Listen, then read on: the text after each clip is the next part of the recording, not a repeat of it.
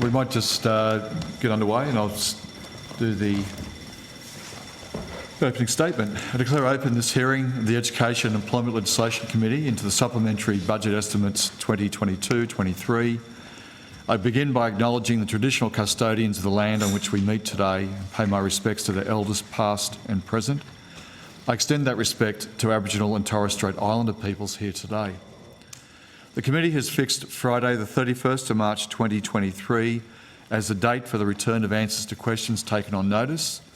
The committee has resolved that written questions on notice should be received from senators by close of business on Friday the 3rd of March 2023. Understanding Order 26, the committee must take all evidence in public session. This includes answers to questions on notice. I remind all witnesses that in giving evidence to the committee, they are protected by parliamentary privilege. It is unlawful for anyone to threaten or disadvantage a witness on account of evidence given to a committee, and such action may be treated by the Senate as a contempt. It is also a contempt to give false or misleading evidence. The Senate has endorsed the following test of relevance of questions at estimate hearings. Any questions going to the operation or financial positions of departments and agencies which are seeking funds and estimates are relevant questions for the purpose of estimate hearings. I remind officers that the Senate has resolved there are no areas in connection with the expenditure of public funds where any person has a discretion to withhold details or explanations from the Parliament or its committee unless the Parliament has expressly provided otherwise. The Senate has resolved also that an officer of a department of the Commonwealth shall not be asked to give opinions on matters of policy and shall be given reasonable opportunity to refer questions asked to the officer to superior officers or to a minister. This resolution does not preclude questions asking for explanations of policies or factual questions about when and how policies were adopted. Witnesses are reminded of the Senate order specifying the process by which a claim of public interest immunity should be raised. I incorporate the public immunity statement into the Hansard. I remind all senators that we continue our work implementing the set of standard report. As Chair, I will ensure that proceedings are conducted in an orderly, respectful and courteous way. An officer called to answer a question for the first time should state their full name and the capacity in which they appear. Senators, departments and agencies have been provided with advice on the arrangements in place to ensure the Parliamentary Budget Estimates 2022-23 hearings are conducted in a safe environment.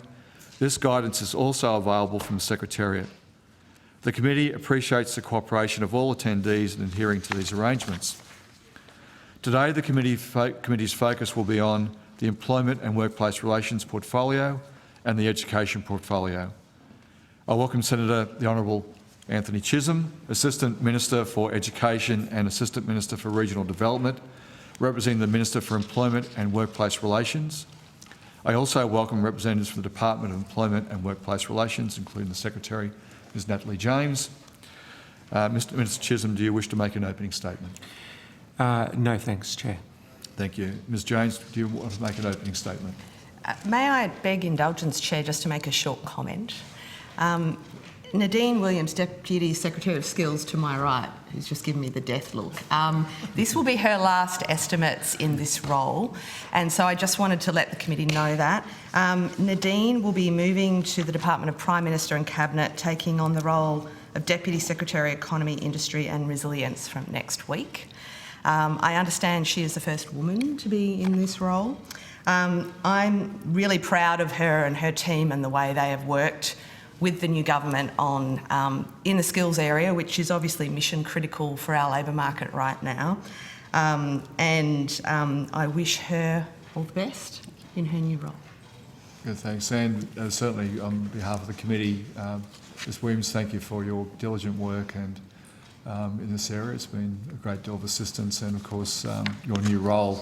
I'm looking forward to seeing you in estimates and other roles, but also congratulations for advancing both improving the capacity within the department, but also the fact that we're now having also a woman representative in that role for the first time, which is a great credit to you for achieving that role. Thank you, Chair, and thank you, Secretary. Thank you. Senator O'Sullivan. Thank you very much, Chair, and I associate myself with those comments. Thank you, Ms Williams, for all you've done in this portfolio. I've known you in other portfolios as well, and you've been absolutely phenomenal, and wish you very, very well in your new role. Thank you. I do want to go to questions on the fee-free TAFE places. Thank you. So I've got questions specifically in relation to the skills agreements themselves, but a few general questions relating to the different agreements. The first one is this funding tied or untied funding? Thank you, Senator. Obviously, Nadine Williams, Deputy Secretary, Skills and Training. So it's not tied in the traditional sense. It is matched funding. It is provided for a particular purpose, however, which is to fund the fee-free training places that are part of the agreement. So I wouldn't characterise it explicitly as tied funding, but it's certainly an agreement with the states to utilise that funding for a particular use. So it's matched in terms of the it's states both are matched contributing. and also, yeah. Is it dollar for dollar or what's the... It is matched dollar for dollar, yes, that's Okay. right. So will this funding go out the door to states and territories regardless of any particular measurable outcomes, such as the announced places being filled by students? So I might get one of my colleagues to talk through the details of the milestone payments and how they are structured, Senator. Thank you. But no, the funding is explicitly tied to the delivery of places and to enrolments within places with each state and territory. There's a range of other things within the agreement as well. There's some funding set aside, obviously, for infrastructure and a range of technical IT administrative Pause supports. for 1 second. Can I just get the volume up just a touch? Yeah, it is. You're it's speaking loud enough. It is a little quiet, but, isn't it? I think it's just the microphone. Yeah. So Sorry, it is, continue. Yeah. so there is some funding in that agreement for the upgrade of particular infrastructure projects in TAFEs and some IT and administrative sort of support as well as whether other supports. But each of those elements are required under the agreement, and the states are paid to deliver those. So, Mr. Booth, perhaps? Thank you. So, Simon Booth, I'm the Chief Advisor in the National Skills Agreement Task Force. So, Senator, there are, as Ms Williams mentioned, there are 5 streams of activity within the 12-month agreement. The first relates to places, and under that stream, states received a 40% contribution in terms of their overall entitlement as a payment upon agreeing to the agreement when they demonstrate to the Commonwealth that they have commenced places that will expend 40% of the funding. They then qualify for a additional 30% payment. And then when they demonstrate to us that they have commenced places that will take up that allocation, they qualify for the final payment of 30%. There was also an upfront payment in relation to ancillary costs, which was made, which was 100% upfront. Additional student support payments follow that pattern I talked about of 40, 30, 30. And then 2 other separate elements that work a bit differently. One is around vet data infrastructure, which has its own payment schedule, and the other around the TAFE Technology Fund, which are capital payments for capital projects, which have project-specific milestones. Okay. And I was just going to say a milestone-based arrangement such as that is very common in the sorts of ComState arrangements that we have in place with the states. It's very similar to, for example, to what we did with Job Trainer. Yeah. So are there any other KPIs or prerequisites that need to be met before states being provided with the entire level of funding? Is that... Yes, so there are quarterly. There's quarterly reporting, and there's a detailed. This is a publicly available attachment to the schedule for the agreement. There's detailed reporting that needs to be provided around the demographic characteristics of people uptaking training, the courses that they're enrolling in, etc. So that has to be provided through to us every quarter. And so that's So the main... there's nothing attached to the place, that's what's been funded, but does the place have to be filled? Or does the course have to be commenced or completed? Well, so they have to demonstrate to us that they are going to be expending those funds, and so they'll only be able to show that they're expending those funds if there are people enrolled in those courses. Right. Okay. But nothing attached to actually completing the course, or like there's no that's right. KPIs around. So the milestone payments are based on enrolments, as Mr Booth said, but the states and territories are required to report to us on completions so that we have a strong sense of what the completion statistics look like. So we will be tracking and monitoring completions very closely. As you would be aware, Senator, completions are an important issue within the vet sector, and we do see. We do see strong completion numbers around these sorts of fully subsidised courses, or we have in the past in Job Trainer. So, we certainly will be focusing on this question of completions very carefully as part of the reporting process. Okay, good. And we've explored this in previous estimates before. Is there any attachment to employment outcomes? Is there any reporting back in terms of the jobs that are filled as a result of people going through training? So through the National Centre for Vocational Education and Research, there's a national survey of vet completers, which asks them a period of time after they've completed their course, what's the impact of that course been? And so that provides us with a kind of snapshot of overall performance of vet completers. So have they improved their employment status? Have they achieved their main reason for training, etc.?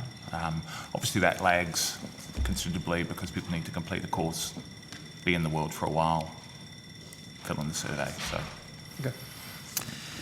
In the Minister's media release dated the 14th of December 2022, it states that the 55,000 fee-free places in Victoria will inject 250 million into the state's vet system. Is that correct?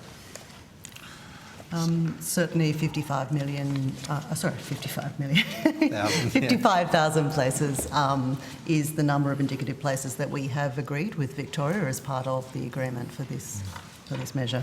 And it will inject 250 million into the state's vet system? So that's we'll have a 50-50 matching arrangement, so the Commonwealth's contribution to that is half. Okay, so the total amount of funding available to Victoria under the agreement from the Commonwealth is $132.97 million. So just over. Yeah. Okay. Similarly, in the media release announcing the skills agreement with Queensland, it states that 37,000 fee-free places will inject 200 million. Mm-hmm. Is that also correct? Into the Queensland vet system? That's right. And again, the Commonwealth contribution to that is just over $100 million. Sorry? The Commonwealth contribution is $107.89 million, noting that that includes some of those data elements that I talked about. So in both cases, it's just over 50%. That's right. Yeah. Okay. So in New South Wales, which will deliver 120,000 fee-free places, it will only inject 312 million into the New South Wales vet system. Why is there such a discrepancy in terms of that calculation of if 37 gets you 200 million in Queensland and 120,000 only gets you 312? Can you help me understand that discrepancy? So I wouldn't describe it as a discrepancy, Senator. I think the important thing and we've talked about this before in this committee, agreements like this include a mix of qualifications, a mix of different courses of different types that each have essentially different prices attached to them because they're of different length or they have different complexity, etc. So really, there's each jurisdiction will have a very different mix of qualifications in place. Are you talking about the variation in numbers, Senator, or the variation in terms of the funding arrangements? So in New South Wales, with more than double the places of Victoria, it would receive an injection of 62 million more than Victoria. Yeah, there's double the places. So I'm just trying to it's not a dollar. It's important not to think about it as dollar for dollar or course for course, and every course is not the same. So we're not really comparing apples and apples here. So, for example, there'll be a different mix of courses in New South Wales than there are in Queensland, for example, and that different mix of course will mean that they may have more courses that are in one occupation, for example, that are of a different price to those in another occupation. So really, it's just the mixture of courses that jurisdiction has determined are really important, and that they will fund with us as part of this agreement. So is that mix? It must be so different then, is it? Like the course requirement in Victoria, why is it significantly different what's the skill requirement difference in Victoria to New South Wales? The way we've approached that is the Commonwealth nominated a number of priority areas for delivery, and I can talk you through those if that would be useful. And then what the states... Cut short on time, but I probably don't have... And then we asked the states, well, what are the courses that, from your local intelligence, are those which are most critical in your context to deliver on those priority areas? And are there other courses that you would like to nominate? And so it was following that process to identify the course mix in each jurisdiction. And for example, in that list, like we've got, as we've talked about before, the Commonwealth focused on care, hospitality and tourism, technology and digital, construction and agriculture and software and capability. If you have a much more significant number of, for example, of construction qualifications, those are going to be more expensive and you'll have fewer of them as a result in that broader envelope than if you had, for example, care qualifications that may not, cost as much to deliver. So that's the relationship essentially between the funding provided and the number of courses. So each jurisdiction has a different mix of qualifications that they have indicatively indicated that they will be delivering. And so it's that mix that creates that variation between price and number of courses. So when the Minister talks about it injecting 250 million in the case of Victoria, 200 million in Queensland into the VET system, so when you talk about the actual dollar contribution that the federal government is making, is there any sort of uplift figure in there at all? So that is an uplift figure, Senator. Right. So this is new funding from the Commonwealth matched by the states and territories. So that is the injection of funding that is going into that jurisdiction from the Commonwealth. As Mr Booth noted, the Commonwealth contribution is, the 50% essentially, and that is new funding. Yeah. Okay. I'll come back with some more questions. I'll share the call. Thanks. Good, thank you. Senator Pocock. Thank you, Chair. Thanks, folks, for being here. Could you please provide an update on the Australian Skills Guarantee discussion paper consultation, particularly in relation to developing gender targets for major projects? So thank you, Senator. We might just wait for Ms Sharp to get to the table, as she's been leading this work, as you'd be aware from last estimates. Aye. Yep. Good morning, Senator. All right. So since we last briefed the committee, we have released a discussion paper and conducted fairly intensive consultations over the course of November, December and January. And while the discussion paper itself closed for submissions in end of December formally, we've continued to receive submissions and we continue to keep talking. So it's probably the case that I think we'll be continuing to be able to provide you with updates throughout the course of this year. In terms of, there has been a lot of interest. In terms of numbers of submissions received, I think we've had 49 written submissions and engaged with over 100 organisations and individuals. And they've ranged from right across the, from women's peaks organisations, academics, businesses and big corporates that have some experience in doing this, and also businesses that have no experience. So we've tried to cover the field, unions, peaks. In terms of the types of things we've heard, I think we've heard broad support for adopting a target. I think, in some ways the tone was already set. The government has said it will do it. So it's not surprising then that industry says they can do it. They are getting money. Yes, coming to the chase, that is true. And so really the questions have really been around where do we set it and how do we set it in a way that is drawing on the experience of some of the states that have done it. And we've certainly had some really interesting discussions around setting targets in a way that provide industry and the training sector the opportunity to see a trajectory over time and a pathway. The other kind of key area of interest for stakeholders is target on what exactly. Do we set it as apprentices and with female apprentices and trainees only? We certainly heard about the importance of having women supervisors, women in the workplace around, and some really interesting work. I think last time when we spoke, we talked about Queensland's approach is a little different to New South Wales and Victoria, where they set kind of model projects and set much higher targets on a few projects rather than spreading thin. So we're certainly looking closely at both approaches. And I think I forgot to say Claire Sharp, First Assistant Secretary, Apprenticeships and Foundation Skills Division. So apologies for that. Thank you for that. I did know who you were, so that's great. Are you still sitting at targets? I'm really interested in the notion of clusters. I think that our history tells us that's very important. Are you still sitting, though, at targets around 2 and 3 and 4%, or are there options for more ambition? I know Ms James, when we last met, said that 2% would, I think she said would be more than 2%. In our outcomes. That was your hope anyway at that time. So what is your thinking now? So the actual level of the target, that decision hasn't been taken yet. I think it is still absolutely true that we are looking at a target that is above 2%.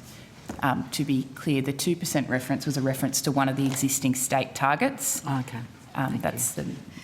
Senator, I certainly at the time and still do aspire for something better. I observe, having been better educated as our team has gone through this process, that the states all take quite different approaches. So New South Wales has a current target of 2% of the trades workforce must be women, but they've announced doubling that to 4%. Other states like Victoria go for a percentage of labour hours being performed by female apprentices or trainees.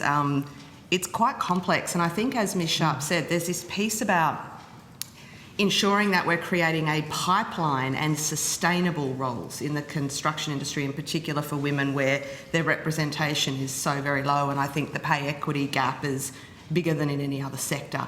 And so with targets are important, but as someone who's been around targets for a long time, you get what you measure and sometimes only what you measure. And so I'm imagining that the team's trying to balance all of these things, and it might be that we have a multifaceted approach with, and I'm just making this up, they haven't told me this, it's a decision for government, but getting this right might involve a range of targets at different levels, because there's no point setting a target for apprentices if they don't complete and remain in the sector.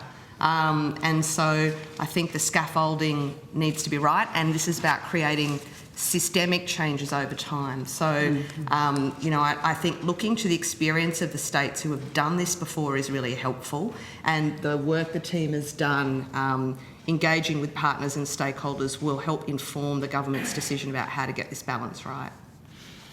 It's great to hear you delving into institutional memory, which is diverse, as I remember, across the states. But it is also important to have ambition in our targets. When you look back to 1980, it was 3% of women's share of non-traditional occupations then, and here we are 43 years later, and we've got a target not much higher than that. So I just want to encourage some ambition, and I'm sure we'll come back to it. I wanted to come to the new energy apprenticeship support payments and gender targets there. Also, Ms Sharp. To date, how many of the 10,000 new energy apprenticeship support payments have been delivered, if any? Where are we up to on that? Certainly. So the new energy apprenticeship eligibility period, if you like, opened on the 1st of January. The first payments won't be made until 6 months after commencement, so until July. We can see from some very early program data, though, that we have had take-up already. Ms Campbell may have the answer for how many we've had so far.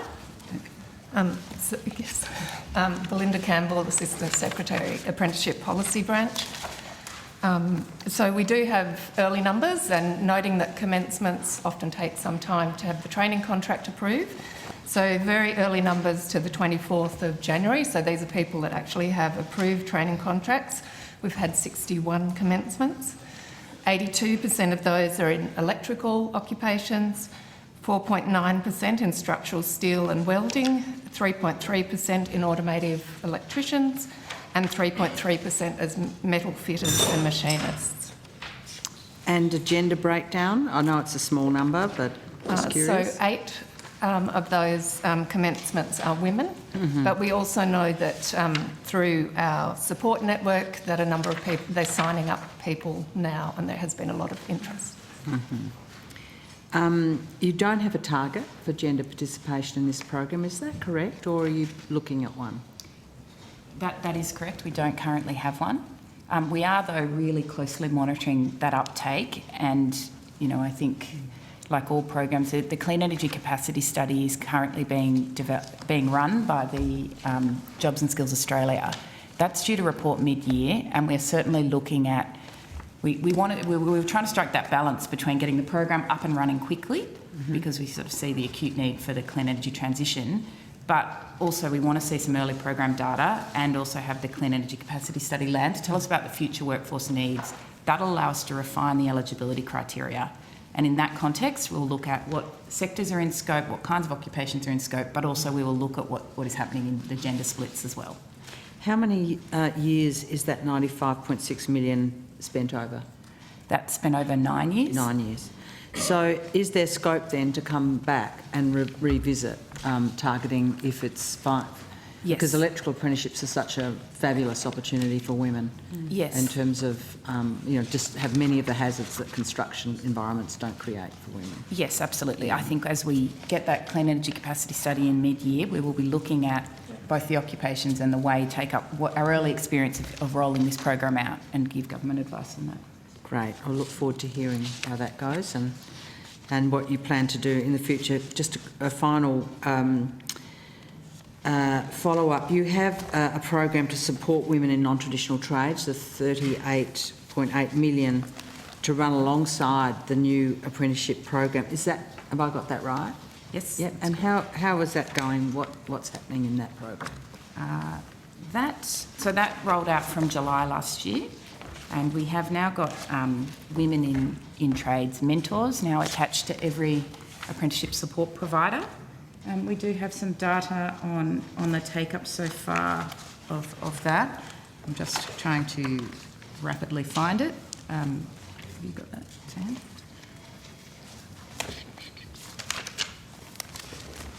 Oh, here, I've got it, with a special pink tab. Okay, we have had, in the first quarter of it running, between the 1st of July 2022 and 30 September 2022, we have had 2,986 women in non-traditional trades accessing the Gateway Support Service, which is the service that gives them advice on which career might be the best option for them based on their interest, aptitude, and it's tailored for those women they want to enter a trade and helping them make a good choice and giving them extra guided support into the right kind of employer. And over the same time period, we've had 753 access the in-training support service, which is for women who started in a traditional trade it provides them with access to peer support, entrepreneurship, mentoring, all tailored around and delivered by those specialist women in trades mentors. Are you doing any work into the group training environment with group training providers, some of whom have a strong commitment to being leaders in this field and who may be able to make really good use of support?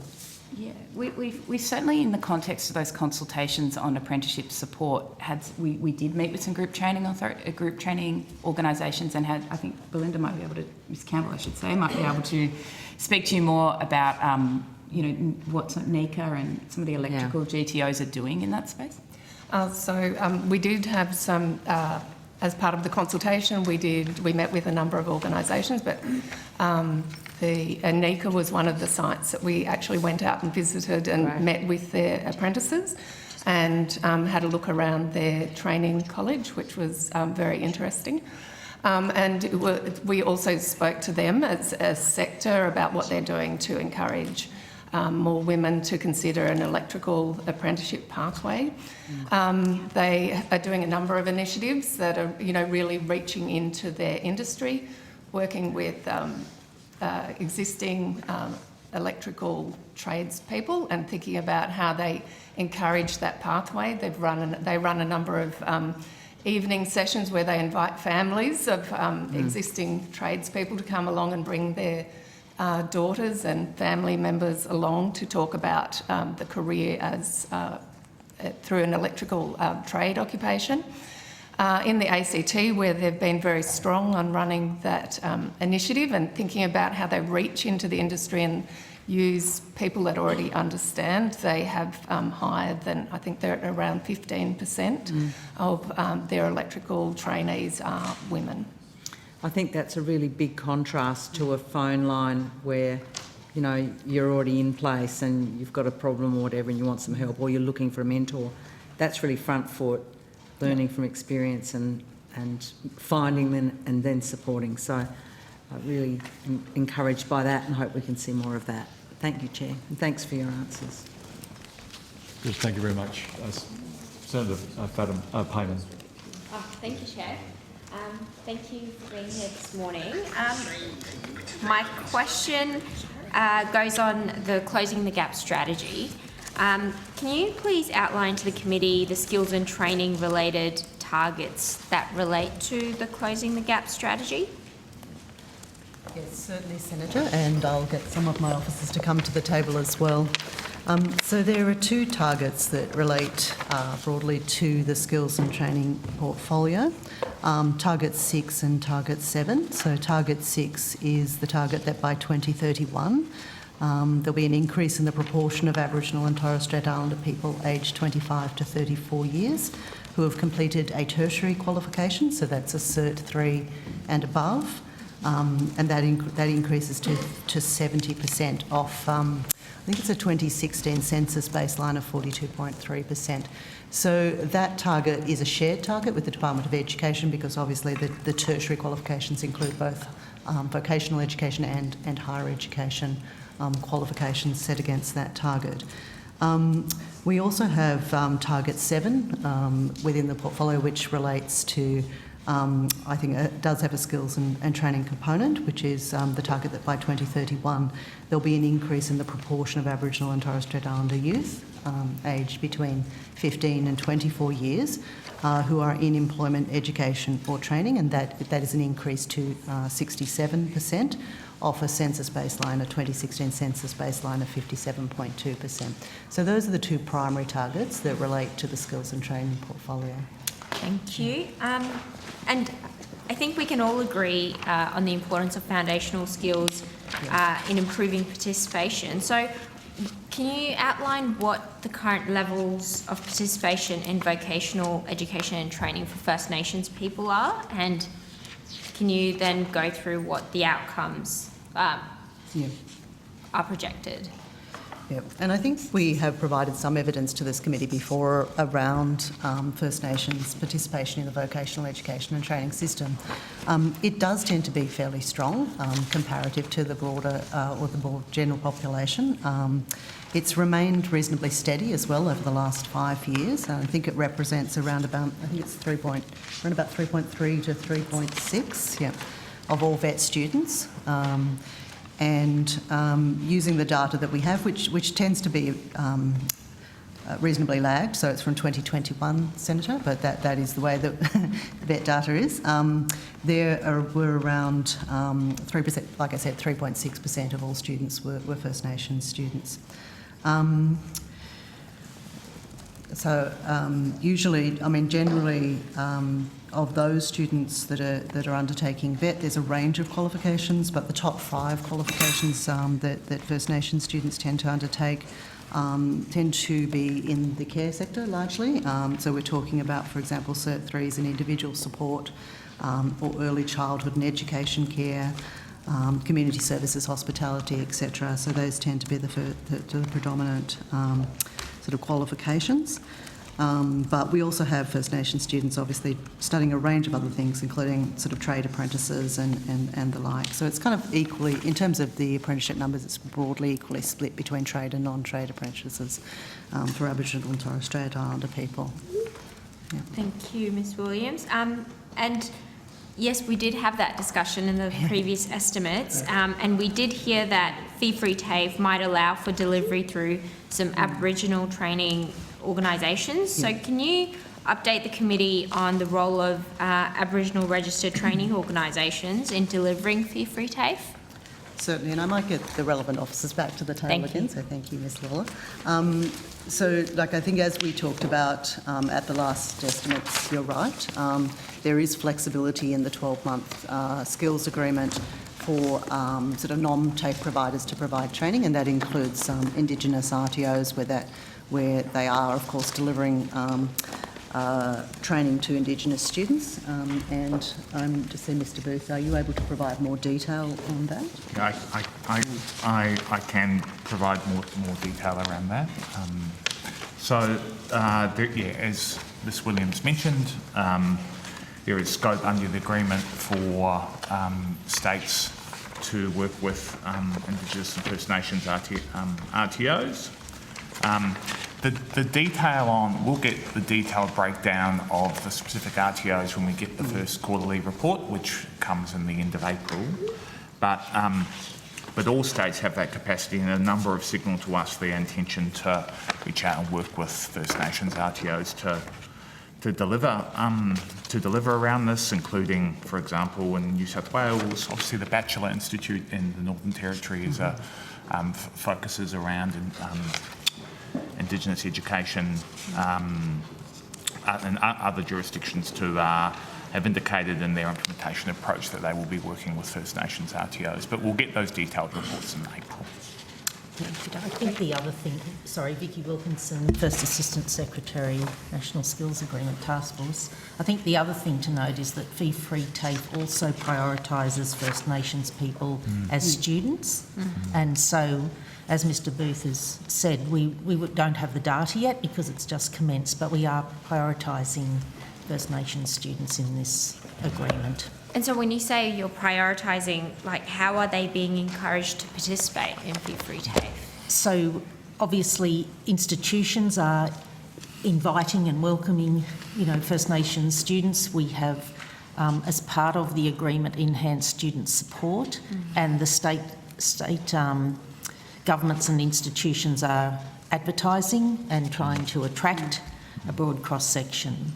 So there's a diverse range of ways to try and attract students that might not otherwise, in particular, have thought of TAFE to come in. So all of those settings are trying to drive increased participation, and obviously we'll start to see as the data comes in, how that's travelling. Thank you, Ms Wilkinson. Thank you. And Ms James, if you will allow me, or Ms Williams, can we now shift the focus on Jobs and Skills Australia? Of course. Yeah, sure. Yeah, sorry. Yes, that's fine.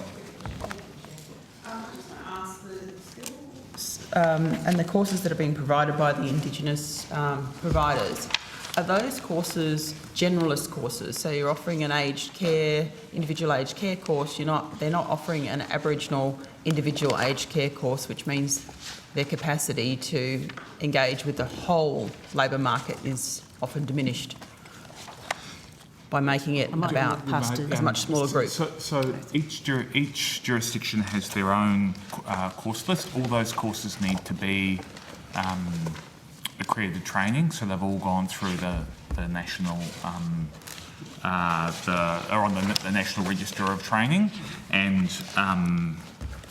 overwhelmingly the courses are like a Cert 3 in aged care or in tourism or in childcare, for example. The reason why I ask is the issue of people who are doing a general, I understand about Indigenous context, but when you're doing a generalist course, you can go out to a much broader labour market. But when you see these providers that provide an Indigenous individual aged care qualification, that's generally restricting the labour market that you can actually So enter. these courses are overwhelmingly nationally recognised training that sets out the occupational standard for these in any they're setting. generalist? The delivery is often contextualised to the particular learners and the particular context in which the education is happening, and that's, supports completion, student engagement, etc. Okay. But the standards are those national standards. I understand what you're saying about the standards. Can you provide me a list with the courses that you've agreed to fund that have Indigenous in the heading? That course. We'll provide some more detail on the courses themselves on notice, Senator. But as Mr Booth said, all of the qualifications that are supported under the 12-month agreement are nationally accredited. I understand that. Qualifications. So that does provide that level of assurance. I'm I think talking Senator about the restriction in the labour market. So I just wanted to follow up, Senator Little, just so I'm clear, I'm probably going to use completely the wrong language on this, but the course, when you say course accreditation, the subjects that would be taught to Aboriginal and non-Aboriginal will be course subjects that would be taught in both curriculum. Is that so? The curriculum's the same. It's just that some of the way that curriculum is taught will have a different emphasis. Is that what you're saying? So when a course is nationally accredited as part of the national training system, the requirements of that course are set out in the national training package, and then the RTOs teach to those requirements. What Mr Booth is talking about is that the RTOs obviously have flexibility to provide, as you say, context or to adapt their learning and training strategies to the students that they have. Still within but that same curriculum, of course. Yeah, the core competencies themselves will be the same across every course. So it has relevance regardless of who's been trained or That's who's right. carrying out the course, and for prospective employers it has, which is the question I... and that is the value... Senator Little's comments, but that was something I was and Senator, that is the value of the national training system, is that an employer can have confidence that a course delivered by one RTO has the same competencies and standards as a course delivered by another RTO. And I could just been going back through my notes, so that there are some specific courses, for example, around Aboriginal primary health care, for example, which are a nationally accredited course that focus on the delivery of primary health to Aboriginal people. And so, for example, in the Northern Territory, that's on their list. But again, that course is that nationally accredited course. I understand what you're saying. I just would like to see that list. Yep, but we'll provide that list on notice. Thank you. Can I just my second line of questioning? So we often hear the opposition frequently describe Jobs and Skills Australia as a rebrand. Can you please explain the reasons why Jobs and Skills Australia is different to National Skills Commission? Certainly, Senator. So the Jobs and Skills Australia is a new entity, as we've talked about in previous estimates, and it has a very different function and a remit from the National Skills Commission. As we talked about last time, there are a number of products and a number of functions that have been carried over into the new entity. But Jobs and Skills Australia has a much broader remit in terms of workforce analysis and workforce planning, and in particular the analytical work it's doing around the capacity of particular areas of the workforce. And the clean energy capacity study is a really good example of that, which is a piece of work that really, or the sort of work that the National Skills Commission wasn't tasked with doing previously. Jobs and Skills Australia also has a very different mandate in terms of it's the ex-government's expectation of the way in which it will operate within the sector, and I think, as we talked about previously, it is built around the concept of deep and close tripartite consultation and engagement with the sector, and that means, broadly across the sector, with all participants in it. So employers, unions, training providers, academics, those with deep knowledge on delivery. So that model itself, so the governance and that design is a really is a unique feature of the way in which Jobs and Skills Australia will operate. Thank you. And you've answered my second question. Can you also explain how JSA is an independent statutory body, and what involvement does the department have, and how can it influence and work constructively with JSA? So JSA is established under legislation. It's an independent statutory function. Ms Angus, did you want to speak to the nature of that independence? Yes, thank you. Laura Angus, First Assistant Secretary, National Careers Institute and JSA establishment. The difference between the National Skills Commission and the Jobs and Skills Australia in relation to that is that under the National Skills Commission model, the Commissioner, Director of the role at the time, that was the statutory function. In this version under Jobs and Skills Australia, that's been strengthened because it explicitly calls out in the legislation the requirement for independence. And it's established as a secondary statutory body. So it draws on the resources of the department, but it maintains its independence in relation to the work. Yeah. And I think it's important, it's an important element of Jobs and Skills Australia's structure. I like to think about the criticality of the independence of its advice. Because it's an evidence-based and analytical organisation, it's crucial that its focus is that, and that it draws that evidence from a whole range of areas, including deep engagement and consultation across the broad range of people in the sector. But it needs to be able to provide independent advice to the government, particularly on skills and workforce matters that are really crucial as we go forward. So that independence is both statutory in nature, and it also applies to the way in which the organisation is expected to operate. My final question before the Chair asks me to wrap up. The budget provided additional resources to JSA. Can you please outline that to the committee and explain what the funding was for? Do you want to do that? Sure. So it's 150.2 million over 3 years is the budget. The government's investment was of $12.9 million, which was to support the establishment of JSA over 22-23 and 24-25. The funding, as we've alluded to already, is to support JSA to work in genuine partnership with stakeholders and to do that in a much deeper way than they may have previously undertaken it. And to have a more holistic economic focus on their advice. So it's a broad-based, it's not just around skills, obviously that's important, but it also takes into account, for example, higher education and the tertiary sector to ensure that it gives a strong holistic view to the work that it's doing. They'll also be playing an active role in the workplace planning.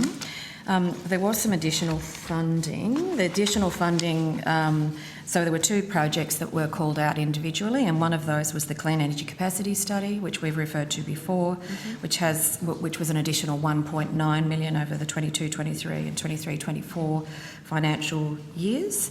And as we've heard, that's due to report around mid-year. But also to undertake a national survey on adult literacy, numeracy and digital skills, which includes an assessment of adult foundation skills and a feasibility study to support the skills of First Nations people. And I think, again, we alluded to that in one of the previous questions. And that's over $12 million over 22-23 and 24-25. Wonderful. Thank you so much. While the Chair's engaged, can I just add a quick follow-up question? Sorry. capacity study, the Clean Energy Workforce Capacity Study, it's reporting this year, but the funding stretches out to 2024. What's the additional work post that reporting? So I'm not sure that it actually will be finalised this financial year. I think it's possible that it will go into, so it's around mid-year. That work is underway. The terms of reference are being finalised. There is work underway in terms of the environmental scanning and those preparatory work to do that. And there's certainly JSA has been having many consultations with key stakeholders and interested parties around that. So the money is to allow it to stretch beyond. I mean, but I think it's fair to say, Senator, that the bulk of the funding sits in this financial year, and there's it's just some residual funding in the next financial year. That's right. I'll have some more questions about that later. Yes, sorry. The final report is actually due in July, but there's likely to be ongoing work that follows that. Excellent. Thank you. Senator Little. Oh, thank you. Look, I'd like to just go back to the question around TAFE, and specifically for my state of South Australia.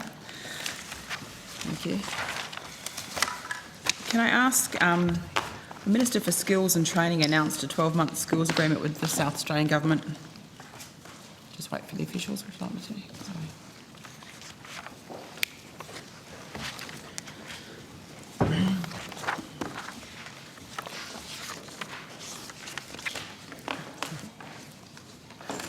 Thank you.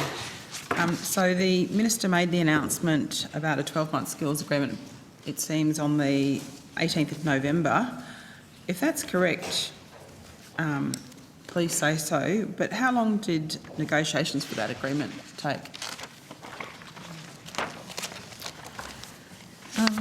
So we commenced negotiations with all jurisdictions not long after the formation of government, Senator. I would have to get the exact number on detail unless one of my officers has that detail to hand. So I'm not quite sure when they commenced, but on the 7th of October 2022, all skills ministers committed to finalising the 12 months agreement. I just can't say exactly when they commenced, but we can obviously take that on notice. Certainly. Are you able to tell me how many meetings occurred to reach that agreement with the South Australian Government or officials? I probably have to add them up, but there were a long list of meetings. So there were meetings, basically meetings commenced in July among senior officials, and there were meetings on the 18th of July, the 24th of August, the 16th of September, the 27th of September, the 6th of October, and in November. Some of these were multilateral meetings and some were bilateral meetings. So I probably need to, if you would like me, take that on notice and actually, particularly if you're interested in meeting specifically with South Australia, I don't have detail of who those bilaterals were with, but there were extensive meetings amongst officials and senior officials, right, as well as ministers. Right. I'm more interested because of the centralised nation of the state, whether regional areas were actually included in those discussions, getting the providers from those regional areas. So I think, Senator, it's important to note that the discussions or the negotiations on the agreement were government to government. We don't have to hand immediately a sense of what discussions the South Australian Government themselves had as part of those negotiations and whether there were regional stakeholders consulted, but we can certainly follow up with our counterparts in South Australia to get a better sense of that. Yeah, because I'm certainly interested to understand, given the number of courses that it seems applied to South Australia, I understand that number is 12,500, is that the correct number? Yes. What informed the decision that 12,500 was the right number and that the right courses were allocated what places? I'm wanting to understand what discussions actually informed those decisions. Yes, and I think as we said, the Commonwealth came to those negotiations with a pretty clear view on those areas of priority as I've listed previously. Care sector, hospitality, construction, agriculture, tech, etc. But the South Australian Government obviously also had views on where the balance, where the real focus needed to be. And so really those discussions and negotiations, which were very collaborative, were a discussion around where, particularly in South Australia, the skills needs were most pressing. And which qualifications were required to meet those needs. So I'm happy to provide a bit more detail on notice around the content of that discussion, but as I said, it was a negotiation between governments essentially. And can you confirm that 12,500 places is what South Australia will get in 2023? So that's right. That's the total announced number of places, and as a 12-month agreement, so all those places are scheduled to commence this year. So how quickly will you know when you how many of those places are actually filled by actual students? So we get our first report in April, and so from then we'll get a sense of what the activity in the first few months of the year has looked like. And we're happy to provide the committee with more detail once we've got that first report from the states and territories, and therefore we have a sense of where those enrolments are flowing out across each of the jurisdictions. That'll be helpful, thank you. Thank you. Of those 12,500 places, how many will go directly to TAFE versus the broader VET system?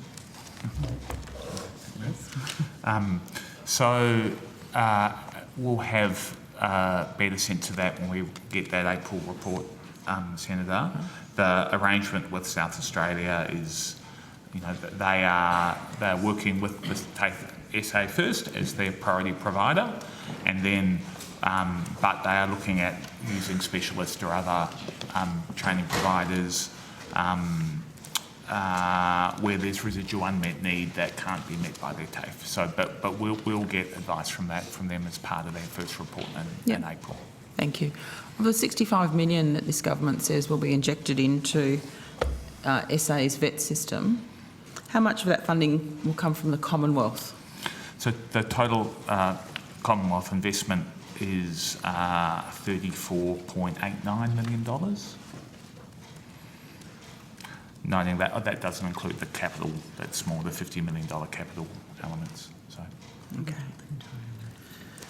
And when will South Australia actually receive that funding?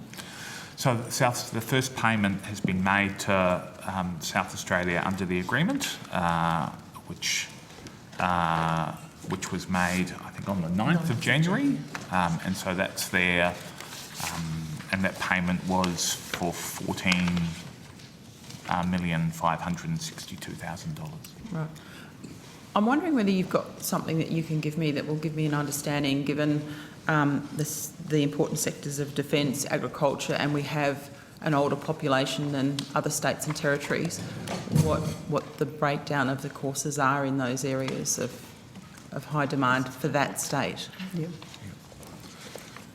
Are we able to provide that on So I think the fee-free TAFE course lists have been published by each jurisdiction, so I could read it out, but I've got 2 or 3 pages here. Happy for you if you want to just get a copy and give it to me. Yeah, we can certainly do that. That'll save getting it on notice if you can. Yes. Okay. Thank you. Good, thanks very much. You've got, is that the end of the questions? You've got more time. I've got a block that will take another 10 minutes or so. Oh, we'll go back over here. It's fine. Yep, that's fine. Thank you. I'm interested in the fee-free TAFE and how that's rolling out more broadly. It's very interesting to hear the South Australian numbers, given that I'm South Australian. But you don't have a lot of data at this point in time, obviously, because enrolments are just sort of on foot at the moment. So I might be better served for some of those more detailed questions to come back to you after April. But can you tell us how the split, let's start with the difference between the 5-year National Skills Agreement and the 12-month agreement, and what the split of places might be between those two? So there's a couple of things there, Senator. The 12-month skills agreement is the first stage in a larger set of commitments that the government has made to free training places. It was part of an election commitment, as you'd be aware, Senator. we will be rolling out up to 480,000 fee-free TAFE places as part of that broader commitment. So the 12-month agreement is really just step one. The intent is that the residual, the remainder of those places will flow out across the next 5 years. Or across the forward estimates, and that will be part of our discussions and negotiations with the states and territories on the broader national skills agreement, the 5-year agreement that you mentioned. That agreement will, of course, sort of go further or go, than simply the fee-free TAFE places. And we are in active negotiations and discussions with the states and territories at the moment on the scope of that agreement. But certainly, I think it's important to note that this 12 months is just the first step in, a broader commitment to ensuring that there's free training available within the system. So it was the intent of the 12-month agreement to get something on the ground while the negotiations were ongoing. I'm hearing some confusing things out there in the community about what why is that and how does that differ from this? So I just really wanted to be clear on the record about the absolutely, difference. Senator. Yeah. And certainly when the government came in, the Minister made a clear commitment to ensuring that there was no drop in funding in the system and that the government's election commitments were able to be rolled out as rapidly as possible. So the intent of the 12-month agreement is to get that training on the ground, to get those fee-free places out there available to students, certainly so that they could start enrolling this year, this calendar year, and to ensure that that was available, they had access to that, and that we could then take some time to actually work out what the longer term arrangements would look like in the broader 5-year set of arrangements that you've talked about. And look, I think there's really strong commitment from the states and territories to that objective as well.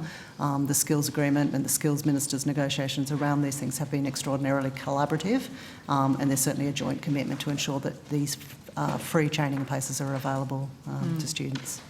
Yeah, just wanted to touch on that 5-year agreement with the states and territories, and just ask how that's going, what the kind of underpinnings of the negotiations might be, any issues that are popping up that you can talk to us about.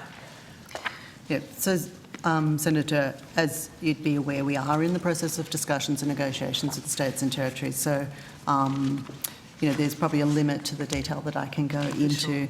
But as I said, it is an extraordinarily collaborative process. It is guided by a vision and a set of guiding principles that First Ministers, skills ministers agreed to, and then First Ministers agreed to through the National Cabinet process in August. And that really sets... Sorry. Are those available? They certainly are. They're publicly available, but we're happy also to table a copy of those if that will assist the committee. Thank you. So those guiding principles really set the frame for what skills ministers will be working through. And they set out sort of a vision around a range of areas, and priorities in that vision include, for example, securing a domestic workforce for critical and emerging industries, supporting a modern and responsive TAFE at the heart of the VET system, greater equality and access to training, ensuring no Australians are left behind as the economy transitions, particularly as we go through the clean energy transition, informed decision-making and balancing national consistency with local flexibility and autonomy. So those principles or those objectives are at the core of what we're discussing with the states and territories. Those, from memory though, they have been published, or they were published in September, so they will be available publicly. And governments are now working very closely on sort of what the detail would look like for an agreement that would sit underneath and meet those objectives as set out in those principles. Great. I'd also, I was listening to some of the questioning from Senator Pocock, and there was a couple of things in there that I just wanted to pull up on. Can you just tell us, for women in VET, what are the top qualifications or the top fields that we see women embracing? And do you have any trajectory sort of figures over the past couple of years or into the future about where you think that's going to go?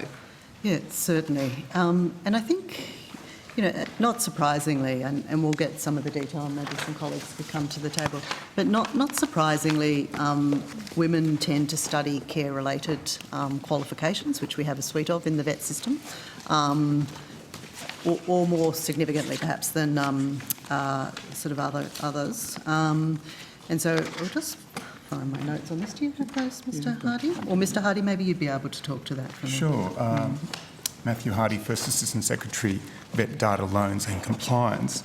So I think the question, Senator, just trying to hear exactly was the sorts of qualifications, is that right? Yeah, what's the top 5 qualifications or industries that we're seeing women enrol in vet? Generally, quite similar to what we discussed earlier around First Nations, pretty much in that care type industries, qualifications around individual support, early childhood education and care, nursing, hospitality. Those are the sorts of ones that they're primarily involved in. Are we seeing any emerging changes, even if it's just a little glimmer that maybe women are starting to enter into other fields? Yes, certainly. Claire Sharp, First Assistant Secretary of Apprenticeships, and I can talk from the apprenticeship and traineeship perspective, where we're really focusing in on this as a pathway piece. It is absolutely true that the top occupations in apprenticeships are still in care. Childcare is the number one for apprenticeships and traineeships for women. It's 16,315 enrolments to 30 June last year. Where we are seeing movement is in electrical and some of those trades. Now, the movement is really small, and I don't want to oversell this. So by comparatively, we have 2,070 women in training at the moment in electrical. So it's still very small compared to, say, something like childcare or general clerks. In those the women are still very much predominantly entering non-trade career pathways, but there is a glimmer, and that's absolutely what we're trying to drive towards, is to grasp some of those glimmers and really systematise what's working and look at some of those trades in that context. And just to extend from that, we are seeing increase in that Cert 3 area, for instance. We're also seeing some increase in numbers of women in Certificate 4 and diploma level and above. So that is also occurring, that they're actually now studying in higher level qualifications as well. Great. Senator, I think it's fair to say our segregated labour market, gender segregated labour market, as we heard at the Jobs and Skills Summit, is at the heart of a number of structural challenges that we have in our labour market, and something that the government's really focused on, and so hence the idea of targets for some of our programs and the like. This really is about challenging gender norms that run pretty deep, and so our programs and creating the right balance of incentives will help with that. It's part of a broader agenda, of course, and we've seen in the workplace relations area work being done there to make sure that the wage structures put in place are also taking into account the need for equity around pay, the role of women, and the need for the Fair Work Commission to focus in on these issues, because the pay and the gender segregation is one of the things that's at the heart of the gender pay gap. Absolutely, thank you. With the clean energy apprenticeships, just to sort of chip along a little bit, how are those occupations being defined? I know there's been some concern about how they're defined and how how do you make sure they are in a clean energy field? Yeah. So that has been quite a challenging piece, and the reason that's been challenging is that there aren't a list of occupations out there that are clean energy specific. I think, as Ms Campbell outlined before, that so far the majority of people signing up under the new energy apprenticeship program are electrical apprentices, and that's not surprising. No. What we've got to do to transition to net zero is to bring on a huge electrical transformation. So what we've done is set up an eligibility test that looks at both the occupation, and we've identified the occupations through extensive consultation, to identify what occupations will be critical, and they are mostly in the traditional trades. But that on its own is not enough, because we can't, so then what we've had to do is introduce a sort of manual element to the test, where we have the apprenticeship support provider making an assessment and looking at the employing business and looking at what kinds of work and jobs they do, and they making an assessment about whether that electrical apprentice will be spending their time on new energy jobs. Right. So the qual itself as recorded on the books will look like electrical, but then we have a manual process where they go through and we collect stat decks and things to confirm that that apprentice will be then doing solar installation or wind or and we've specified the kind of industries and sub-projects within that. We then have a pretty comprehensive monitoring regime, because obviously we then need to make sure that the promise at the beginning is delivered on, and that apprentice is in fact getting those skills on those types of jobs. That kind of quite neatly leads me to completions. Yeah. What are the apprenticeship completions running at over the last couple of years, and are there any trends there that would tell us that things are getting, that the completions are improving or otherwise? So, completions, the trend in completions has been overall in the completion rate. It's been declining year on year over the past 10 years. In terms of digging into that, is it getting better or worse? The biggest single driver of your completion, so there's two figures you kind of have to bear in mind when you think about completions. One's the rate, so for every apprentice who commences, how many of them complete. But the other thing when you're thinking about skill shortages in the economy is the total completion number. So how many? And so we have both at play at the moment. The rate, which sort of probably speaks to the efficiency of our support services, has been declining, and we're doing a lot of work to look at how we increase the rate. But the other thing that's important for just an employer on the street to get a qualified worker is just how many are entering the economy. And so we also look at the completion number. Completion, and Ms Campbell might be able to take you through both of those figures, if you like. Thank you. So looking at the completion number, so bearing in mind that if you've started in a trade occupation, you may have started a number of years before. They take, generally 3 to 4 years. So to the end of June 2022, there are 42,760 trade completions and 46,080 non-trade completions. And they're typically shorter qualifications. Okay. Lovely. Thank you very much. It's very helpful. Senator O'Sullivan. Thanks, Chair. I just want to go back to JSA. So can I ask... Thanks. I'll give you some time.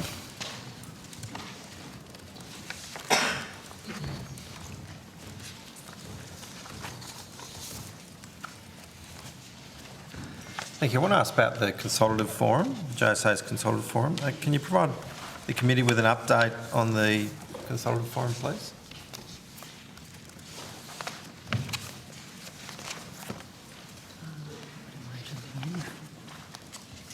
Certainly, Senator. So the consultative forum was established to provide advice, essentially, to the Director of JSA on the operation of the entity in this first phase of its development. And I understand it had its last meeting recently, last week. I think it was this week. Or this week? It was Monday. Monday. My apologies. My apologies. Feels like a week ago. It does feel like a week ago. So it's had its first meeting, and it was a very effective discussion. So the board's fully appointed, everything? It's a consultative forum. It's not a board, but yes, it is. It's established, and it's had its first meeting and first discussion. Okay. Will members of the forum be remunerated for their work? So no, Senator. No? No. Did the JSA or the department run an application or expression of interest process for these positions? So I think it's important to note this is a time-limited consultative forum. It's not a formal appointment process, or it doesn't have a statutory formality with respect to the organisation.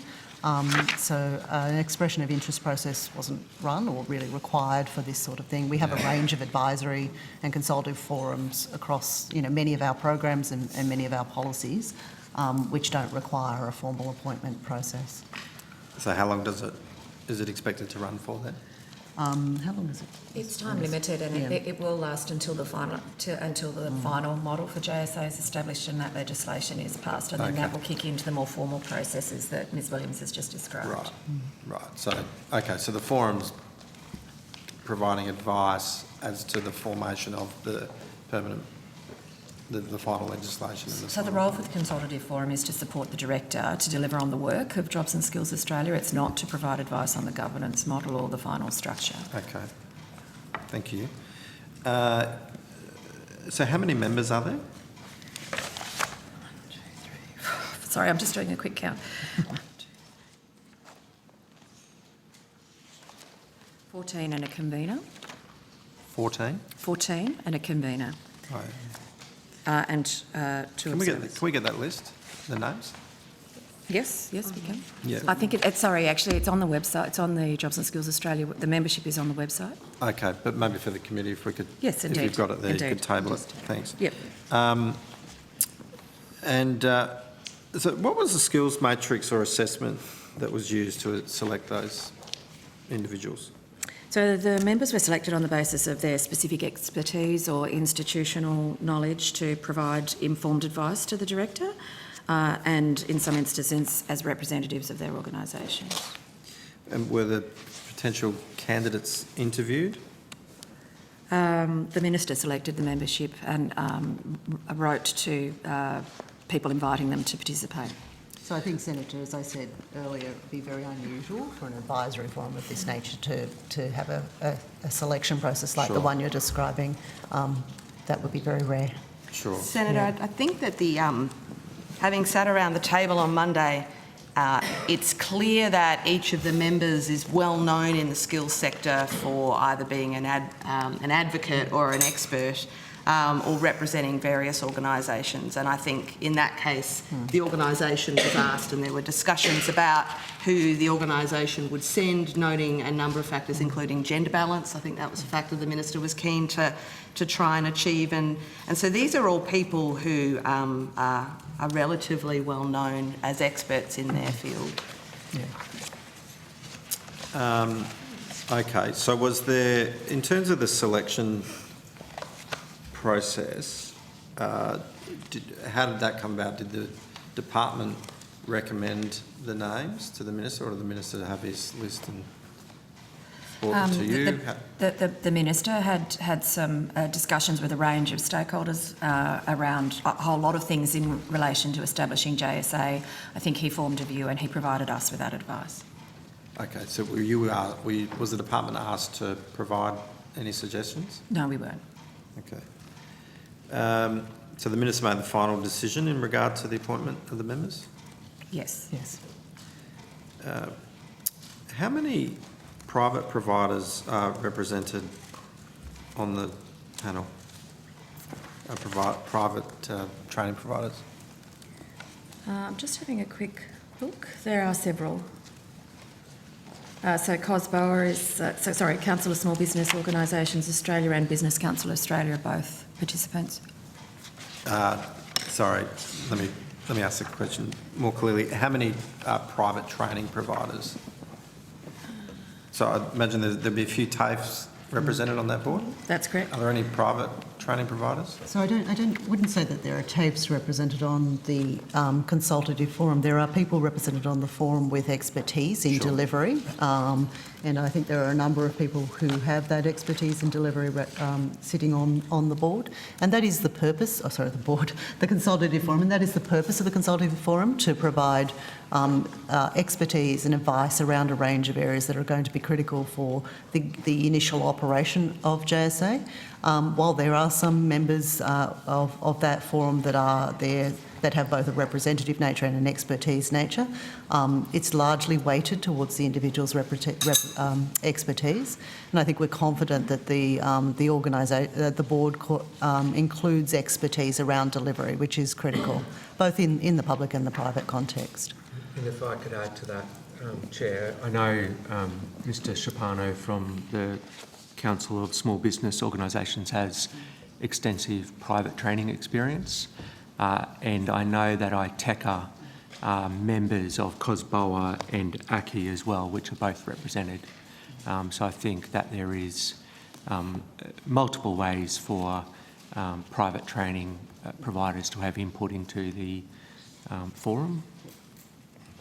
Right, okay. So, given that private providers are responsible for 87%, and you can correct me if I've got that figure wrong, 87% of vet students, why, there does seem from what you've described to be more of a, when you're talking about balance, more of a weighting towards the government-run providers rather than the private providers. Is there a reason for that? So there certainly isn't a weighting towards government-run providers. I think there's members on that forum with expertise in delivery across both the public and the private domains. And I think it's important to remember that this is an advisory.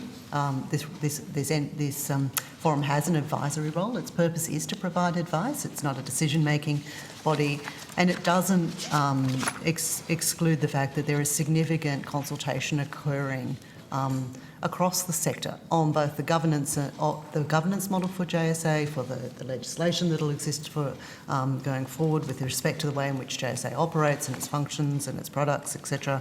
And it also doesn't exclude the fact that it's certainly our expectation and experience that the Director of JSA will consult widely across the sector, including with those that provide training or deliver training within the private context. So, there's a mix of skills on this forum. We're confident that there's a mix of delivery skills and that we have people there who understand the way in which vet is delivered within all contexts, whether it's private or public. The other point I'd add to that, Senator O'Sullivan, is that a lot of those private training providers also deliver shorter courses. So I think when you're talking about some of those percentages, often they're made up of first aid courses, responsible service of alcohol, which, not to say they're not insignificant, but they're not really the focus of what we're talking about here in terms of the skills challenge that the country faces. Thank you. How many union representatives are on the forum? Sorry, Senator, I didn't quite hear what you said. Sorry, there. how many? That's okay. How many union members, or union representatives, are part of that panel? There are 3 unions. It's 3. There are 3 individuals who are unions, work for unions. Right. So was the department involved in any vetting at all? So the list was provided. Was there any vetting of the candidates? Did you look at their background beyond just their, just their working background? Did you look at? As Ms Williams said, the majority of people on the organisation are there because of their deep expertise and wide ranges of experience. The Minister made the call on how those individuals would be able to assist the Director in his role around establishing JSA and delivering on the work program. So the Minister made those decisions, and as I said before, wrote 2 individuals asking them to participate in all but a couple of examples where it was a representative seeking a representative from a particular organisation. Okay. Yeah, and Senator, I'd like to point out that just to go back to that question around delivery, there are also members of that forum that have expertise in delivery within a dual sector context, so from the university sector, and that certainly from a department's perspective, we're confident that there's a good balance of expertise across delivery, unions and business, who are the key players essentially in the vet system. And I think that balance, certainly with respect to the question you asked around vetting, I think the department is very confident that we have a good mix of expertise there. And I'll also note that the forum includes members of the state governments or state government officials, given the state's really crucial role in the delivery of vet across the country. Okay. So just 4 union representatives. 4, was it? Okay. Yeah. We had 3 before, so you've corrected the... I didn't say 3, I think. Yeah, There is 4. Thank you, Minister. So, was there any surveillance of? Sorry, can I just confirm? You said that there is no remuneration.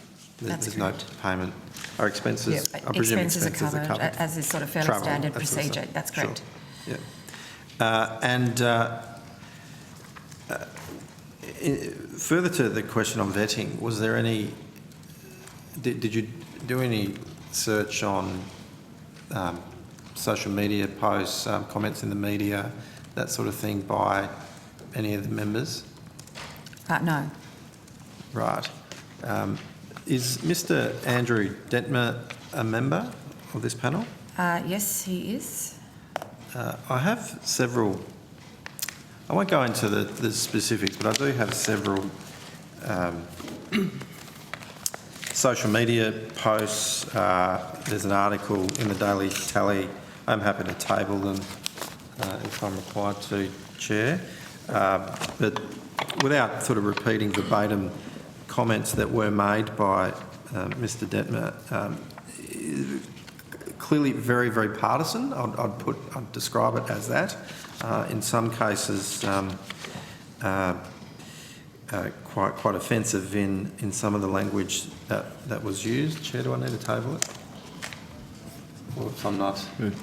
It's up to you if you want to table it. Senator, I haven't reviewed the information that is before you. I would say that Mr Detmer conducted himself professionally and passionately at the meeting, was my observation on Monday.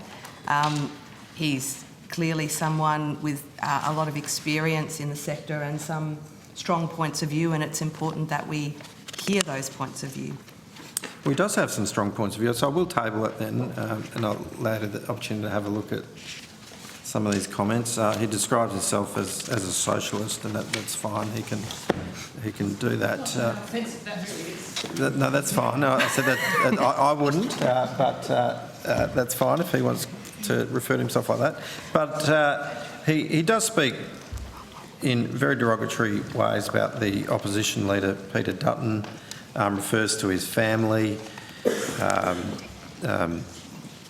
and he also speaks of the Productivity Commission, says that they're just a front for the neoliberal ideology. On July 24th last year, he referred to Mr Littleproud as verbally challenged. Now that's for anyone that does have disability, that would be to see that used in a derogatory way towards others that clearly don't have a disability. Using those sort of terms is highly offensive. And referred to Mr Dutton as a pig, I think, he goes on. I mean, this is not here to defend Mr Dutton. He's very capable of doing that himself, and I think comments are made towards politicians at all times. I've been called much worse things myself.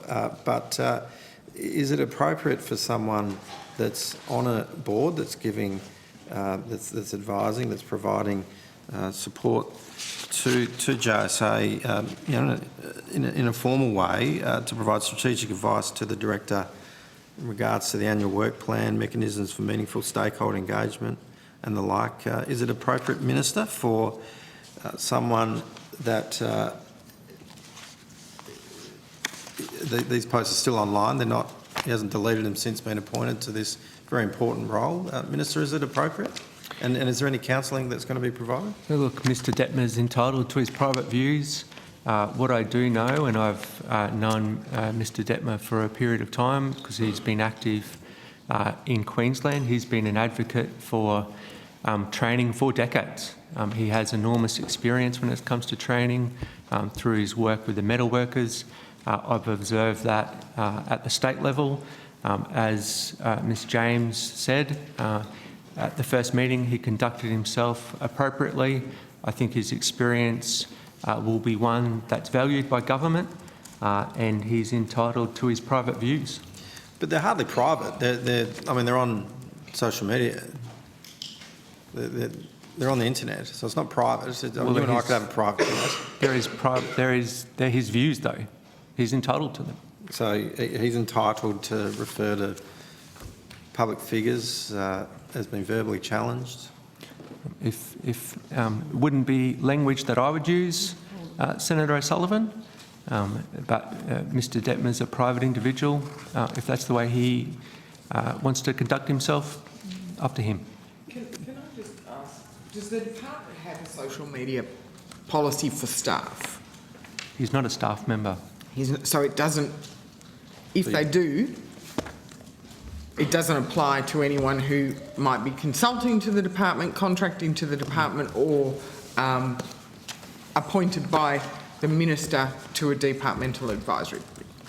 Senator, we have policies that apply to public servants around their conduct on social media. It would not apply to members of a consultative forum. They're not public servants. Mm-hmm. So it doesn't matter. It's only if they're paid. It's only if they're paid. But if they're giving advice to the government, it's fine. They're not engaged under the Public Service Act, Minister, and of course as public servants, the importance of being apolitical is critical to our work and serving the government of the day.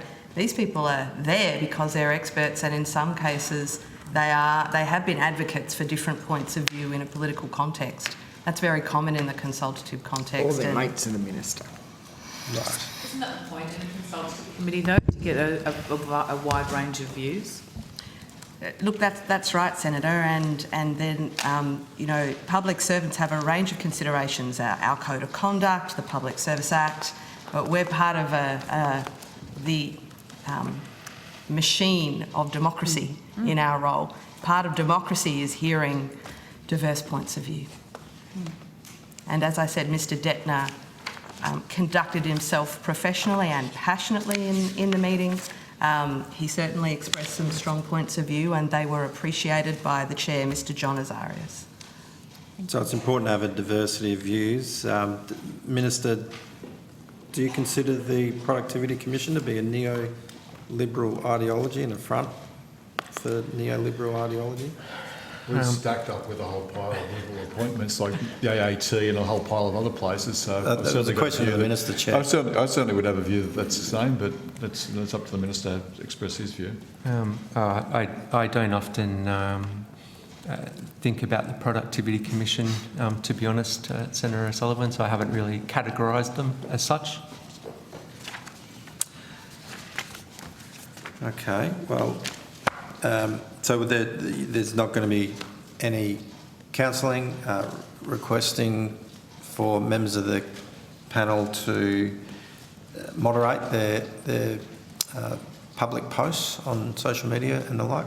So Sullivan, I don't want to break your line of questioning. I'm mindful that I have given 5 minutes after the break. Yeah, and that was my final question. So you can follow your questions. That was my final question. Look, I'm happy to answer that question. Yeah. Mr. Azarias, the Chair, emphasised when he opened this meeting the need for a respectful and open dialogue. I'm very comfortable with the way this forum is being managed, that it was a respectful and open dialogue. One of the industry representatives noted, and I noted this down, that they've never seen sustained reform come from an unbalanced process, and emphasise the importance of the forum and an opportunity, a new opportunity to reset engagement on these issues. I'm very comfortable with how the forum is proceeding based on having attended that first meeting. Okay, thank you. Can you just wondering also, Mr. Mitchell, I'm sure if you're aware of this, but last week there was a joint meeting of parliamentarians in support of Australian sovereign capability, briefing on manufacturing, which was well attended by members of both sides of and crossbenchers from both the House and the Senate, which was chaired and led by Mr. Detmer. There was a series of questions asked by both senior shadow ministers, previous ministers of the previous government. There was a general consensus of the room of the importance of the issues that were raised by Mr Detmer and all those there. And unusually, not only was it very well attended during a sitting day, but went over time and with very few people leaving because of the value of the conversations that were taking place led by Mr Detmer. Are you aware of that, Mr Chisholm?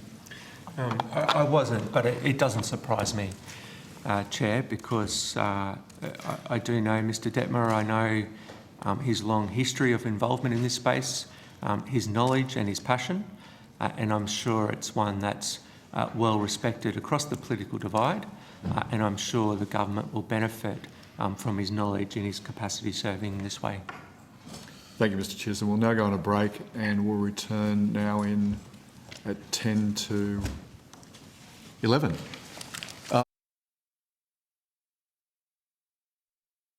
Comments in outcome 2 and to Senator O'Sullivan.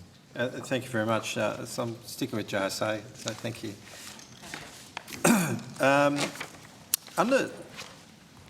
Under Section 5A of the Act, one of the primary roles of JSA is to provide expert advice to government on current and emerging areas of skill shortages. Is that correct?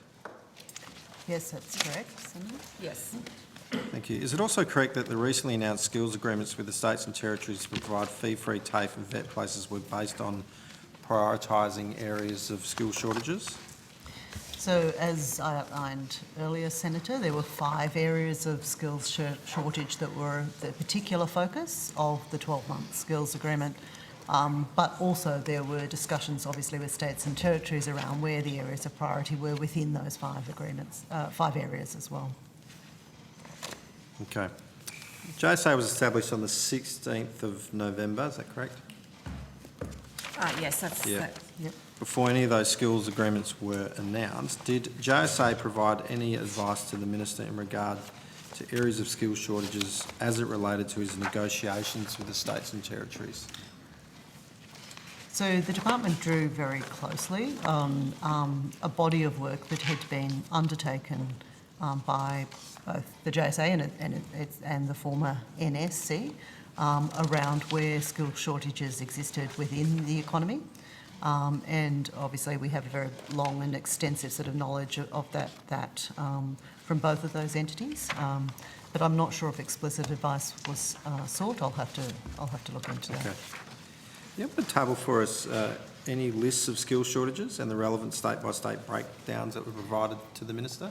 So sorry, Senator, if you could... Are you able to table any lists of skill shortages and the relevant state-by-state breakdowns? So you said there's 5 areas.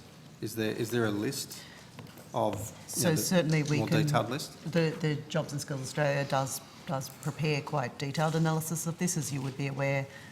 More than happy to table that analysis if that would assist, Senator. Yes. Yeah. Thank you.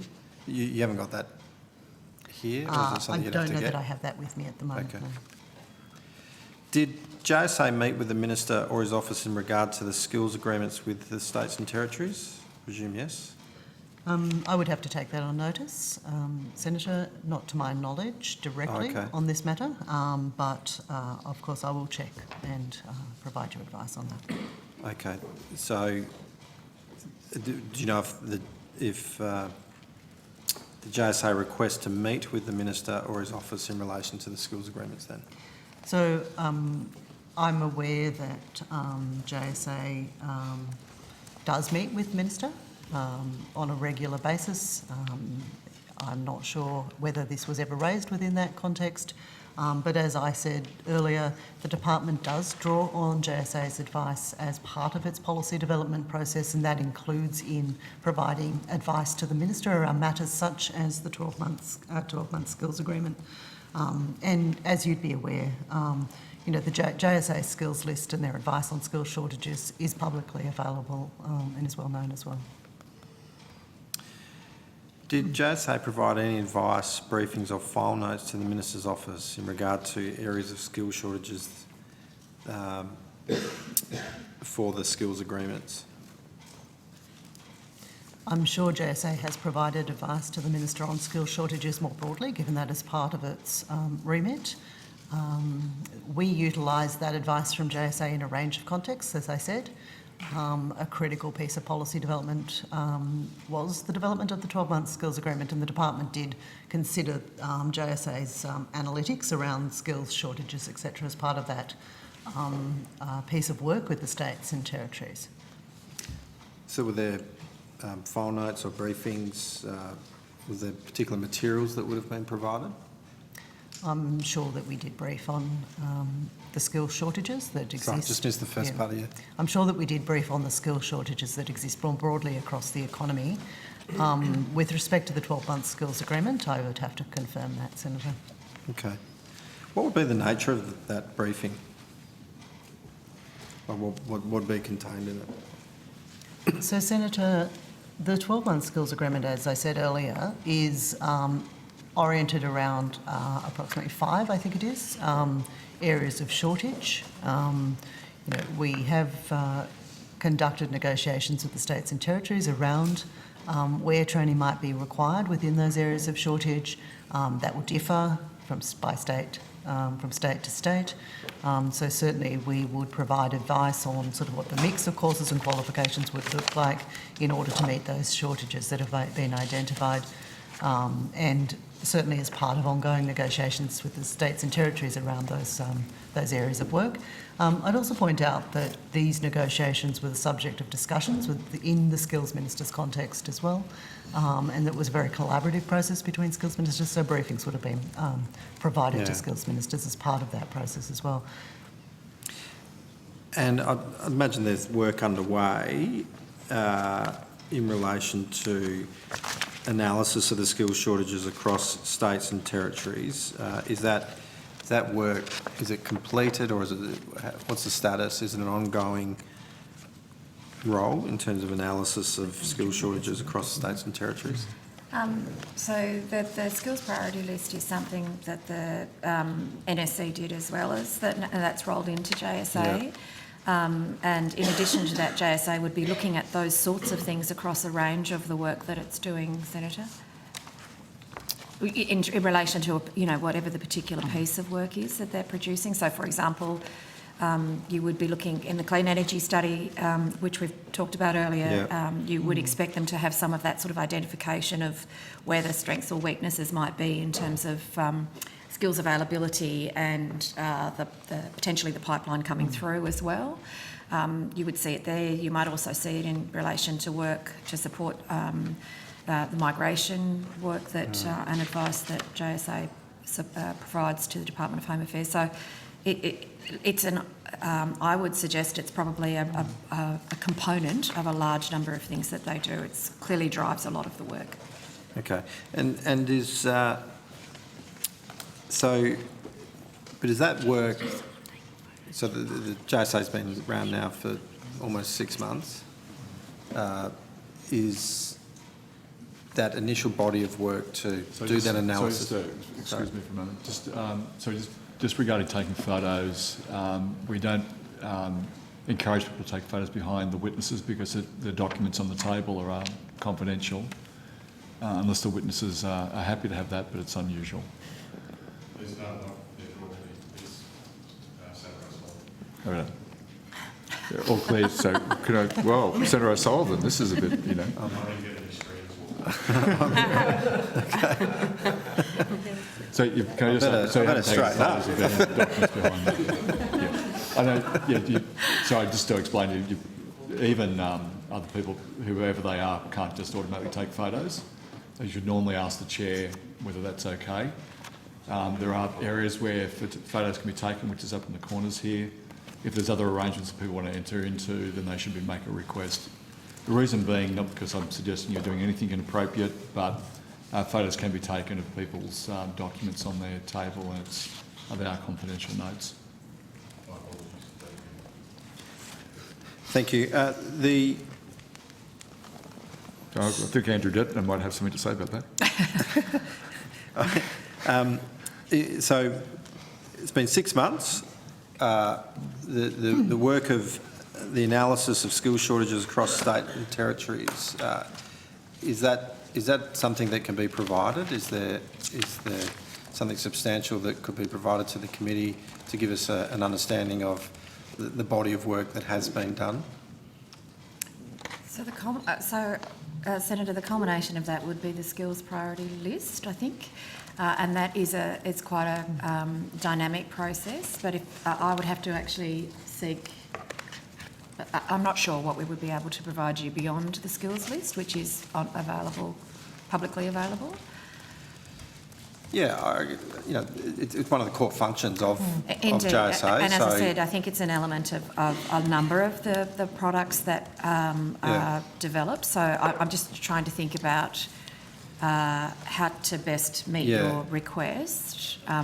So certainly we can ensure the committee has a copy of the priority list. Okay. And that is updated annually. The purpose of it is to inform a range of government policy. And certainly the department utilises it in all areas of its considerations around and VET and the skilling system, whether it's apprentices, whether it's our analysis around areas of need in the context that you're talking about, Senator. Okay. So I think we can certainly table that if that would be of assistance to the committee. Yeah, it would. Well, and was there anything planned in terms of is there a key milestone that you work or date that you're working to have something that's announceable? I think it's actually one of the broad-based functions that underpins the work that JSA does. I should just add that the skills list that's on the website is actually interactive. People are actually able to go in and look up particular areas if they've got a region or an area of interest. So it's a dynamic environment as well. Okay, so it's not like a monthly or, you said 12 months it's updated. Yeah. So when will that be? Is it 12 months from the commencement? So the last update was very recently, so I think it was the 1st of January or thereabouts from memory. I might need to confirm that. So like Ms Angus said, it is a very dynamic process that the JSA does run, but their formal updates occur on an annual basis. We utilise that list, as I said, in a range of policy products. Okay. And it's a rolling piece of work, so it wouldn't necessarily the date is not dependent on the commencement of JSA as an entity per se, because it was an ongoing piece of work and has been supplemented. Yeah. Chair, I've got more, but happy to share the call. No, you're more than welcome to. Okay, thank you. Complete. Thank you. I just want to go back to, I want to talk about the job trainer funding. And the wrapping up of that. So can I ask some questions? Not yet. Let me just get the officers to the table. Yeah, thank you.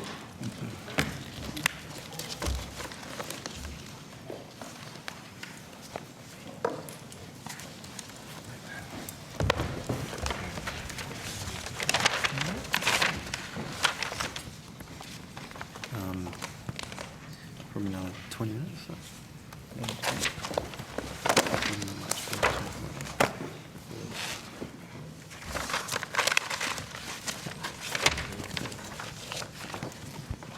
So, Senator, maybe while we are waiting for the officers to settle, I might just correct the record. The skills priority list is released in October, not January.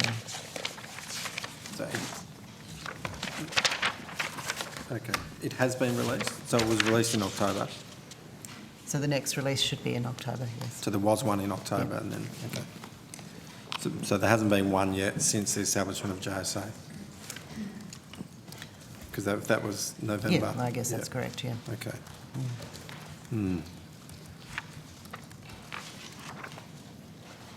Yeah, sorry, I'm doubling back to that. You might not need a swap, that's fine. Ms Williams may be able to just take it. I mean, I kind of find it hard to imagine that, the agency was established on the 16th of November, was able to inform an agreement which was then announced on the 18th of November.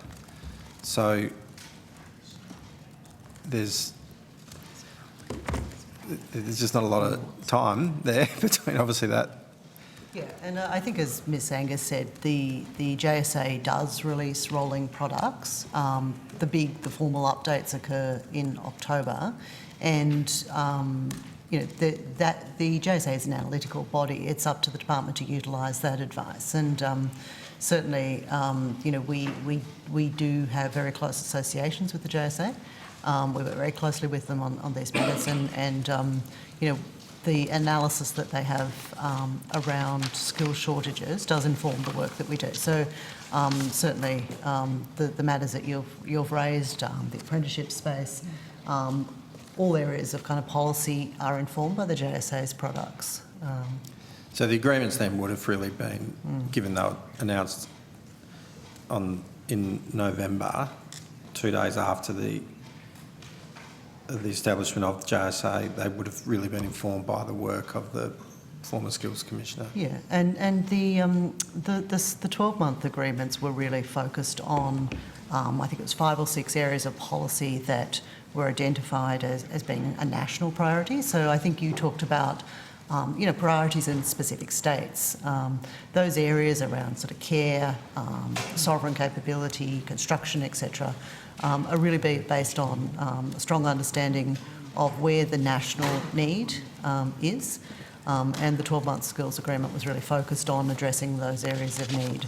And these are long-standing pieces of analysis, I agree, Senator, and very much a focal point of the JSA's existing and body of work. So, okay.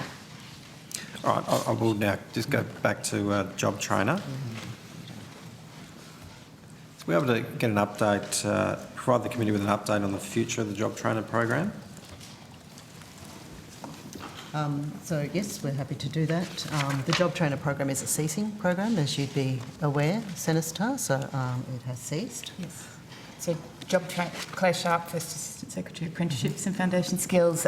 Job Trainer ceased for new enrolments on the 31st of December 2022. Yeah. And so there's a bit of a flow for people that are coming. That's right. Anyone who enrolled prior to that date will continue to be able to access their funded training place for the duration of their training, and the states will continue. So the agreement between the Commonwealth and the states remains live in terms of the states will report to us on progress. Okay. Do you have a table there of the number of commencements and completions on a financial year basis for the life of the program? I don't have it on a financial year basis. I can give it to the totals that the fund supported between July 2020 and November 2022. So it'd be the total of that entire... Over that time period, how many places Job Trainer supported? Okay. Is it? I'll get that, but if you could take on notice to break it down by year, financial year. Yep. But what's the total? So it's supported 553,414 enrolments up until 30 November 2022, which assisted 527,490 commencements, and so far 193,036 completions. And there'd be quite a number then that are still in training. Correct. So that period, not enough period of time would have passed for them to have completed it. Okay. That's right. Like if some of those are doing a 4-year trade, we won't see, we'll be waiting till 2025-ish to get the total number of possible Do you have completions. a figure on the number of people that withdraw without completion? Is there any? Under Job Trainer? Let me just...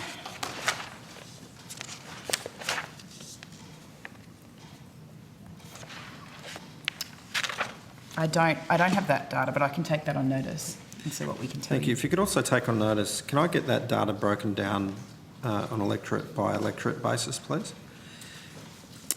If I presume you've got that. We will certainly look into that for you, Senator.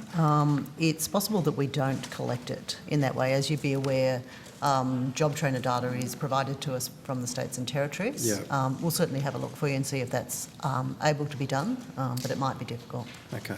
Yep. Yeah, I mean, that'd be my preference if it could be by electorate, but even by the statistical essay. Yep. We will be able to, we will give you the data to the level of granularity that we can, Senator. Or LGA or... Yep.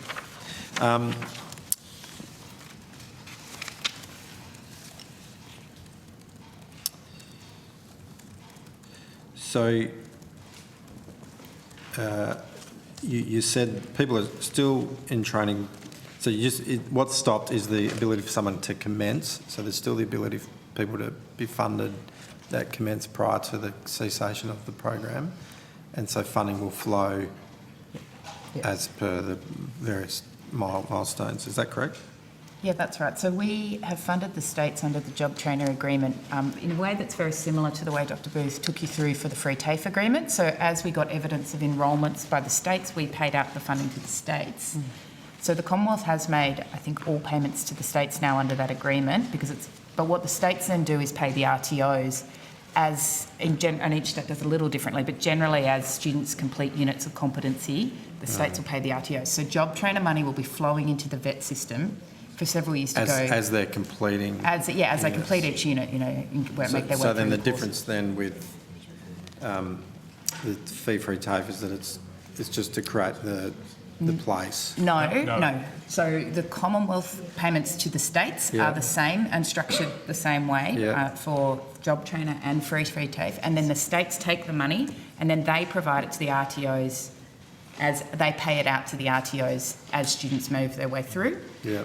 And if a student withdraws, then there's some unspent funding associated with that student. The state then takes it back into their training system and uses it to support more training. So is there any difference in the way that works to the fee-free TAFE places? No. To the state? No, I get it's a grant to the core mechanism is the same. Yeah. I mentioned though the fee-free TAFE agreement's got those 5 streams, so it also picks up some data investments, some capital, etc. So. But the funding for training places is the same. It's a sort of method we all worked out, and we thought, why mess with a good thing, in terms of the technicality of that funding model. Okay. So has any of the funding from the Job Trainer program been rolled into the government's fee-free TAFE program? No, Senator. I think, as I said before, the majority of the fee-free TAFE measure is an election commitment, so it is new money. From memory, there was an element to the budget measure that related to a carry forward of aged care places, which were a separate, or which were a commitment, I understand, in the previous budget to boost up the Job Trainer, the fund, with an additional set of aged care places. So that commitment was carried forward and does form part of the 12-month agreement. But the rest of the funding is new funding, as I mentioned earlier. Okay, so has any of the funding originally allocated to Job Trainer been reallocated to different programs or policies? So none of the original funding? No, Senator. No. Okay. Is the additional... So the new money that you talk about, is that in addition to the 1.2 billion Future Made in Australia skill plan the government promised to implement, or does that figure factor into the funding that was rolled over from the Job Trainer program? Sorry, could you repeat that question, Senator? My apologies. The new money that you did for fee-free TAFE, is that additional to the 1.2 billion that Future Made in Australia skills plan, as I understand it, that the government promised to implement, or does that new money factor into the funding that was rolled over from the Job Trainer program? New money factor into money. So there's two elements of money. So there's funding that was committed by the government as part of the election, including the majority of the fee-free TAFE funding. And then, as I said, there's a small residual amount of money, which we might just get the numbers on, if you could, Dr Booth. That was a commitment made in the previous budget for an additional number of aged care places under Job Trainer. So that element is separate, but the rest is all part of the government's original election commitment. And those aged care places, I'm not sure if we have the numbers there, Dr Booth? So there was 15,000 aged care places were a kind of small extension of the previous Job Trainer program, which were committed to by the previous government. Okay. And then this government committed for 465,000 free TAFE places, and and effectively those two have been rolled together to a commitment for 480,000 places over the life of the free TAFE. So they're not captured within that envelope, they are additional places. And the government came to a view that given the criticality of aged care, it's very important to continue that commitment to those additional places that were made. Okay. So when's the funding for job trainer program set to conclude? When will the final payments be made? So the transfers from the Commonwealth to the states have concluded. And then the funding, if you mean more, students will, like the student impact as they take on the training, that will continue to flow for the tail of their training. So for But up that to will 3 to 4 be years. administered by the states? Yes, correct. Yeah. So, but the Commonwealth component. Commonwealth component's concluded. Okay. So the decision has been made by government to not continue the program beyond the expiration, if that's correct? My understanding is that was made by the former government in your last budget.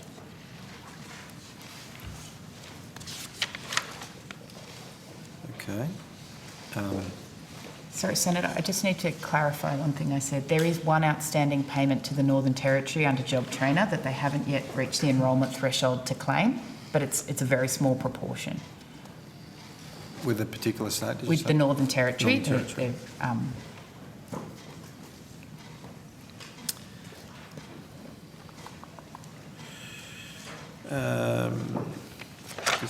I'm going to put some of this on notice, so I just want to check if there's anything I want to get here. Has the department received any correspondence from stakeholders, external stakeholders from government in regard to job trainer since May 2022? Has there been any correspondence, any support or otherwise? So it is possible that we may have. I'm not aware of any specific correspondence with respect to job training. Do you mean from stakeholders other than the states, Senator? Yes. Or, so I'm not aware of that, but Mr Wiedemann may have advice on that, perhaps, to provide to the committee? Good afternoon. Since he's come to the table. Thanks, Mr Wiedemann. Adam Wiedemann, Assistant Secretary for Multilateral Policy. I was about to give the exact answer that Ms Williams gave, which is I'll have to take that one on notice. I can't recall off the top of my head if we've received a correspondence. We do receive a fair volume of engagement from the public on a range of issues, so I'd have to go back and check our records around this specific topic. Yeah, particularly very interested if there's been any engagement with the department from industry that have expressed their support or concern about its abolition. I know, hearing from lots of employers, they appreciated the flexibility, they appreciated the tailoring of training. That was a hallmark of that of job trainer. So I'd be interested in understanding if there's any feedback in relation to that.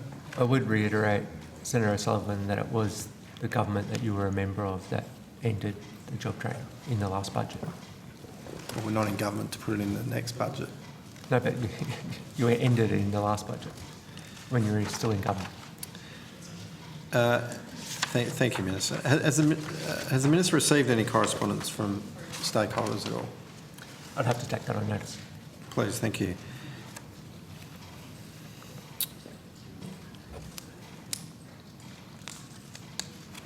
Has the department met with any state or territory departments in regard to the ongoing funding arrangements for Job Trainer Fund, or did it just get wrapped up in the fee-free TAFE?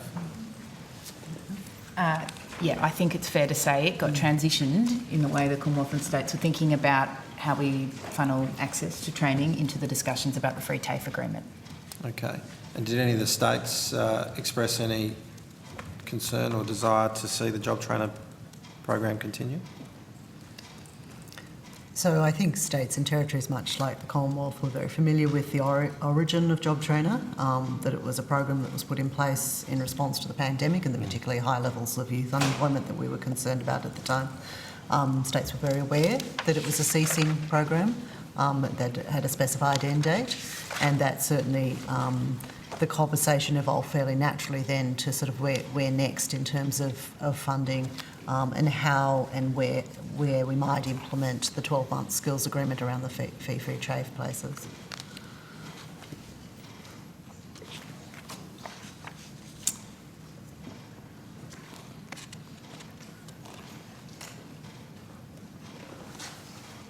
Okay, the rest I'll put on notice.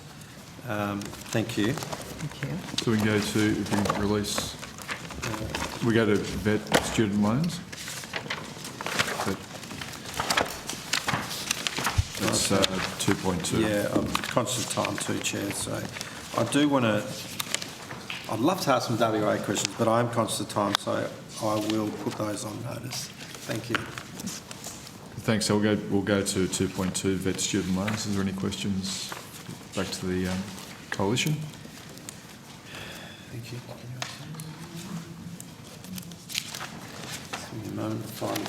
That's all right.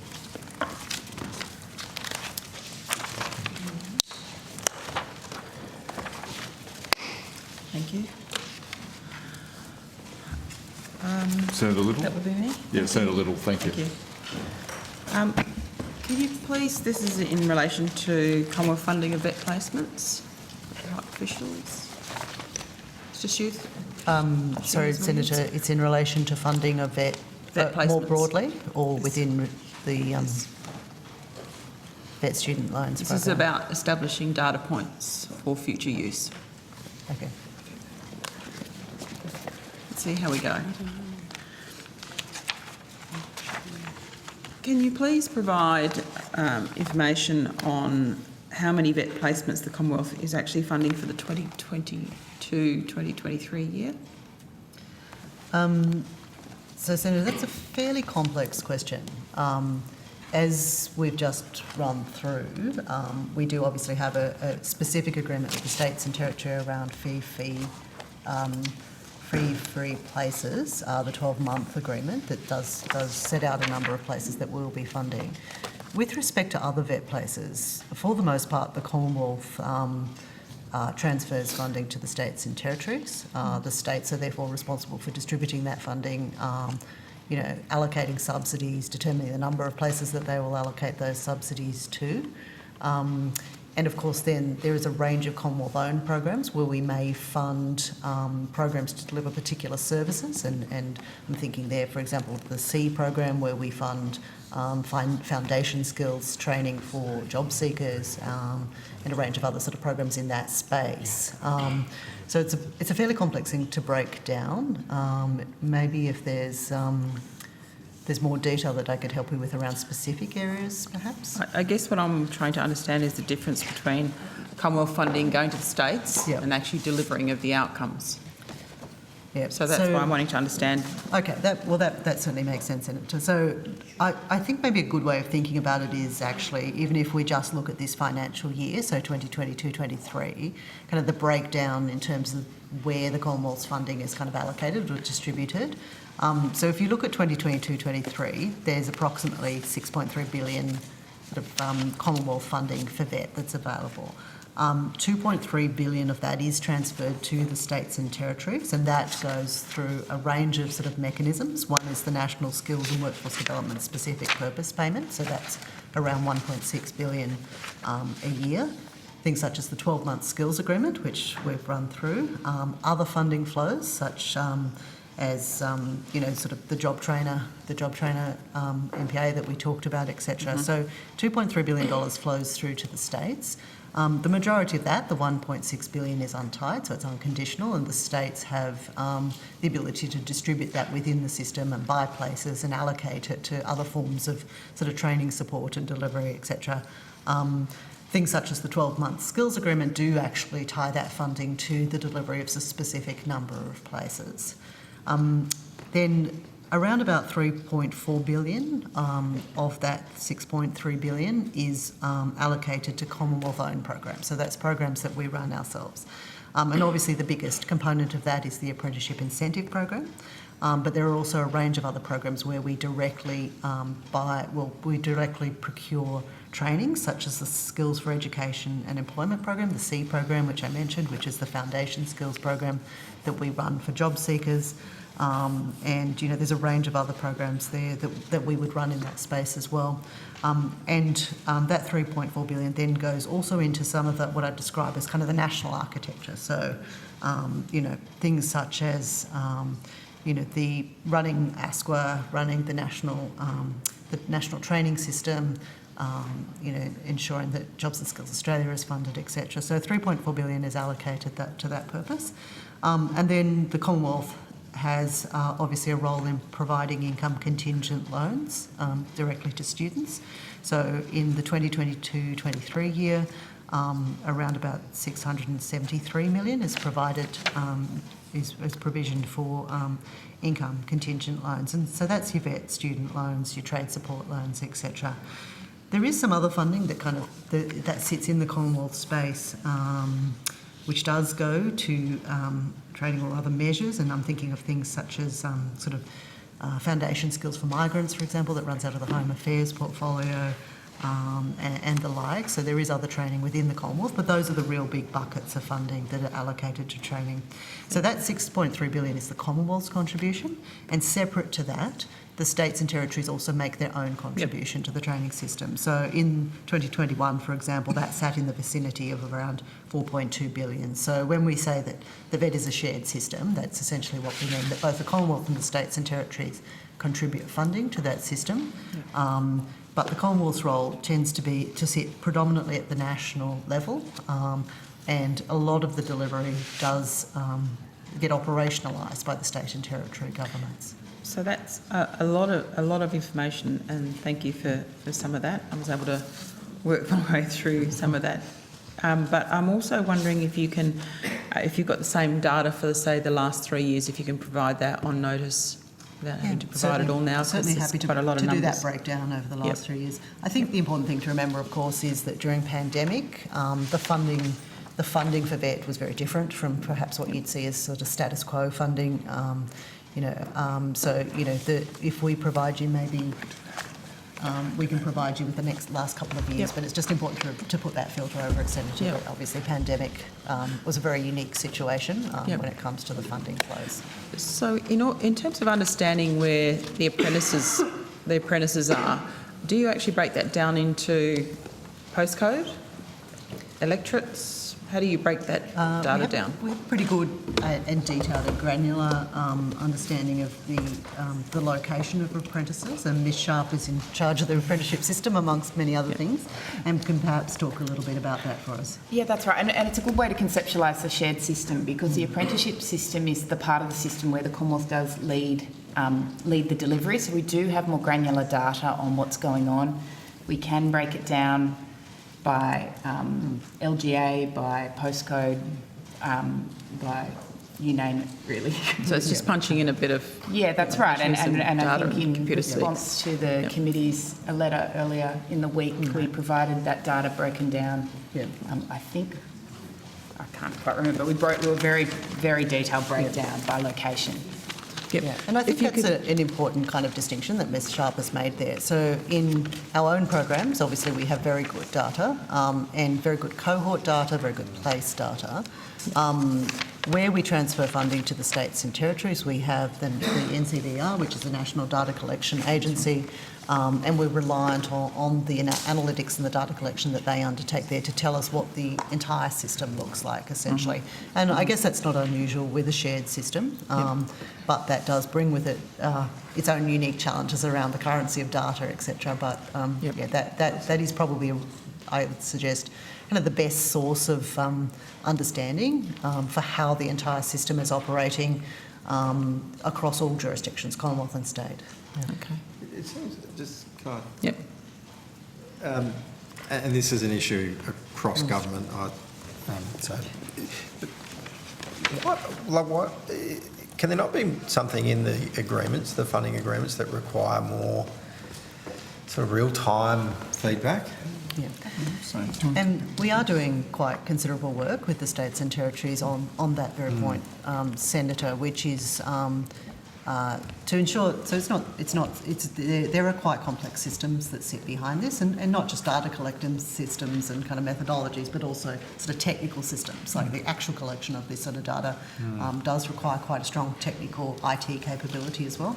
We've been working quite collaboratively with the states and territories on such a system that will allow us to have a much stronger real-time collection of data. Mr Hardy is in charge of that. He may be able to add. Yeah, Senator, I suppose that the thing that we have to look at there is not just the technical side of it, but also the data standard that's associated with that, and also the legislative framework as well. And so this whole program of work that we've been talking about to actually give us better data, you know, on that around 4.3 million students, etc., that we've got, you know, currently in 2021 undertaking the VET. What we're doing there is working with states and territories, working with NCVR, working with the regulators, working with the RTOs themselves, working with the providers that help transfer that data to actually give us better data, closer to sort of real time, you know, or you know, closer to actually when the training occurred.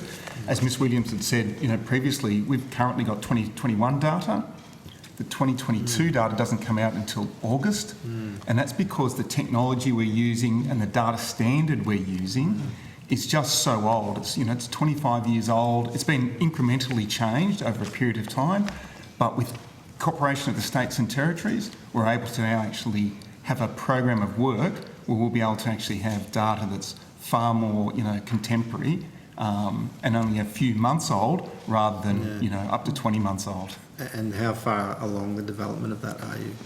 Yeah, so we've, from a technical perspective, we've engaged contractors, we're working with states and territories. From a legislative perspective, again, we're working with ministers to ensure that we can, because it being a shared system, ministers actually have to agree on any of the changes to the legislative approach, even though it's the Commonwealth ministers then has to introduce it into the Australian Parliament. So we're well on our way. We've got a significant change and engagement program that we've got started, etc., as well, and the new VET information standard that I was talking about as well. That will soon be, later this year, presented to ministers for their endorsement as well. Just got a couple more questions. That data that we were talking about before, are you able to do that also for that 3-year period? You're referring to the apprenticeship data? Yes, for the apprentices. Yeah, we can certainly. And a lot of apprenticeship data is publicly available on the NCVR website, but we can absolutely provide to the committee a breakdown of apprenticeship.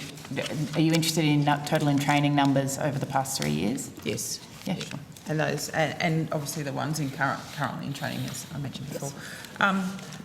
And could that information also include how many of those places, those apprenticeship places, are with private providers? Yes. Versus public? Yes. Thank you. I'm done. Thank you, Chair. Good, thanks. Thank you, Ms. So Williams. thanks very much. That means we're to the Australian Skills Quality Authority. Thank you very much.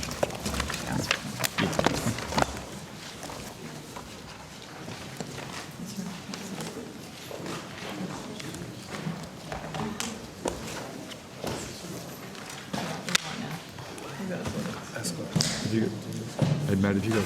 We haven't got any.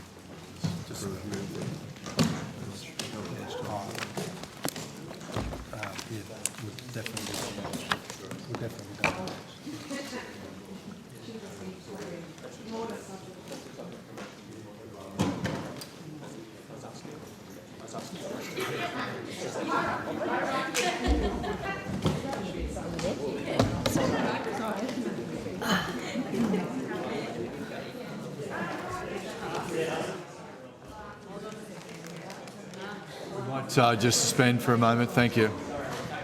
Sorry, entirely my fault.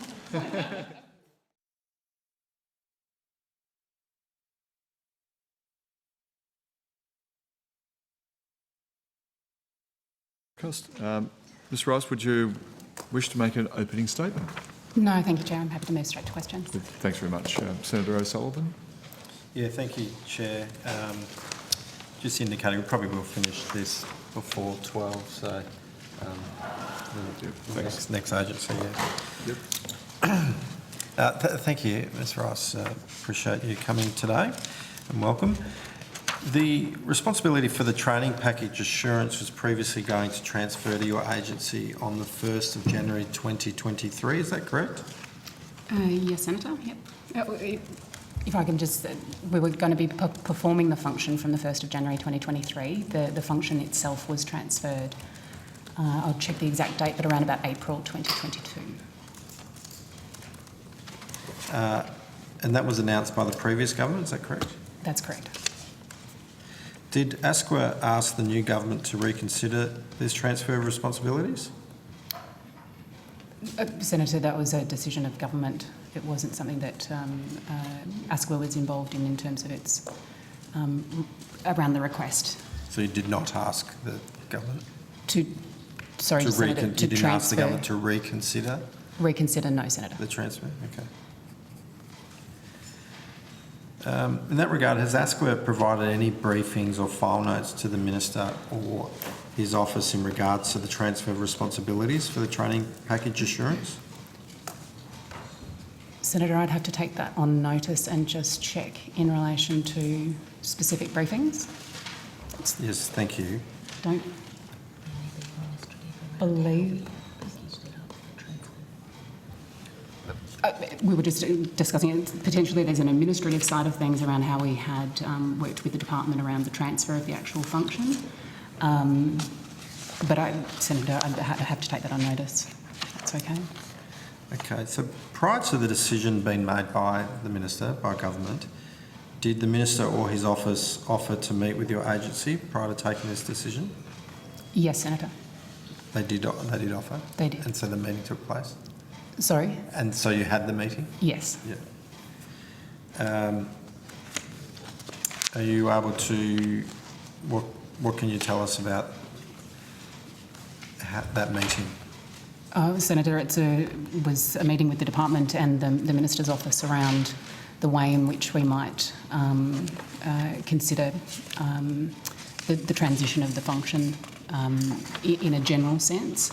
It was in relation to broader consultation occurring at the time, so it was that opportunity for engagement, and then that extended consultation took place, and a decision was ultimately taken by government. Okay. When were you informed of the government's decision?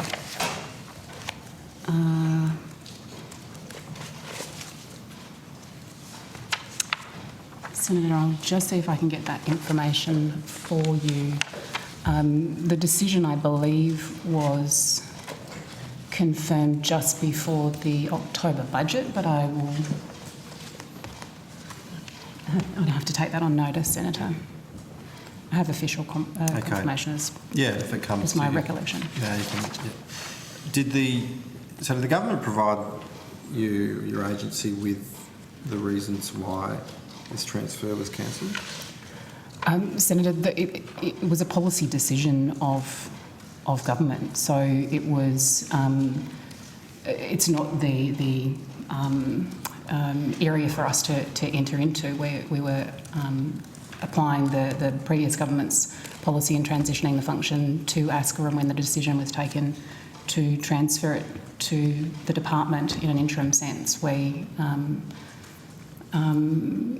As is right, we're participating in the effective transition of those directions and decisions of government. Okay, so you weren't giving any rationale for it, you weren't provided?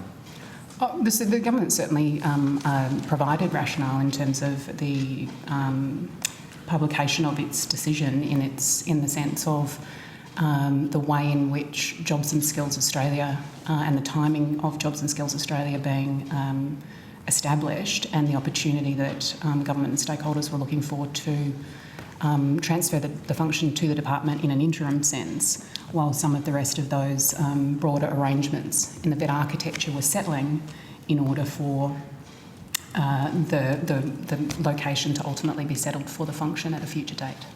Okay. You able to outline to the committee what resources your agency expended in the preparation, getting ready for the transfer before it was cancelled?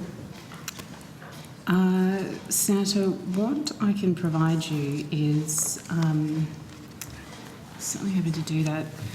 The amount of funding that was allocated to ASQA in the forward estimates and for this financial year was $4.057 million. At the time of the October budget, ASQA retained $1.070 million of that funding, and the remainder, $2.987 million, was transferred to DUA with the transfer of the function.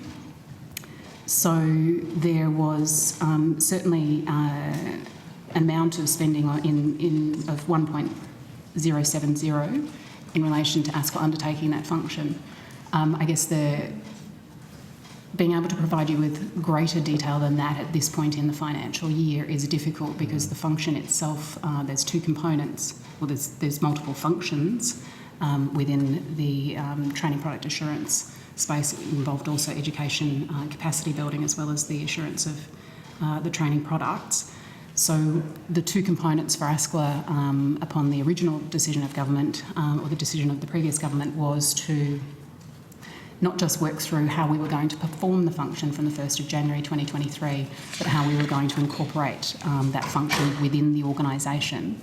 And so there are direct and indirect expenditure in relation to that period with which we were working prior to the transition. So did you acquire or transfer any staff in order to prepare for the transfer?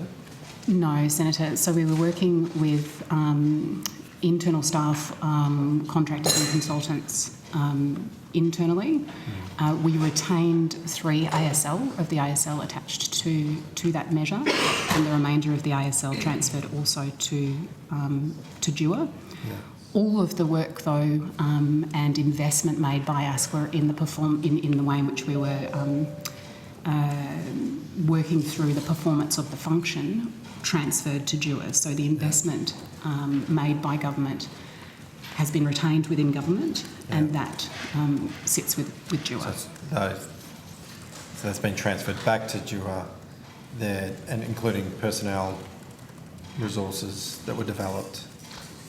No personnel transferred, right. But all of the artefacts, the way in which Ms Bolger might have some more detail there, but all of the work we had undertaken in the performance, in the operational performance of the function, to put it that way, transferred over to DUA, so that we'd been working very closely with DUA throughout the period in any case. So it was some significant work that was transferred over to the department, but Ms Bolger might be able to comment a little bit more on the detail there.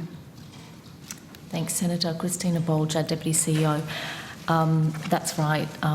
As Ms Rice was saying, it was a package of work that was foundational to thinking about how that function would be exercised, and we did quite a comprehensive piece that handed over that package with some decision support tools and resources and some of the workflow planning that had been undertaken by ASQA in that period of time. So all of that work there now transitioned to the department to support their further consideration of the implementation of that function. Okay. So was there a period of time, so DUA or whatever the department was called before the change, they would have been performing this function that was going to be transferred to you, so there was that period of when you were doing the development work. So did the department continue, do you know, with that development as well while that transition was going to be happening? I think it's fair to say that there was a continuum there because the department were more often than not at the table as we were workshopping the development of how that function would be implemented. Just to clarify, Senator, that function was performed by the AISC, so the Australian Industry Skills Oh, Committee. yes. Yeah. And that was had secretariat support from the department. Yeah. But equally, as Ms. Roger rightly pointed out, we were working very collaboratively, both with the AISC, the department, and ASQA. Ms Ross, you're quoted as saying that as the national regulator of VET and an independent statutory authority, ASQA is well placed to take on this function. You said that we'll leverage our deep understanding of Australia's national training system and draw on our extensive regulatory skill set and capability to inform training package assurance function. So clearly it was ASQA's position at that time that you said that. I haven't got the date, and if necessary I can get that for you. But understand that at that time it was clearly ASQA's position that it was manageable undertaking for your agency to take on. Is that correct? We certainly welcomed the new function at the time, and I'm aware of the comments that you've referred to there. And there is that certainly that alignment with the core work and functions that ASQA performs. But I guess the other component that's really important here is ASQA plays a role in a VET system, and not only do we need to be responsive to government priorities, we can still make those, through our collaboration and stakeholder engagement and provision of advice around risk and information intelligence. It's those things that I was referring to there that created a synergy about that function being internal to ASQA, but it doesn't change if that synergy, if that function is external to ASQA, in the way in which ASQA will continue to collaborate and inform, as we did do with the AISC and the department prior to the function coming to us. That will be our role, certainly moving forward with the Jobs and Skills Australia, the Jobs and Skills Councils, and that broader role for ASQA in the system of government, the system of VET more broadly. So that's, I guess, the responsiveness with which ASQA, is really focused around that engagement more broadly, regardless of the function within ASQA or external to ASQA. And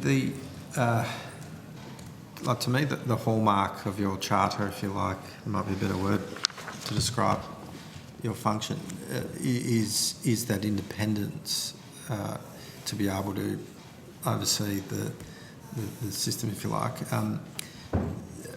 Can you just describe to us how critical is it to maintain that independence? We're certainly established as an independent statutory authority, and it is, that independence in decision making that is relevant. That's certainly, a core aspect of the nature of our agency. And so, which is why I thought transferring those responsibilities into the department, to the agency, meant that that over a critical aspect of skills, there was that independent kind of oversight, and which is, I guess, accords with what you were saying at the time. Minister, it states on the department's own website that transferring the functions to ASQA would aid in delivering enhanced transparency, accountability and confidence, which is something that I've heard this government talk about a lot. Minister, why did the government decide to stop the transfer of these responsibilities given the obvious benefits? There was some stakeholder feedback when the decision was made by the previous government, particularly some of the states believe the joint position of ACCI, the AI group and the ACTU expressed some concern about the decision. So we don't think the previous government engaged in appropriate consultation before they made the decision. The minister made the decision to bring it within the department, and the next steps are to take further consultation about the best way for this to be managed going forward. So by no longer having an independent statutory authority, these functions sitting within the department instead, what assurances can you give that there will be transparency, accountability and confidence?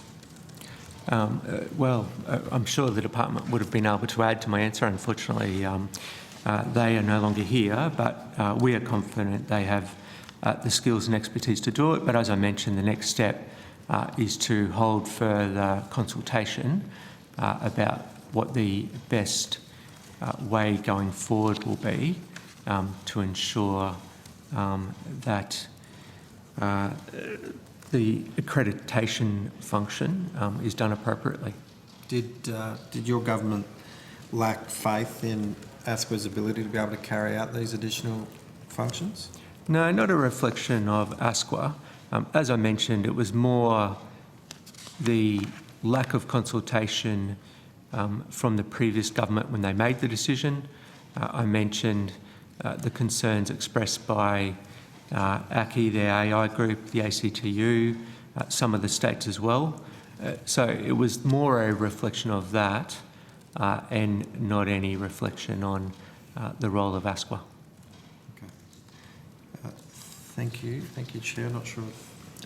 Got some questions related to the National Careers Institute. Excuse me. Sorry, Senator. National Careers Institute would have been within the department's area. Right, okay. Unless there's a connection between the Careers Institute and ASQA's work. Perhaps I can put those on notice to the Yeah. department. Yeah. Thank you. Yep, That's it? Thank We're you. good? Good, thanks. We can now release the completely employment and workplace relations and ASQA. And we'll just have a couple of minutes break. If we can start at 12 o'clock with education portfolio.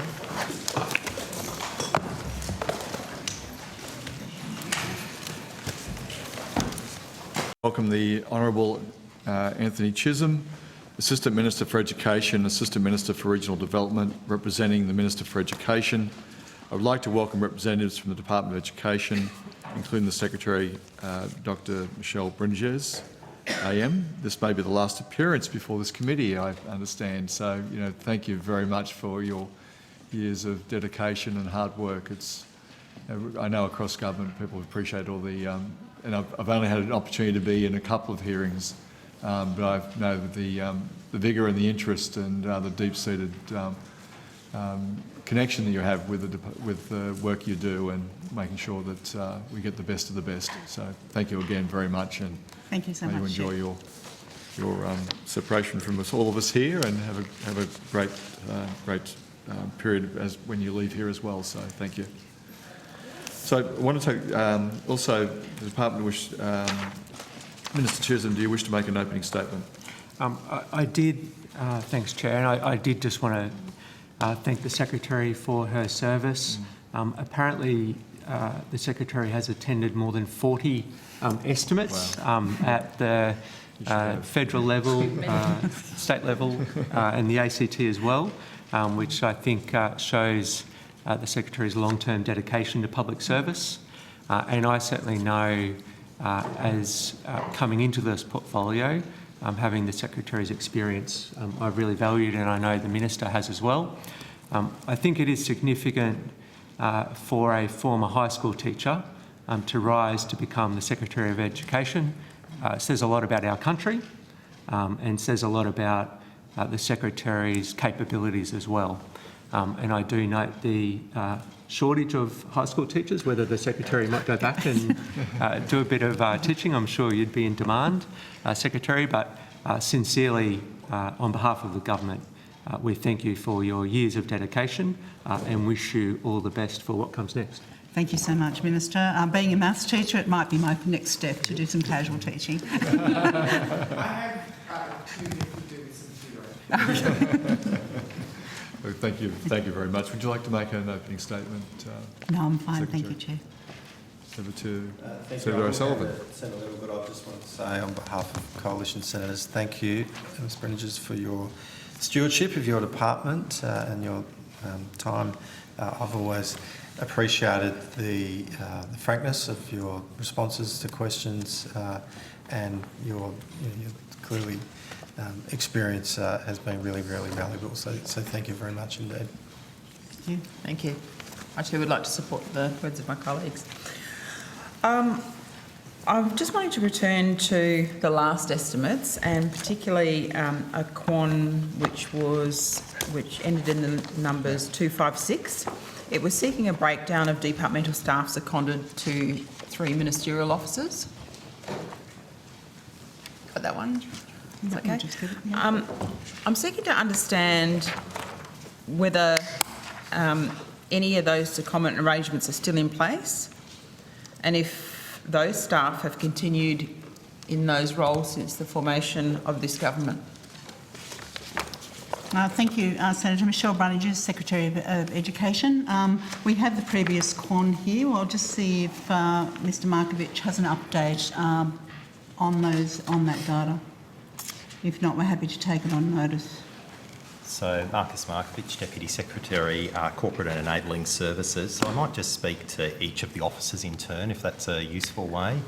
So in Minister Clare's office, what I can report as at the 31st of December is we continue to have 2 department liaison officers up there. The interim advisor arrangements had ceased, and we have 1 receptionist up there. So that's consistent with the answer, but I think to your question, no interim advisors. The office had been staffed at that point. In relation to Minister Ali's office, again, as at 31st of December, we had 1 department liaison officer, which is consistent with the response, and we had 1 interim advisor up there at that point in time.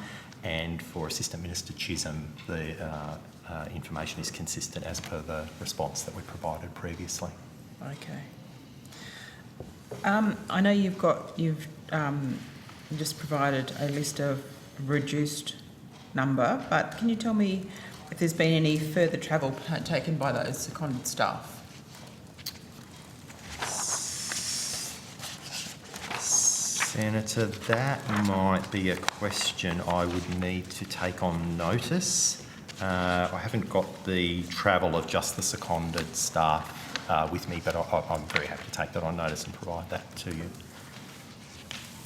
Can you also confirm whether those staff actually have their security clearances for ministerial staff? So departmental officers are all required to have security clearances. The department has put arrangements in place to make sure that appropriately cleared staff are provided to officers. So they all have negative vetting 2 clearance or above? So they would have negative vet 1 as interim advisors.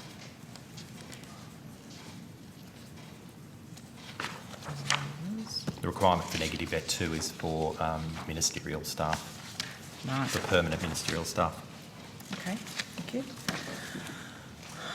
I've got a question now, just moving on to a new topic, in relation to portfolio boards and seeking an update on the process in which people to the portfolio boards are appointed. Referring to Quon 260, which sought an update on the appointment of members to education portfolio boards, and the question asked on information about recruitment and appointment, but I believe that the answer, as requested, was actually omitted from that.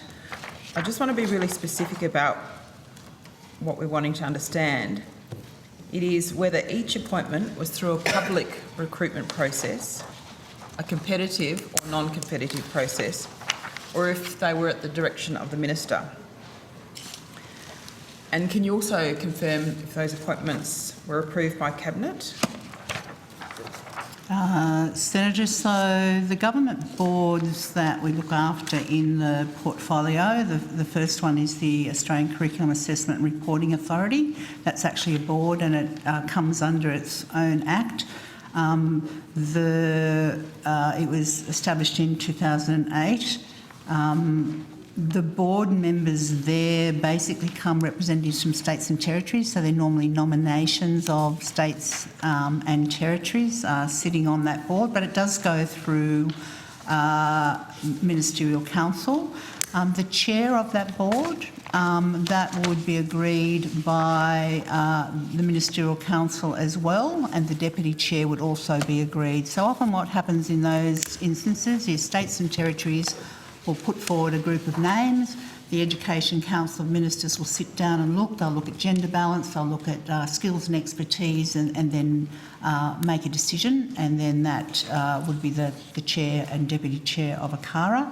And then you have a range of members that sit under that. The second board... So just what you've explained for that one, based on a question about public recruitment process, competitive or non-competitive, probably doesn't meet. So it probably doesn't. It has its own act, and within the CARA Act are a set of criteria that ministers need to look at. So it would be neither of the above. It's done by council. AITSL is our next board. So it is the Minister for Education in the Commonwealth is the sole director of that company. So it's the Commonwealth-owned company, and the board would be a process that we go through for members of boards seeking nominations. Normally it's fairly collaborative effort, again, Senator, seeking nominate, but it would be the minister, the federal minister's right to make appointments to that board. So, sorry, I'm just looking at the Quan at the same time. So that would kind of be the same. It's not. It couldn't be really defined as a public recruitment process or a competitive or non-competitive. That's correct. That's correct. It hasn't been in the past. It's been an appointment of the government of the day and through cabinet processes, Senator. I'm just seeing if there are any other. We have boards as such. I think we have advisory groups, but I don't think anything else comes under the board notion. Yeah. So they're the two main ones. Okay. Is there a difference between the definition for nominated by minister and minister candidate? I don't think there is, Senator, but I'm happy to take it on notice and see if there are instances on that. As I said, in the case of ACARA, the education ministers will sit down and put forward their nominations and then have a discussion in council meeting. In the case of AITSL, it's slightly different because it's a Commonwealth-only company. Okay, thank you, if you can provide that. I'm just wanting to turn now to the advertising. It's in relation to advertising the Australian Financial Review newspaper for the Universities Accord. Can you confirm if that was a paid advertisement and who would have been responsible for that? Senator, I probably haven't got that piece of information. Certainly in outcome 2 this afternoon, our colleagues will be listening. I think we can provide you an answer to that. So that'll be in the higher education area, and as I said, colleagues are listening at the moment and could provide that answer. Okay. If it's specific to that one, you can advise whether I can answer this here, or you can answer this here, or we go to outcome 2. Other paid advertisements have been placed in what newspapers and in what channels? Again, Senator, we might take that in outcome 2. Is that in relation to the Accord, or is it a broader question you're asking? It's the first one was in relation to the Accord, but the others are in relation to general advertising. Yeah. And I'm interested to know that things such as cost and how decisions are made as to advertising. Yeah, so it wouldn't be an advertising campaign, but if it's an information that's being placed in the press to alert people to a submission process, it might have been one of those, but we'll certainly flag to our colleagues in outcome 2, and I'm sure they'll come along with the information you require. Yep. And if they can't answer it, we could come back with questions. Yes. Notice. Sure. Thank you. Thank you. I'm just wanting to understand the stakeholders that the Minister for Education is or has been meeting with.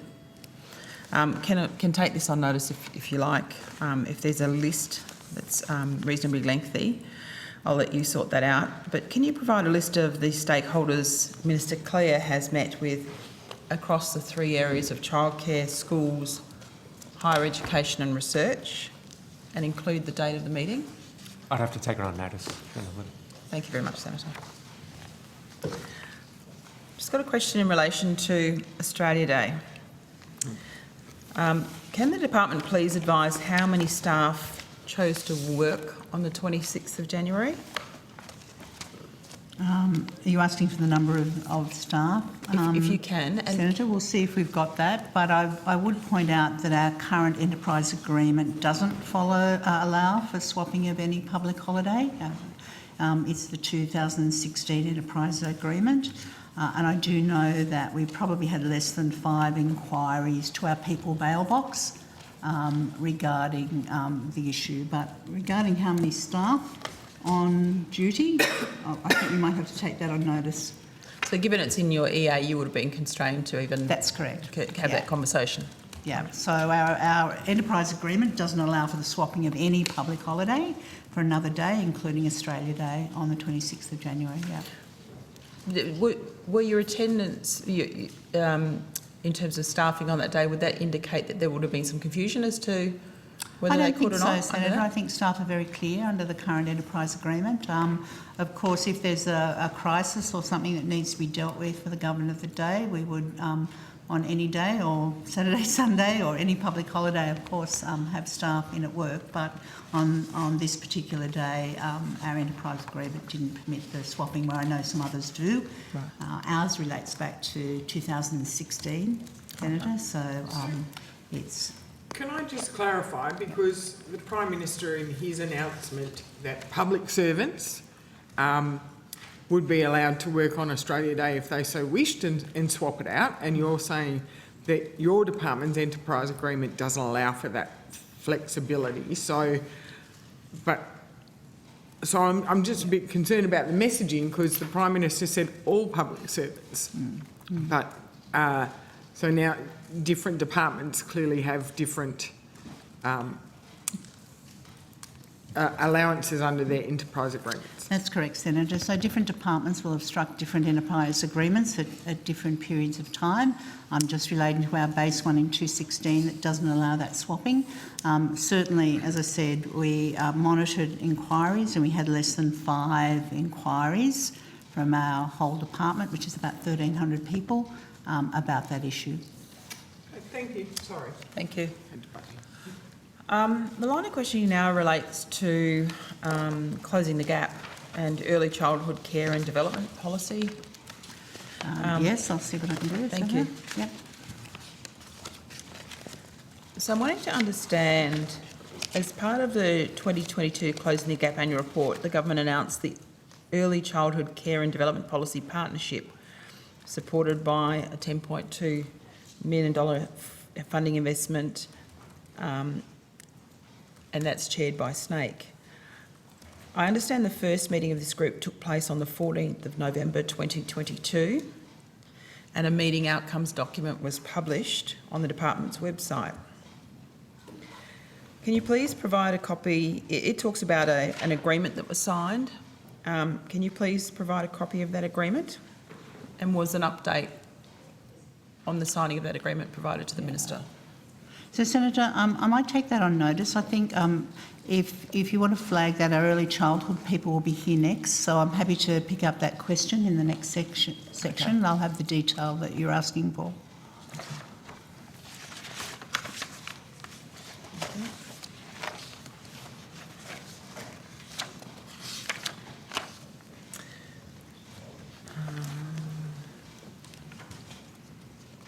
So this question continues the line of questioning around closing the gap, and it's referring to preschool, or the year before formal schooling education, depending on which state or territory you're actually in.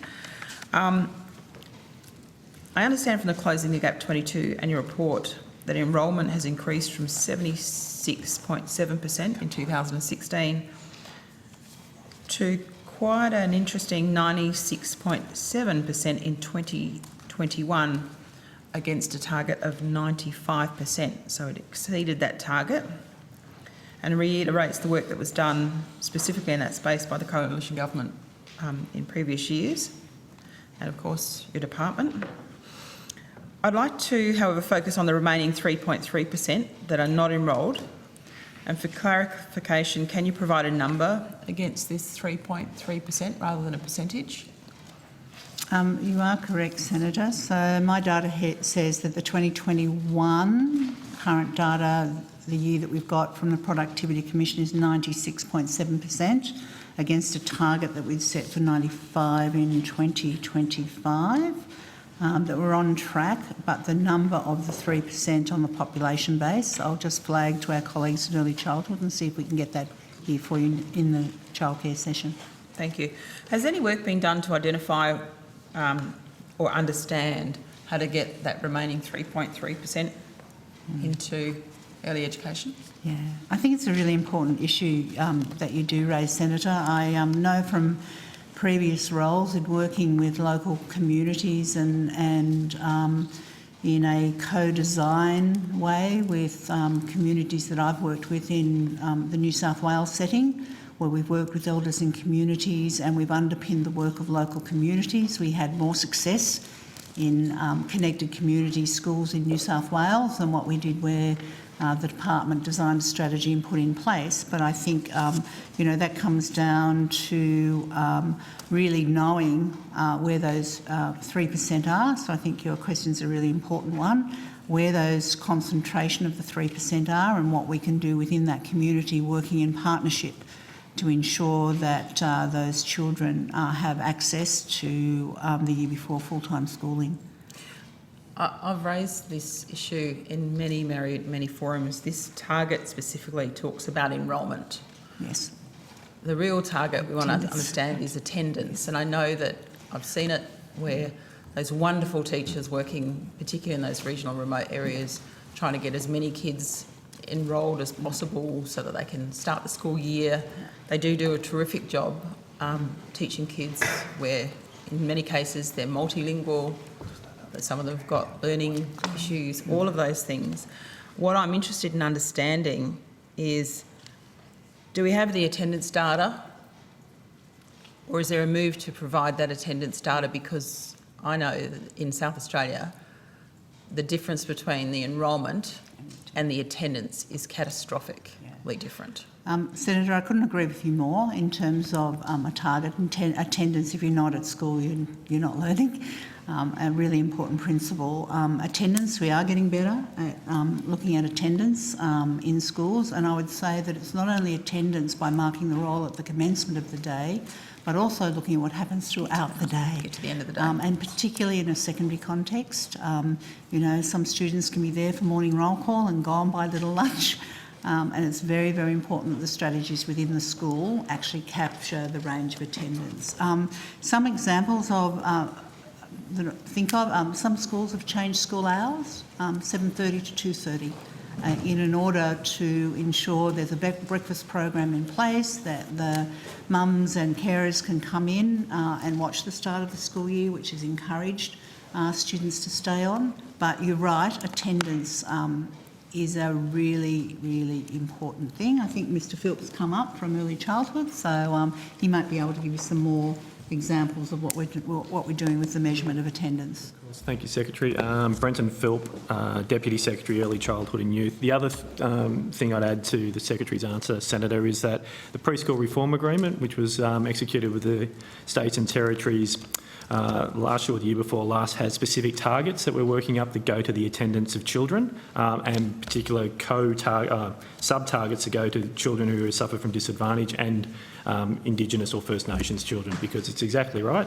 It's great to have the children enrolled, but we also need them to be attending.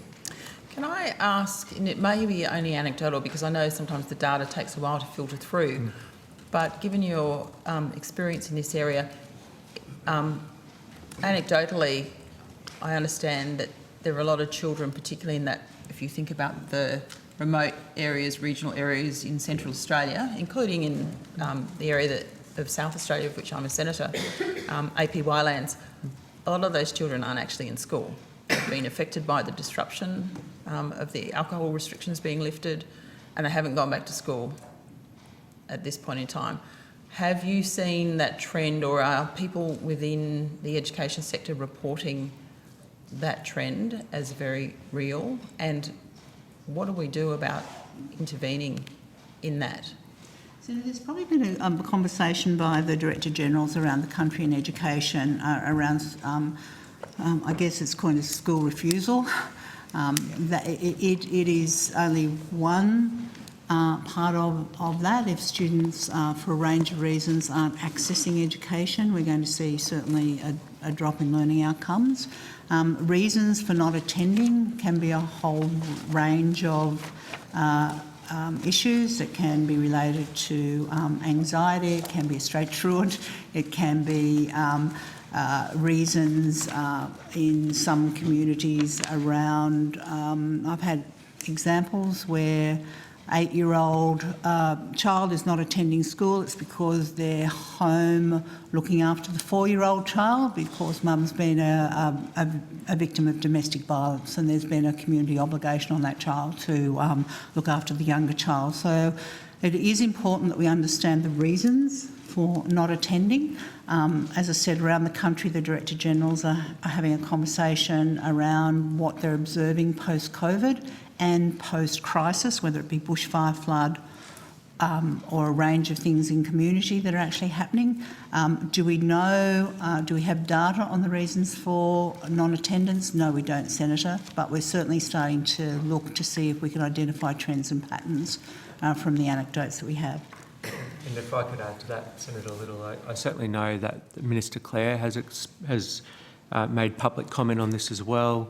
He's also added it to the agenda for the Education Ministers' meeting because states have raised concerns about this, as the Secretary outlined. So just picking up on your point about advancing outcomes and targets to measure not just against enrolment, but also against attendance.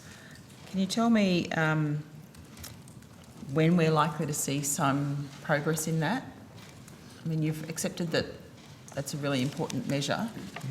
Yep, absolutely. So this is with regard to the preschool elements, Senator. Yep. So the preschool reform agreement's in place now.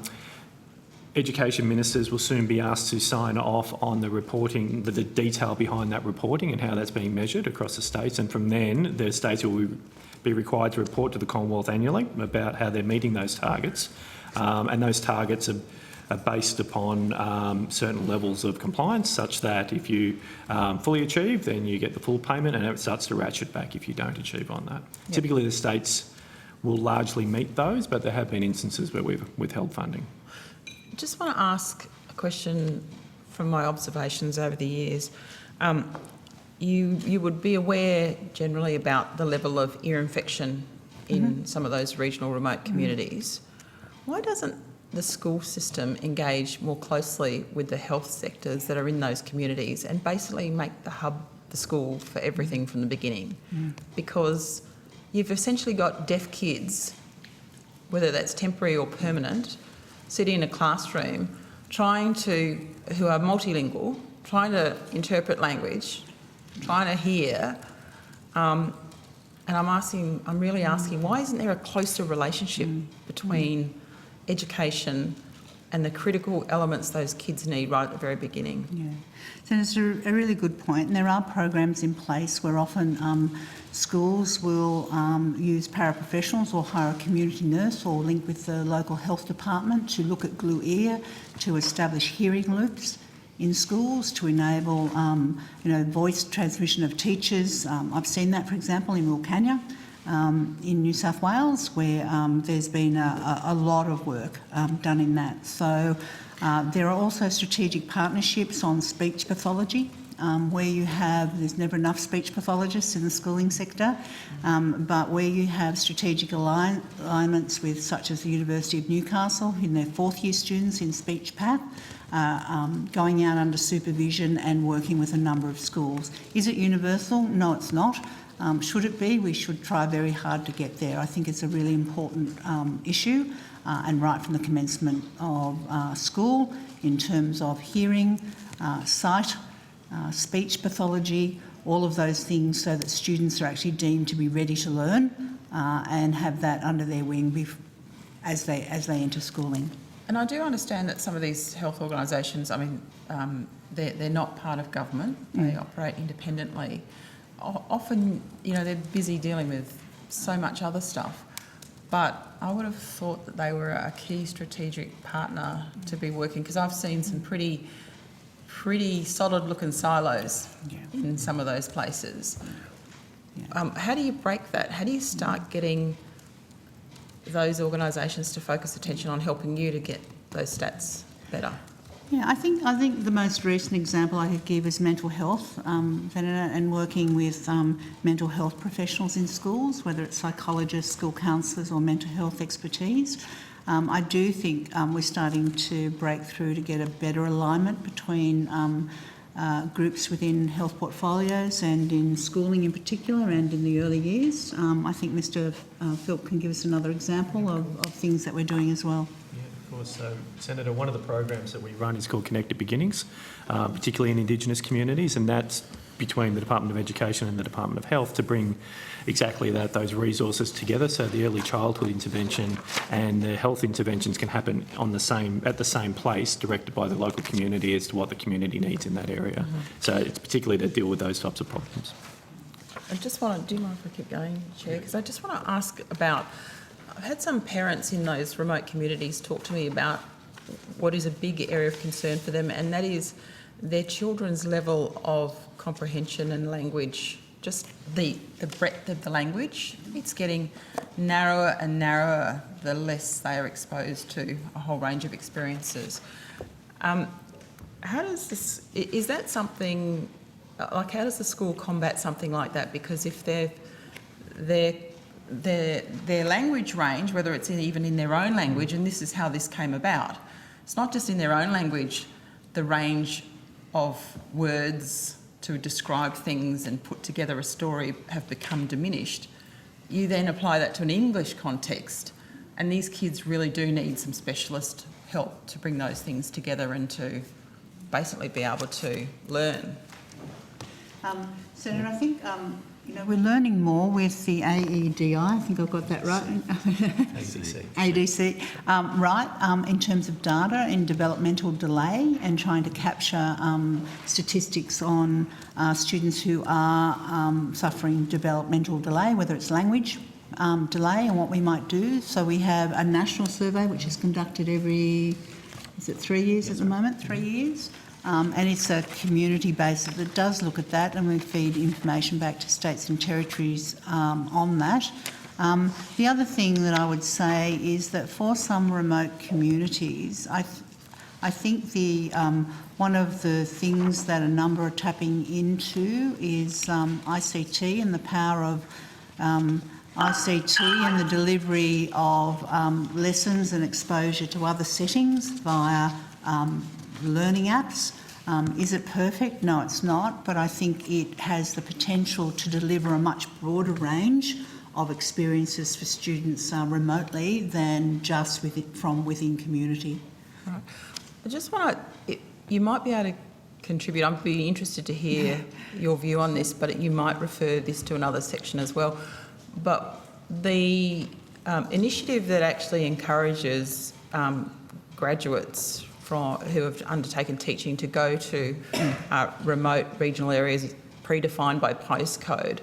I'm interested in just understanding a little bit more about whether, when I heard the announcement from the Prime Minister about some work on that particular program and additional incentives being added into that, and I think it's a terrific initiative Coalition put in place, but my concern when I heard that was, if you don't provide incentives for teachers who have much more experience and you're only providing incentives for people who are just coming out of university, then you're actually asking some of the least experienced teachers to go into an environment where students have complex needs, they have many behavioural issues in some circumstances, they don't have the peer support that an older teacher might have had to support their learning.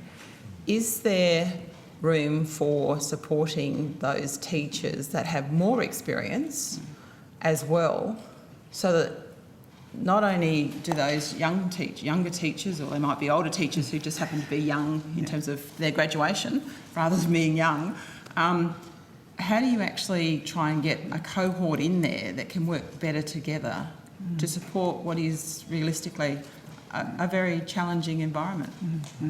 I think the initiative by the Commonwealth has been well received, as you rightly say, Senator, on the ITE graduates and the incentives are placed there. I think you'll find in each jurisdiction there are various practices in each education department around the country to try and incentivise more experienced staff into remote areas. In some instances they use what's called staffing points, and a school might be deemed to a 6-point, 4-point and 2-point staffing formula, and when you get so many points you're able to transfer. There's also the linking. I've seen linking between different schools to support remote communities where they may not have a physics teacher in place in secondary school, but they might link to a hub, and so that they share the experience and the lesson plans from the more experienced teacher into remote communities. In the areas of language, it is a national. If you want to study languages, there is national provision for studying of languages in hubs that happens right across the country. But more so in secondary schools, I'd have to say, Senator, does that happen in subject expertise, where you're seeking expertise and don't have it within a particular community? Less so in primary, where, the term general primary doesn't really describe the extraordinary work that our primary teachers do, because they've got to be across all subject areas. But the linking of incentives for existing staff, particularly in principal, they'll often do competitive principal calls across the country to get principals into remote schools. So they're just some of the things I can think of that are happening in the schooling sector across the country to support that. But as we go forward and you look at the demographics of the teaching population, the ageing demographics of the teaching population, then trying to support the new teachers coming out, which is the Commonwealth Initiative, and incentivising them is an incredibly important step. I noticed in Closing the Gap there were a lot of measures where the data was not yet available, and one of those was in the area of teachers who were graduating and then obtaining a teaching qualification. Have you got any new data that's relevant to education since that was published? And I saw it where it actually said data not yet available. Yeah. Well, I'll take that into HERI, if I can, Senator, and flag to our HERI colleagues. I'm sure they can talk about what data we now have in terms of that. And I'd also note that on Closing the Gap, I think 3 out of 5 of our indicators rely on the last census data, which is 2016 data. And therefore we're waiting for the new population of the new census data to change that again. So I'd note that the lag there relates back to us using Australian Bureau of Statistics data, and the latest version we have is 2016 as reported in the Productivity Commission report. Yep. Does the department have a current reconciliation action plan? Sorry, does the department have a current reconciliation action plan? A RAP plan? Yes, we do, Senator. Okay. Would you like a copy, Senator, of our latest plan, or? I just noticed that you might have to do some homework. The 2022 Closing the Gap report, I think on page 157, lists the departments and doesn't have yours in there. Oh, okay. Senator, we'll follow that up. We'll follow that up, Senator. Good. It may well be, given the changes that occurred on 1 July with the machinery of government changes have impacted just which department's titled, but we'll follow that up. Yep. Can you tell me, just off the top of your head, because it wasn't in there, are there any things that you might like to have done that you didn't do what you thought you could do? You didn't get the outcomes you were expecting, and what you're doing to change that? Yeah. I think it's a very broad question, Senator, and the answer would have to be yes. There's always room for improvement and things that we can do better. I think one of the things that we're conscious as the Department of Education is trying to expand the cohort of SES officers we have from Indigenous backgrounds, and indeed to that end I've deliberately put in place an Indigenous round of SES officers. At the moment we don't have nearly enough represented in our organisation, so since the machinery of government changed, we've put in a targeted round for Indigenous SES positions, which is currently underway.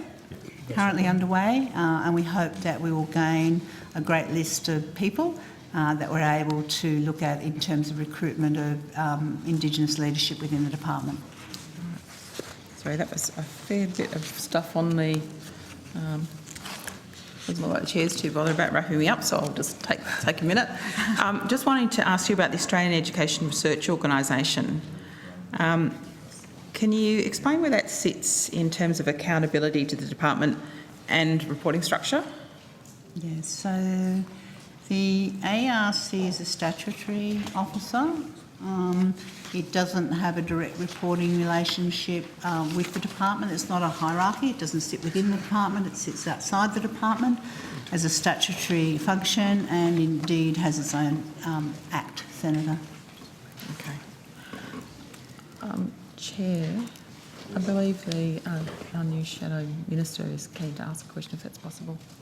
Yes, Senator Henderson. Welcome.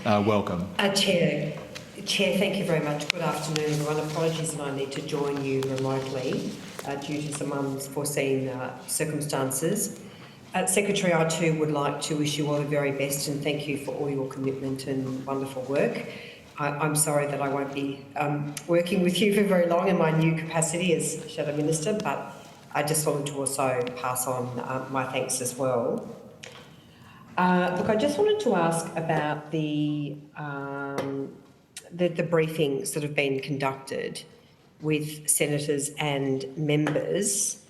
Could you, and this also refers to a previous question on notice, and just seeking an update from the period of the 22nd of May until the 28th of February 2023, has the department or any agencies in the portfolio provided briefings to senators or members other than a minister of the portfolio on portfolio matters, including in relation to legislation? Senator, do you have the Quan number with you?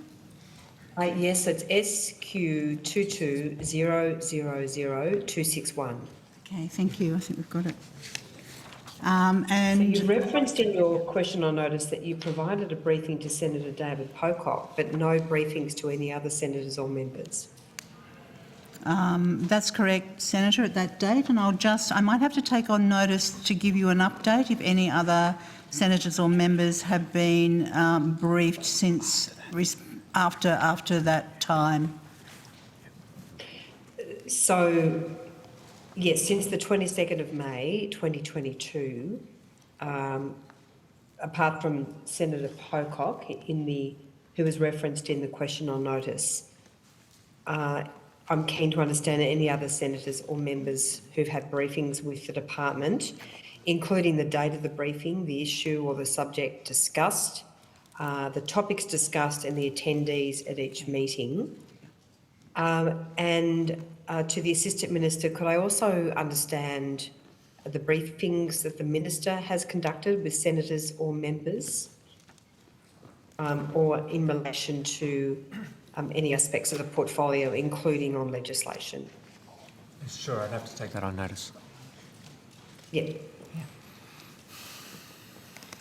And in relation to the first part of your question, Senator, I will do the same in relation to preceding the date of the question on notice for you. Yes, thank you very much. It was unclear the period of time to which you were referring when you answered that question on notice, just indicating that you'd only had a briefing with Senator David Pocock. I mean, I was surprised to hear that. We shall have to look to give any. Sorry, Secretary. You're right. Senator, we'll have to look that date. That would have been the time at which we had submitted the question on notice into the Parliament, so I'll have to look that up and provide that date for you. Senator, that would have been tabled the 23rd of December. It would have been prepared for that time period. So we'll, as the Secretary said, take on notice to provide the information that you've requested. All right, thank you very much. Look, I just want to now go to question on notice SQ 22 000267. You advised that 3 APS staff accompanied Minister Ali to the G24 Education Working Group meeting and the Education Ministers meeting from the 31st of August to the 3rd of September last year. Are you able to please provide a breakdown of the APS or SES level of those 3 staff? Do you have any of those details with you? Yeah. Senator, yes, I can provide APS levels for 2 of the staff. So there was a first assistant secretary, there was an assistant secretary, and the 3rd member was our local counsellor who was actually based in Indonesia. So we had 2 people go from Australia and 1 from Indonesia. Senator, I'm just not sure of the level of that counsellor. I know it's not an SES, but I'm not sure. It'll be an I suspect it's an APS or an executive level officer. And what was the role of those 3 staff on this trip? I raise these concerns because that does seem like an unusual number of staff on the one trip. Normally it's 1 or perhaps 2.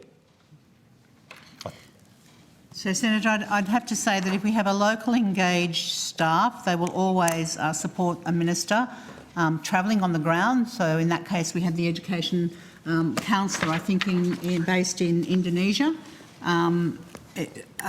So that would have been that one. The 2, first assistant secretary and the assistant secretary, I'll have to take that on notice to their roles, but we shall get back to you on that.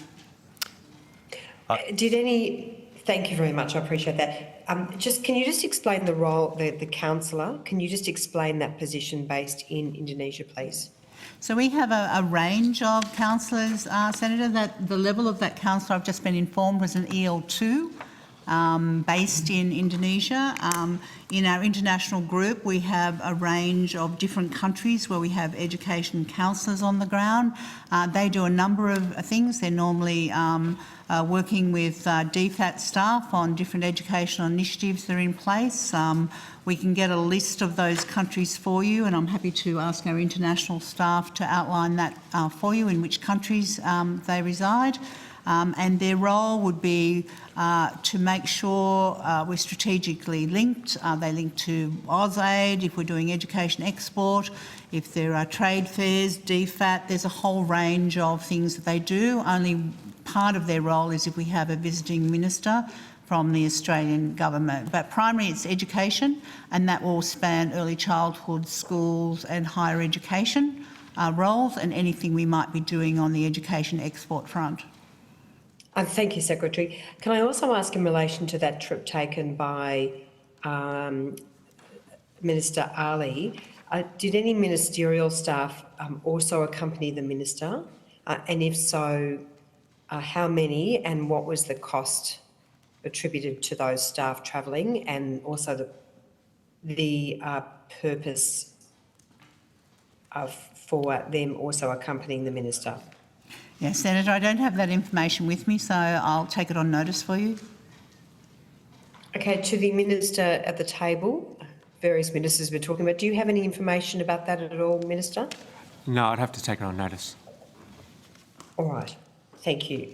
Are you able to, Secretary, and also the Minister, you may be aware of this, can you provide a list of any and all upcoming international travel for ministers and assistant ministers in the portfolio, including the forecast costs of each trip and the purpose of each trip, along with a number of departmental and ministerial staff attending or accompanying the minister or assistant ministers on those trips? Senator, again, I'd have to take that one on notice. I understand Minister Clare has got a forthcoming trip up, that he is planning, is that right? I think there may be one to India, Senator. I'm not quite sure. I will ask our higher education colleagues to do that, but I think it's to do with higher education and he's travelling to India, I think New Delhi. And when, for what purpose is he travelling to India? Senator, there'd be a range of reasons. He'd be travelling there to do with the higher education and working with our Vice-Chancellors right across the country to ensure that our relationship with India, you might be aware that recently there was a mutual recognition of qualifications that the Australian government signed with India, an important thing to ensure that the mutual recognition of higher education qualifications goes across both countries, and that also be follow-up. But I'm happy to ask Higher Ed to outline more detail for you in outcome 2. Thank you very much, Secretary. Look, just a reminder respectfully that if you do know the answer or part of the answer to a question, if you could just obviously inform the committee, and to the extent that you need to check any further details, obviously if you could take those on notice. So you're not aware of any other trips that are planned at all? No, I'm not, Senator. Okay. Yeah.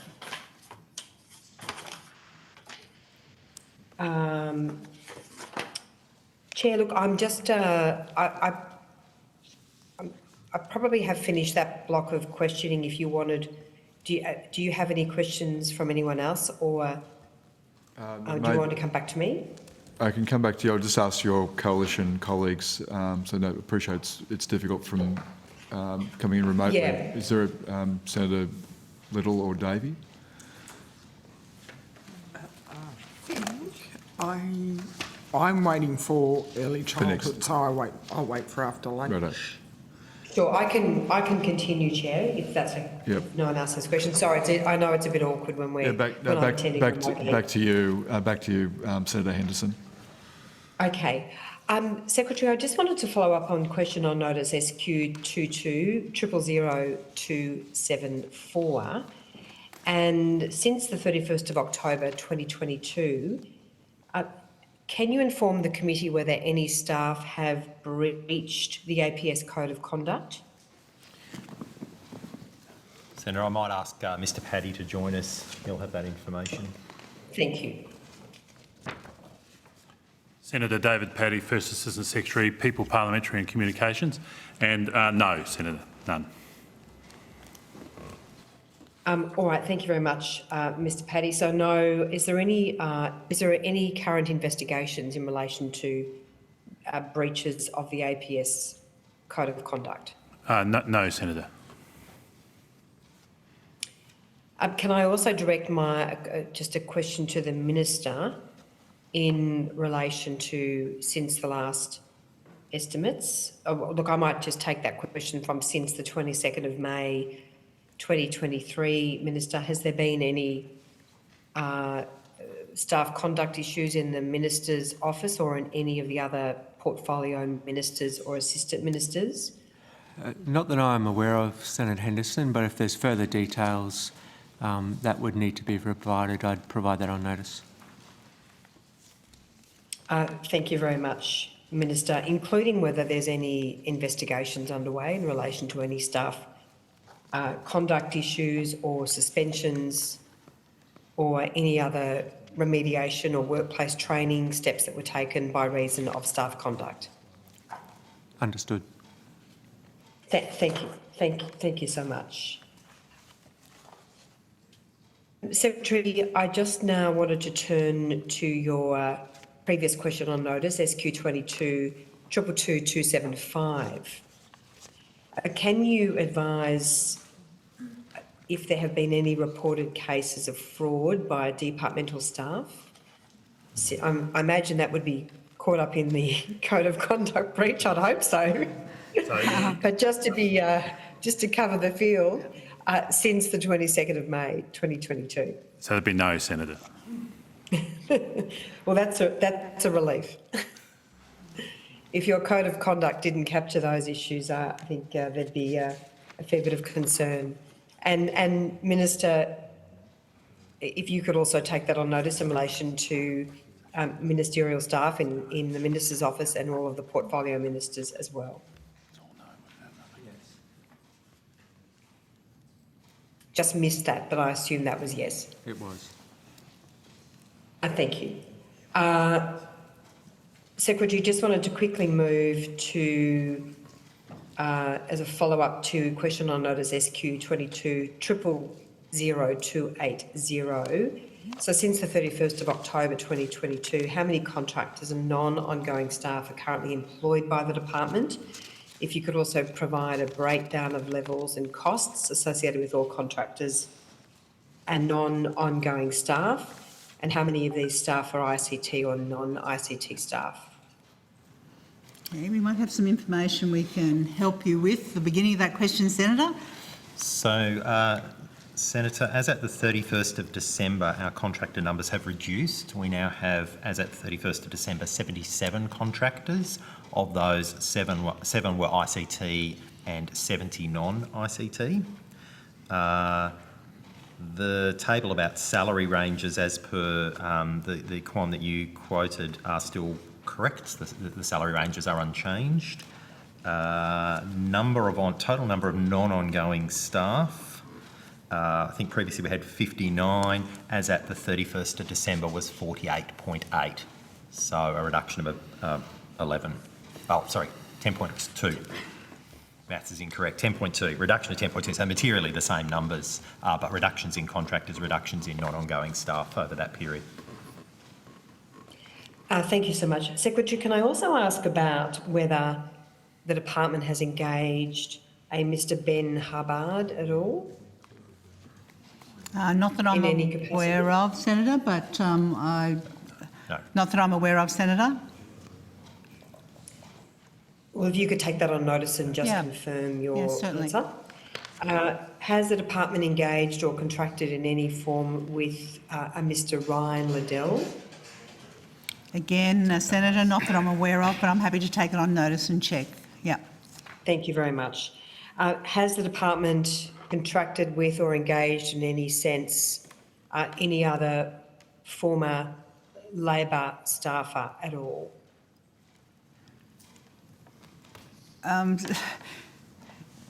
Not that I'm aware of, Senator, at all, but again, I'm happy to take it on notice to ensure that we do due diligence for you.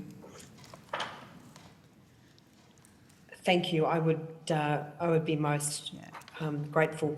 Just in relation, Senator, can I just clarify the time frame of that? Since the 22nd of May, 2022. Thank you. Thank you. I'll just briefly move to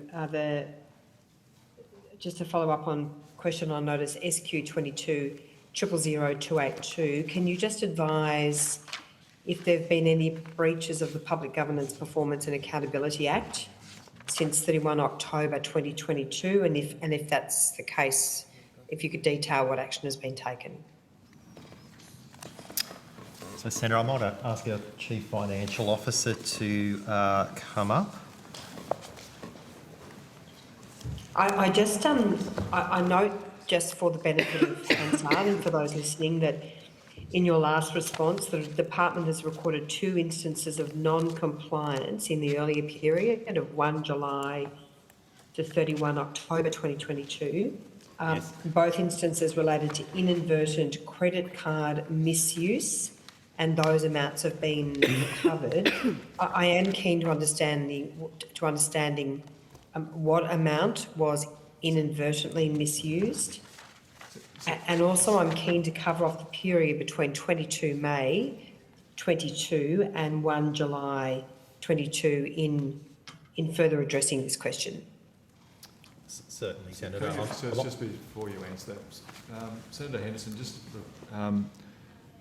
as you appreciate, this is the first time that we've been on the committee together, but I do try to give people a very broad leeway on asking questions, because I think that's healthy, and I do on occasions let a fair degree of leeway between exchanges until it gets out of hand, which means I sort of act reasonably rapidly.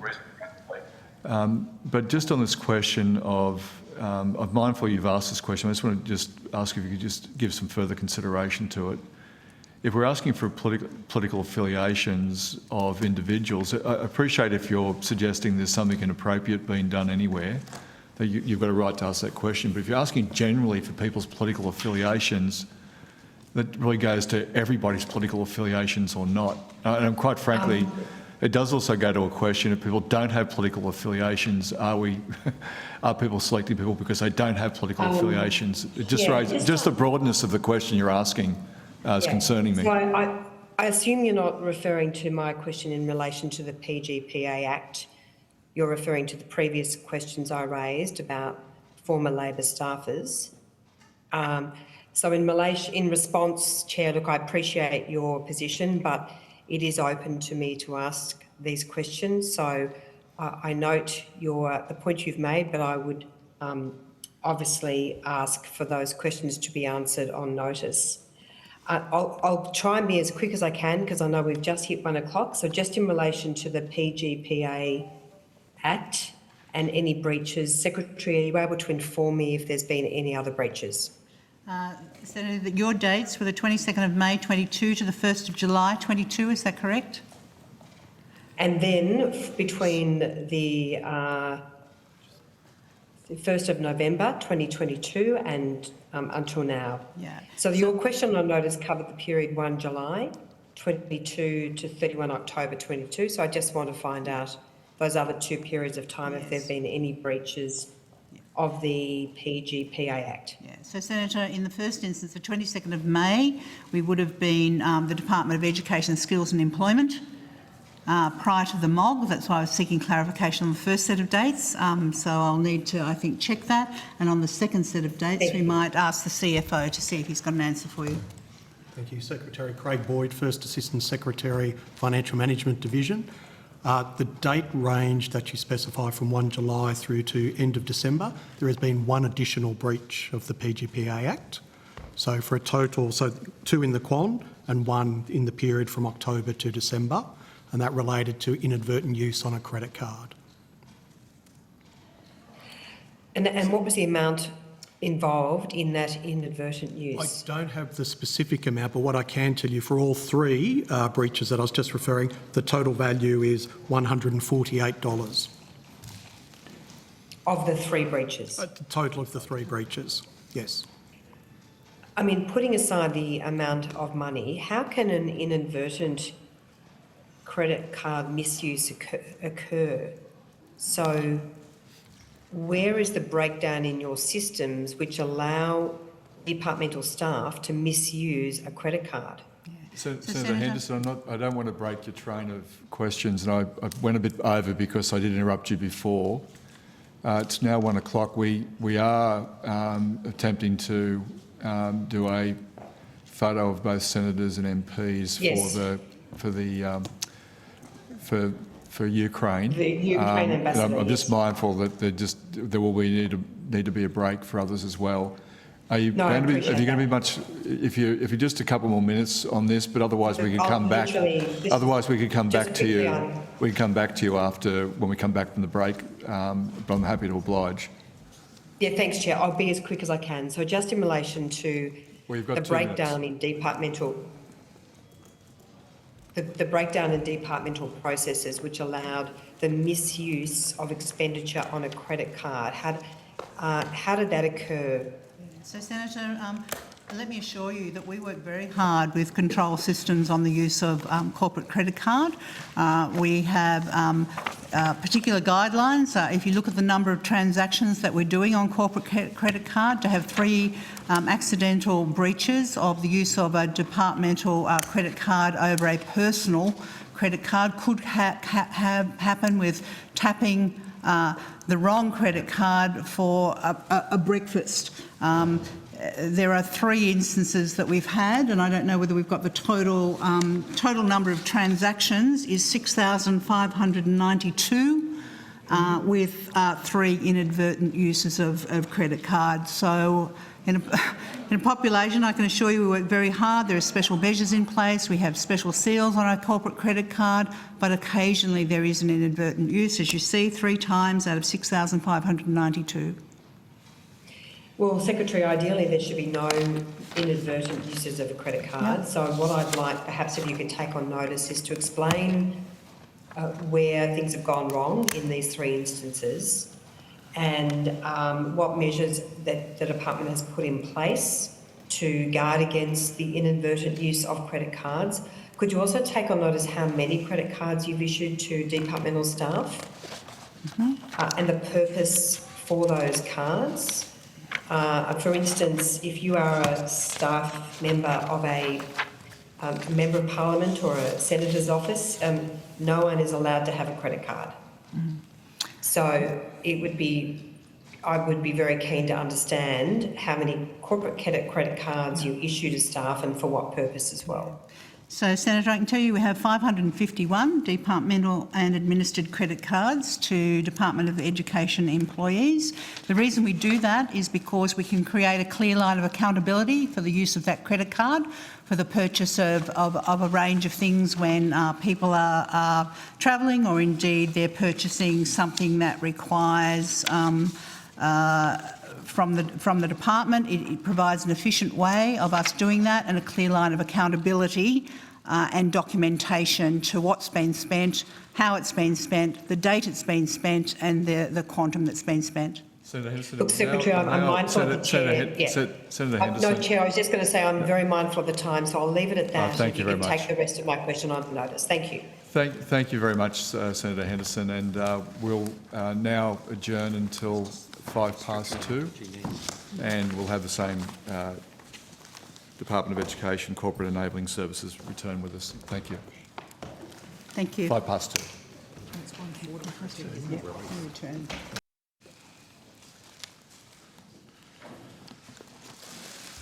Senator, I'm just filling in for Sarah next session. I'm Anthony. Oh, good day, Anthony. How are you? Good. How are you? So your hair's got shorter. Yeah. Not much. That's right. Thanks, sir. Thanks, Anthony. So this is early childhood. Good, thanks. Thank you very much to Senator Davey. Good, thanks very much. Chair, just before we begin the session, could I just correct something? I think Senator Little asked me about AERO, and I answered in respect to ARC. Can I just take that question on notice, and we'll give it to you for AERO? My apologies, Senator. Thank you, Chair. Thanks very much, Senator Davey. Thank you very much. Thank you all for appearing before us today. I want to get an update. We talked about at the last estimates, the previous coalition government program that was funded in their budget for around 20 regional, rural and remote childcare centres through the Community Childcare Fund.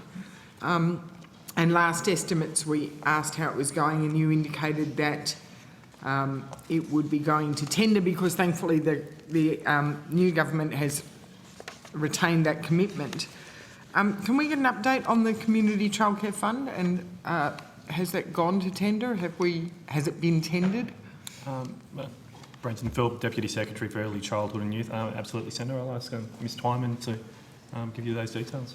Thank you, Mr Philp. Anne Twyman, First Assistant Secretary, Early Learning Programmes and Youth Group. Thank you for the question, Senator. Most definitely, the process has not gone to tender as yet. We are hoping, though, that it will go to tender in the very near future. We are working through some of the details now in terms of the grant guidelines and the work with DSS, the Community Grants Hub, to ensure that occurs, and we're very hopeful that that will be going to tender in the near future. A fair few things to work through as well in terms of priority areas and doing the analysis for those regions. So certainly we're hoping that will be in the very near future. So, because that's almost the same and so we got last estimate. So what work has been going on since last estimates to now to sort of try and progress it? So, Senator, what we've been doing is working through the details of the process with the Community Grants Hub, and also ensuring that we have detailed analysis, and we need to make sure that we get the most up-to-date information of where the likely high needs areas will be, and working through those details of process. So we're hoping that we can get those up and running very soon. So when we're talking about likely high needs areas, is one of the things you're looking at what have been termed childcare deserts?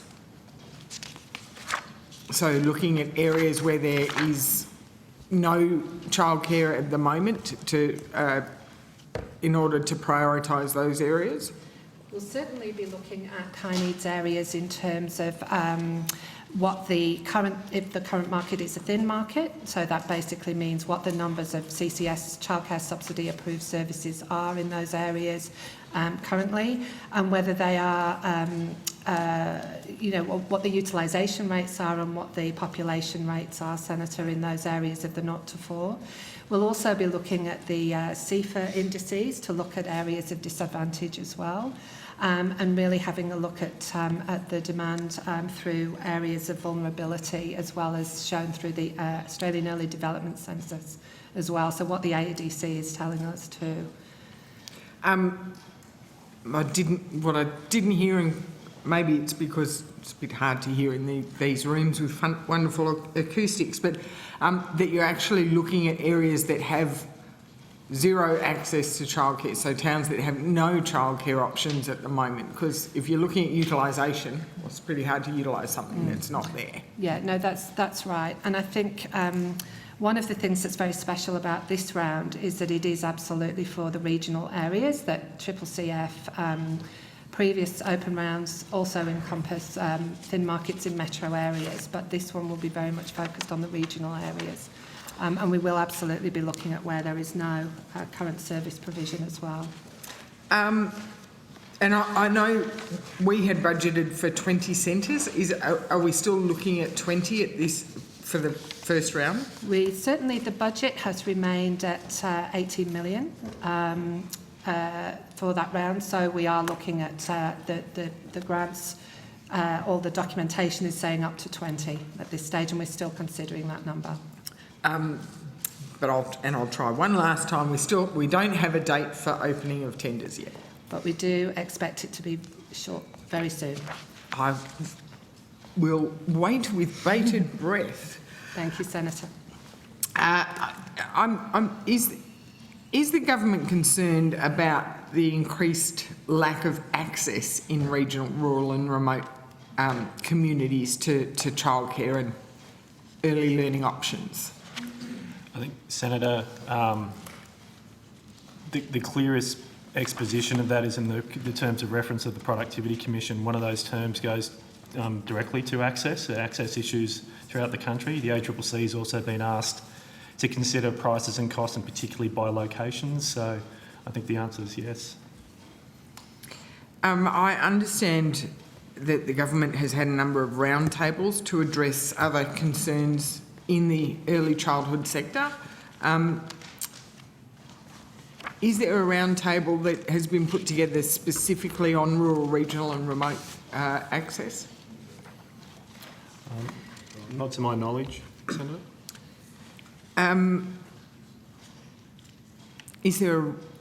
So in the other roundtables, have you got representatives from rural, regional and remote? I'd have to cast my mind to that. So the other roundtables were specifically with regard to the Jobs and Skills Summit, and also with regard to youth issues that Minister Ali led. I know with the youth portfolio, we definitely have representation from rural and regional youth as part of that. I'll just cast my mind to the Jobs and Skills Summit. Yeah, thank you. We also had, in those roundtables from the Jobs and Skills Summit, we also had large representation from the early childhood sector, and some of those providers, also some of them were large providers who have regional and remote services, and in other ones there was regional providers themselves. I was certainly at one in Victoria where there was representation from country Victoria, so I can speak from that one as well. And Senator Davey, I certainly know the Minister Ali also regularly consults with people from all different geographic regions.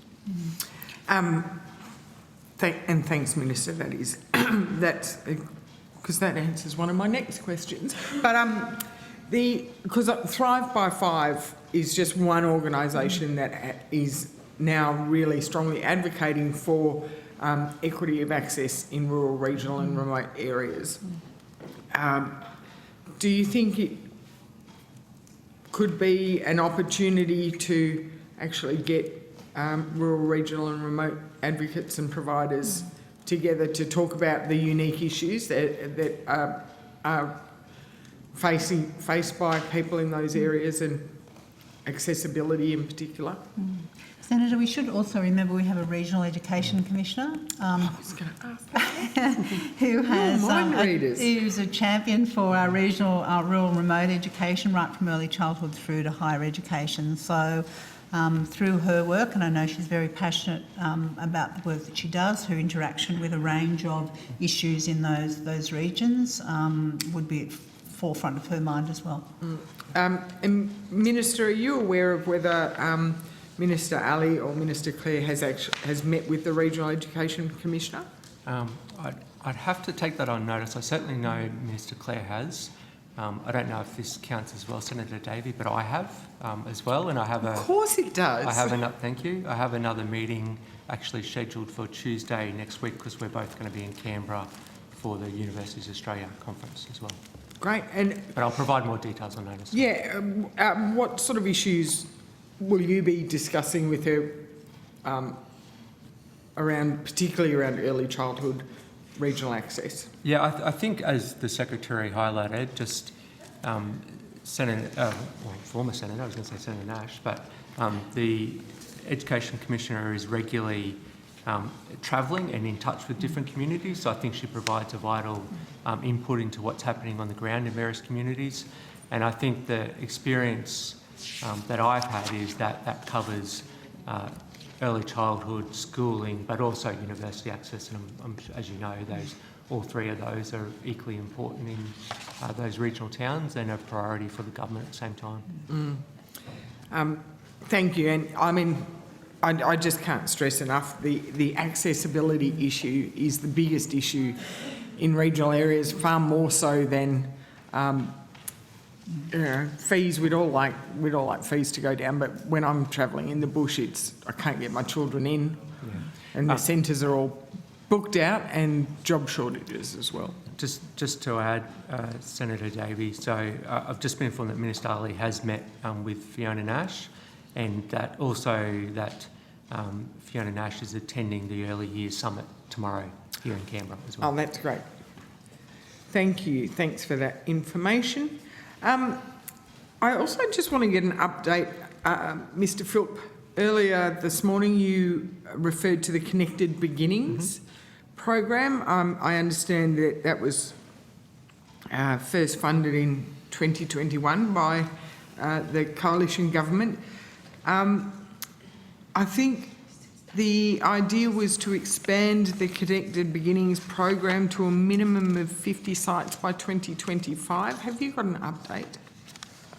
So mine, where we're up to, I'll ask Ms Twyman to correct me on this one, is that we've got 10 sites recently announced. Well, no, there's more than that, but there are 34 sites that are in play, and there's 10 that have been announced since May 2022. And Senator, if I may just correct you, actually the programme began in 2016 under the coalition government. Right. Yeah. Oh, sorry. That's My misreading. We provided additional funding in 2021. That's right. So there's 34 sites at the moment. Can you just explain the difference between a Connected Beginnings provider and other providers, and what the benefits are of a Connected Beginnings site? Sure. So a Connected Beginnings site is a form of place-based intervention.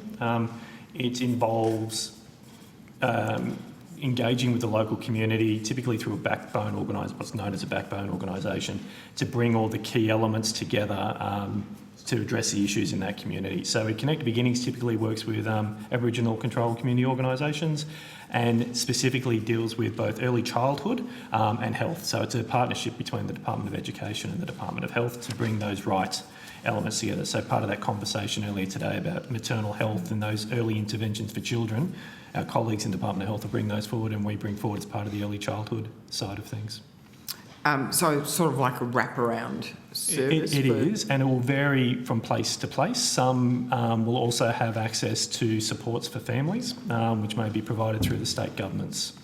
So each site is unique to the community. So if there are special needs in that community, that it can cater to that rather than being a one-size-fits-all approach. That's right. Last month, Minister Ali and Minister Burney announced 9 new Connected Beginnings sites across the country. Is that, can I just confirm whether those sites are new funding or funding previously provided under the coalition government in that target of 50 by 2025? So they're new sites in the sense that there was an expansion to the program and they form part of that expansion that takes us to the 50 sites.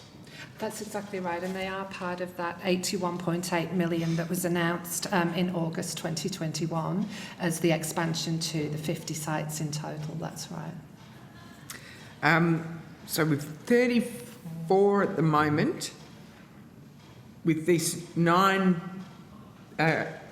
that's recently been announced, that 9 is on top of the 34, is that right? Yes, that's my understanding. I think that's my understanding, Senator. Yep, my maths is hopeless, which takes it to 43, so we've got another 7 to do by 2025 to hit the target. 50. That's correct, Senator. Is Snake the only community partner for Connected Beginnings sites, or just the 9 recently announced, or? So the role Snake typically plays, so when we seek a site or we're assessing where we're deploying these resources, Snake's a consultation partner that we'll work with about where the importance and where the issues arise for First Nations children. We also use a range of other sources, including the AEDC, that the Australian Early Development Census that the Secretary mentioned earlier, and other things.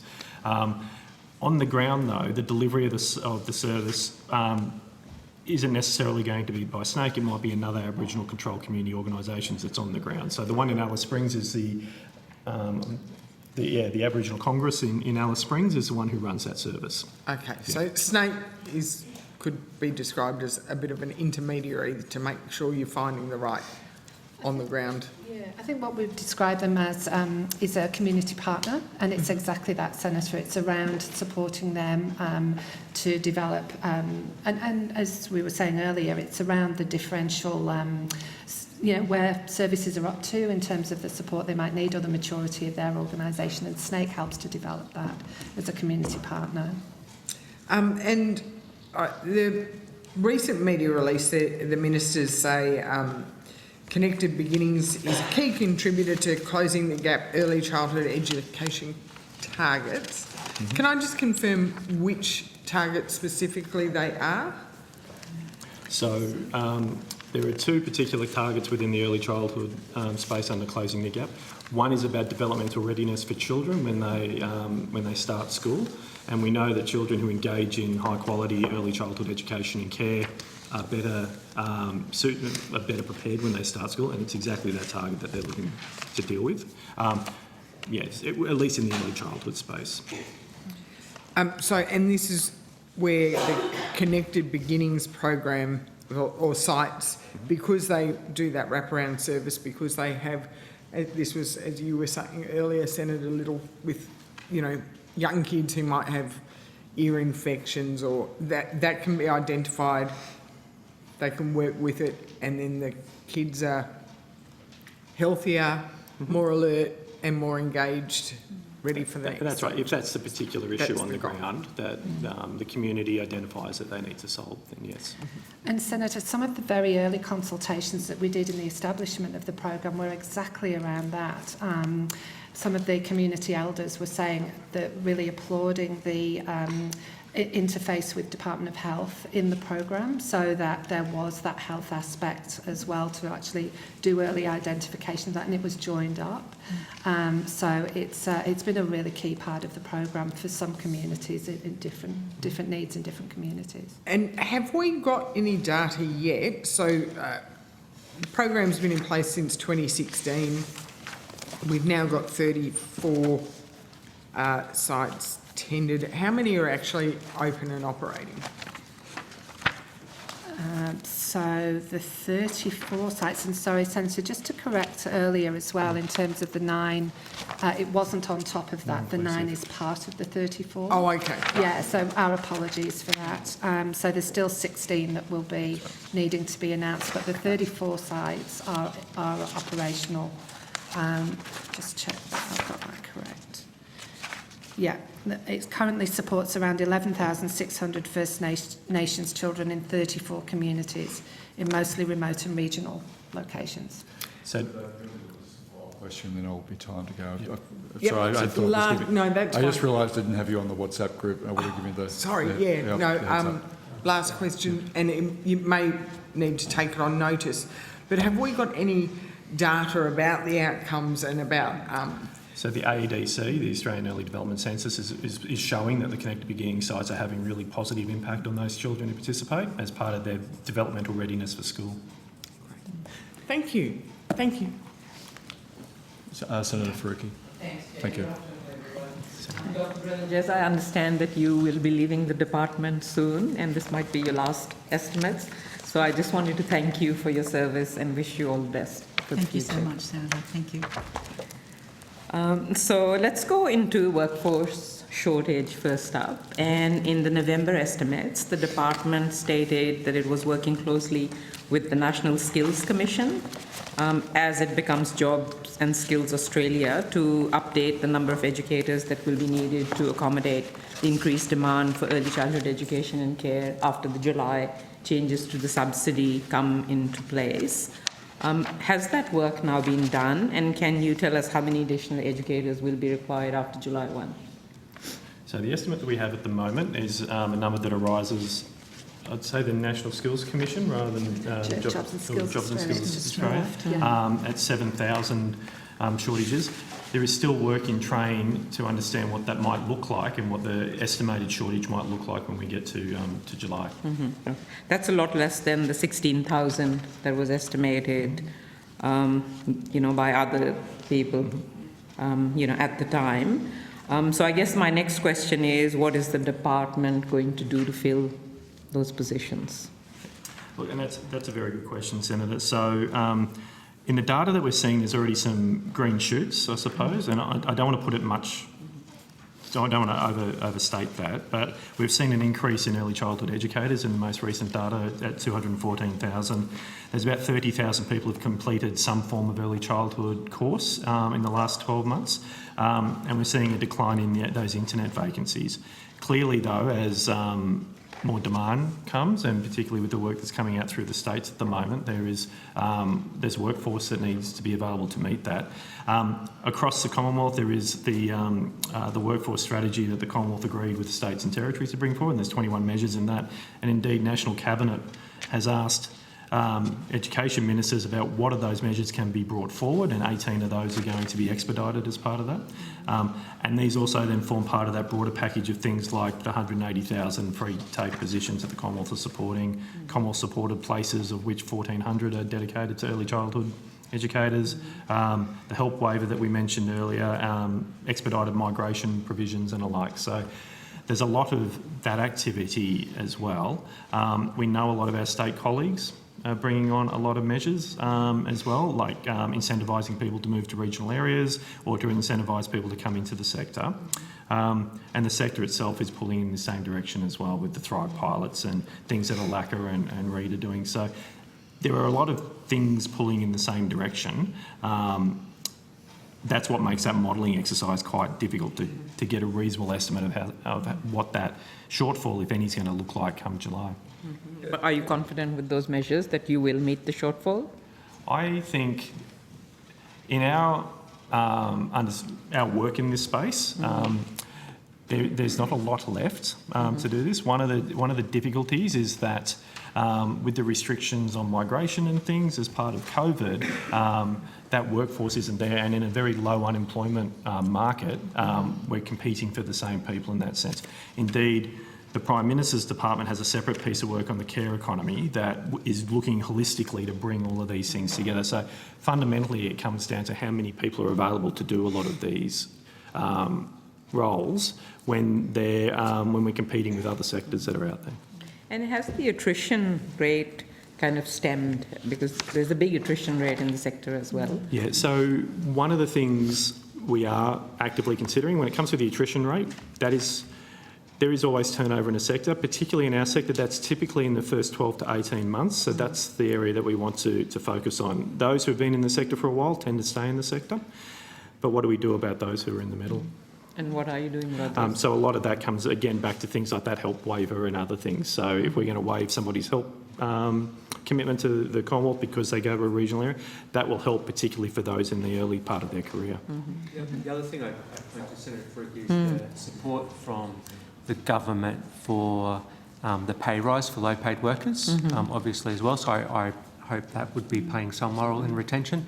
And then obviously the changes that we made last year in regard to the workplace relations and the ability for those people in female-dominated industries and on low pay to bargain more effectively as well will hopefully lead to more retention and a pay boost. Yeah, just coming to that, Minister, I mean, I know from my meetings with educators over the years that low pay and poor working conditions are a significant contributor to the turnover rate. And, as we know, last year, the sector called or a lot of centres actually called for the government to fund 10% pay rise. I know that this month, the United Workers Union has called on the federal government to give educators a 25% pay rise in the May budget. So clearly, there is broad agreement across the sector that the government needs to intervene and do something about the pay rise. So I'm just asking the question over and above, the changes that happened last year, which are going to take some time, with the bargaining and all of that. Has the government or the department looked into this and has the department provided advice to the government about the need to fund pay rises urgently? So, Senator, what I can say about that is, the Fair Work Act, that will take its process through the claim. To date, at the secretaries level across the country through ASOC, the Senior Officials Group, there's clearly been conversations in terms of the National Workforce Strategy. I think if you remember the strategy that was put together on the national front, paying conditions was, I think, the first action, if I'm right. So there's been serious conversations at that level and articulated through the strategy. We will continue to advise government the best we can on all of those issues, taking into consideration all states and territories and the demand that we're hearing through ASOC. The other thing I would say to you is, in terms of retention, the other conversation we've had as a group of secretaries is around what are the strategies we can put in place in that first 18 months. Is it mentoring? Is it support? Is it more training and development? What is it that would help retain the workforce that we've got in a very supportive way that gives them a career trajectory on to becoming, if they wish, into the teaching, early childhood teachers, and how can we get that right and in a measured way. So serious concern, different states have different initiatives and we're part of that conversation from the federal level. Minister, do you think there is a case here for the government to actually step in and fund the pay rises, given the important role educators play in the lives of children at such an early stage? I think when you look at our record in government, Senator Faruqi, in the 8-9 months since we've been in power, I don't think anyone, the public, could doubt our commitment to ensuring that that these workers are valued. We supported the low wage case to give them that initial, I think it was 4.6% for low paid workers. We've also a significant focus of the reason why we passed the Secure Jobs Better Pay Bill was to enable workers in these sectors to be better able to bargain.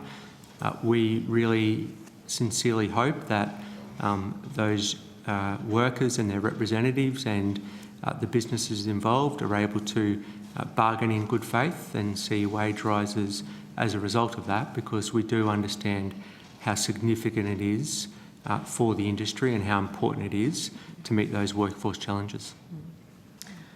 Just moving on to fees and price rises.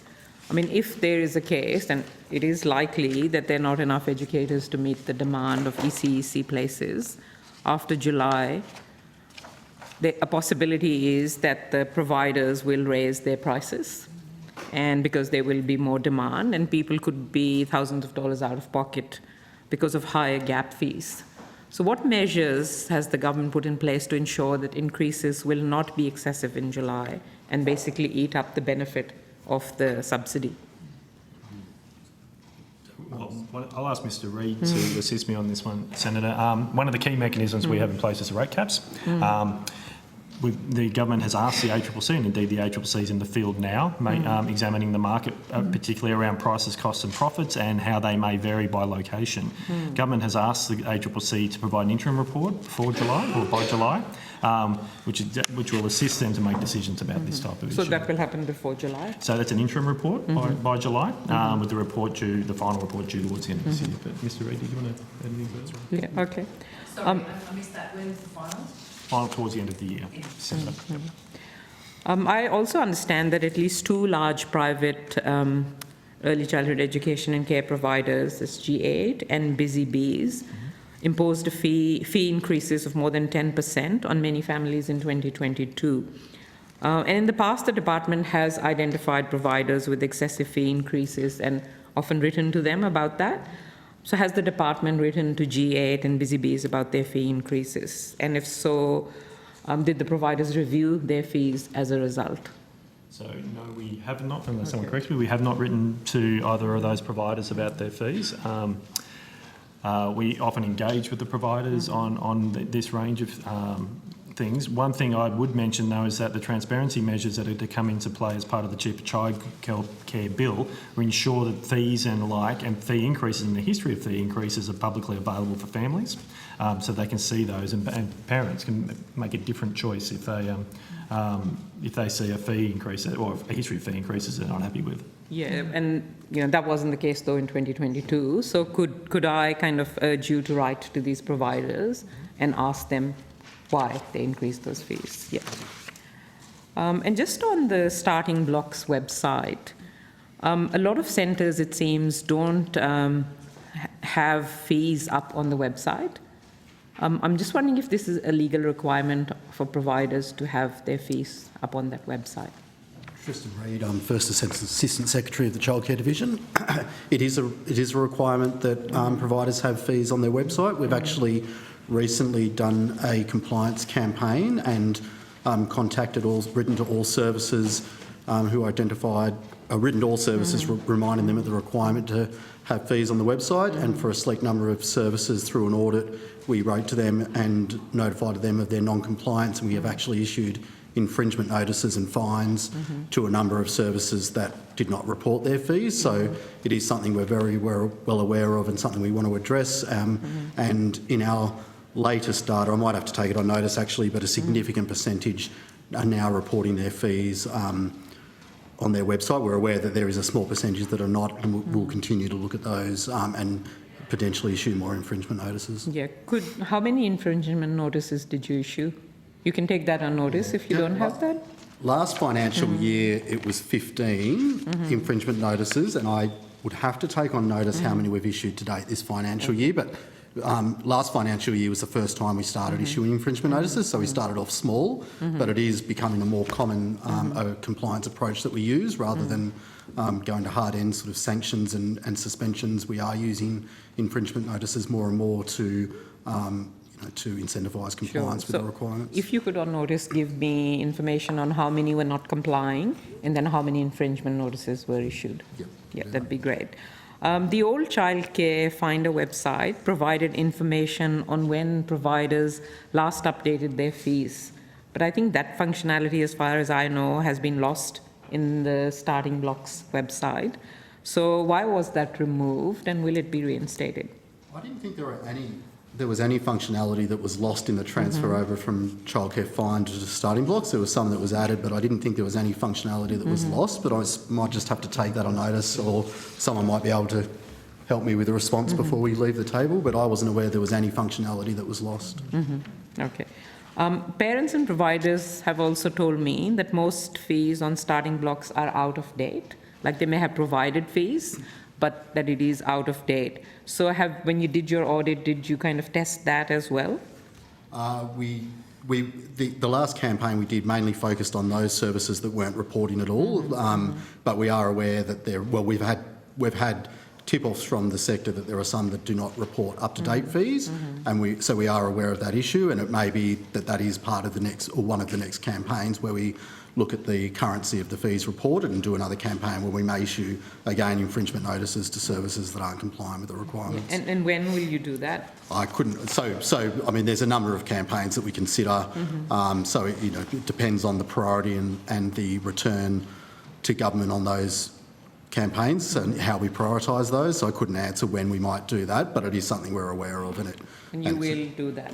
Well, yeah. I mean, when well, I you should, couldn't because answer, that's where people get their information from about fees. Yeah, it's just whether how we deploy the resources based on the biggest priority, but we're aware that it's an issue.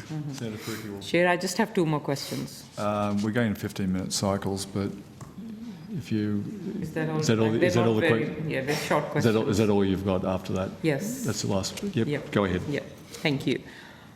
So just during the inquiry into the legislation that passed last year on changes to the subsidy, we heard from a number of witnesses about how educators were disappointed with the language of cheaper childcare. I'm sure you're aware of that. We had a discussion on this last estimates as well. And, they said that this could kind of undervalue the role of educators. I'm just wondering, given this, is the department committed to rethinking your use of the term childcare? And could there be a new name, for instance, for childcare subsidy on the cards? Senator, I think changing the name of the childcare subsidy is more of a matter for the government, but absolutely within the department.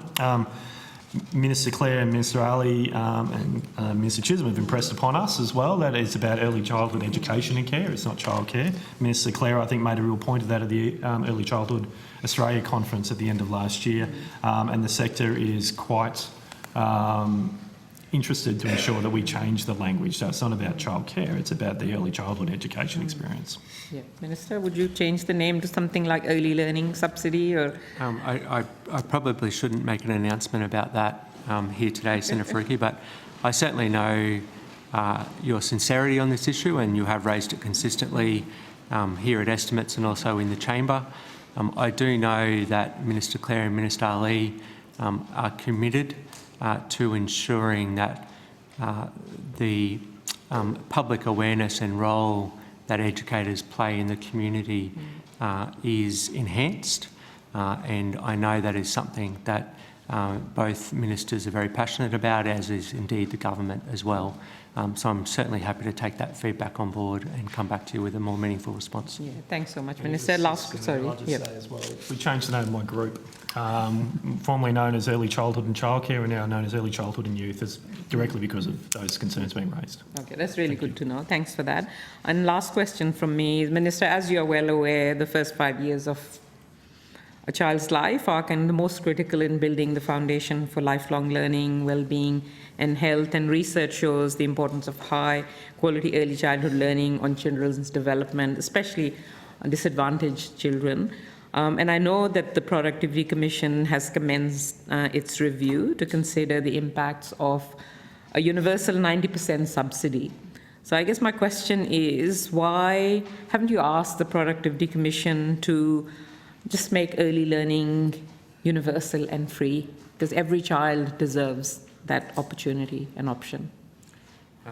I understand your passion on this, Senator Faruqi. I don't think anyone in the community doesn't think that the government have an ambitious agenda when it comes to early years education. I think in the initial months of the government, there's been a significant focus and significant achievement, but we understand that there is much more that we need to achieve because these years are so important. I do note tomorrow there is the Early Years Summit tomorrow, which I think will be important. The work of the Productivity Commission will be important, and then obviously the significant agenda we've got with the National Schools funding agreement as well. So I think we have an ambitious agenda, but we also have a difficult financial environment that we confront as well, which I'm sure you're well aware of and all senators are well aware of. So we are committed to doing what we can within the budget constraints that we have, because we do know how important it is for future generations. Perhaps if you can the stage 3 tax cuts, you will have less budget constraints. Thank you very much, Chair. That was just a comment, not a question. Good, thanks. Senator Henderson, over to you. Thank you very much, Chair. I just want to pick up on the current ECE data, and this month the government released both the December 23 and the March 22 data. I'm just trying to understand if the department can explain why the December 21 and March 22 data appeared to be released around the same time. Yes, Senator. So it basically comes down to resources within my division. So we have been preparing those reports as quickly as we can and releasing them as quickly as we can. We realise there has been a longer than normal delay in the release of those reports, but we are trying to, I guess, catch up to a more standard schedule, and so that's why we released those two at the same time, and we hope to release the next one, within the next couple of months and get back onto a more normal schedule. But it essentially comes down to the resources and the data capability to prepare those reports. And were you in any way asked to sit on this data or delay its release? Not at all. No. How long have you had the 21 and 22 data? I understand the point you made, but how long have you held that data? So the data usually takes at least 3 to 6 months to settle before it becomes robust and reliable. So we get admin data in daily or weekly, but it takes a while for that to settle because session reports can change and can be backdated. So we usually consider, at least after 3 months the data is robust. If you're asking when we had those reports drafted and ready to be released, it wasn't long ago. I'd have to take on notice the exact date. Okay. All right, if you could please. Can the department confirm the March 22 data shows an increase of children and families attending early childhood education? An increase from the previous March quarter, yes. So. And by how many? Apologies, I missed that. Sorry, it's a bit hard remotely. By how much did it increase? So the number of children increased by 1.4% compared to the March 2021 quarter. So over the year, it was a 1.4% increase for the year. The number of families increased by 1.1% compared to the March 2021 quarter. The data also shows the price of early childhood education came down according to these statistics, with the average hourly fee reducing to $10.75. It was $10.80 in September 21. Is that correct?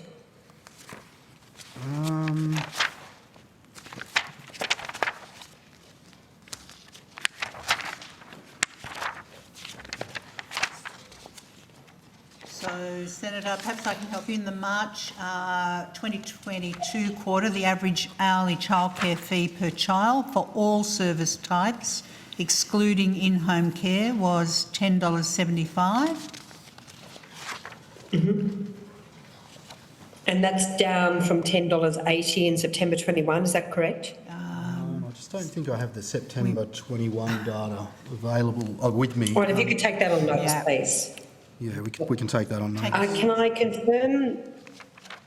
Sorry, I've got limited time, so I'm just trying to race through questions as quickly as I can.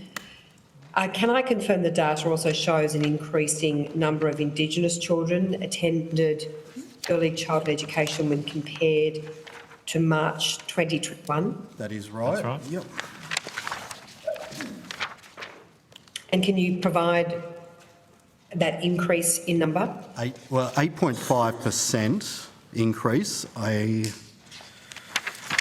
don't think I have the number increase, but it's 8.5%. So it increased to 55,370, which was an 8.5% increase over the year. You can probably work it out if I was good enough. All right, if you could come back to me with any further details you have, that would be appreciated. Do you know why Western Australia appears to have had such a big increase in the number of children attending early childhood education, especially given the situation that they faced during COVID when they weren't locked down?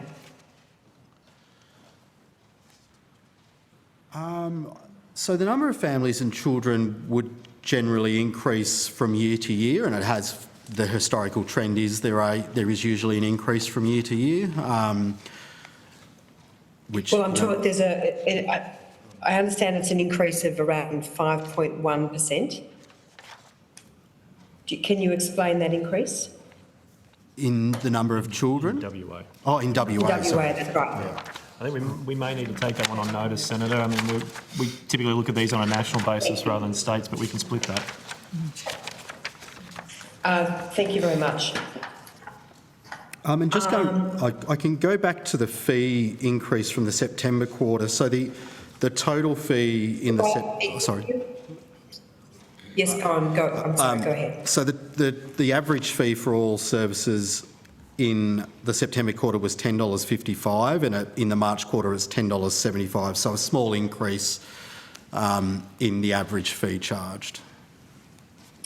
Thank you. I just want to turn to enrolment data. Does the department have access to 2023 enrolment data? In early childhood education and care? That's right. Senator? Yes. Go on. Is that in relation to preschool? So In relation to preschools or long day care, or which, or is it total, Senator? Preschool, kindergarten, across the board. I mean, first of all, do you have access to that data? We have access to some enrolment data, but my understanding of enrolment data, at least in the schooling system, which includes preschool, takes some time to settle, so we don't have 2023 data now. Yeah. Latest is 2021. Yeah. And so when do you anticipate getting that data, and are you able to take that on notice, please? We'd be happy to take that on notice, Senator, yes. Data for 2022. All right, so can you also include... My apologies, Senator. Sorry. I was just saying the data for 2022 is expected to become available in March 23, so we should have that next month. But that's for 2022. That's for the 2022. But what about 2023? Although that would be another year. Yep. So that would be March 24. That's a very big lag, isn't it? I think for preschool, Senator, in the schooling system where, for example, just taking the case that you've used Western Australia, where you have preschools attached to the schooling sector, they normally don't do their staffing census until about end of February, March, and then the ABS census is conducted in August each year. So we use ABS census in the school sector to count that number. So depending on my question before was depending on whether you're talking about long day care preschools, and it does vary between states. But we can take it on notice and maybe give you a breakdown if that would be helpful. I'm talking about all forms of early childhood education, so centre-based daycare, as well as preschool and family daycare. So I want to turn to universal childcare, has the Minister's Office, either Minister Clare or Minister Ali, asked the department to specifically look at free universal early childhood education in Australia? No.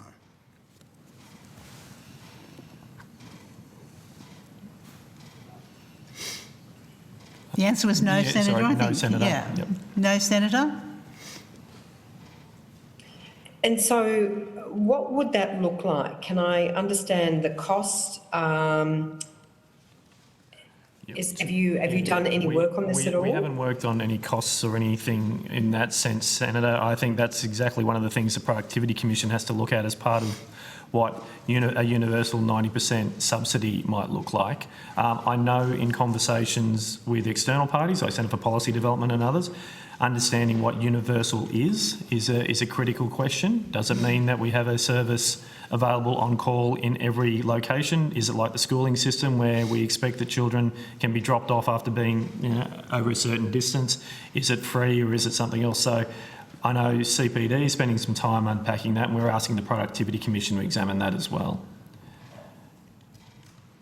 And so have you been asked to examine specifically overseas models or any other related information in relation to universal early childhood education?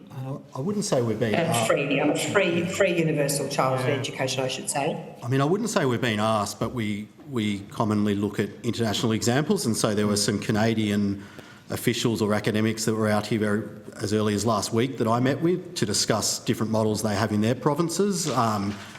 They're not universal free childcare, but they are more aligned to something like a 90% subsidy rate where there's a flat fee for all families. So we've definitely looked at international models and we do that regularly, but I wouldn't say we've been asked to model or cost our system in comparison to those international models. I mean, that's difficult to understand given Labor's platform before the election was to move to free universal childcare. I mean, doesn't that suggest that the government now is not serious about this commitment? Well, I think it's the Productivity Commission is going to look at some of those models. But you would think that the government would ask you to consider this issue by now. I mean, it's been almost nearly a year since they've been in government. Well, free childcare wasn't part of the election commitment, so we haven't been asked to model that at all.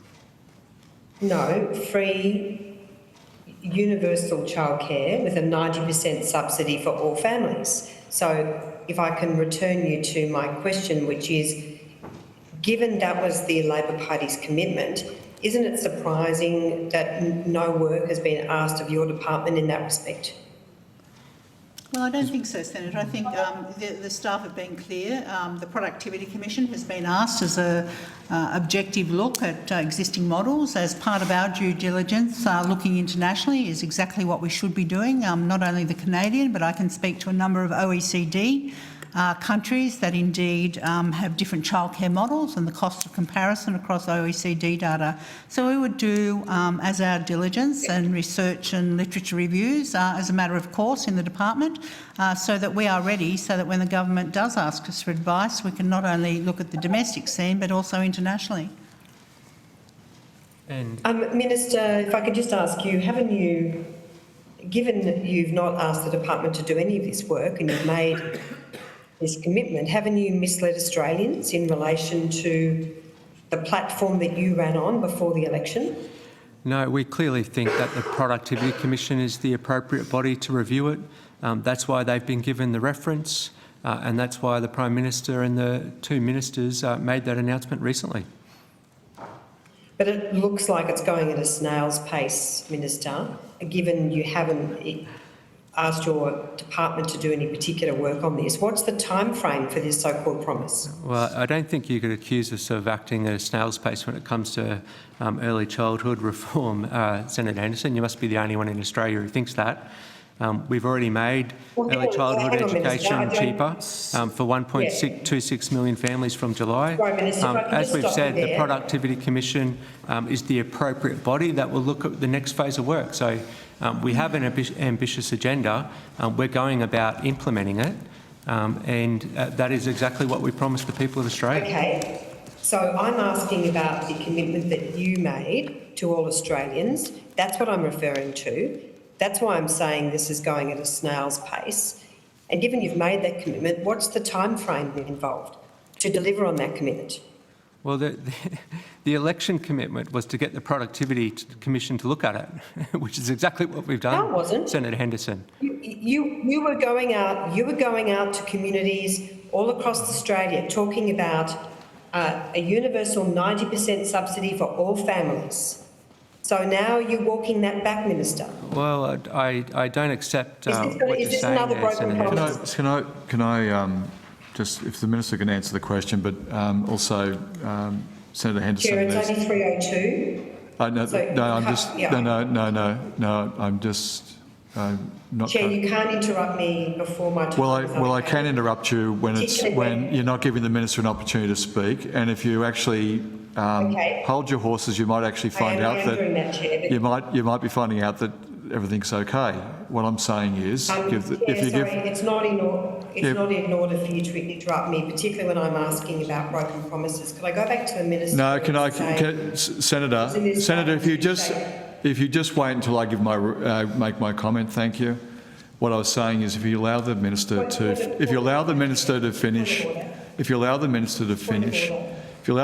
finish his answer, and then I will give you opportunity to speak and ask your question. And I appreciate that. I'm sorry, you're obliged. Now, I am very mindful that on every hearing that I was at that you were chairing, you gave people 10 minutes and cut them off. I was cut off many times at 10 minutes, as many other people were. I am not doing that to you. I'm just asking to have an orderly process. Allow the Minister to answer your question, and then you'll have another question to make sure that you have your 15 minutes. Minister. Chair, could you please take the point of order? I've raised a point of order, Chair. You're required to hear me on the point of order. You are more than welcome to go ahead with your point of order. Thank you. It's not within the standing orders to just interrupt me, Chair. I was within my time allocation, so I would just ask that you give me the opportunity to ask questions which are within order. So I'll just go back to the Minister. Well, I'm just going to rule on your standing orders, your point of standing orders, and that is that you're interrupting and being disruptive, so I had a right to actually draw it to your attention, which I was attempting to do, but you kept interrupting me. I have already made my point to you. I stand by that. Now, if the Minister could respond to the question you raised, and then can you not interrupt me again? Then I'll turn around and give you an opportunity to ask another question to make sure the time is made up. Thank you, Minister. Thanks, Chair. Thank you. And as I was saying, the Minister has the call. The Minister has the call to answer your question, and then you have the call to ask a question after the Minister has finished answering your question. Thank you, Chair. Thanks, Chair. Can I just say something to assist? I think what is happening is there is a bit of a delay with the communications, and I think we might just need to allow for that with Senator Henderson being away, because it does seem that there could be some misinterpretation of what's actually going on because of the delay, and just some accommodation for that might help. I'm very accommodating, as you know, Deputy Chair. Now, Minister, if you could answer the question that was asked by the Minister, and then the Minister will have a chance to ask a further question. Thanks, Chair. And as I was saying, that we made the promise to make early childhood education cheaper for families, which is what we've done, and 1.26 million families will benefit from that from July.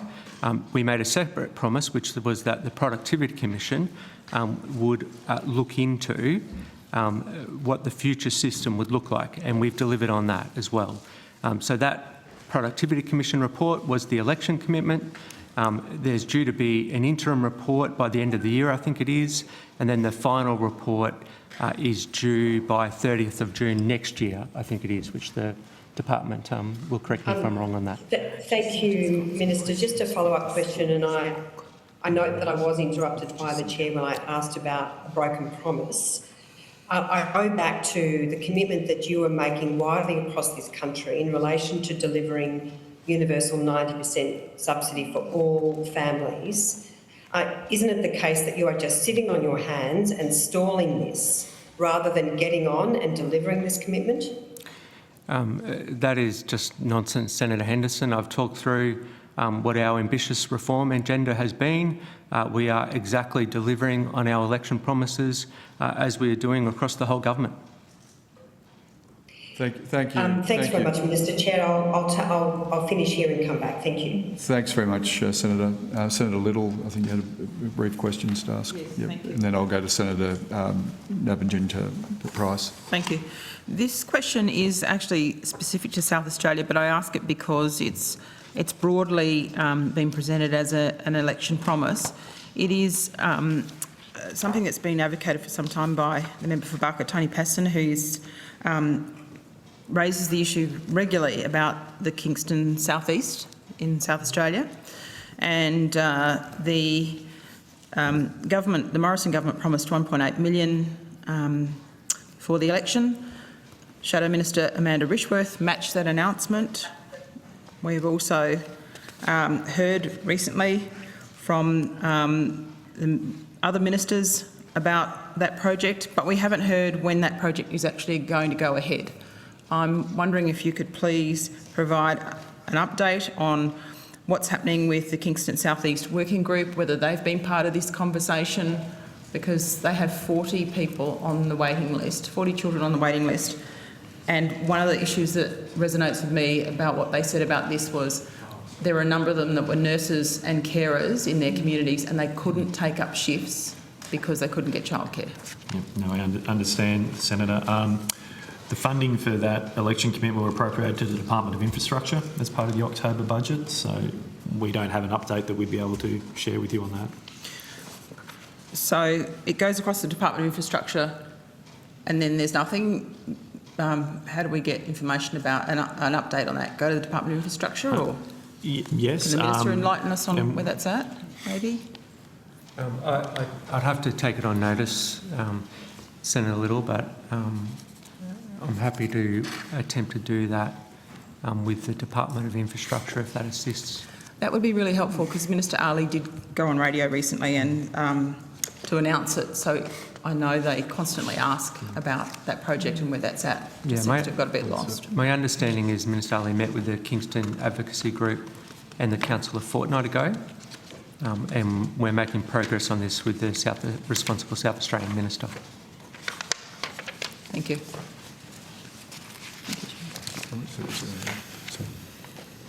Senator Henderson, if you... no, we lost...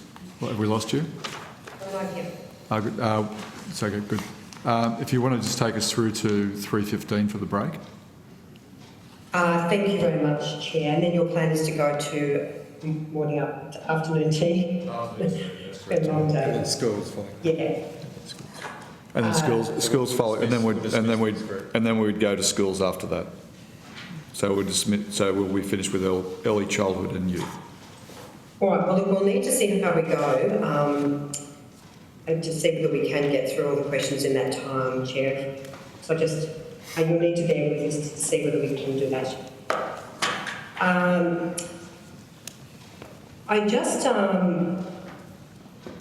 Last month, if I can direct this to the department and to you, Secretary, one of the biggest early childhood education providers announced a fee increase for families from January 30, 2023, and I understand Senator Faruqi's raised some similar concerns. Can I just ask you to clarify if the department is aware of any other providers following suit and increasing their fees before the 1st of July?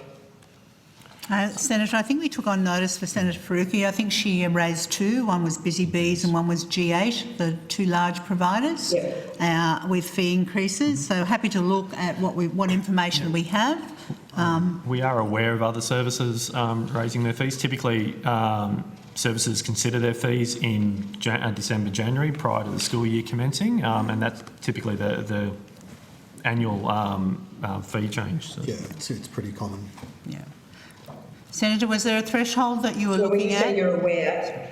So we are aware of some, but it is a common time of the year for services to raise their fees. A lot of services raise them in January before the school year. Can you please detail what other information you're aware of in this respect?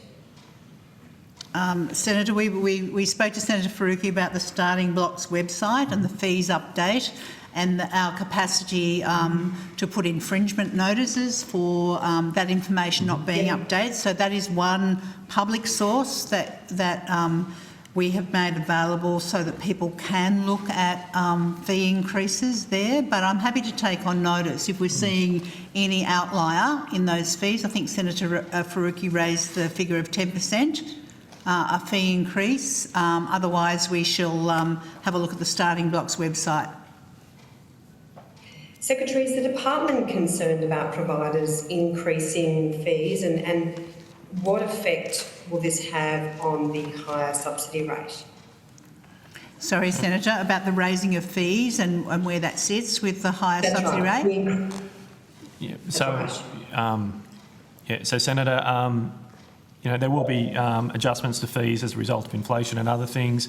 There are fee caps in place which put a downward pressure on prices because if you extend your fee outside of the fee cap, then the CCS doesn't apply to anything above that, and parents are fully exposed to that. And indeed, the ACCC is out there gathering information at the moment about what fees are and the prices and costs that sit behind it, and that's that interim report that they're going to make to government by July, with a full report by the end of the year.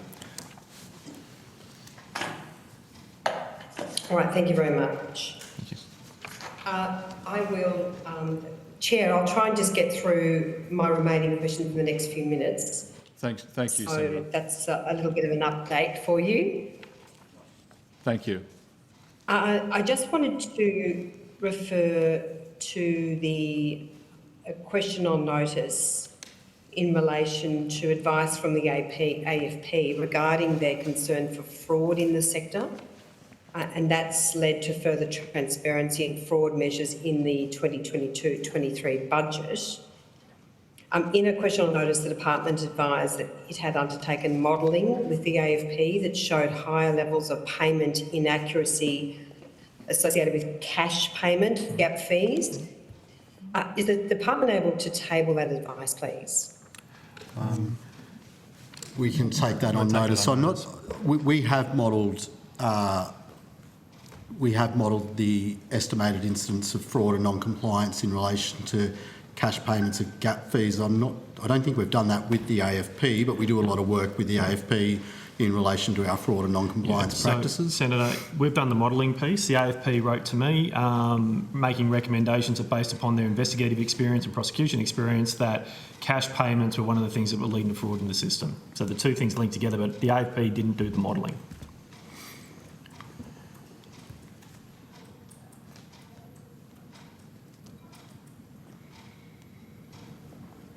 Sorry, we've lost you, Senator. Senator Henderson, we've lost the sound. No, we still can't hear you.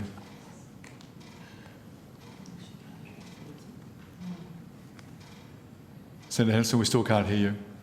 No, I think you may be on mute. No, I'm still unable to hear you.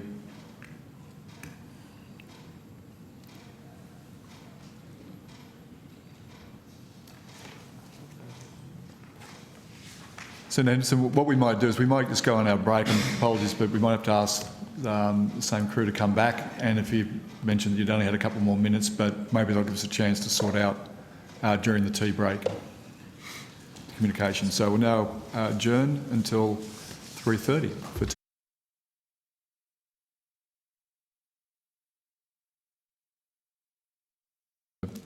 O'Sullivan. Thank you very much. Welcome, everyone. Can I please get an update on each of the 17 recommendations made in the Quality Initial Teacher Education Review?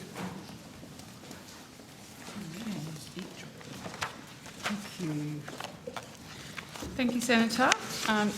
My name is Julie Birmingham. I'm the Acting Deputy Secretary of the Schools Group. I'll just invite Ms Moore to provide an update against each of the recommendations. But broadly speaking, the recommendations are being taken forward through the government's National Teacher Workforce Action Plan, which was agreed with all state and territory ministers last December. So there's a body of work underway to implement recommendations. That's in the public domain and on our website if you haven't had an opportunity to have a look at that.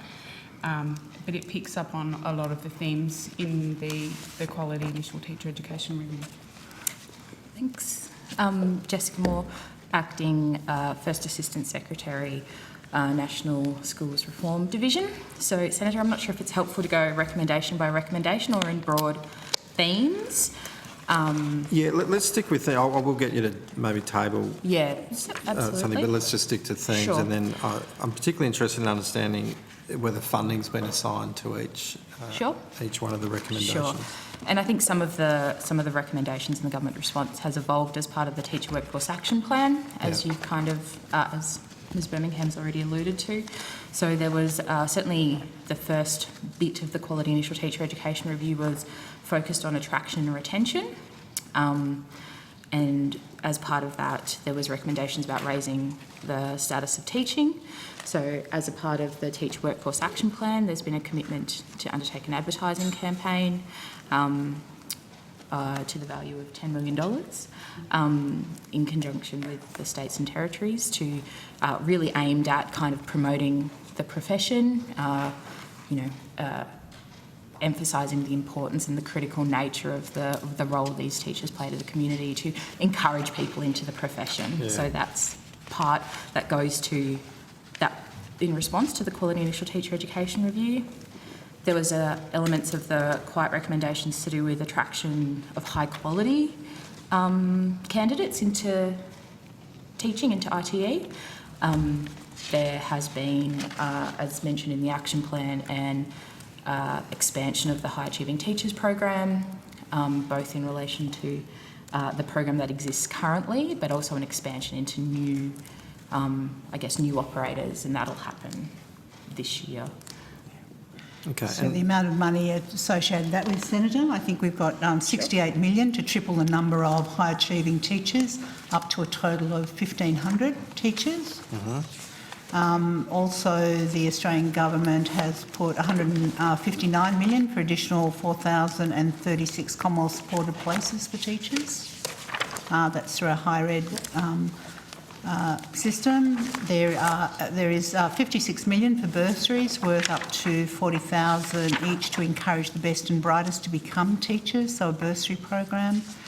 We've mentioned the 10 million for the communications campaign, and I should say that states and territories have agreed to, in principle, to contribute 5 million towards the cost of that campaign, so we will work with states and territories to do that.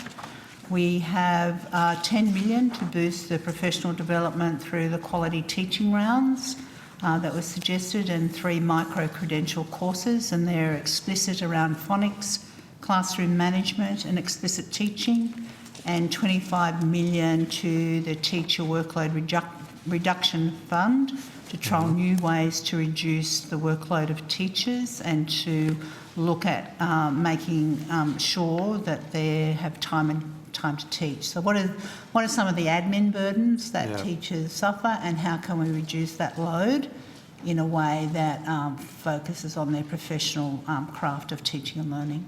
Okay.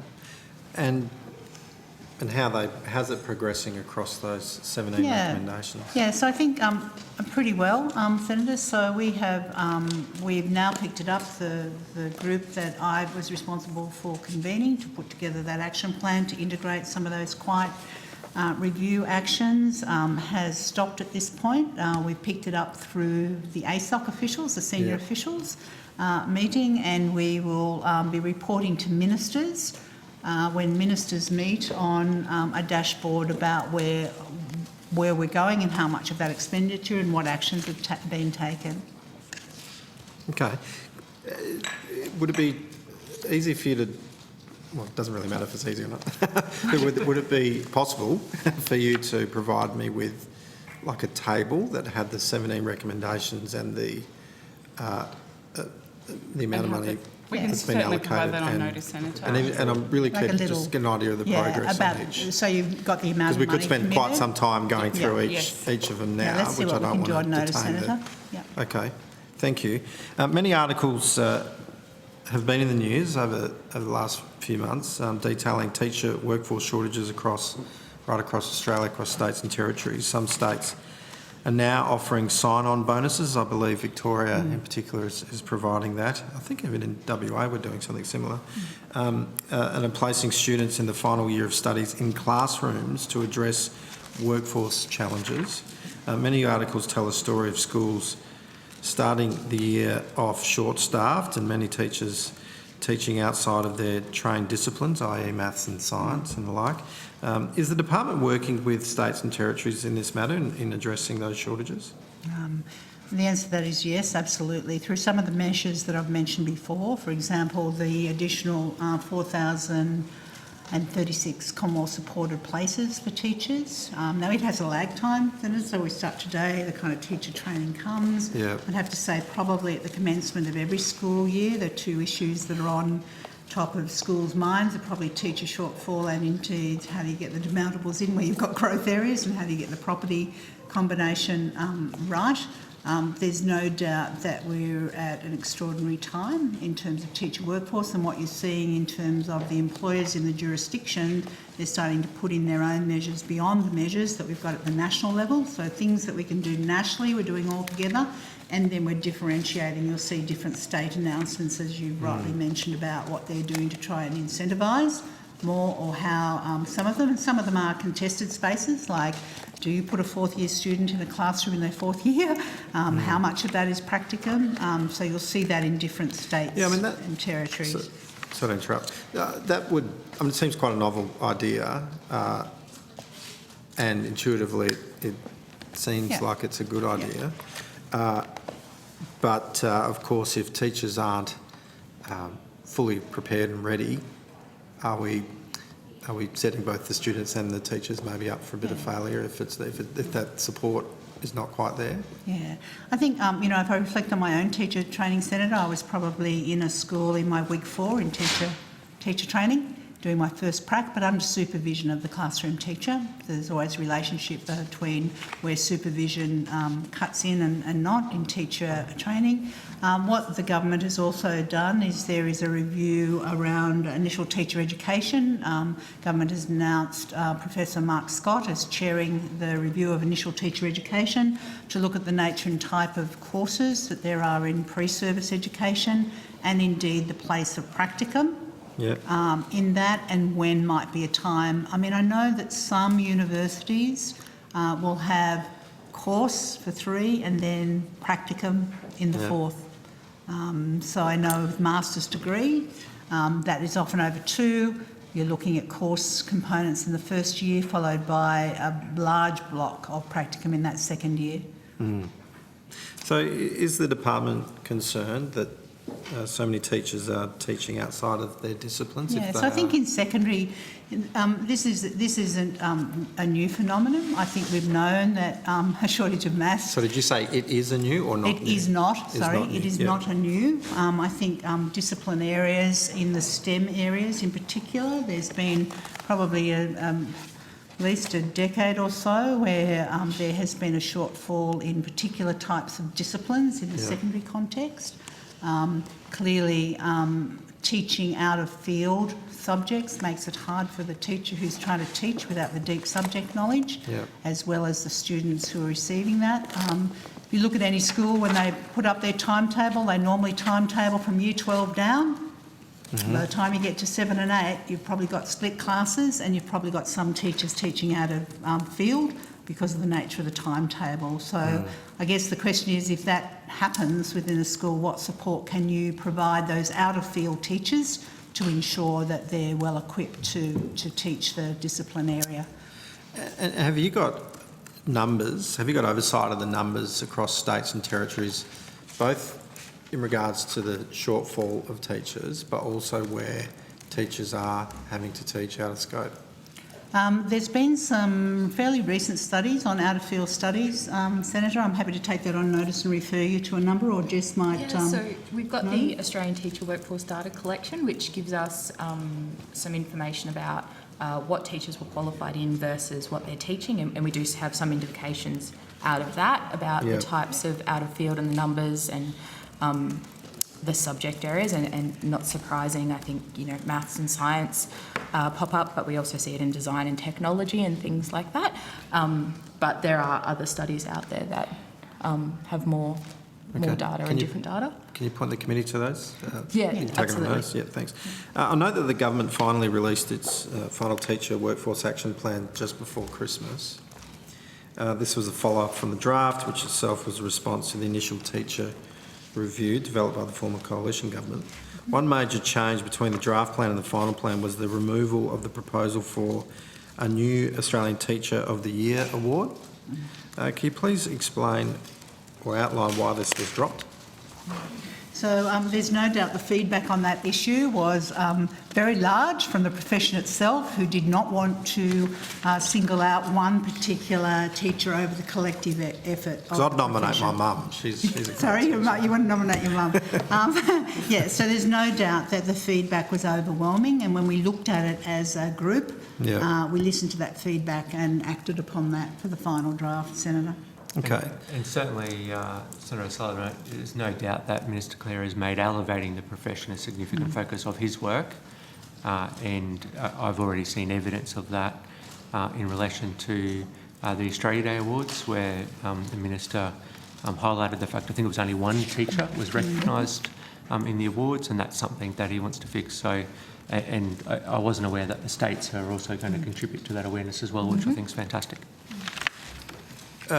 What consultation was undertaken before the draft plan of this proposal?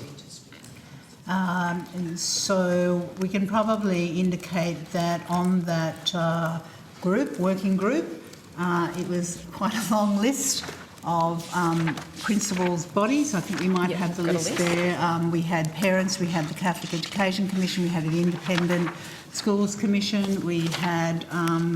let me go down. We had every state and territory Director General. We had the Federal President of the AEU. We had the Federal Secretary of the Independent Education Union. We had the President of the Australian Primary Principals Association, the Australian Secondary Principals Association, the Special Ed Principals Association, and of course the Aboriginal and Torres Strait Islander Principals Association.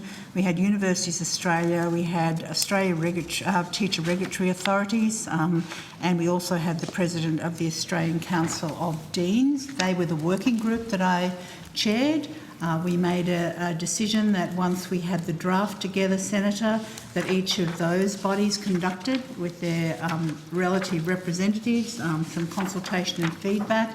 And we also had a mechanism where we invited submissions online, and perhaps Ms Moore could give us some details of the extent to which people responded to those submissions. Certainly. So we had an online consultation process that ran from the 3rd of November to the 1st of December, and through that process we got a total of 658 submissions, 345 of which were from teachers and 69 of which were from school leaders. Okay. We also had a round table. We did hold a round table. We held a round table of practising teachers as well. So between the period of the initial draft and the final, there was quite a lot, Senator, that we put out there through the organisations, through the online and through the round table. So were those, just those consultations, I need to finish here, but were they were before the draft or across both? The draft and the final? We had the initial and then we put it out. Yes. But we used that whole work group list to generate that draft. So we're consulting with each of those groups and they were having input. In fact, each one of them, we had leads on each of the categories. And then once we had the initial draft, we then put it out for much broader consultation for anyone to provide a submission, and whether that be academics or practising teachers around what was needed. Okay. And jurisdictions had consultations as well, so it was quite an extensive consultation process. All right, I'll share the call. Thanks. Thanks very much. Just before I go to Senator Allman-Payne, just want to just put a question on notice. If you could just take this on notice, I appreciate we won't have these answers here available now. We had some conversations about questions on notice before we went on the lunch break, and I just want to put this to you. If the department can give us a list of all contracting, any form of any former Liberal or National staffers that are currently employed, contracted or otherwise engaged by the department? Could you also specify which Liberal or National and or Senator or Minister they worked for? I'm particularly interested in anyone formerly employed by former Education Ministers Christopher Pyne, Simon Birmingham, Dan Tehan, Alan Tudge and Stuart Robert. Anyone employed by former Youth Ministers Richard Colbeck and Alan Tudge. Anyone employed by former Vocational Education Minister Luke Hartziker and Scott Ryan. And anyone employed by former Assistant Ministers for Education Susan Lee and Simon Birmingham. In addition, in a separate question, in addition to those currently engaged, could you please also advise of any contracts the department entered into with any former Liberal or National staffer, member or senator during the Abbott, Turnbull and Morrison governments, and the value of those contracts and whether those contracts were awarded through an open tender or process or not? Chair, if I may, just on a, maybe it's a point of order, I'm not sure, but I sat for some time on finance and public accounts and audit, and there are often questions asked about individual staff members that MOPS and others that were presenting in front of that committee were very careful about how they responded in not dealing with particular individuals. It seems to me that you're asking for details on, you know, some of them may be private citizens, not elected members of Parliament, and I would urge the committee to be careful about this, allowing this question to be in order, and certainly for the department to be careful about their consideration of how they respond. Yes, Senator Henderson. Chair, sorry. Apologies. I know it's awkward and I did lose audio for a little while, so apologies. We've had some technical issues. But I just, on a point of order, Chair, I just wanted also to remind the committee that we are only able to seek information in relation to the financial expenditure and the operations of the department and the government. So to the extent that you're seeking the full scope of that information, that's not in order, Chair. So I would perhaps ask if you could rephrase your question so that it does go to the purpose of Senate estimates. First of all, I rule that out of order, and secondly, to the Deputy Chair's point, there is, I'm very conscious of the precedent that was set earlier on from Senator Henderson's question, and I noted there was no objection except concerns raised by me. I didn't put it to a vote then whether it should have been rejected or not. I was not present. And I'm very mindful that we do have a right to put that question forward. I'm putting the question forward. I'm very mindful of what that entails. As Senator Henderson's been very mindful both in this committee and also in other committees during this week of pursuing the same similar sorts of questions. Chair, just on a point of clarification, and I do apologise because I am having some trouble hearing. The question that I asked earlier of the department related to Labor staffers employed since the 22nd of May. So can I just clarify that you are seeking information in relation to only those Liberal or National staffers employed by the department? Is that correct? And not by members or senators? Because I'm just making the point that in Senate estimates, the scope of our inquiries needs to be limited to the operations and expenditure of the government and of the department. So if you're asking about... Senator, so I'm just... I can clarify. So I'm just speaking...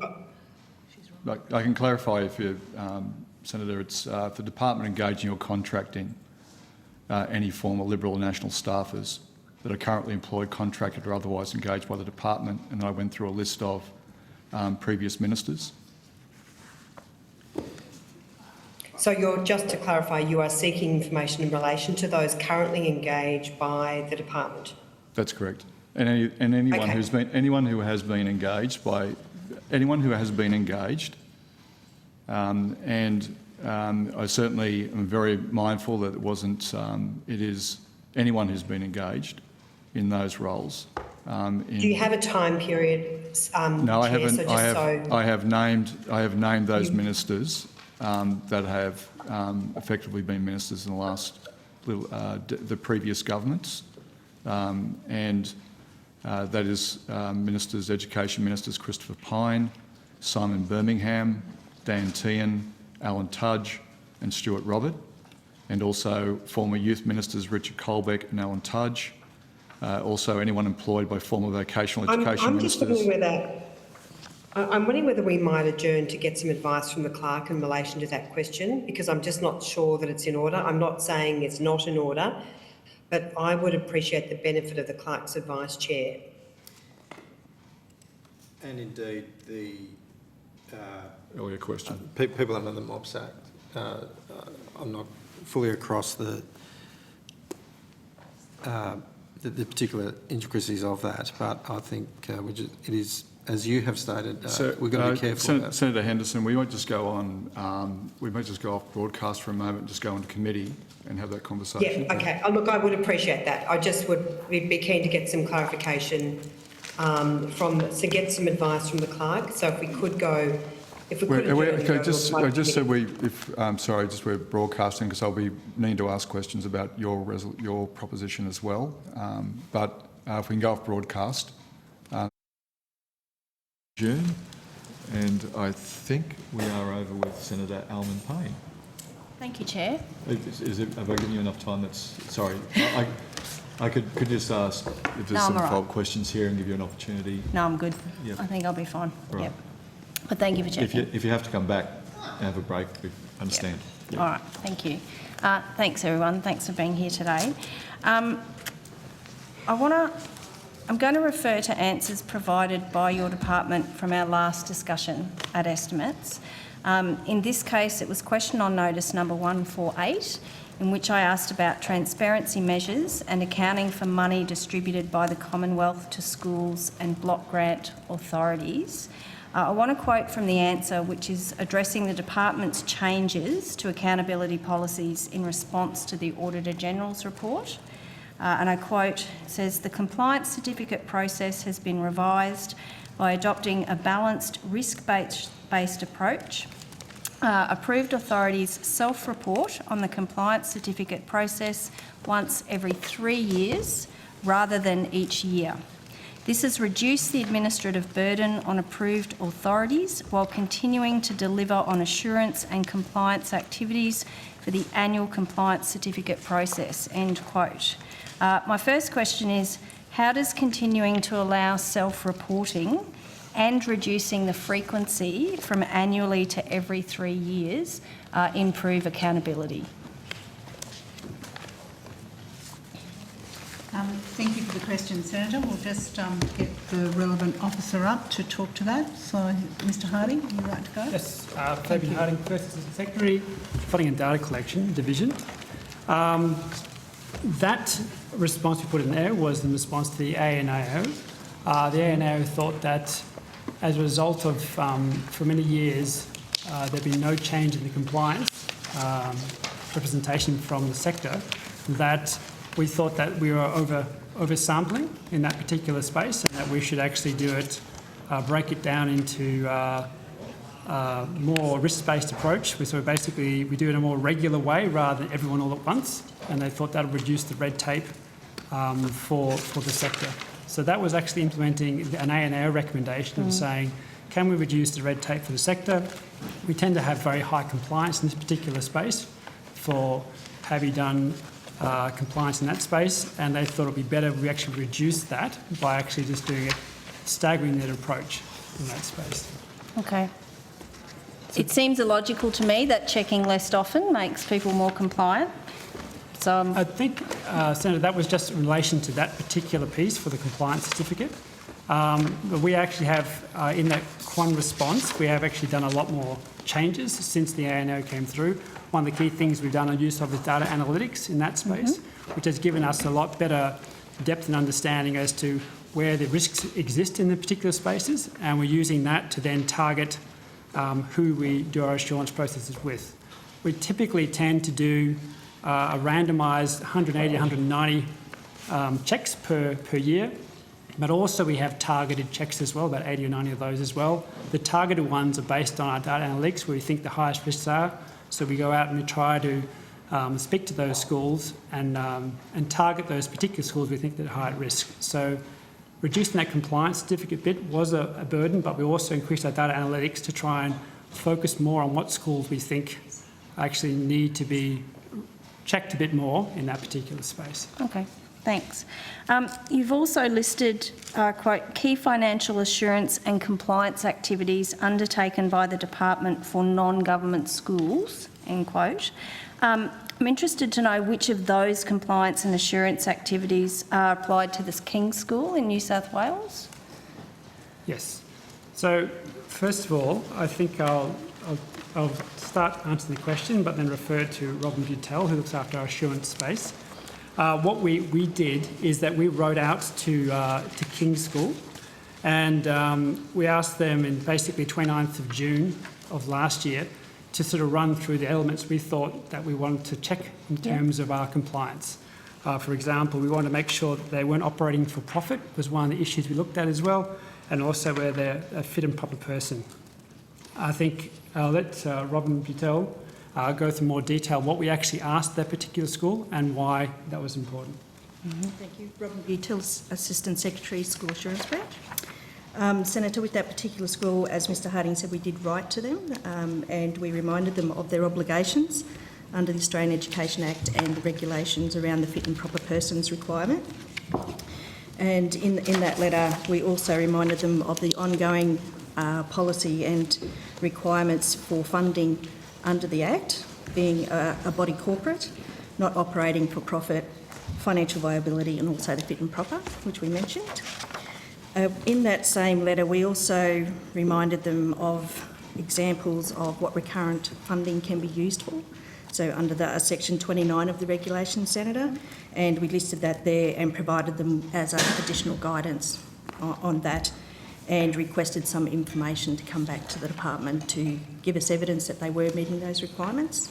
So typically under subsection 29, it's like it has to be used for salaries, funding on the school curriculum, general operating expenses. Excuse me, Mr Harding, I might stop you there though, because I understand there's rules. I'm not really worried about the rules. It's more about the actual compliance and assurance activities that you've undertaken. So can I just check that I'm understanding it correctly, that as far as the King's School went, the compliance activity was writing to them and reminding them about their various obligations? And seeking information as well. Yeah, okay, thank you. I note that media monitoring and tip-offs is listed by the department as a compliance and assurance activity. In the case of the King's School, were any red flags or concerns raised internally as a result of compliance and assurance activities prior to the media reporting on that issue? No, Senator, there were not. Okay, thank you. How effective then are these compliance measures if a private school can use funds on rowing trips and a private plunge pool for the headmaster and still be eligible for public funding? So I think in relation to that, Senator, we understand that the New South Wales Standards Authority is currently investigating that issue and the for-profit one. Our normal procedure would be to work with the New South Wales, in this case, authority, let them take their course. They are the regulator and they are the accrediting authority for schools in New South Wales. Once they finish their investigation, if there is a need for us to do further investigations or to take action, we would do that. Okay, so is it fair to say that the compliance and assurance activities at the federal level didn't pick that up? It was in fact the media story and then the New South Wales government taking action? Yes. So, Senator, because it's still under investigation, I don't want to prejudice that investigation, but I would say to you that our normal protocol with anything in any state or territory that's raised is to let the state authority undertake their investigation. We will write to them and ask them for the evidence, and then we would take further action if necessary. All right, thank you. Moving on to a different topic, the latest Productivity Commission report on government services shows that total per student funding from federal, state and territory governments to the public school sector rose 17% over the last decade, and during that same time period, governments increased total funding to private schools by 27%. My first question is to the Minister representing the Minister. Do you agree that private school funding should be growing at a faster rate in this country than public school funding? Well, I assume, Senator Ullman-Payne, that that's based on the school funding agreement that's been in place now for a number of years. Well, this is over the last decade. And I'm assuming it's based on the school funding agreement that's been in place over that period of time, and the government is fulfilling its commitment as part of that. Okay, so private schools funding across the forward estimates, and this is based on the October budget, will now be $1.7 billion more than the amount the former government committed in their final budget. Question again to the Minister representing the Minister. Do you believe that throwing even more money at private schools at a time when public education is in dire need of support is the equitable thing to do?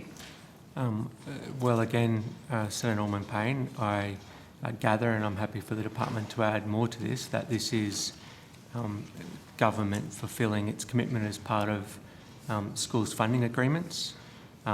We're committed to getting all schools to 100% of the SRS funding that previous governments have committed to, but we want to ensure that we get there as soon as we can, because we understand how important it is for all schools to receive adequate funding, or the funding that they need to give students the best possible education, no matter where they live, no matter what part of the country they grow up in. And I think the long-term, my recollection of the evidence that we've had previously is that the long-term trend is that the private education funding will go down and the public education funding will go up as we get closer to meeting that 100%. So I guess first observation is that that is not the trend at the moment. The money is going up to the private sector. I might ask the department then, it is correct, isn't it, that as a proportion of total Commonwealth funding, funding for public schools is decreasing and funding for private schools is increasing? That's reflected in the budget statements? No, what I can say, Senator, is that funding is growing fastest for government schools at an average annual growth rate of 5.1% per student each year between 2018 and 2029. Funding for non-government schools will grow by 4.1% per student. Yep. Okay, so the rate of growth for government schools is higher each year on year than it is for non-government schools, and funding across all sectors will grow by an average of 4.7%. From Commonwealth funding for government schools has grown by 54.1% per student. It was $2,259 in 2011-2012, and the latest figures we've got is $3,480 in 2020-21. State and territory component has grown by 10.8% per student, from 15,762 to 17,459 in that same period. Commonwealth funding for non-government schools has grown by 31% per student from the same period of time, and state and territory funding has grown by 15.8% per student from 2,603 to 3,013. All right. So the relativities between the Commonwealth contribution per student and the state and territory contribution per student, you have to look at those separately. So the Commonwealth will honour its commitment. I understand, that's why I was asking about Commonwealth funding. Yeah. What you've got to unpack is the state and territory contributions. Understand and that. relativities. So can I maybe ask you then a question specifically in relation to that? Under the current NSRA, so the National School Reform Agreement, public schools are currently on average at about 87% of the schooling resource standard, and private schools on average are on about 104%. Under the current National School Reform Agreement, public schools will only reach 91% of the schooling resource standard by 2029. Is that correct? I would need to take that on notice and calculate. I'd need to look at the Commonwealth proportion and the state and territory, Senator. So you're talking about the overall meaning of the SRS from both the Commonwealth and the state contribution? Yeah, because currently my understanding is under the current NSRA and the current path that we're on, public schools will only reach 91% of their SRS by 2029. So, Senator, just a point there is that the current NSRA goes to 2023. Very aware of that, and it's been hard to kicked sort of down the road. Work out what the future agreements are going to have in terms of timeline to 2029. Senator, I'm happy to take that on notice and have a look for you, but out to 2029 it's going to be really hard. What we can do is say at the end of this current agreement what the Commonwealth will meet its target of contributing its proportions under the Act. I guess the question I'm asking though, I understand that there's a current target. Yes. The issue that we have is that at the moment, public schools are well below 100% of the SRS, and on current trajectory, under the current National School Reform Agreement, they are only going to get to 91% by 2029. But that current National School and I understand it expires. Will not be in effect after 2024. That's right. So my next question then is the Minister for Education has said that we're on a path to fully funding public schools. Has the department done any modelling on this path beyond the end of the next NSRA? What path are we currently on? And does the current government have any plans to bring forward public schools getting to 100% of the SRS well before 2029? Because that is another cohort of students who will go through their entire public schooling well below the minimum standard to achieve average outcomes. And that is a travesty. So the Minister is saying a lot. Can you please tell me, have you done modelling on that path, and is there any intention to shorten the time frame in the next NSRA? Thanks, Senator Allman-Payne. I might start and then get the department to add, but I can absolutely guarantee you that the government is committed to getting all schools to full and fair funding. When that's the commitment that we made during the election campaign. That's the commitment that we're committed to delivering on in government. I think the Minister was quite honest when the Productivity Commission review was released in saying it was fairly brutal in its assessment of the previous school funding agreement. He made the decision along with other state education ministers that we should extend the current agreement so that we can take full heed of what that review said and how we can implement better standards to improve outcomes. So that's the decision that was made in terms of the school funding agreement, but obviously there's a lot of work that's going to have to go into ensuring the next school funding agreement meets the aims of what the government and I expect what the Australian public would expect of school outcomes and funding agreements as well. With respect, Minister, the Productivity Commission did not look at funding, and in fact the AEU and others were quite critical of the fact that the elephant in the room was that that report didn't take into account funding at all. It's all well and good to say that we need to have better teaching, better this, better that. If you keep doing it with teachers doing it with one arm tied behind their back because they are not adequately resourced, it doesn't take a rocket scientist to work out that outcomes are not going to improve. So my question to you is, all the Minister has said up until now is that we will be on a path. And my question is, does the government have any intention to bring that path forward from 2029, which at the moment will only see students on the current trajectory in public schools being funded to 91% of the SRS? Well, that's your interpretation of it, Senator Allman-Payne. As I said, we're committed to getting 100%. That's what we are committed to doing as the funder, not the only funder of schools. That is what we want to achieve. We obviously need to work collegiately with the states and territories to achieve this. That's what we need to do through the school funding agreement, and that's the process that the Minister has set out. So I might go to the department then, maybe you can answer my question. Have you done any modelling on this? And is there any modelling that would see us get to 100% of the SRS before 2029? So, Senator, what I can assist with is the baseline data we have got out of the current agreement. So that's one thing that we've got, and I can provide that to you by sector, government, and by non-government, by state and territory, because the differentiation is quite large. But at the end of the 2023 year, you're right in saying the government sector will be less than 100% of their SRS in all jurisdictions except the ACT.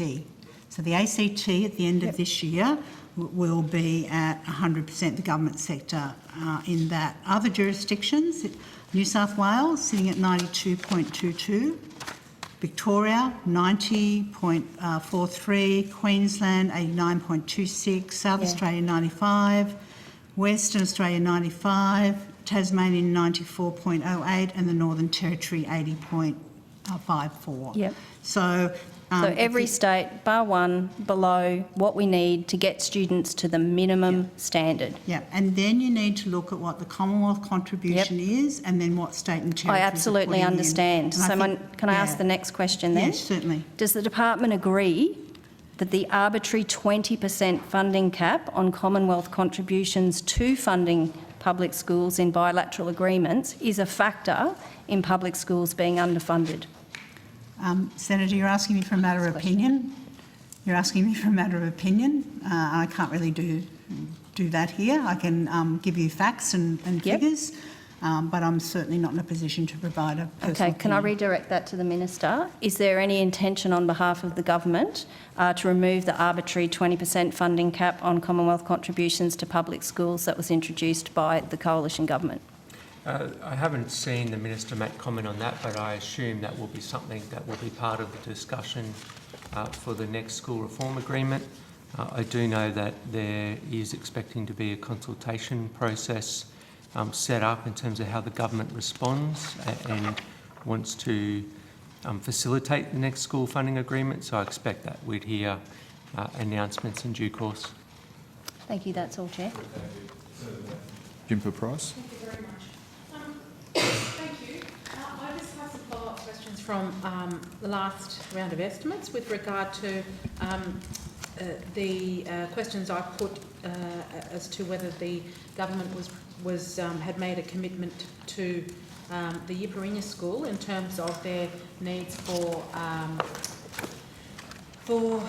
staff and student accommodation, and I wanted to understand whether this issue had been followed up at all, particularly with that school and their needs in terms of this.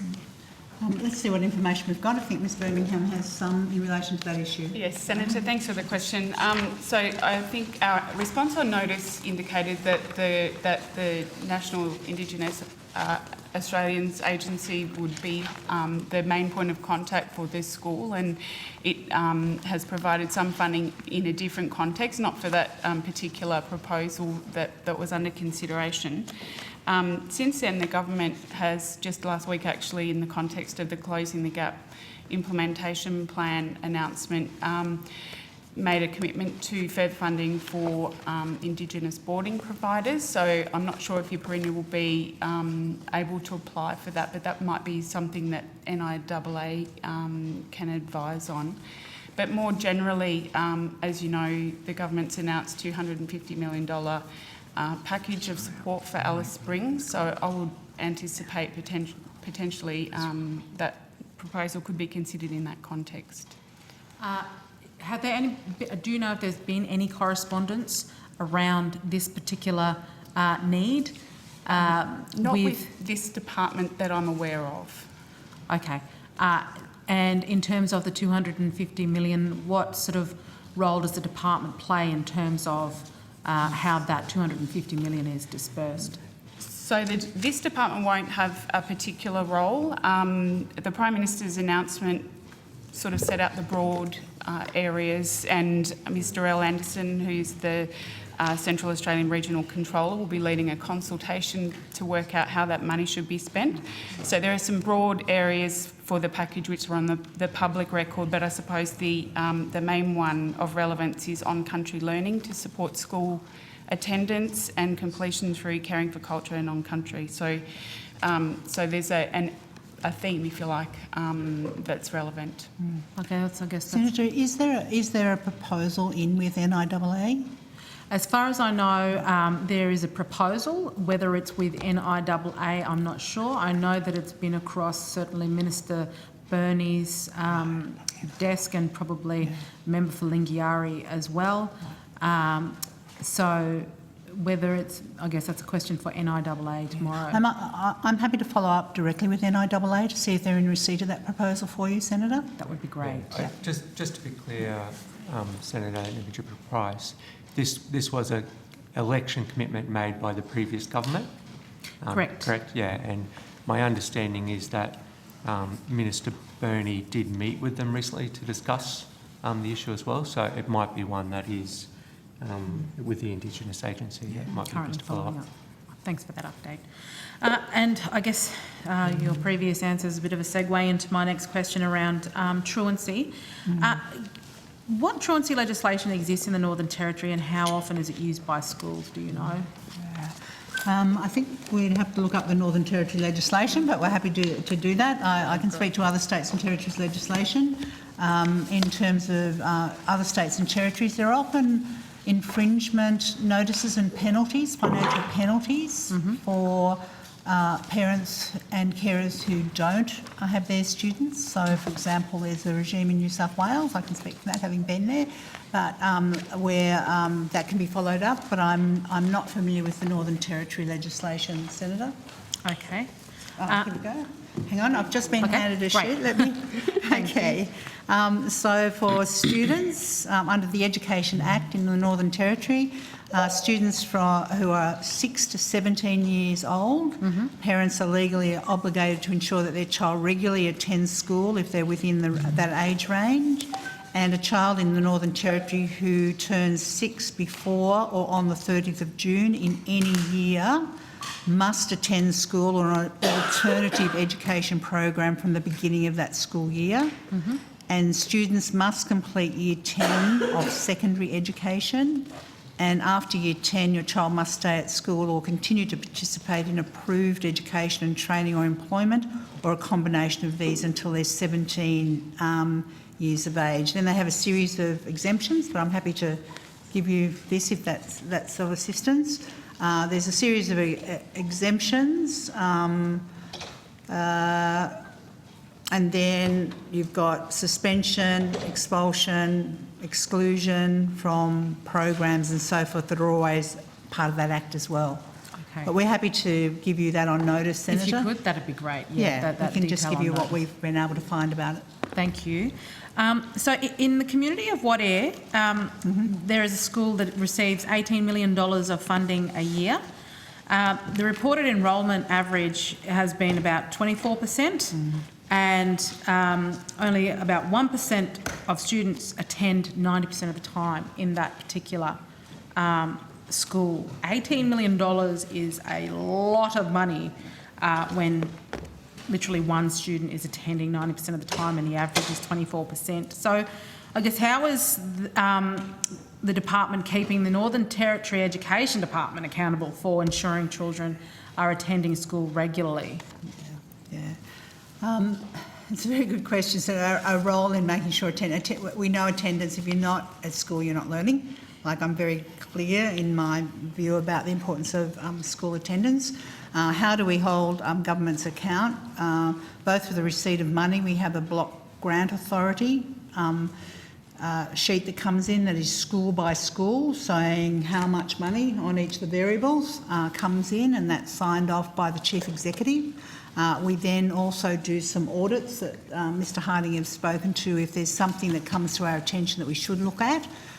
We do rely on those block grant authorities, and in the non-government sector we also, there are also financial statistical returns that are signed off by a CPA that come in by the non-government sector. If there is an issue with a particular school in that block grant authority, I think Mr Harding's just been through a risk assessment. If there's something untoward, and that clearly sounds untoward to me, we would lift the bonnet and have a look. And have a close look at whether that $18 million has gone on salary components, where has it gone? Where is it being spent? Has it reached the school site? Is it still sitting in a department? How much is overheads and so forth? So if there's some concern there, we're more than happy to have a look at it. If you could look at that and provide the outcome on notice, that would be really beneficial. Happy to look at what air. Thank you. Now, I've just got a few more questions here. Is the department aware of the recent media article last week regarding the teaching in schools to children to support the government's Voice campaign? Yes, I've seen those articles, Senator. So have you discussed this with the Minister for Education? No, I haven't personally. I saw the media last week. No, I haven't either. Have you provided any advice to the Minister and around this particular issue? No, not at this point, Senator. I know that the Minister has a ministerial council coming up where we're looking at school attendance and school refusal and so forth. This is a very current issue. It's normally a jurisdictional issue. The employers of teachers are based in the jurisdictions, so if there are issues around what teachers are or are not doing, it normally comes under a code of conduct in the jurisdiction in which those teachers are employed. So we wouldn't normally take a responsibility for things that state and territory governments and education departments would regarding the employment and conduct of teachers. Okay. Is the department concerned at all with the political nature of that sort of teaching? Of course, Senator. I mean, we would hope that our classrooms are free of any political persuasion in that amount. We kind of walk that fine line. Our national curriculum sets out civics and citizenships and the importance of conversations, and I think you know, there are numerous examples where individuals have gone across that line, and that's normally picked up by the jurisdiction, but our classroom should be free of any political interference. Yeah.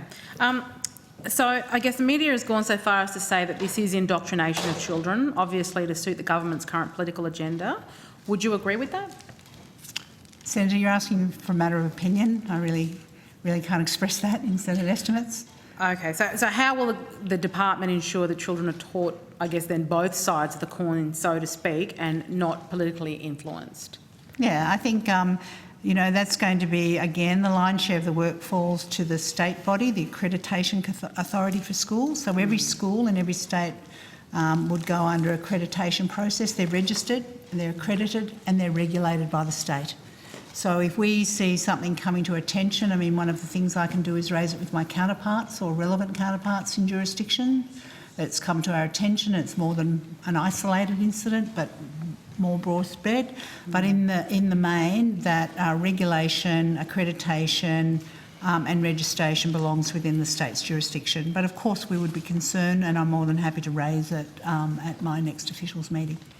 Yeah, I mean, I guess the priority, I think it's a grave concern that families, despite, you know, children struggling to learn expected skill sets and that sort of thing in terms of literacy and numeracy, and with Australia's learning standards declining amongst the OECD countries, that time is being spent in classrooms to basically teach the government's agenda around the voice.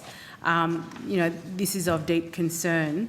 And you know, many families around the country have certainly reached out to me personally. So, yeah, will the government take, you know, absolute measures to ensure? Will the department take absolute measures to ensure that the focus is more of an education focus as opposed to an ideological focus? I think you'll find in most jurisdictions, Senator, they're very clear on that, and teachers do exercise their professional judgment in a way that hopefully gives a balanced discussion and debate around any issue of civics and citizenship, which is where you'd find it in the Australian curriculum. from a federal department's point of view, as I said, we can raise the issues with our counterparts, but in the driving seat sits the jurisdictions around how they actually deal with their workforce and their teaching workforce, and what there are often guidelines on codes of conduct for teachers in many jurisdictions and systems that are quite explicit about the non-political way in which the classroom is to be set up, and that will vary, I think, from jurisdiction to jurisdiction. But I hear what you're saying, and I will raise it with my counterparts. Thank you. Okay, does any of my colleagues want to continue on? I'm finished with my Sarah. There she is. Got you there. Chair, sorry, just to clarify, has Senator Nampapinda Price finished her questions? I have, thanks. She has. Okay. She's just Okay, handed back Chair. handed back to the chair, and I've handed over to you. Thank you very much, Chair. I appreciate that. Secretary, I just wanted to pick up on the profound concerns raised in relation to the reports of the teaching of the Yes case of The Voice. Can I might ask if someone could please table an article in the Australian called dated the 8th of February 2023. I think the Deputy Chair has this article called Indoctrination Claim as Schools Take Voice to Classrooms. Secretary, can I confirm that teaching the Yes position only in relation to the Voice campaign is not in accordance with the national curriculum? Senator Akara are probably best to answer that. They have detailed knowledge of the civics and citizenship curriculum, so I would hope that any discussion and debate in a classroom remain apolitical, but Akara will have a broader scope of what sits within the civics and citizenship curriculum. But Secretary, can I ask from your knowledge, isn't it the case that teaching the Yes position on The Voice does not accord with the national curriculum? I don't think The Voice is mentioned in the national curriculum at all. There are more general characteristics there about civics and citizenship. The national curriculum, it was signed off, in fact, I think it was Minister Robert who was in the chair when we did consent education and respectful relationships. The Voice debate is certainly not an integral part, but it refers to balanced discussion and debate. But again, Akara is probably best to do that, and I would hope, Senator, that the balanced discussion occurs in classrooms. And isn't that exactly the heart of the problem, Secretary, that this is not a proposal to have a balanced discussion about The Voice? The apparent instruction is that teachers are only to teach the Yes case. Doesn't that fly in the face of a balanced discussion? And isn't it also of deep concern that parents have not been consulted in relation to these matters? I would say two things. Senator, you're asking me to respond to a media article, and I really don't know the basis of the arguments that are there, other than I can see that the ministers flagged about it was normally important for students to talk about current affairs in class, and that would be consistent with the national curriculum in that area. I think the national curriculum appears online for all parents that have visibility to the national curriculum and access to what's on the national curriculum. If there's a particular issue, and there often is in different local communities where an issue comes up and parents are not satisfied with the way, they raise their concerns with the school that it was happening. So beyond that, I don't think I've got anything more to add. I'm sorry, this is not about an individual school decision. This appears to be a decision by the states that the curriculum must only include the teaching of the Yes case. Surely this is indoctrination, not education. Senator, I can speak to the Australian curriculum and the importance of a balanced discussion debate. I've raised that before, and I would hope that that's occurring in classrooms. If there are particular cases where it's not, that would be a jurisdictional issue, not a federal department issue. So what action can be taken in relation to this imbalanced and biased approach to education in our classrooms. So often, Senator, speaking on my past experience of being Director-General in New South Wales and the ACT, if there was an issue of concern, what we would do is put out a memorandum to teachers drawing the issue to their attention and reinforcing the intention of the curriculum or position to ensure that that direction was coming from a jurisdictional area on the expectations of teachers. If there were gross things that breached a code of conduct, it becomes then a part of teacher performance and conduct area of the relevant jurisdiction if a teacher has stepped over the line in terms of that. And there have been cases on many issues before where that has been the case, and it's normally followed up by employer performance and conduct areas. So have you been asked to raise concerns with the states and territories in relation to this proposal? And if not, will you take the appropriate action on behalf of the Commonwealth? Senator, previously I undertook to raise the issue with my counterparts in state and territory jurisdictions about the issue that we've discussed today, and I've undertaken to do that and raise that issue. Minister, can I ask if you support that approach by the department and whether you too share concerns that one side of the debate only appears to be going to be taught in Australian schools? I'm not aware. Do you share the Secretary's concerns? I'm not aware of what the different states have done with their curriculum. I'm always a bit hesitant to rely on one article in the Australian Senator Henderson. But I certainly know that the Minister provided, I can see he provided some comment in the story where he is clear that the states are responsible for the curriculum and the implementation of the curriculum. Separate to this, the Minister highlighted that the government's priority on this is providing public information as way of a civics campaign. So that is the federal government's intention with the Voice referendum. It really is up to states to decide what they do with the curriculum in their jurisdictions.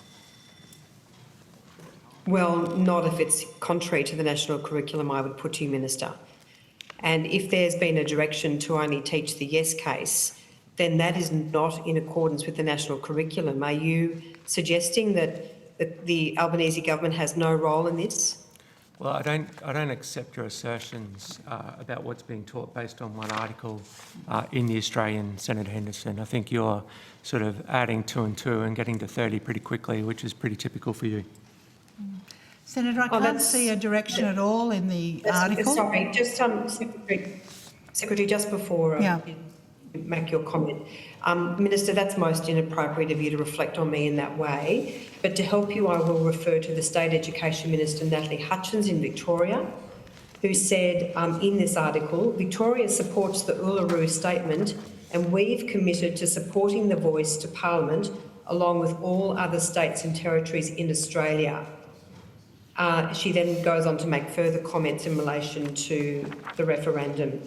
So I would put to you, Minister, that it's incumbent on the Albanese government to ensure that any teaching of this issue complies with the national referendum, and that an attempt to teach one side of the debate only is not in accordance with the national curriculum. I'm sorry, I'll correct myself, not in accordance with the national curriculum. And so therefore I ask, what is the Albanese government going to do about that? Well, as I said, the Minister has been on the public record saying that each jurisdiction is responsible for implementing the curriculum. That's been a long-standing process. The Minister isn't really interested in fake fights, Senator Henderson. He knows that we have a substantial job as part of the government to improve education standards across the country, and particularly for Indigenous and Torres Strait Islander Australians. That is absolutely what he is focused on, not in the fake fights that you want to run regarding this. Minister, do you support the no case being taught in Australian schools as well as the yes case? I support states implementing the curriculum as they see fit. I would point out, Senator Henderson, that I think all premiers across the country support the voice as well, including the Liberal Premier of New South Wales and the Liberal Premier of Tasmania. But Minister, that's actually not relevant. What's relevant is that the national curriculum presents an unbiased and impartial view of civics and this issue. So again, can I please just ask you, does the Albanese government support the no case being taught in Australian schools as well as the yes case? We support state jurisdictions being able to implement the curriculum as they see fit, which was the position of the previous government from the best of my recollection, Senator Henderson. So you're not willing to comment on that issue? Well, I think I just answered your question, so I did comment on it. Well, I'm not sure that you answered the question, Minister. Can I turn to the National Schools Reform Agreements? Assistant Minister, did you attend the latest Education Ministers meeting in December 2022? Was that when Parliament? Yeah. I did briefly, Senator Henderson. The meeting was when the Parliament was sitting to pass the energy bill. So I was only there momentarily because of other duties. And was Minister Ali in attendance? Yes, she was, for a component, the early childhood items, Minister. Are you able to provide a list of all invitees to the meeting and a list of all of the attendees? Senator, it would be the normal Education Council, so all the education ministers from around the country or their delegates would have been there, and their senior bureaucrats would have been there as well, their Director Generals or Chief Executive Officers. That would be normal protocol. Probably can take that. And has there been a work schedule developed or a priority listing to be focused on for the next 12 months by this group? Sorry, Senator, I missed the first piece of your question. Has there been a work schedule developed or a priority listing to be focused on in terms of listing your priorities for the next 12 months by this group? Yeah, so Senator, there has been priorities for 2023 set. In the last communique, which is on the website of Education Ministers meeting, those priorities, they've been tasked by National Cabinet to strengthen early childhood education and care, the implementation of the National Teacher Workforce Action Plan, and work towards the National School Reform Agreement, and they committed to delivering those priorities with a focus on students from equity cohorts, particularly students with a disability, regional students, students from low socioeconomic backgrounds and Indigenous students. All right, Chair, just from a time management point of view, if I could just have a couple more minutes, if that's okay, just to finish this. That will be fine. This list of questions. That'll be fine, Senator Henderson. Thanks, Chair. Secretary, at the meeting in December, according to the statement issued shortly after the meeting, a decision was made to delay the next round of national school reform agreements, and this has been referred to earlier in the afternoon. Why was this decision taken, and were all states and territories in agreement on this matter? Senator, you're asking me to reveal a deliberation of a ministerial council. I don't think I'm at being able to do that. I mean, the minutes, the communique indicate the minister's decisions and quite transparent, but I don't think I'm at liberty to speak about the deliberations within the council meeting. However, I should say all ministers signed off on the communique.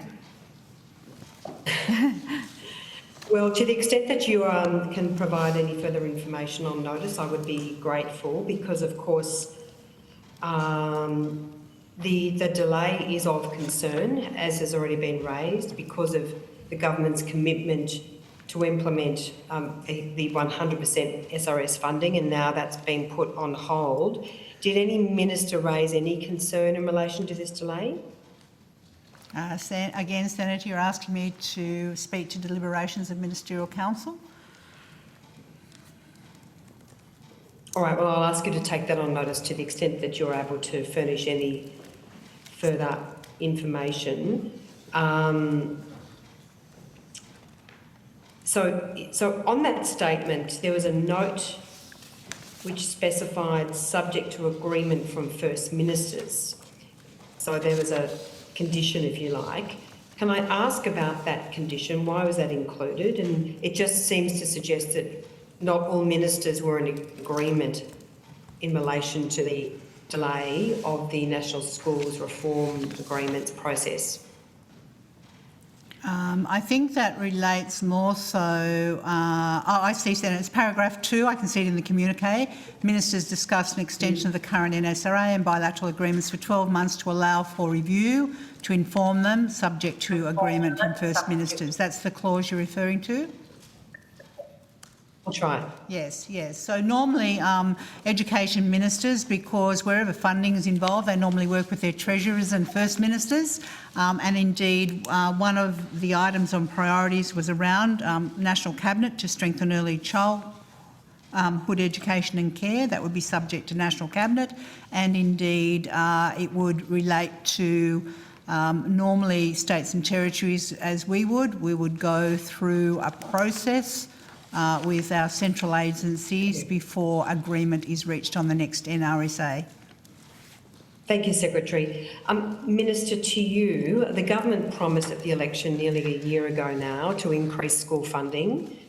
You were elected on that promise, so I'm keen to understand why the government is delaying this action and not delivering on a promise that you took to the Australian people, concerns that have even been raised by the Australian Education Union. Well, we are delivering on our election promise, Senator Henderson, to increase school funding. I think the relevant factor, which I don't know if you've become aware of, because I know you did only become Shadow Minister recently, was the Productivity Commission report into the school funding agreement.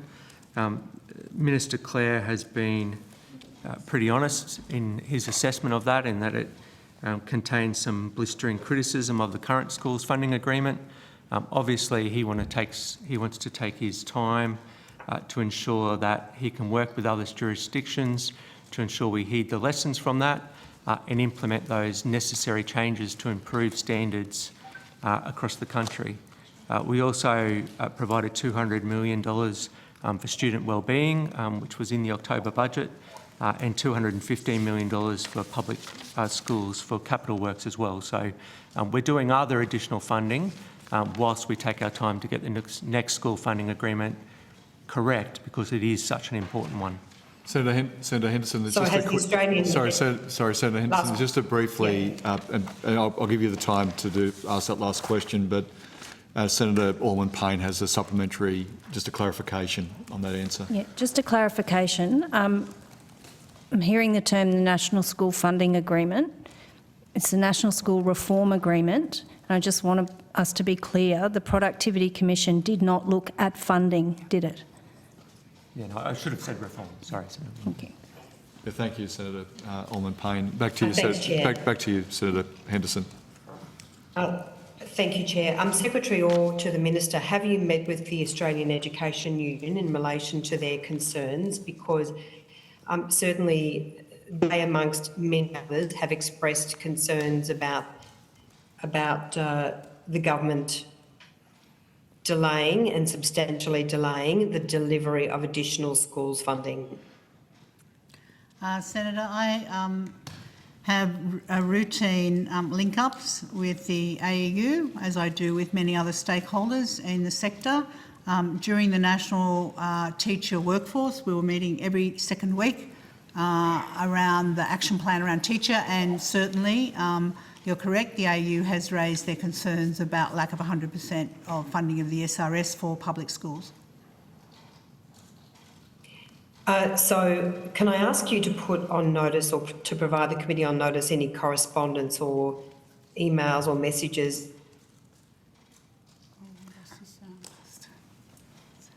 You just cut out again, said Henderson, just at the tail end there, last 15 seconds. I don't think she No, can hear you either. no, she can't hear me either. Can we just make contact with? It was on notice. I understood it was the last question. So we'll just make contact from the Secretariat to follow that up. So what I might do is I'm sure I'm going to be very quick, Yep. and then I'll go to Senator Perrin, who has a short. But I was going to be quick first. Yep, So, sure. yep. Just on the question of the article from the Australian, I think this is important that we put this on Hansard, and also mindful that some people will be listening to this hearing.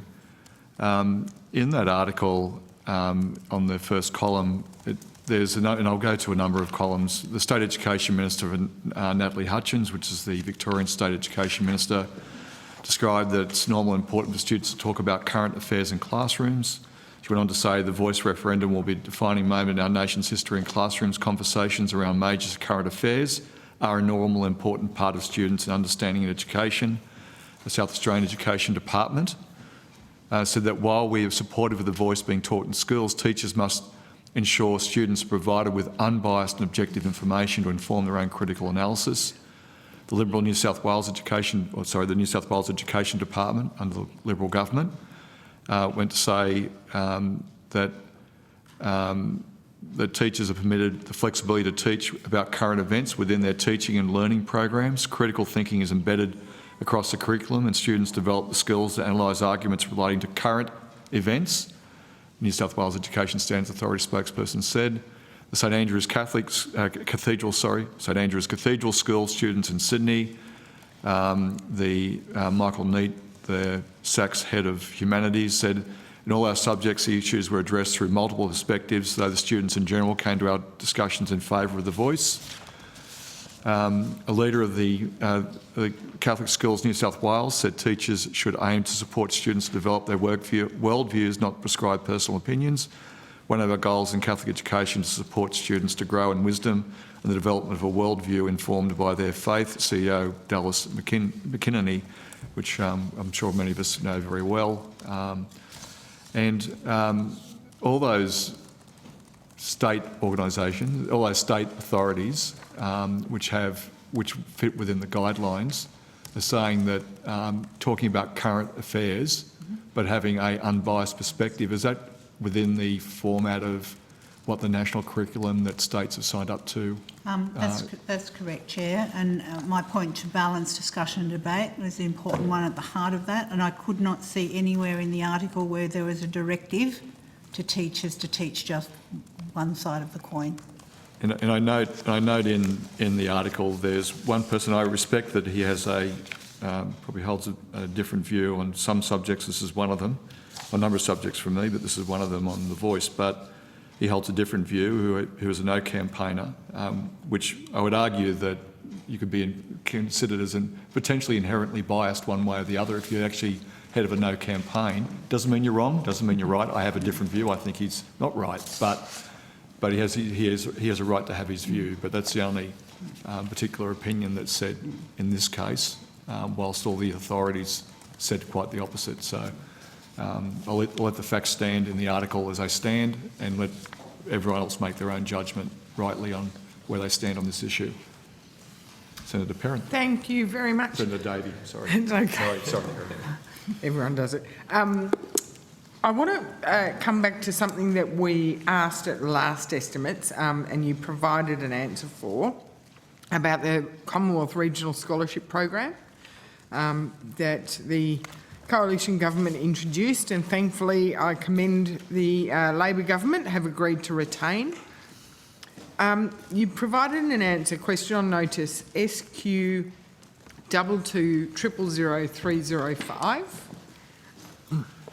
And in the answer provided by you, you noted that you were looking for the optimal timing, I quote, for implementing the program. Can you provide an update on the work and what optimal timing looks like, and how we're providing scholarships for families, particularly given the cost of living keeps on going up and these scholarships provide an important benefit. Yeah, we might go to one of our program areas. Pablo Carpe, I'm the First Assistant Secretary for the Improving Student Outcomes Division. I'm just pulling up that particular item, Senator, but what I can tell you is we've been having some very productive engagement with the Regional Education Commissioner, but also with some of the, peak bodies and interested individuals who would represent, for example, the Isolated Children's Parents Association, some discussions with them. I think the reality is, Senator, that many scholarship programs that run for a full year would have actually launched middle of the previous year. So we're probably in reality going to be doing something where it's actually going to be a 2024 that these become live, because the original decision, the processes to announce in an October budget, meant that we couldn't get out of the gates in terms of rounds for people to apply for. So in reality, it's probably going to be a 2024 program.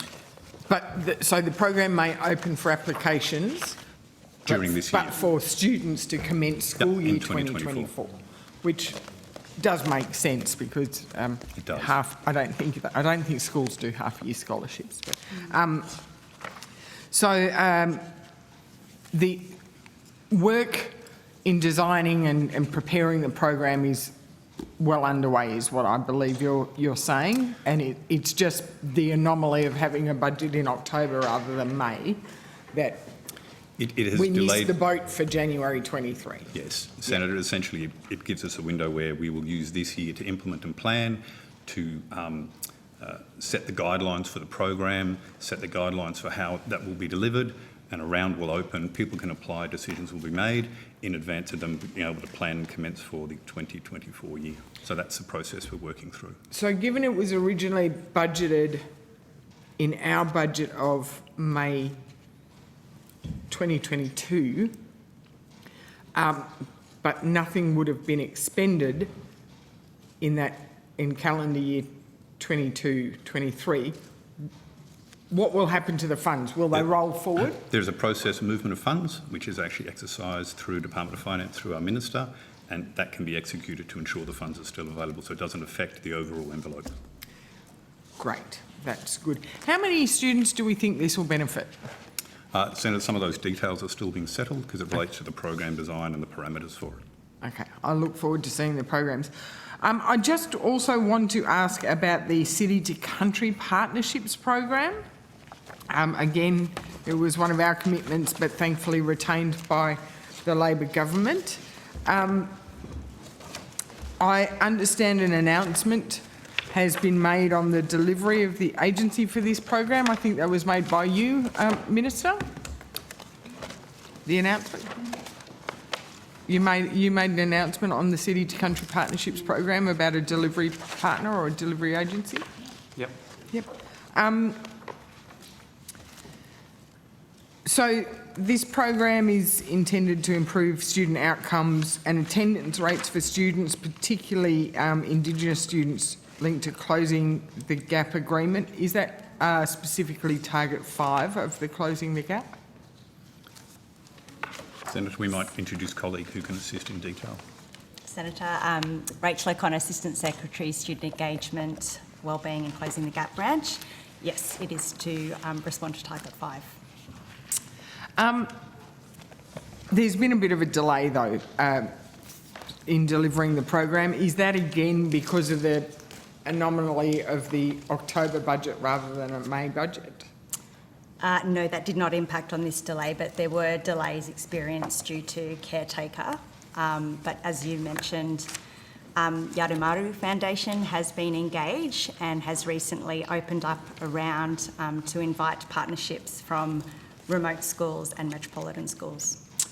So what was there was slight delay for caretaker, that's only a period of time. Why has it taken 9 months since the new government took over to actually progress and find a delivery partner? It was a delay to ensure that there was approval of the process to open up for the procurement to engage the delivery partner. So can you provide a timeline for the deliverables of the program to actually reach active partnership status, as in you know, when a school nominates to be part of the program and then opening grant applications? When will we actually see live and active partnerships? Certainly, Senator. So we are anticipating from this current round, which Yarding Murray Foundation has opened, that we will have advice from them mid-March, and we're expecting that partnerships will be entered into from ideally April, but it will be dependent on the outcomes from the selection process and the advice that we receive from YMF.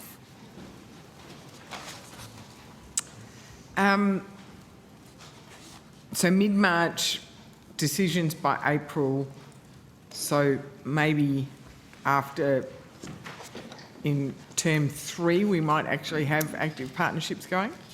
That would be our ideal outcome, but yeah, it'll be dependent on the outcomes from the selection process and advice from YMF. It is disappointing that by then it will have been over 12 months since a policy that was effectively ready to go. Yes, caretaker mode, but given the government agreed to implement it in toto, it is disappointing that nothing will be live for over 12 months since the government took on board, particularly when this is one of the priority areas for closing the gap, and we keep hearing from this government how committed they are to closing the gap. But I do commend the department for ongoing work, and I look forward to hearing which schools are participating and hopefully seeing some really fruitful outcomes from the program. Thank you very much. That's all from me. Thanks, Chair. Good, thanks very much.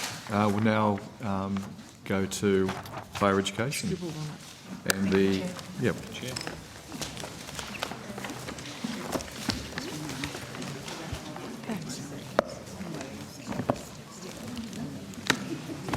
I have to do a Zoom call for 15 minutes or so. Is Matt coming back?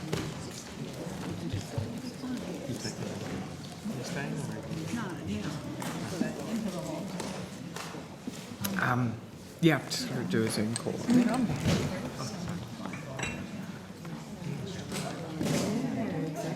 Exactly.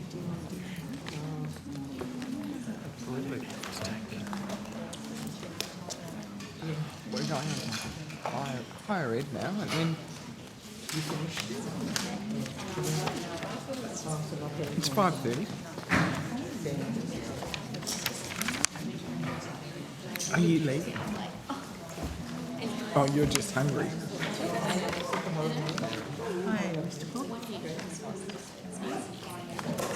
No, so we're only running half an hour behind. It's not too bad. Right, I'll be back.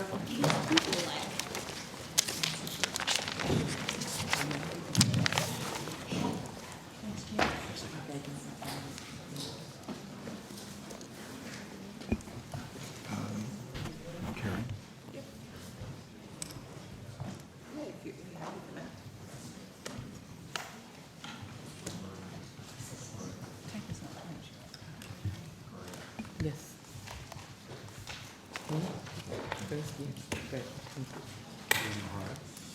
Okay, do you guys?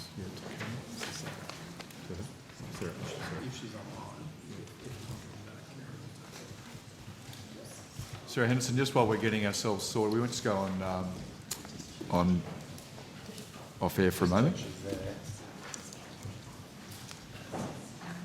Yes, Chair. I just want to check you're still online with us. That's okay. So I was going to go to you first. Yep. Okay, yeah, fantastic. Thank you. All right, to go over to you, Senator Henderson.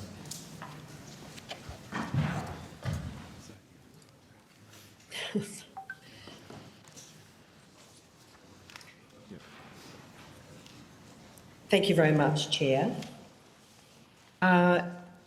Look, I wanted to start by asking some questions about the 20,000 additional university places. Secretary, are you able to give me an update on that commitment? Yes, I will begin. So we have a total of 51 providers who are eligible to apply for those Commonwealth supported places. The department received applications from 42 providers who requested around 37,606 EFT, which was equivalent to about 1.296 million in funding between 23 and 28.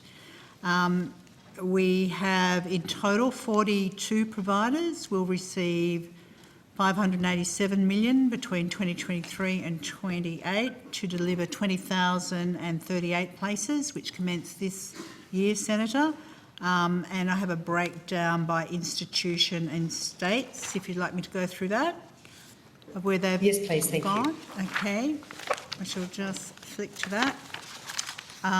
So the allocations, first of all, in the ACT, the Australian National University, the allocation of places was 237.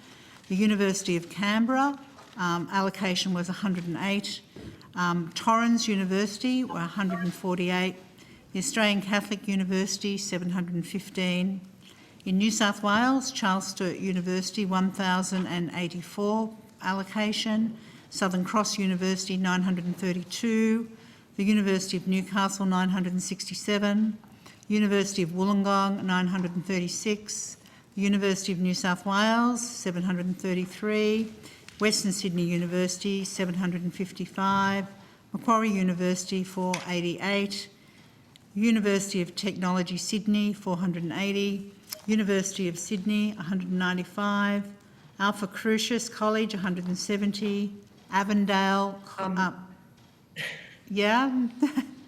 Sorry, Secretary, I might ask you to put the rest of that data on notice if you don't mind. I can, yeah. Yeah, rather than go through every single university, but I do appreciate that. So for the monitoring and assessment against these places, I know that in a previous question on notice, there'll be provider reporting to monitor the enrolment and the utilisation of these places. Will you be monitoring the completion data against this cohort so that we know that those students who undertake these places or secure these places will be actually completing their university degree? Senator Tony Cook, I'm the Deputy Secretary for Higher Education Research International. So there'll be a range of things that we'll be implementing, and I'll ask Ms Pearce to give a bit more detail after this, in relation to closely monitoring the program to ensure the delivery of the 20,000 places. As you'd be aware, one of the criteria that universities had to write to, or so I should say higher education providers had to write to in applying for the courses was a range of things, including the programs that they've got in place to ensure successful or strongly support successful completion. And so they had to demonstrate that they had programs in place to support students that would actually be filling these 20,000 places. But I'll ask Ms Pearce just to give a little bit more detail around the actual monitoring process that we'll implement. Kelly Pearce, First Assistant Secretary, Higher Education Division. With regard, Senator, to your question about completion, noting that that is some way off at this point, consistent with most of what we do and since arriving in the area kind of about almost 12 months ago, one of the good things about higher education is we undertake a lot of evaluation. So certainly completion will be something of great interest to us, noting that that's probably 3 to 4 years away if we're talking about a full-time student, and it could be up to 9 years if we are talking about someone who chooses to take up these places part-time. It also depends on whether or not, of course, there's diploma and sub-bachelor, so obviously they'll finish more quickly. Senator, can you hear me? We can't hear you. Senator Henderson, unfortunately we can't hear you again. I might just go to... Senator Little's able to follow on if... Yeah, we're sorry. We'll go to Senator Little if that's fine. Senator Henderson, we'll just ask... we'll ask the Secretary to make contact with you, see if we can bring you back in, but otherwise we'll go to Senator Little now. Thank you. Thank you. Look, I'm just wanting to ask about monitoring completion data against that cohort, and will the reporting be available to this committee? So, Senator, as Ms Pearce said, generally our completion data is 6 and 9 year data, because as you would appreciate, for some students, they will not complete in a full 3 year, 4 year, whatever the case may be. They may take longer around that. So our data, which is publicly available, so we'll have publicly available data, which is already on the website about completion rates for bachelor courses and above, is generally around 4, 6 and 9 years. And so in the future, we'd be very happy to take on notice any data that we've got in the future in relation to these students. Remembering, none of these students have actually started yet. The university academic year actually hasn't started. It's for 2 cohorts, a cohort in 2023 and then a cohort in 2024. So in the end, it mightn't be till, get my maths right, 2033, would that be right? If it's 9 years, for some of the 2024 data. We're happy to take that information and make that available. So this is a real baseline question, but the fee-free part of the degree, is that for the entirety of the degree? The fee-free? Is the place free for the entirety of the degree? Senator, the place to the student isn't free. That's more in the TAFE fee-free places policy. In this case, it's additional places, but the same rules apply to the places as to any other student taking up a Commonwealth supported place, which would mean that there's a student contribution which they're liable for, which they'll be able to access a higher education loan program loan for. So in this particular measure, it's not fee-free, unlike in the vet sector. Yep. So it's actually the places, funding for places. It's the Commonwealth support. Okay. The Commonwealth component to that is what makes up the 500 and whatever it was million, yes. Okay. So on a slightly different topic, there was recently a call from Professor Ian Hickey, coordinator of the University of Sydney's Brain and Mind Centre and co-founder of Headspace, to fund 200 additional university places for clinical psychologists to address the workforce shortage. By pure coincidence, I wrote to the university's vice-chancellors of the 3 universities in South Australia just recently, and I just happen to have one of those letters on my desk, asking exactly how it is that the numbers of clinical or other specialist psychologists doing master's degree is so small out of those universities, and the correlation between that supply and the demand and the need out there for clinical specialists, mental health services to support the population. Now, the question I've got here is, if not, given that terrible workforce shortages, what are we going to see in terms of action? But I want to go a step further and ask, it's not just about the places. I know it's also about the profession and the regulation.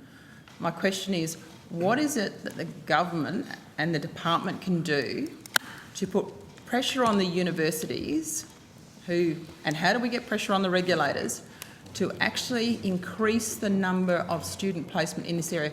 We're talking about students that go into these master's clinical psychology or psychology degrees that have to get significantly first-class honours, a score of a distinction average, depending on the university, and yet many of those who probably would have made or got those results have no place for them to continue and going into the master's studies. That is a travesty. What do we do? Senator, thank you for the question. It's actually very topical because the University Accord panel has been asking this very question, not just about clinical psych, it's about other areas as well. And the issue of placement, I can assure you, has come up a number of times. And the interaction and the relationship between universities, regulators, professional bodies and professional associations in terms of their expectations is something that has been discussed quite regularly by the University Accord panel. I anticipate the panel will raise that as an issue and seek further advice from the sector, but also from industry and professions on that matter. And so I anticipate that when the university panel releases their consultation paper, issues in relation to that will be raised and further advice will be sought on that matter to enable the panel to provide advice to government through their report. Minister, what else can we do to address that anomaly? Because it probably needs more than just the department, and given we've just seen some changes in the Medicare rebates for mental health, what are we going to do to address this situation that obviously is structural in nature but involves a number of institutions within this sector?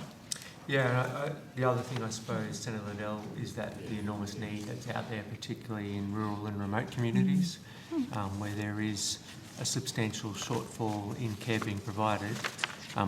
I know that the government has priorities in this area. I think the department have outlined what the options are available to us, and we'll continue to work as best we can to give people who are interested in pursuing study in that area the opportunity to do so. Because just so that it's clear the scale, we're talking about in the master's subjects of clinical health and PhD, and also masters in counselling and psychotherapy. We're talking about 20 students in a single cohort year going into those specialties. 20. That's in one university. You know, I just implore you, we really do need to look at this from a structural perspective, because the mental health, exactly as you said, in those rural and regional areas is a significant issue. And these institutions, including the regulators, sometimes take a long time to catch up, and I don't think Australia can afford that. Senator, the other issue that's being discussed at the moment is particularly around career advice in schools, and particularly about the cohort of students that might choose that particular career and what we can do better to actually provide better career advice in school, which I'm sure you're probably fully aware of in relation to some of these issues. But in this case, we've got the students who get those incredibly high grades, who can't take up the master's professional part of it because there's no places for them, despite those incredible results that they have to achieve. Yes. So again, so they go into other fields. That's the conversation I guess I had earlier. The other thing about that conversation, of course, is with state governments as well, because some of this is about state health services, and so we've been having conversations with state governments around some of the issues around state services, state medical services, state health services. It also broadens out, as you know, into teacher education as well. So I certainly acknowledge what you're saying, and I can again assure you that the Accord panel has been formed to give advice to government, has certainly is looking at this issue and seeking further views as to what recommendations they can make to government about that very point that you're raising. Certainly, it will obviously come back to that. On a slightly different topic from the last hearing, we asked about a Treasury analysis paper that was published titled "Why the Real Wages of Graduates with Bachelor's Degrees Have Fallen," and you provided a response to a question on 320, ends in 320. But it didn't really answer the question, so that's why I'd like to raise it today.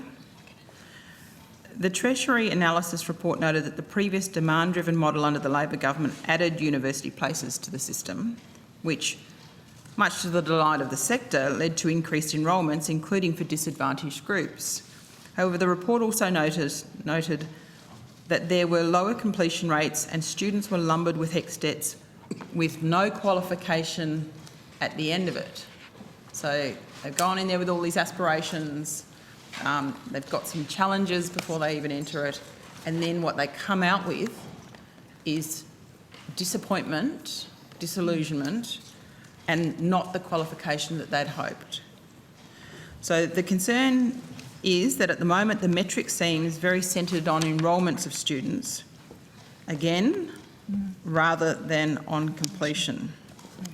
Is it true that universities received more places than they had asked or bid for? Senator, I'll take that question. The answer is no. They did not receive more places than they bid for. They might not have received exactly what they might have expected, but they certainly didn't get more because we were well oversubscribed. I think the Secretary read out some of the statistics earlier, so I won't repeat them. But, you know, we had far more interest than we did have placements. And can I just say that the reason that question or notice was answered in the way it was is because that report that you're referring to came out after we published the guidelines for this program. But nevertheless, built into this guidelines was the concept of looking at those universities, and I've noticed some commentary around, you know, why did certain universities get these? We took into account those universities that have a good track record of supporting students in the target groups. So as part of the design of the program, we're trying to deal with those issues that, you know, it is more challenging for some students to finish. It gets worse if you go part-time, you know, life is complex. How do we support students? And so part of our criteria for assessing, and why, you know, you'll see quite a number of regional universities in the top group of dollars and places, is because we were choosing also on the basis of, you know, what's their track record with these students. Yes, we are interested in completion, but as we discussed earlier, completion is some time away. What we want to do in the interim is ensure that universities have a good track record of getting these students. So you'll see that, you know, some of the bigger metropolitan universities may have got, you know, comparatively a bit less, certainly to their size. And that's in part because of their track record with their students. Yeah. So how confident is the government that all 20,000 places will be filled, given domestic demand is actually weak and universities are already enrolled well under their enrolment caps? So a number of universities are over-enrolled, the cap. So Depending on the course, right, there's a mixture of both in both of those, Senator. We continue to work with the universities in relation to the issue that you've raised. The universities have assured us in relation to what they've applied for.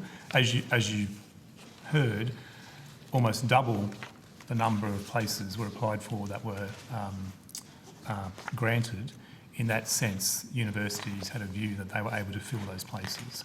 But we'll continue to monitor, as we always do, in relation to the number of students. As you've indicated, there is a slight softening in the domestic load, and so we'll monitor that and continue to work with universities as we do. I think we might have said in my evidence previously, we meet with the university once a week. We spend a few hours every week with a university. For those universities in relation to 20,000 places, we ask them questions about that, and we'll have that regular reporting process. So, notwithstanding university hasn't technically started until a couple of weeks' time, I think, we'll get a better sense in a couple of months' time about kind of what it looks like when we do our first sort of census collection. Okay, thank you. So thanks, Senator Little. Senator Faruqi. Thanks, Chair. I'm going to start with some questions on the Uni Accord. So, has the Universities Accord panel met yet? Senator, thank you. Thank you very much for the question. Yes, the panel has met as a panel 5 times. Okay. The first meeting was, I think, 3 days after they were announced. And then the panel has also met in various forms with a range of stakeholders. For example, at the moment we're going through a schedule of State Vice-Chancellor committees. So we met with the New South Wales State Vice-Chancellors Committee last week. I think we've done Victoria. So there's been many, many, many meetings that the panel's had with stakeholders, but also they've met formally 5 times. Mm-hmm. And I was having a look at the Universities Accord Ministerial Reference Group's membership, which has 33 members as far as I know, but only one of them represents students. And the group has 4 times as many representatives from the business community as it does from the student groups. So this seems a little bit skewed to me, and further to that, postgraduate and international students are completely neglected. So how are these cohorts going to be involved in the process? So, Senator, the panel has already met with the National Union of Students, for example, and also the President of the International Students Council, I think it's called as well. So that meeting happened; those meetings happened last year. That's right. We have we have a student, 2 students on the ministerial reference group. There's a rural student, and also There's a rural youth ambassador. who's actually a student. So she's a student. She's a medical So student. that's one person, yeah. And there's also the president of the National Union of Students as well. Yes, I So know. there's the but 2 people on there. So why aren't there any international students or any postgraduate students on that panel is my question. So, Senator, as you'd appreciate, in terms of the size, I guess, of the committee, we looked at the broad representation of it. In terms of our advice to government, our advice in relation to particularly international students, postdoctorate, we've had those conversations, the panel's having those conversations with them directly in relation to any issues that they might want to raise with the panel directly themselves. So how are you having those like who is the representative of So the panel, postgraduate students and who is the representative of international students? There's actually from postgraduate associations, Senator, Yeah, that we've maybe met you with. could provide that on notice, because I think it's a cohort that definitely should not be neglected. Yes, and happy to take that on notice. Yeah, I reckon they should be on that particular reference group. So, for example, we've met with the Council of International Students, Council of Australian Postgraduate Associations, the National Aboriginal and Torres Strait Islander Postgraduate Association, the National Unions of Students, the National Tertiary Education Union. The panel met with them. National Tertiary Education Union is not a representative of students. No, sorry. I'm just saying that was a group that was met back in 2nd December this year, last year, sorry. Okay. So the university's accord has obviously just commenced and there seems to be quite a lot of work happening already. When do you expect it will be completed, the process to be completed? So, under the terms of reference which are publicly available, the accord is to provide a report to the government by the 31st of December this year. Okay. So I guess I imagine, and this is a question for you, Minister, the implementation of any of those recommendations will only start in 2024, given the report will come to you at the end of this year? That would be my expectation, Senator Freaky. So does that mean then, sorry? Can I just clarify, I've neglect to mention there's an interim report as well. So the panel will provide an interim report to government in June, end of June. Okay. I guess it's a matter for government then as to whether there's any action that comes out of the interim report. Okay, sure. So I guess my question is, Minister, does that mean that we won't see any changes to the job-ready graduates' fee hikes or funding cuts till 2025? Well, I think you're preempting changes that might be made. I think we've implemented the 20,000 additional places, which was obviously part of our election commitment.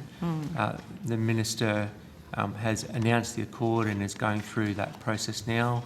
I think the Department have outlined the timelines of when we're expecting that to be complete. I'm sure if the Minister needs to make announcements in the meantime, he'd be prepared to do so, but I think we've just outlined what the accord process is. I'm just really concerned with the scenario that these fee hikes may not be addressed for another 2 years, because, you know, students really are suffering under huge burden of debt. And, you know, I know that the Labour Party was quite opposed to this, job-ready graduates package.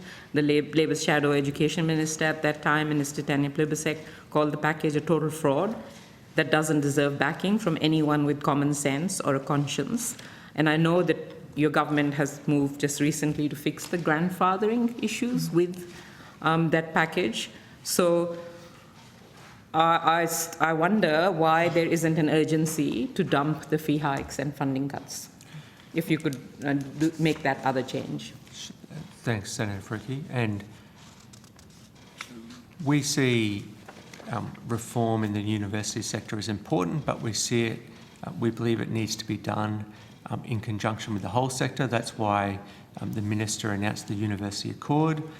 That's the process that the government is going down, and we think that's the appropriate way to develop the next policy framework that we take into the future. Is there the interim report? Is there any kind of direction that the government has given to the panel in terms of this, the job-ready graduates, and that their advice on it might be coming earlier than the end of the year?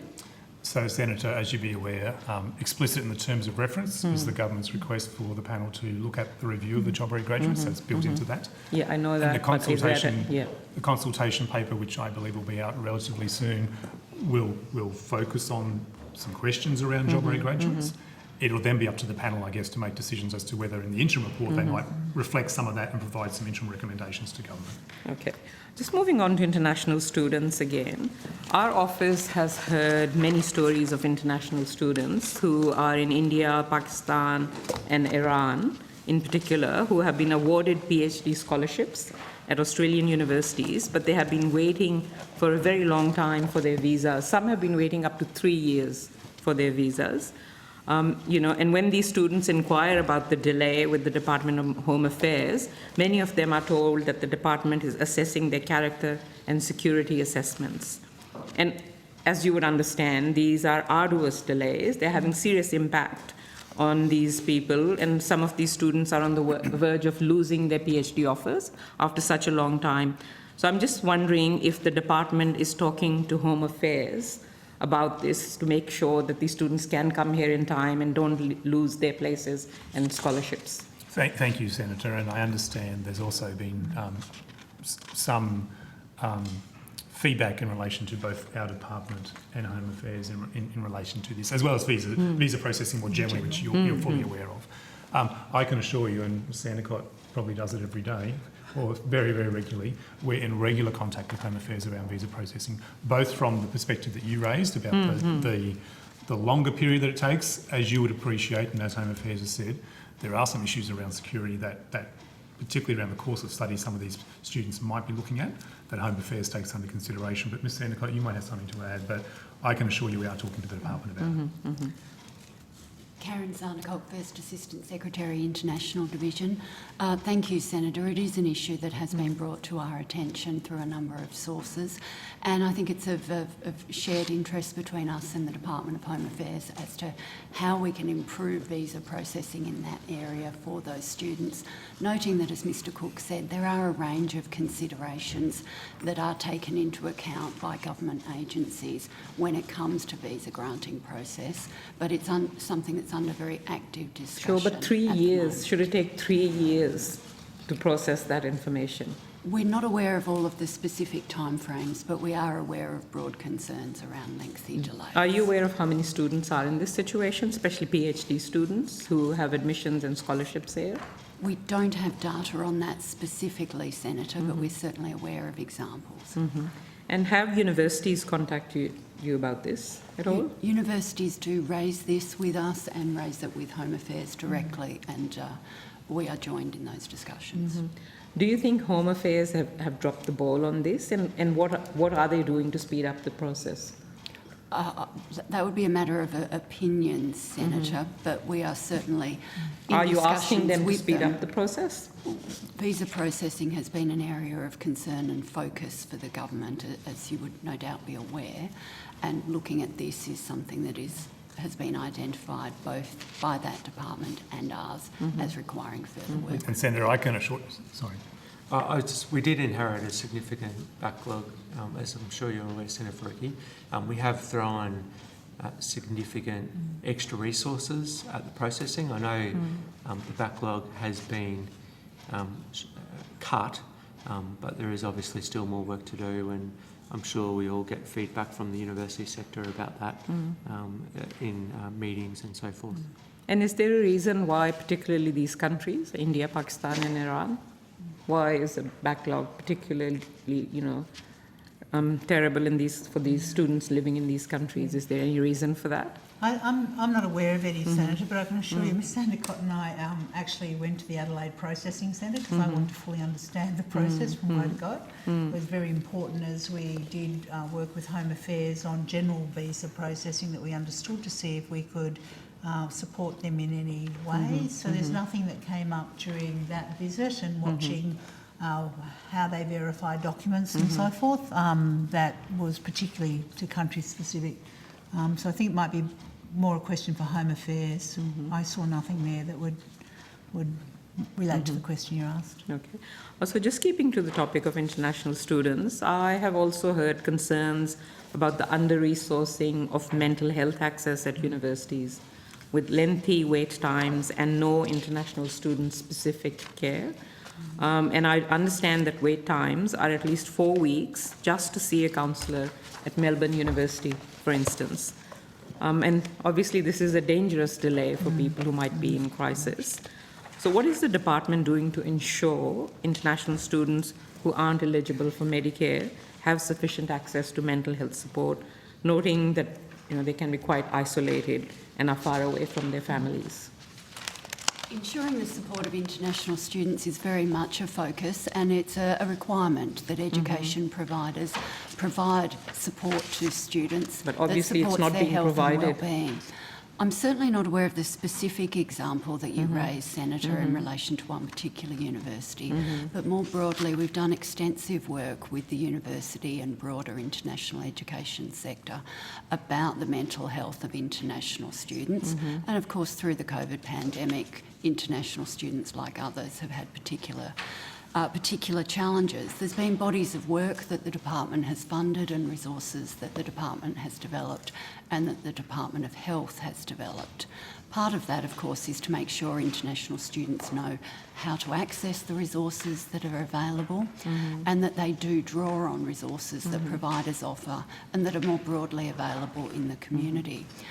As you may be aware, international students, whilst they don't access Medicare per se, they're required to have overseas student health cover, and they all do so as a condition of visa.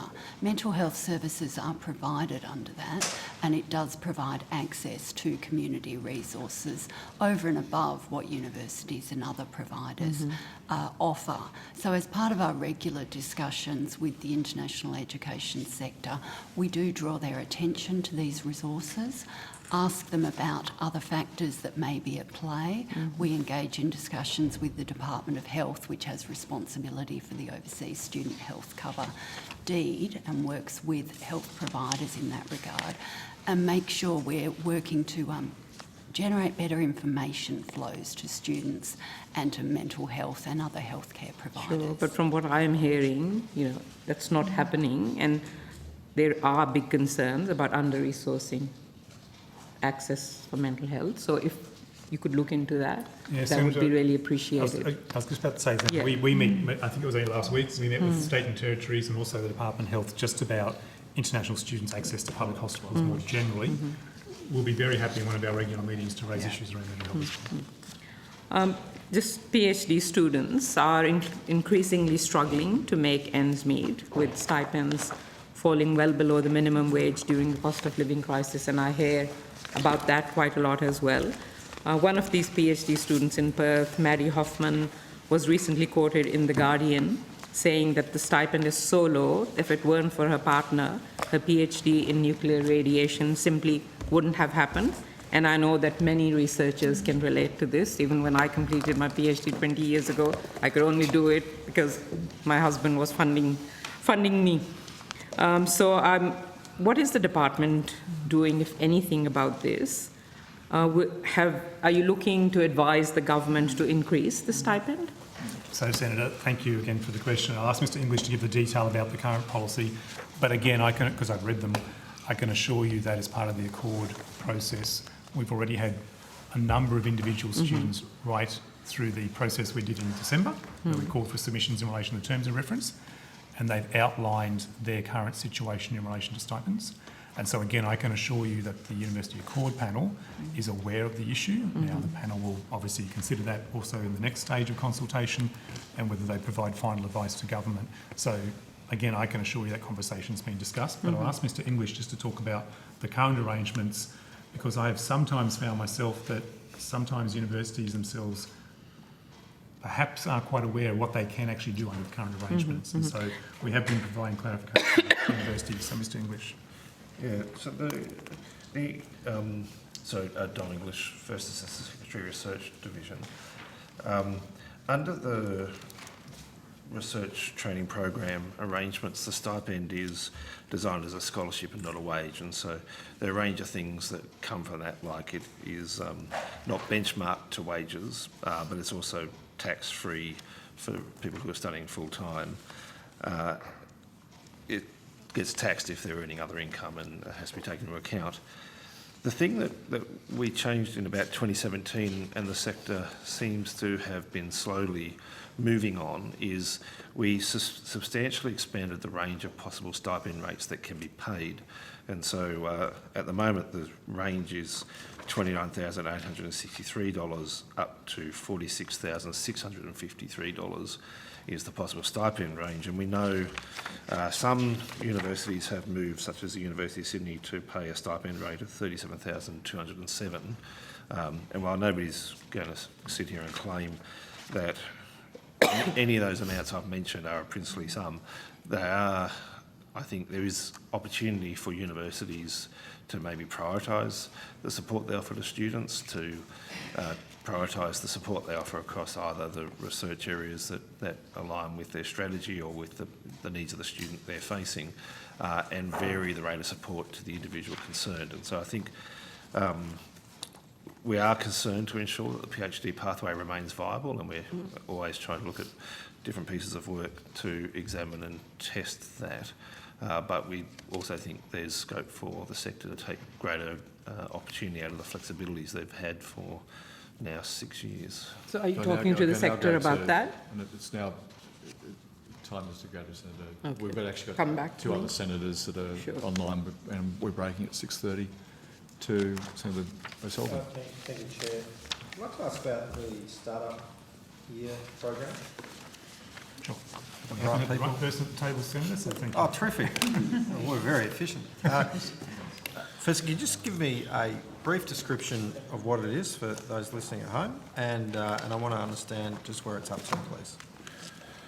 So thank you, Senator. The Startup Year program is a loan scheme that will provide through the higher education income contingent loan system support for programs run by universities to provide incubator and accelerator programs and entrepreneurship education to students in the final year of university and 2 years following their completion of their course.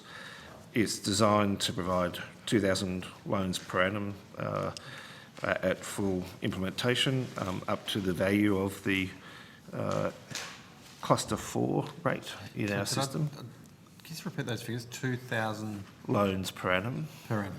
Yep. Up to the value of $11,800 in 2023, which is linked to the funding system's current rate of student loans available to medicine, dentistry and veterinary science. The funding, as per the usual arrangements with the student loan scheme, goes to the provider to deliver a service, and then the student repays that funding over time through their tax arrangements. The scheme is in the process of being finally developed into legislation to introduce to the Parliament a little later this financial year. So we aim to implement the scheme from the 1st of July. We will implement it initially in a pilot phase where we will put out arrangements that we expect to test, get feedback from providers and finalise the ongoing arrangements on the basis of that first year of operation. Okay. We've had a consultation process with the sector between 29 September and 15 November for 6 weeks with 61 individuals consulted, 38 submissions, 530 responses to surveys from students. I can keep going, Senator, but possibly that might... 38 submissions, but 500, there was a survey that went on. Yeah, we surveyed students and recent graduates. Which is a lot easier for people to do rather than doing a full submission. Yes. Yeah, it was, it's actually just, we're experimenting with different ways of getting people's input, and obviously a quick survey, survey monkey style, if you like, adds richness and granularity to otherwise a range of data that we can pull from the system. And so we're bringing those sorts of things to the policy design process. Thank you. And was feedback taken on board? And were any of the policy settings adjusted as a result of that feedback? Certainly a number of questions about the policy design have been informed by the process, and so one of the questions was about the duration of support and engagement with courses and what students would be likely to take advantage of if it was made available, because this is a program that we're sort of building from scratch. We can take that on board, and so it's clear that students are interested in a high quality offering that has a whole range of services available and education pathways within the Startup Year program, not just, you know, the orthodox program tends to be a group of people in a room with empty pizza boxes in the corner working on their computers to start their business. This will be a much more engaging process. There'll be micro-credentials involved in the provision of you know, core knowledge about how to set up a business, the accounting and financing arrangements you need to consider, marketing and client research, as well as practical experience in you know, test, design and deliver type activities that help you think through the process of taking a product or service to market. So all of that was informed by the sort of feedback we got. Okay. And when can we expect to have more detail on the final policy settings for the program? So we are aiming for autumn 2023 introduction of legislation and 1st of July rollout of the scheme. Yeah. And is there legislation that's going to be necessary? Yes. So to enable us to offer a loan for this purpose, we need to add it to the arrangements that are currently. So essentially, just go on their HECS debt. Is that right? Yes. Is that how it would work? Yep. Okay. And you might have said this already, but what's the anticipated commencement date for the program? So just making sure I'm not confusing my programs, but mid-2023, 1st of July, So legislation commence on coming into first, effect, yeah.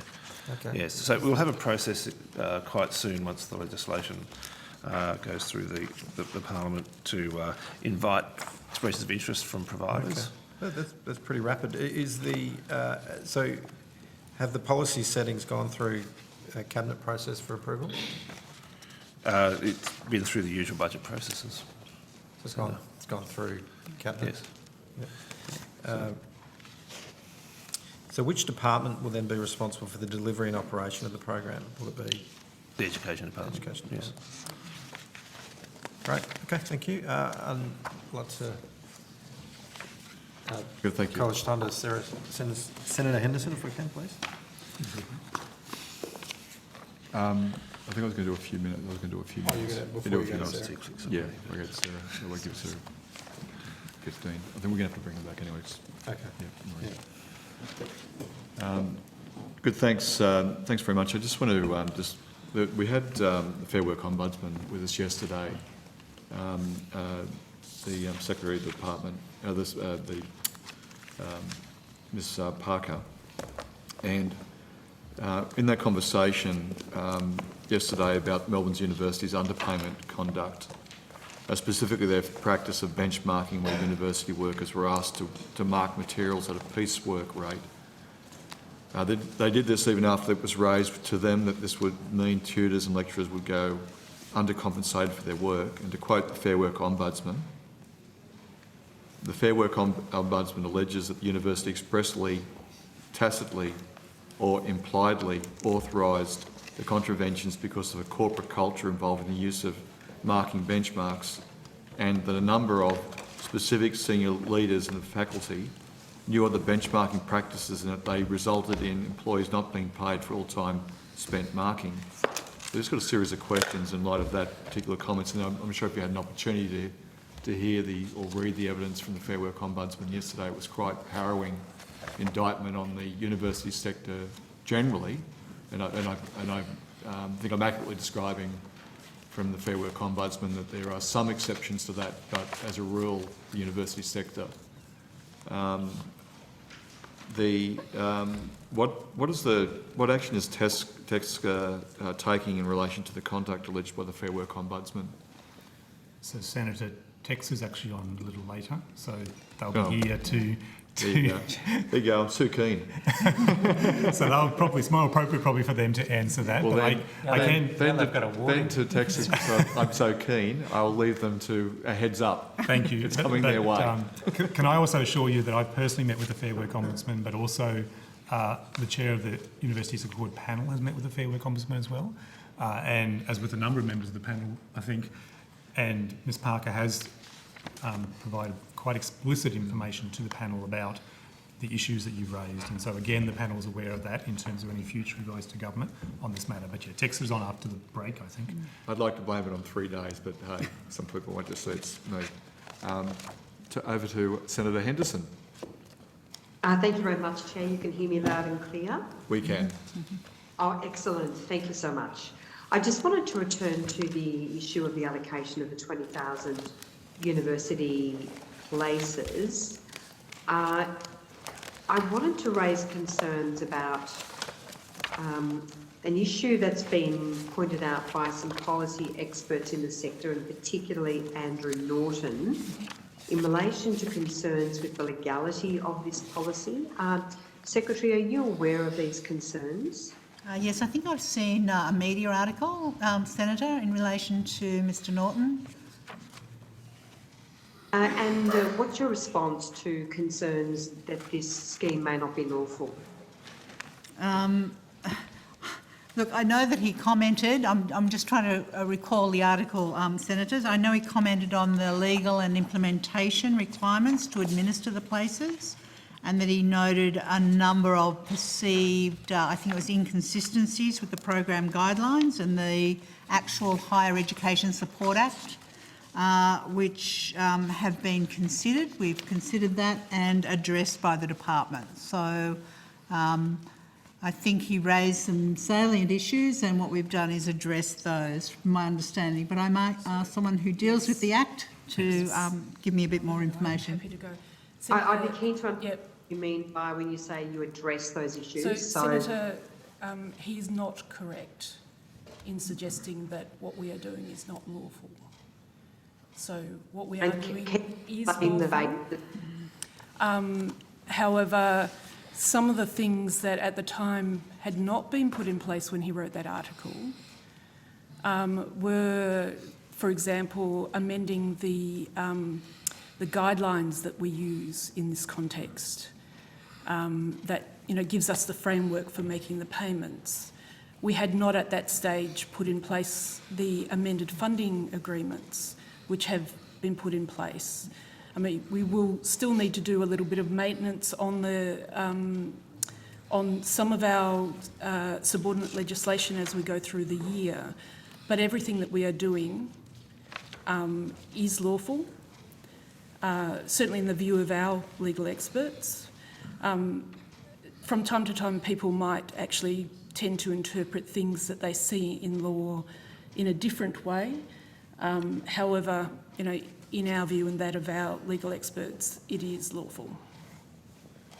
But you put in place some amended arrangements which was to address the question as to whether this was lawful. Is that correct? No, Senator, that's not correct. This is a usual practice that we do on programs in relation to higher education. So it's the interaction between the Higher Education Support Act with the university funding agreements, and also with particular guidelines in relation to a particular program.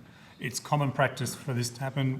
When short courses were introduced by the former government, for example, we had to do the exact same thing. We have to continuously update guidelines in relation to new government policy. It was not absolutely in response to any concerns. It was our usual process, Senator. I can assure you of that.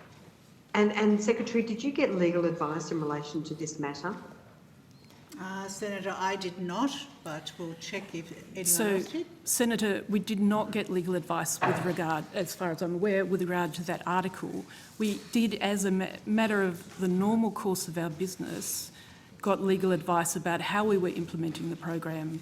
And each time we do the amendments, for example, to guidelines and to other things, our lawyers guide us in that matter. So while we didn't need to get specific advice about that particular article because we were already doing the right thing, if you like, as far as our processes, Certainly, at every step of the way, we have had legal advice on how we were going about our business. Are you able to please table that advice and any related correspondence in relation to this particular matter, the legality of this program? Sorry, Senator, it's Damien Coburn, Assistant Secretary, Higher Education Loan Program and Provider Integrity. Leaving aside that we wouldn't normally table legal advice, I'd provide the assurance that all of the relevant instruments that were used to implement the program and the instruments that are yet to come to implement the program were actually drafted by lawyers, and that was their main involvement. We go to the legal team in the department, we say, here's what we want to do, and they say, well, if you want to do that, here's the way to do it. We'll draft the relevant instruments, the changes to the funding agreement, changes to guidelines and so forth. So All right, look, if you could take that on notice to the extent that you need to in relation to providing the various advices and other related correspondence, I'd be grateful. We're happy to take that on notice, Senator. As you would understand, normally legal professional privilege prevents us with some things, but we're very happy to see what we can do to assist with your question. Thank you, particularly given it was internal correspondence with your lawyers. It may not... so I'll leave that to you back to us on. Thank you, sir. Thank you. Look, I just want to move to the issue of the Confucius Institutes. And I note the government's position, and Minister, this is to you, that the government will not be permitting or agreeing to any further Confucius Institutes being established by an Australian university. Can you explain the basis for that decision? The Foreign Minister has made it clear that we expect universities will not establish new Confucius Institutes and that existing institutes will continue to be monitored as appropriate. I think further questions along this matter would best be directed to the Foreign Minister and DFAT. Senator Henderson. Well, in fact, I refer to a statement being made by the Foreign Minister and also the Minister for Education. So this is also integral to the Minister for Education, particularly in light of the joint statement that was made. So again, I ask you, could you please inform the committee about the basis on which the government will not be permitting the establishment of any further Confucius Institutes? I mean, the Coalition strongly is not contesting that. The Coalition strongly endorses that position, but I just would like to understand from your perspective the rationale. As I said, Senator Henderson, that's best directed to DFAT and the Foreign Minister. I don't know if the department have anything else to add to it. So, thank you, Minister. So, Senator, as you're aware, DFAT's actually responsible for reviewing Confucius Institute arrangements. It's actually under the Australian Foreign Relations Act. It's not something that our department or our officials are involved in the sense of the regulations in relation to Confucius Institutes. Yes, but I'm still, I mean, the Minister for Education has got very important responsibilities in relation to these matters. I understand the Minister for Foreign Affairs has particular powers under the Foreign Relations Act, legislation that I have to say we very proudly passed in the wake of various concerns, including the Belt and Road Agreement that was entered into in Victoria before that was overturned. But given the government's position in relation to further Confucius Institutes, it's quite difficult to reconcile why the government has not made a more definitive statement or exercised its powers under the Foreign Relations Act to cancel other agreements. It's really a question for DFAT and the Foreign Minister, Senator Henderson. Well, I understand the scope of how the Act operates, and I appreciate that the Foreign Minister has a direct responsibility, but this is also a core issue for the Minister for Education. So are you able to explain why you don't have the same position in relation to the existing Confucius institutes? Because this is quite difficult to reconcile. I really don't have anything more to add, Senator Henderson, other than your questions are best directed to the Foreign Minister and DFAT. Minister, are you concerned about the establishment or the fact that there's 56 of these institutes currently operating in Australia? And I think I said that in my answer to the first question, Senator Henderson, and that the Foreign Minister has made clear the government's position in regards to these institutions. No, I've asked a separate question, so this is a very different question. Minister, I'm directing this to you. Do you have concerns in relation to these 56 institutes which are currently operating in Australia? My concerns would echo the Foreign Minister's concerns, Senator Henderson, which I put on the record earlier.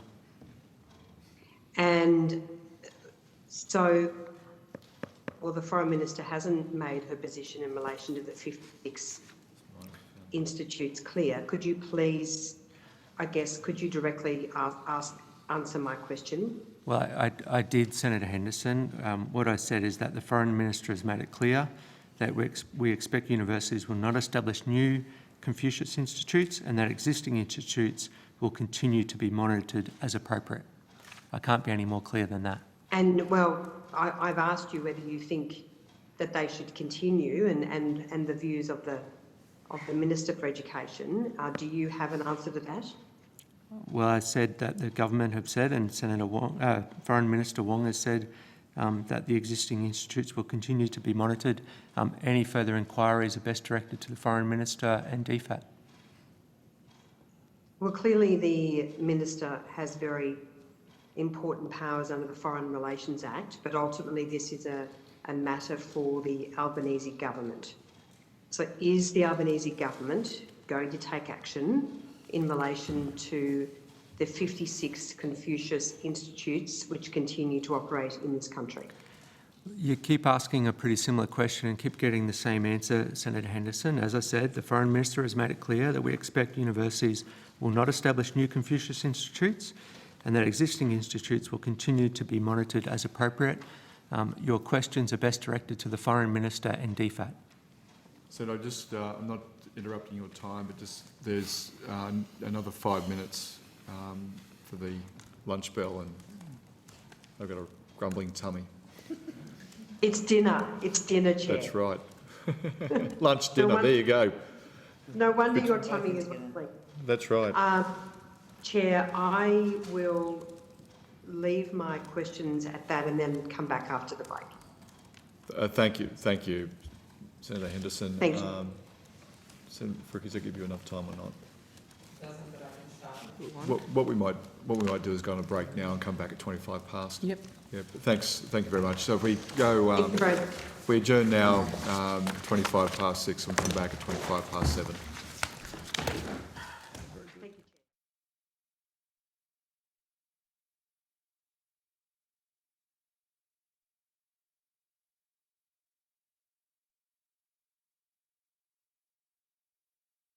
Schedule. Good, thanks everyone. Welcome back after the dinner break, not the lunch break, the dinner break. To you, Senator Henderson. Chair, thank you very much. Look, I just referred to some questions on notice that I asked prior to the lunch break in relation to departmental consultants. I just want to note that I'd like to withdraw those questions, please. And also, there was some questions that I raised on the same matters, in the same terms, and I would like to withdraw those as well. Thank you very much, Chair. Thank you. Senator Fricke. Thank you, Chair. Tens of thousands of international students are, of course, arriving at the moment and expected to arrive in Australia for first semester this year. However, recent reports have shed light on how hard it will be for these students to find affordable accommodation. And those recent reports also state that the department is working closely with the education sector and state and territory governments to help overcome the logistical challenges associated with this change. So can you tell us how exactly the department is ensuring that international students have access to affordable housing? Thank you, Senator. Thank you for the question. And I'll refer to Ms Sandicott because she's actually led those meetings. But as you would be aware, some of the issues, of course, around some of the accommodation providers, particularly they're looking at new accommodation, is things like state planning requirements and things like that as well. But Ms Sandicott's actually been involved in those meetings, so I will hand to her. Yes, thank you, Senator. So Mr Cook would have referred to discussions that we have with states and territories and with the providers.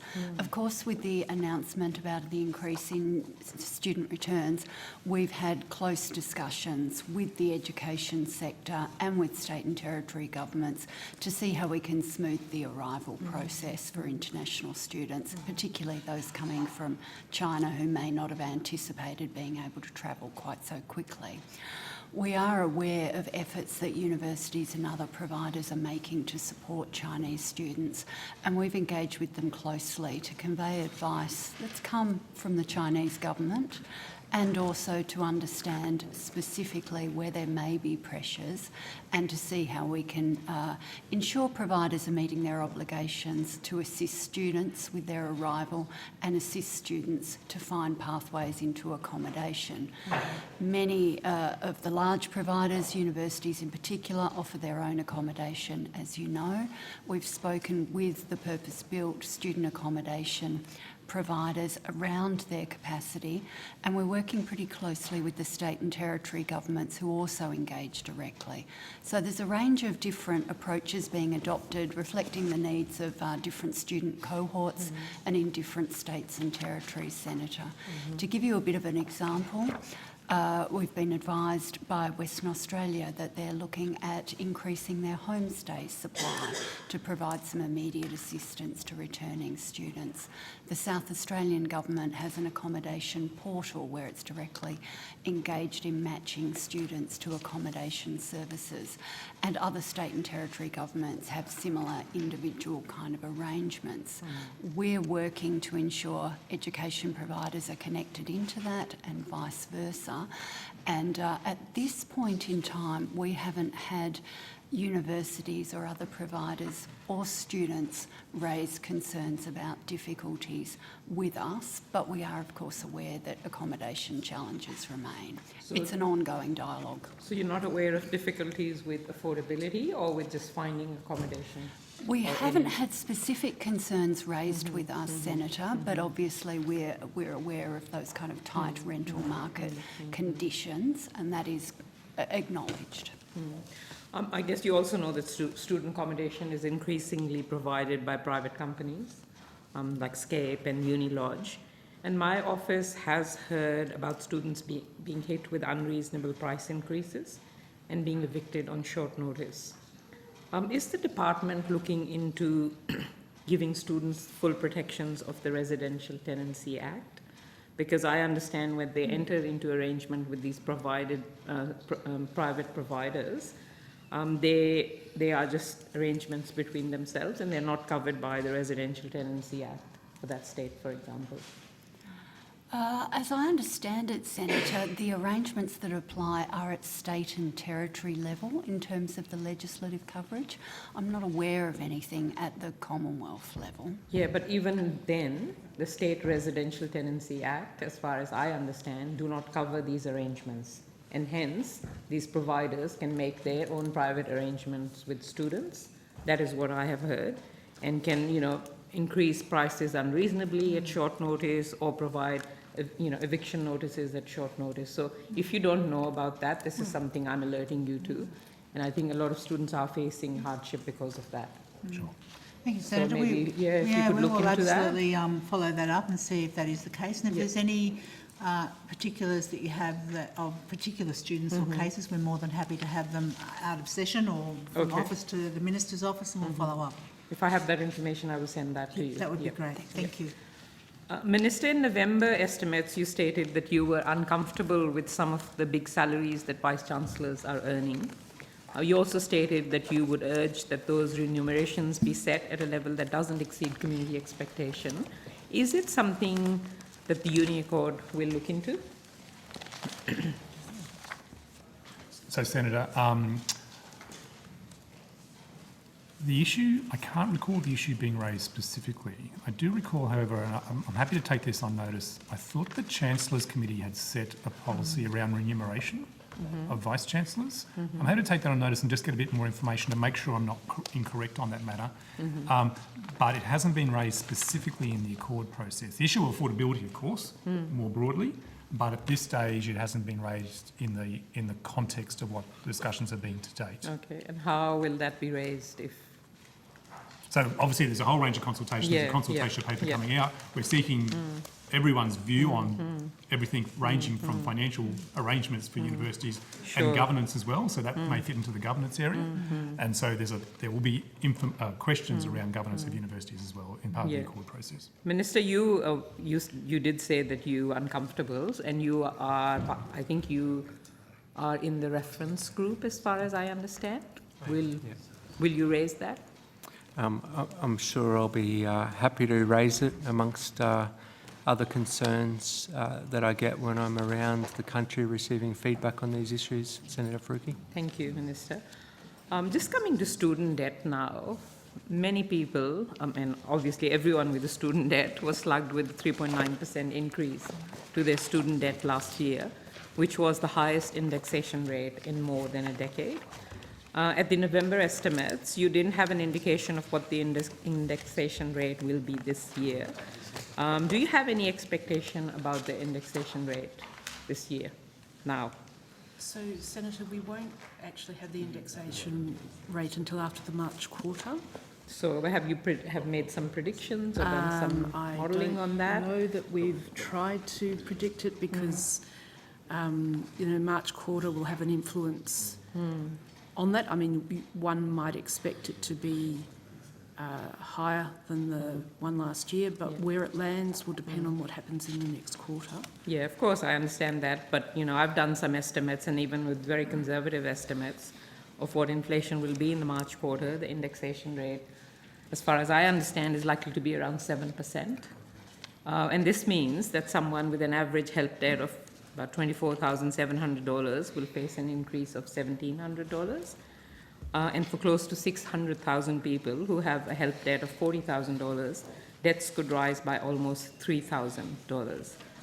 So, Minister, do you consider this to be a fair or sustainable way for student debts to increase by so much in 1 year, considering that we are in the midst of cost of living crisis? And I know that some people have told me that they will pay a debt of $3,500 in HECS this year, and at the end of the year, the HECS debt will increase by $4,760. So they're paying off, thousands of dollars, but the debt is increased by even more. Yeah, thanks, Senator Faruqi. And I understand this is an important issue, and one of our aims is to obviously ensure that university is accessible to everyone, and we don't want the cost of a degree to be a barrier to someone deciding that university isn't for them, even if they've got the marks or they've got the encouragement to go. So I understand why you highlight it, and it is an important one for us. It's important to note that you only start paying back, obviously, according to how much you're earning. So it isn't necessarily an impost on people, once they get into the workforce and start earning money. But there is that challenge of, as you're going through your degree and building up until you enter the workforce, of that debt raising. It is something that we've identified for the Universities Accord. That is the government process from how we will be looking at it. And I know it's an important, we consider it a really important one as part of that Accord process. So, yeah, Minister, having a barrier to access is one thing, but coming out with a huge debt is another. And people have told me that they can't get loans from a bank for their first home or for buying a car or anything else if they have such huge debts. And as you know, under the coalition government, the minimum threshold was lowered to around $48,361, which is much, much lower than even median wage. So I guess what I'm asking is, so will the Accord actually look at, decoupling indexation from the loan or increasing the minimum repayment threshold. I'm happy for Mr Cook to add more to the process that the Accord is going through and what they're considering, but it is obviously important for the system to be sustainable. Only 7% of Australians were getting a university degree before HECS, now it's 40%. So it is obviously been a system that has been valuable, but we also understand the cost of living pressures people are facing, but also the fact that when you do enter the workforce, that you obviously are looking to buy a home and all those other things that have also become so much harder to do. So I think we understand the context in which you raise it, and it is, as I said, an important one for the Accord process. I don't know if Mr Cook has got anything further to add. Just one question on this and then I'm done. Or you can come back to me. There's a pattern, Yeah. but you can have one question by all means, and then I know you're finished. Sandra, I can assure you some of the examples you've sure, given sure. have been raised to the Accord panel. So I can assure you some of the examples you have given have been raised to the Accord panel directly. In the Accord process, did you say? That's right. So some of the people who've spoken to the panel members have given examples such as you've given. Certainly the Accord, as part of their terms of reference, are looking at issues around access, opportunity, affordability for students more broadly, let alone higher education more broadly as well. So I can't obviously preempt where the Accord may land, but it's certainly under active consideration about the issue of student debt and what it looks like. Thank you. Thanks, Chair. Oh, good. Thanks. Senator Henderson. Thank you very much, Chair. Minister, I just wanted to return to the issue of foreign interference and influence in our Australian universities, and I'm just keen for you to add the government's perspective on the way in which the government is tackling these issues, over and above the issues that I've already raised with you earlier. I'm happy for the department to provide some answers on that. I'm actually asking you, Minister, if I could, just from the government's perspective. And I'm happy to ask the department to add some further information. Thank you, Minister. You don't have anything to add at all? Well, I've given you some answers. I'm happy for the department to provide some more, Senator Henderson. So thank you, Senator. So just so I understand, the question was the broader question around foreign interference in terms of the higher education sector and universities. Is that what you're asking? That's right, and measures being taken to combat foreign interference and foreign influence in Australian universities. So, Senator, you'd be aware that the UFIT, the University Foreign Interference Task Force, was created several years ago. It has university vice-chancellors on, it's got the Department of Education, it's got Home Affairs, it's got Foreign Affairs, it's got a range of security agencies on there as well. It's got Attorney Generals on there as well, I think. They work together to look at the issue of foreign interference, and as you're aware, there are guidelines that were established and were launched 12 months or so ago, refreshed guidelines from ones that had been in operation previously. Those guidelines go through a series of themes. I'm happy for Ms Sandicott to talk those through if that's useful for you. Basically, where we are now, you obviously saw the government response in relation to the PJSIS report in relation to foreign interference in universities. 27 recommendations there. Each of those recommendations responded to, broadly supported. I think there was only one recommendation that was not supported, which was in relation to ASIO and what ASIO might actually report, and I guess that's an ASIO matter. This year, we are leading further consultation with the higher education sector around reviewing what their practices are and have been over the last 12 months in response to the latest guidelines that were issued. And so I wrote to them personally, all the Vice-Chancellors, about a month or so ago, or a couple of weeks ago, outlining that process, and our first meeting will be in the next couple of weeks, I think, to effectively work with the sector about what they've done, where there's gaps, what we should do in relation to those gaps, identifying best practice as well, and what we might do in the areas of best practice and promulgate some of that best practice, which will lead to probably a report for us later in the year, which will give us a view about the progress that universities have taken in relation to foreign interference practices, everything from what they're doing in terms of their annual reporting processes and things like that as well. I hope that helped. Sorry, Senator, I hope that helped with the question. If I could ask you to table that letter or provide a copy of that letter to the committee. Very happy to. Could you perhaps identify or explain where you see the gaps to be at the moment? So I think, rather than a gap, I think it's further development, Senator. As you would appreciate, higher education sector... You did refer to the gap before, so I'm just keen to understand. Well, that's what we'll... what you... Well, the gap will be what we're doing over the next couple of months. So we have to find the data. So we'll be out and talking about the gaps. So we'll be asking universities, what do they think are some of the gaps in relation to it? That's the purpose of the work that we're doing over the next couple of months. I think the universities themselves, while they've done, I believe, a very good job, will admit that they need to continue to look at things like staff training. And so in terms of staff understanding what staff are required to do in relation to anything they might need to declare, particularly in terms of some of the research that they might be doing with other countries and other researchers. And there's always issues around technology and making sure that technology and issues around cybersecurity are front of mind in the work that they do. But many universities have reviewed their policies and they've implemented they've advised what they've done through their annual reports. But they're the sort of things that we want to get more detail from the university sector on, so that we can identify if there's more training that needs to be done, what other resources we can develop to help the sector as part of the work going forward. Do you think that the university sector is very anxious about this issue and is very keen to take further action, particularly if it gets the support of government to do so?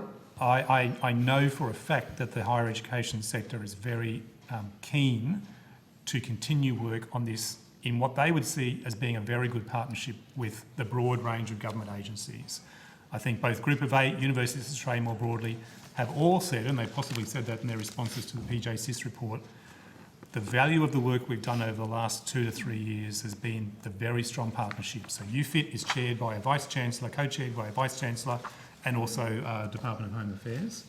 And so it's a very strong partnership, and that partnership will continue. And it's a very honest dialogue that we have around the table. Do you have any observations in relation to the current operation of the 56 Confucius Institutes in this country? So, Senator, just to clarify, there's not 56 Confucius Institutes per se, there's 56 Confucius arrangements. There's a smaller number of institutes. Arrangements, apologies. Sorry, no, that's okay. Sorry, and then I've forgotten the question you asked me. I'm terribly sorry. Do you have any observations to make in relation to those arrangements, including whether you believe that they should be continuing? Senator, I guess my observations are reflected in the government response in terms of PJSIS, which is that the Department of Foreign Affairs and Trade have reviewed all the Confucius Institute arrangements notified under the Act, which the higher education sector is required to do. They have, their view is that those arrangements are within scope of the Act. They'll keep those arrangements under review, and that they will continue to be actively engaged with the universities about those arrangements. So again, the Department of Education is not strongly involved in this because it is the Department of Foreign Affairs and Trade that actually has that responsibility under legislation. I appreciate that. In terms of the review by the Department of Foreign Affairs and Trade, does the Department of Education support that review, and have you made any submissions into that review at all? Senator, when I talk, sorry if I wasn't clear. The review is what the Department of Foreign Affairs and Trade is required to do, and I think also with the attorneys, is that right? In relation, that's a different act. In relation to the Australian Foreign Relations Act. So yes. Universities have to provide information about any engagement, as you know, in relation to a foreign power. The Department of Foreign Affairs, I'm just correcting, is required then to review that. So it's not just the Confucius, it's not a specific review. They do that with every single arrangement that's in place. Just to clarify, does the Department of Education, or have you made any submissions or provided any information in relation to DFAT's assessment? I don't... Senator, from time to time we are asked by DFAT to provide advice on an arrangement that has been notified. That is typically background information and any perspective that we may have. I'm not aware that we have been asked for anything in relation to any Confucius Institute arrangement. Can you take that on notice, and if there are any advices or information provided to the Department of Foreign Affairs and Trade. Could you please provide those to the committee? We're happy to take on notice. Thank you, Senator. Thank you very much. I just want to turn back to the issue, the concerns that I raised earlier about indoctrination in Australian schools, with particular reference to the reported decision by the states to only teach the yes case for the voice. How does the government guard against... moved on, Senator Henderson, I think. Sorry? We don't have those officials here anymore, I don't think, because we've moved on to higher education. No, Minister, I appreciate that. If you could just let me finish my question. How does the, in light of those earlier questions that I raised, how does the government and the department guard against activist activities in Australian universities, activities which arguably could be labelled as indoctrination? Could you take me through how the government manages those issues? So, Senator, in relation to schools, I think I've been through those procedures No, with no. you before. Sorry? I'm asking universities, not schools. So, Senator,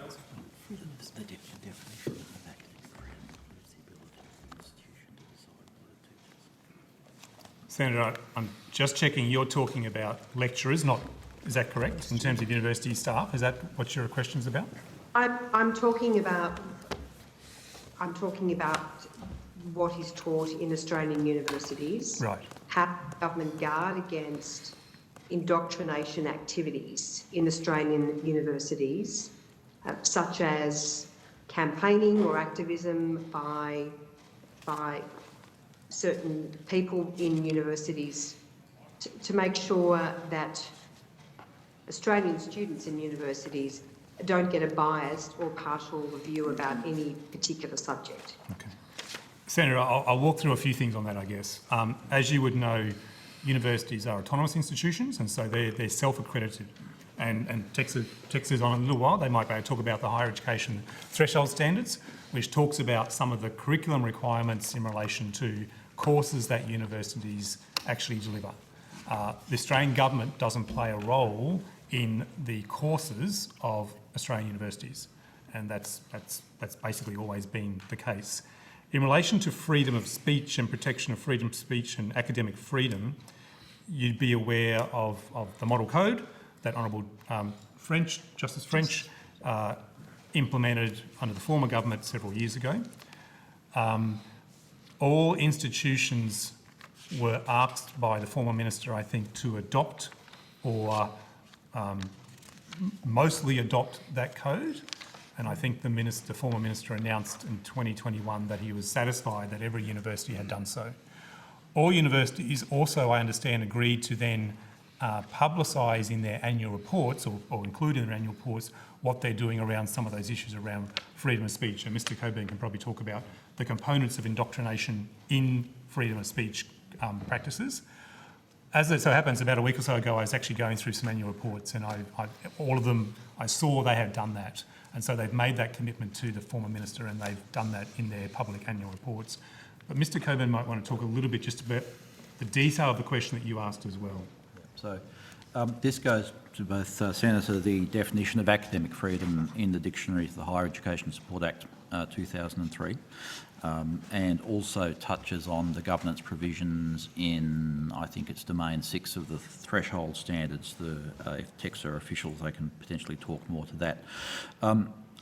I think the key point is that the idea that the government would step in and restrict what is able to be taught and discussed at universities is somewhat antithetical to the operation of both the HESA and the threshold standards. Of course, if speech is not... No, just to jump in here, that was my suggestion. I was talking about safeguards. So in relation to the former minister's very good work, I have to say, on this issue, you've explained that has been adopted, but I guess I'm interested also more broadly as to whether the department has identified any other issues of concern in this respect. So, Senator, No, we haven't, but again, from a regulatory perspective, I'll hand to my colleagues at TEXA when they're in the next session. The department doesn't regulate universities, TEXA does, and they can probably talk about some of the issues around the threshold standard if there's any issues that you particularly want to talk about in that regard, and what those standards are in relation to curriculum and student wellbeing and things like that as well. If you're comfortable with that, I will refer to TEXA because they're the regulators rather than the department. Last question, Senator, if you... Just very quickly, in relation to the return of international students, could I please get an update on how Australian universities are travelling, what barriers students are currently facing, and what the government is doing to address any of those barriers? So, Senator, we have data as of November 2022. Are you interested in some of the data about the increase in number of students and that sort of information? Is that what you're seeking? Yes, I might even ask you to put some of that data on notice, but if you can make some general comments, and then if you could provide the detailed information in relation to the statistics, that would be appreciated. Very happy to do that. And some of this information is also public. So just so you know, a lot of higher education data actually is public on the education website, and the international data is usually updated every 3 months, I think it is, or so, or monthly, sorry. So the November data, the December data will be out. It's usually a 3-month lag, I think I was thinking, by the time we finalise the data. So in relation to year to date, from 2021 November to 2022 November, there were 613,327 international students, which is an increase of 7% year on year. Commencements was an increase of 37% year on year. So you can see quite a dramatic increase in terms of those commencements. And so the anecdotal information that we're getting from the universities, and I speak to a lot of vice-chancellors, is that they're seeing a very strong return of international students, which we're pleased about because we were concerned that international students may choose to go to some of our, what we would call our competitor countries, Canada, the UK and the USA. But what we're finding, and our agents are telling us as well, is that there's a very strong brand of international education in Australia, and so students are returning. Ms Sandercock might want to talk just very briefly about some of the supports we're offering and the work that we do with universities in relation to that. I just need to make that brief if I can, please. Oh, sorry. Yes, of course. Certainly, Senator. If there's something in particular, I'd be happy to talk to that or provide it on notice. As Mr Cook said, the rate of return is really encouraging. Of course, there's been a period of 2 years where that has been very low, but the enthusiasm that's being reported by the industry and reflected in our data is very encouraging. Higher education enrolments and commencements particularly so.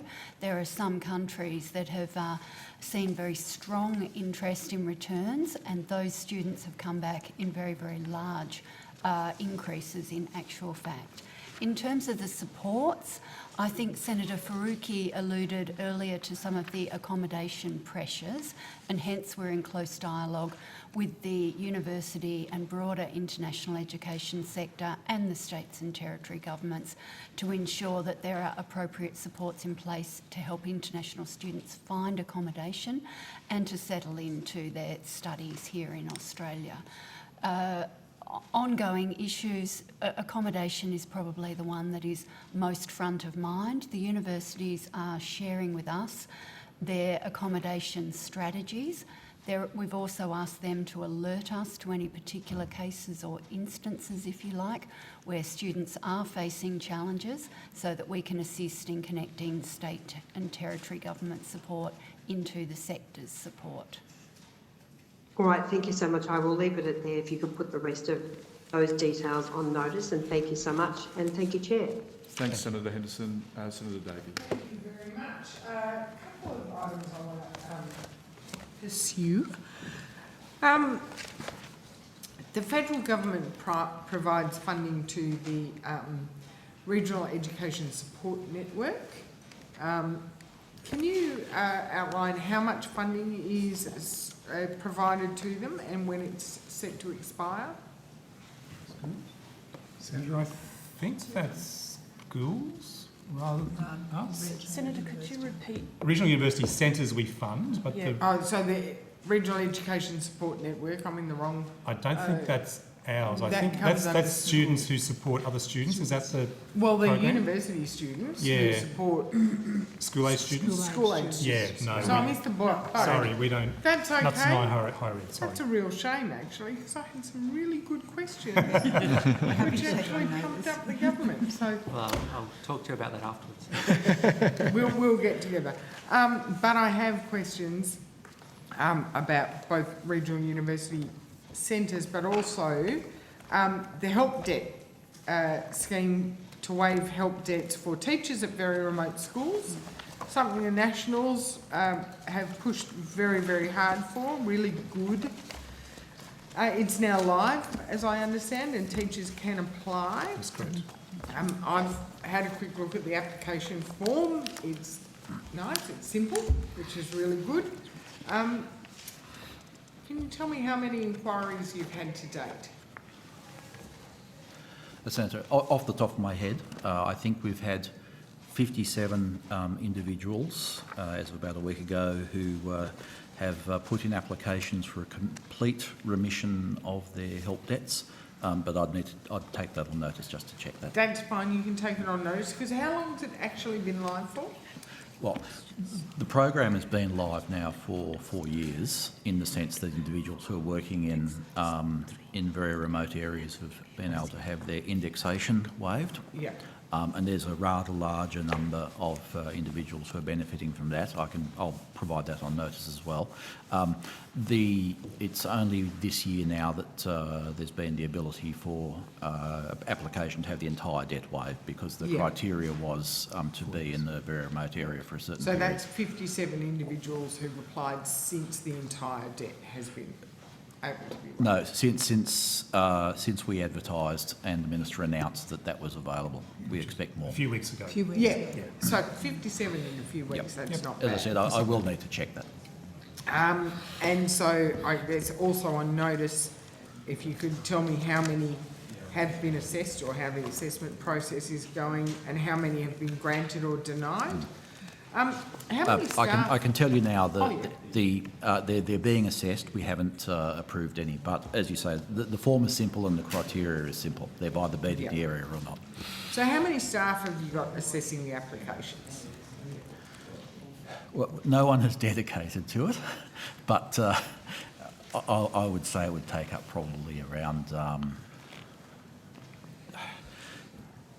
It's hard to estimate because we do them in batches. So it's probably every few weeks we'd do a batch, and there's probably takes a few days on the part of someone in the team. Okay. What I did notice about the form, it requires a lot of personal information, which is understandable given we're asking for taxpayers' funding, but then it asks them to forward that very personal and detailed information to a pretty generic email inbox. Have you got good privacy protocols in place to protect that information? Yes, we certainly do, Senator. We deal with private information all the time. It is our stock in trade. We ensure that staff are aware of their responsibilities, both to protect information and also not to look at information they don't have a need to know. And so with that, I'm sure you've had security assessments done of the process to ensure that that information is actually secure. It's been assessed in terms of the overall data holdings of the department, but we haven't had an assessment of this particular process. Because my concern is, and because what we've seen this year with cyber security and data hacks, I'm there filling out the form, I've got to give my tax file number, I've got to give my birth date, my address, my employment history, which is all totally understandable, and then I just send it into, info@edu. So the end-to-end security is a bit troubling for me, whereas if you had a secure online form, have you thought of looking at those sorts of processes? Or So, Senator, we're happy to look into some of the things you're suggesting. I guess the issue for us more broadly is, as Mr. Coburn alluded to, is the cyber safety, I guess, of the entire department network. Yeah. And we do a lot of work around that, and if Marcus was still here, he'd be able to talk about it. But we've got a very strong focus on cybersecurity in terms of any IT systems, I can assure you of that. We're happy to look at, we're always interested in about continuous improvement.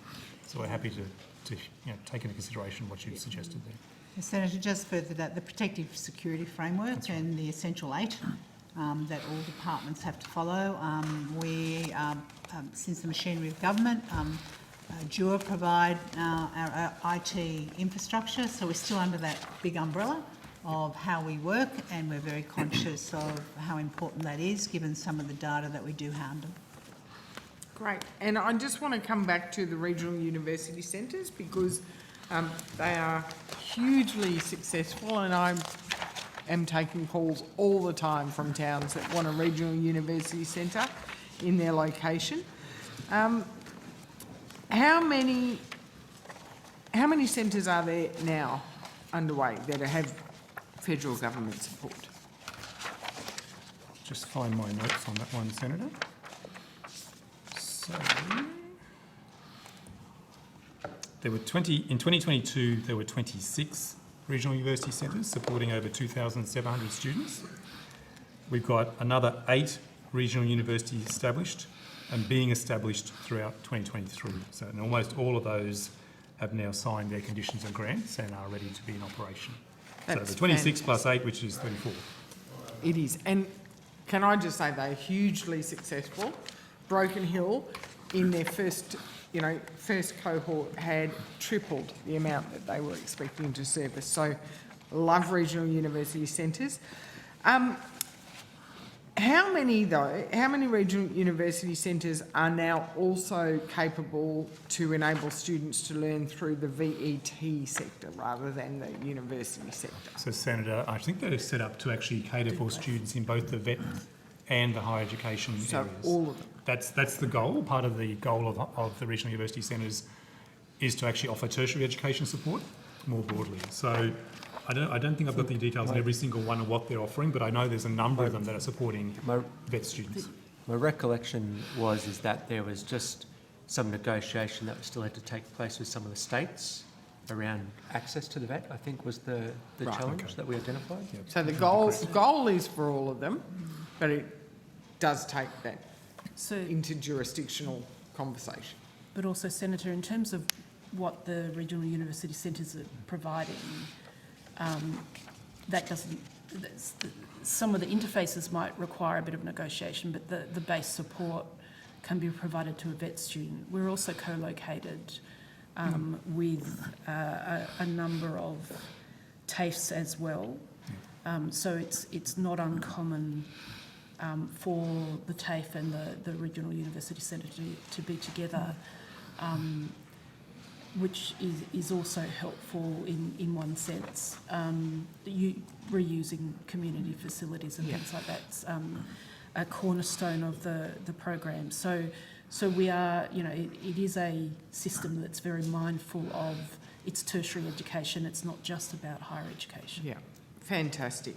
So you said there's 26 plus 8.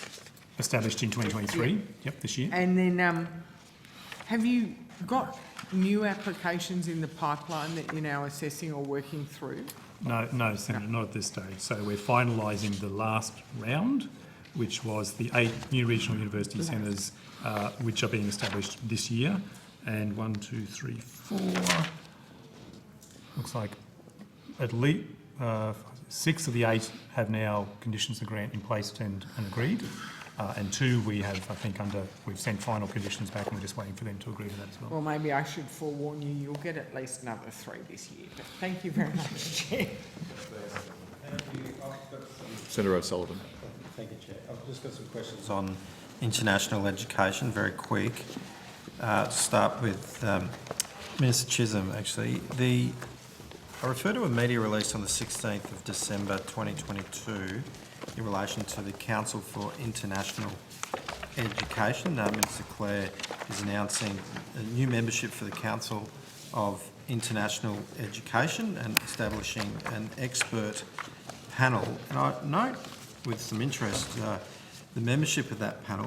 One of the one of the members, second from the top, is Mr Hill, Julian Hill, the member for Bruce.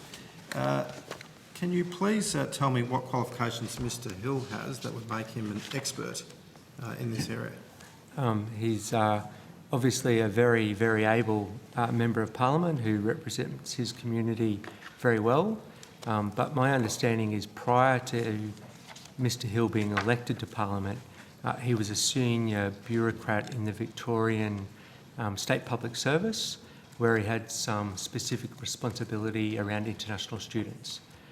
So my understanding is he has a vast public sector experience when it comes to international students, their attraction, and Mr Cook might be able to add to that as well. That is correct. So Mr Hill had, in a previous career in Victorian Public Service, very strong focus and responsibility for international education, international students. Okay. So why has again to you, Mr. Why has a Member of Parliament been appointed as an expert member of this panel? Well, I think, as I described, he's a pretty good expert. It's a bit unusual, isn't it? There's a lot of it. Member of Parliament. I can imagine maybe you, as the Assistant Minister, or others being part of that. But I think it's just based on his vast experience and passion for it. I've had numerous conversations with him since I've been appointed. I know it's something that he cares deeply about, but he also senses the economic opportunity, and I am confident that he will be a valued member who will make a really good contribution to that council. thank you. Is Mr Hill receiving any additional allowances as part of his position as an expert panel member? No, Senator, none of the membership, if you like, of the council is remunerated. Okay. Did this have to go through Cabinet, or was it just a ministerial decision? These are non-statutory appointments.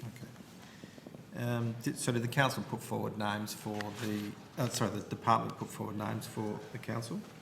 In line with normal processes, Senator, we provided advice and names for ministerial consideration.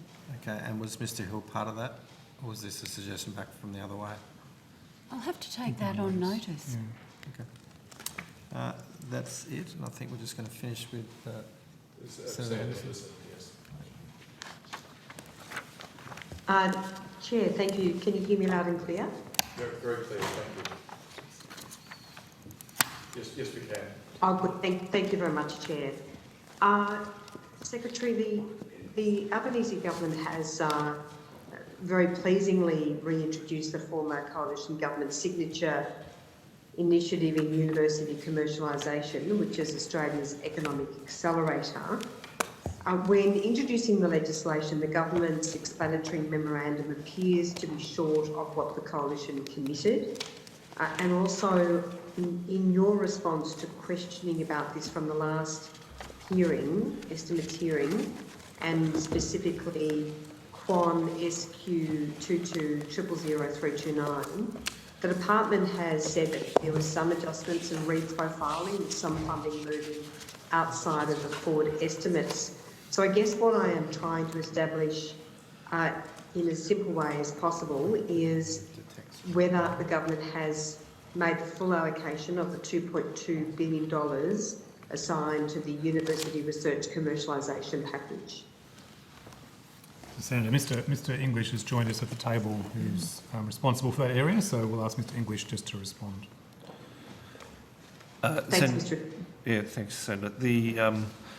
The reprofiling simply recognised that we had a delay in the implementation of the program from our original intended start date through the change of government and into new arrangements to go into the Parliament to get the legislation considered. So we have just pushed all the programs back basically to start from 1 July 2022 with the same commitment of program structure and design and resources. The only change at this point has been we've redesigned the initial stages of the accelerator program to allow us to run a pilot scheme over the next few months ahead of the full implementation of the scheme from 1 July next year. And can you confirm that the full amount of the $2.2 billion has been provided, and are you able to provide a full funding profile? Senator, the funding profile has been published in the portfolio budget statement, and I don't think I'm able to provide a profile beyond that at this point in time. But there. Well, I understand that only in relation to what's being published in the Ford estimates, isn't that right? Yes. Yep. So what I'm seeking is the full funding profile outside the Ford estimates as well, please. I'll need to take that on notice, Senator, and It's a 10-year profile, that's all, Senator, so we'll just take that on notice, so happy to assist if we can. If please provide the 10-year funding profile. Yep. One other issue I was curious about, in the question on notice, the response was marked as official sensitive. What was the reason for that? I missed that key word, Senator. The question on notice response, Yes. which is SQ 22000329, it was actually marked official sensitive. Can you explain why it must wait? I suspect that's purely an error, Senator. There's no reason that I'm aware of why that watermark would appear. As you know, we've now got a security classification in our systems and all our documents are marked regardless. I honestly believe that's just a simple error on our behalf, so my apologies for that. All right, well, if you could just confirm that, perhaps that is an error, I'd be really grateful. So there's no reason at all to be concerned in relation to the delivery of that very significant funding package, the University Research Commercialisation package. So, as Senator, as you indicated, the government has reintroduced the legislation. All going to plan, the legislation will get through the Parliament, and the program will kick off on the 1st of July, I think is our view. But as Mr English said, we've actually preempted it by kicking off the project through a pilot stage. The Minister announced that last week, I think, or the week before. And we've already called for universities to apply for grants in relation to it. So effectively, the program has begun. That is very good news. I look forward to receiving that further information about their funding profile. Thank you so much, Chair. No further questions. Good. I appreciate your indulgence. Thank you, Senator Henderson. And we'll now, you're welcome to go, and we'll have the Tertiary Education Quality and Standards Agency, so I can ask my questions. Your patience is impressive. That is. After Marine, though. That's right, stretch it out, stretch it out. Anticipation, they better be good. Thank you so much. Thank you. Suspending just for a minute. We'll just suspend as we change over. Thank you.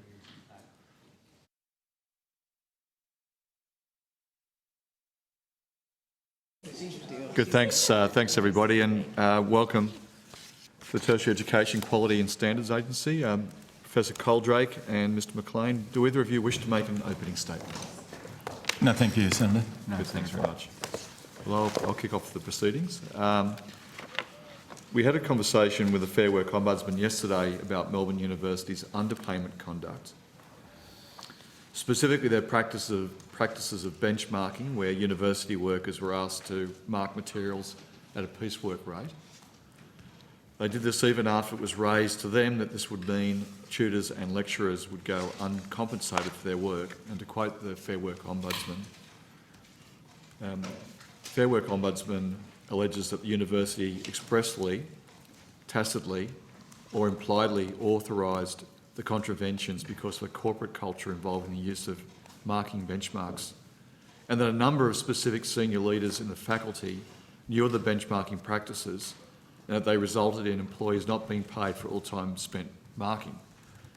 I just want to know what action TESCA is taking in relationship to the conduct alleged by the Fair Work Ombudsman.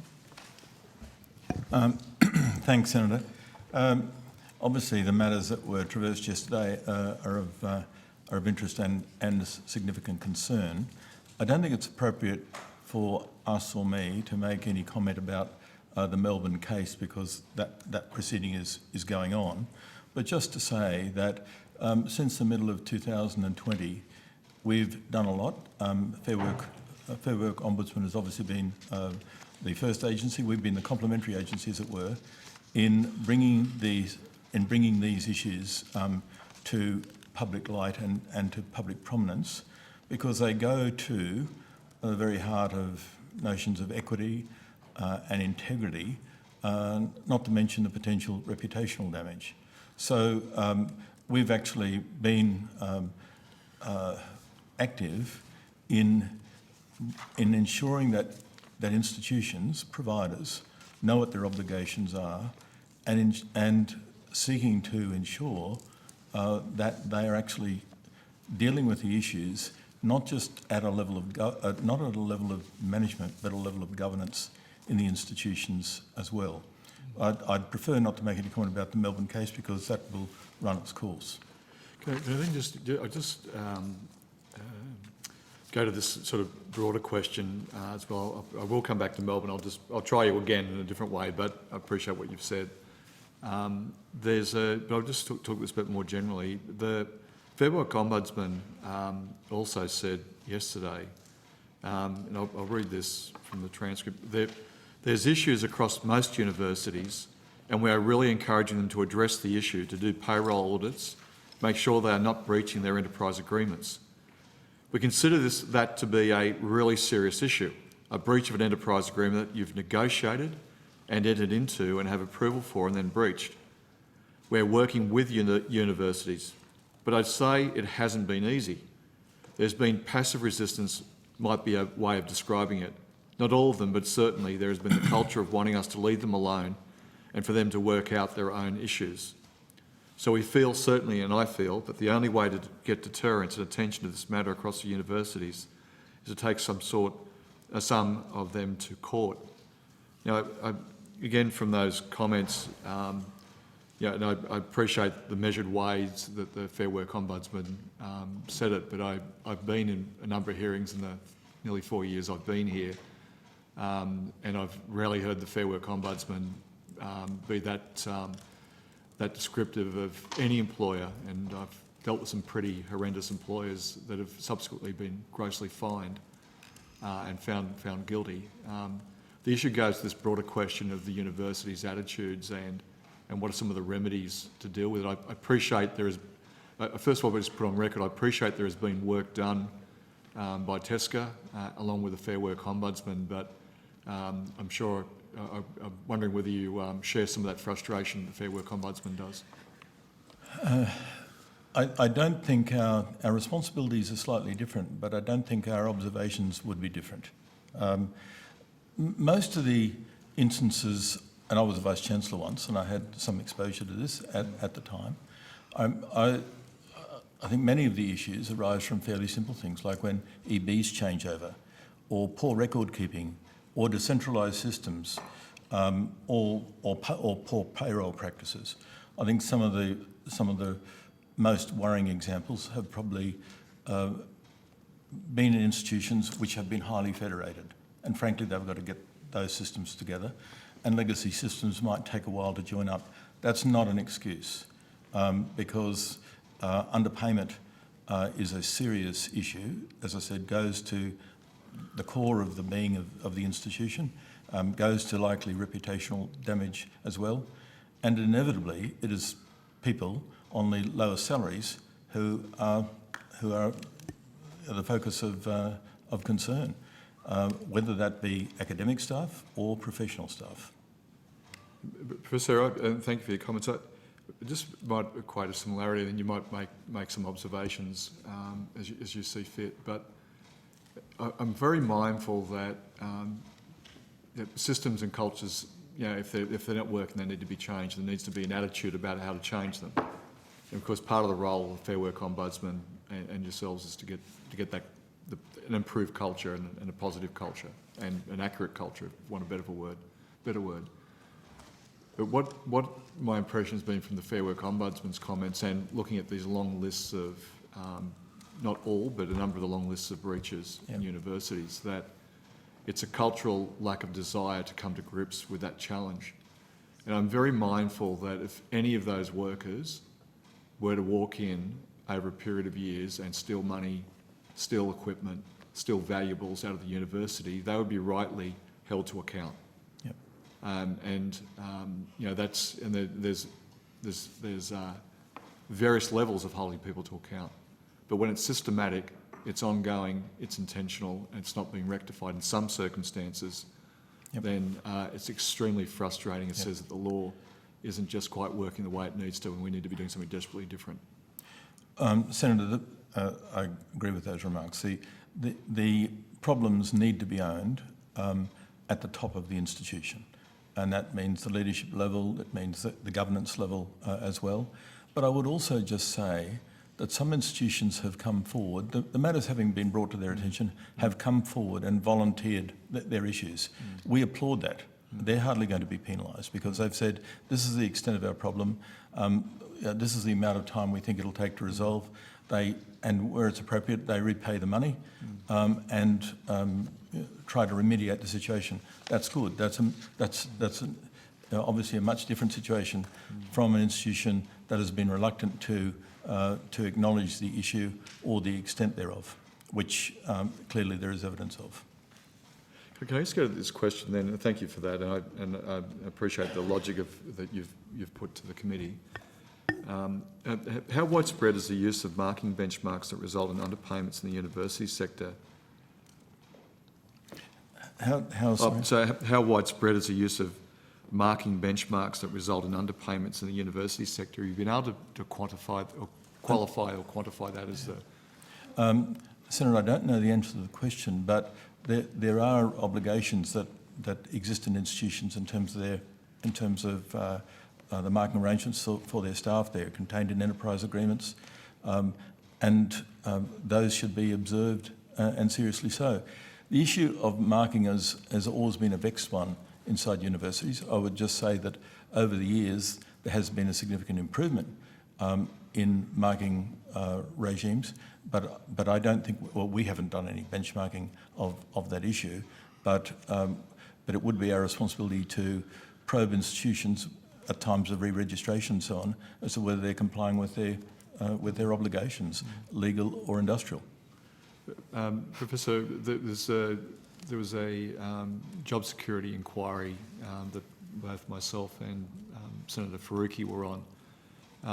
There was some considerable evidence from a variety of universities around the country, from both the universities as an institution, casual workers, regular employed workers, and there was a consistency of concerns raised about raising any issues of underpayments because of the casual nature, even ongoing work, but casual nature of their work. The extensive underpayment of the university sector, I think, has invariably involved casual staff from the evidence that I've observed from both the media and that inquiry, and from the evidence from the Fair Work Ombudsman yesterday. In TESCA's view, what is the connection between underpayments and casual employment?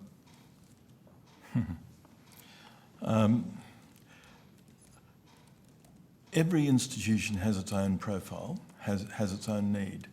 A very significant proportion of undergraduate teaching in this country is undertaken by casual staff, has always been undertaken by casual staff.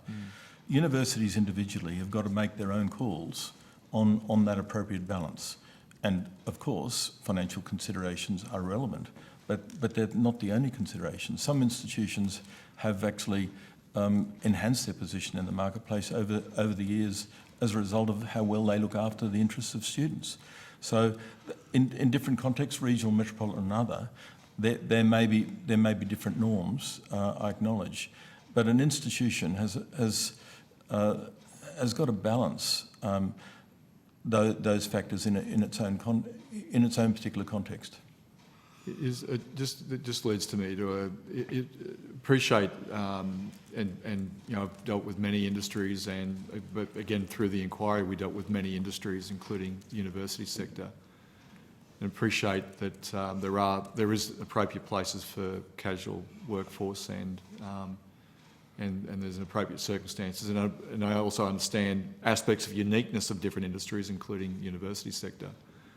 But it was demonstrated that there was a heavy reliance, an increasing reliance of casual labour in the sector, and underpayments and insecurity of work. The concerns about academic independence. There was a combination of things that were involved with the temporary nature of the increasing temporary nature and casualisation of work. Whilst respecting there's a need for a level of casualisation, is there a need for permanency to give that surety of academic freedom and confidence, the surety of correct payments so that they can actually properly engage and represent students, which is a important quality issue, because quite clearly the universities aren't up to doing it themselves. And I think that fines and accountability are important, but it's bigger than that. That helps culture change, but the structural changes that quite clearly are encouraging the system to operate this way, and the accountability systems for the culture seem to be very limited. So, you know, is there a place, and I would put you, there is a place, but is there a place for there to be accountability systems from TESCA's point of view on the level of casualisation, the level of permanency, the level of academic freedom, the level of these questions of wage breaches, and what would be the potential consequences if there was to be? No, there's no position, Senator.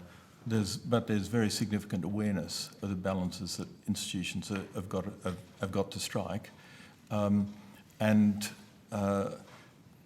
I would hesitate for TEQSA to prescribe behaviour. The balances are obvious. Institutions develop reputations as being good places to work for a number of reasons. They might be well led. They might have supportive work practices. These sorts of factors are going to get to be known. It goes to reputation, it goes to quality. But I'm not sure I'd go further than that, particularly in this context. I respect we have very different views about that, because I do believe that the way of regulating is not by letting the market regulate itself, which is what's happening. The market has been regulating itself, and the system is collapsing as a result of it. But I'll now go to Senator Faruqi. Thank you. Thanks, Chair. And I want to just continue on the same line of questioning. Professor Cordray, you framed this issue of staff at universities not being paid according to the work that they have undertaken as underpayment. From where I sit, when it is so systemic and so widespread, it is wage theft, pure and simple. One of the areas that you raised, which is a vexed area, is that of marking. And having been an academic, I completely wholeheartedly agree with that. And it is often marking where wage theft occurs. Does TEQSA have a general view on the use of piece rates for marking? No, we don't. We don't have a general view on piece rates, Senator. And I've already acknowledged how intractable the issues of marking a ball has been, acknowledging that there have been improvements over, I would say, a generation rather than more recently. So no, that's what I would say to that. I agree with the contention that it's wage theft. Mm-hmm. Thank you for acknowledging that, because I know so many staff who are really suffering because of that. And over the last couple of years, I have been on, picket line after picket line where staff actually are trying to get fair pay and fair working conditions. And I guess one of the things that Senator Sheldon has raised is this issue of casualisation, which we have been told again and again is heavily linked with wage theft and the way casual staff are treated. You have, in your earlier answer, said that that is up to the universities to figure out what is best for them and how to balance this. But TEQSA is the regulator. So surely, you could go further and could do something about that. Because isn't your role to step in when things like this happen and improve things? It is, Senator. We also have to accept that the circumstances of institutions vary. Financial factors are at play as well as human resource management. So there is always a mix of matters to balance. What, of course, concerns people understandably is apparently very good operating results on the one hand, and issues of staff being disadvantaged on the other. That's very untidy, very unpalatable, and smells wrong on every level. I acknowledge that, but we do still have to recognise that there are differences of circumstances in each university financially, and financial considerations are one of those. And institutions have got to make choices about that which they teach, areas in which they teach, the way in which they teach, the modes of delivery. All those things become relevant. They're relevant for those institutions. And I guess in engagement with us, for us to be persuaded that that's appropriate, because student rights and student rights are a very important issue, and by the way, a very important issue for TEQSA. And so we are seeking to listen to the authentic student voice and do so in a variety of the things we organise. One of the things that I have heard from casual staff and staff who, have suffered wage theft over the last few years is that these instances of kind of mass underpayments and wage theft are really putting people off from working at universities, even though they love their work and they suffer for years. People are really thinking, well, why am I doing this if I'm not even being paid under such bad conditions? Do you think that over time this problem could have a really corrosive effect on how universities attract staff? Of course. So, but any self-respecting Vice-Chancellor and any self-respecting governing body will be sensitive, nervous, attentive to that. One would hope, one would assume, because associated with that potentially is a reputational loss. So these are matters that go to culture and to governance. You've pointed out in the questions that you and Senator Sheldon have provided examples of some very troublesome, apparently very troublesome practices and cultures. But let me just say that the sector isn't one single blancmange. It's comprised of a large number of institutions with a lot of quite distinctive cultures, and some institutions, I think, are shining lights in good directions. Sure, but we've also seen that it is widespread and quite systemic. Well, so, I'm overall, not Senator, I'm not underplaying that at all. Yeah. So, Minister, listening to what Professor Coldreck has said, is government sensitive to this issue?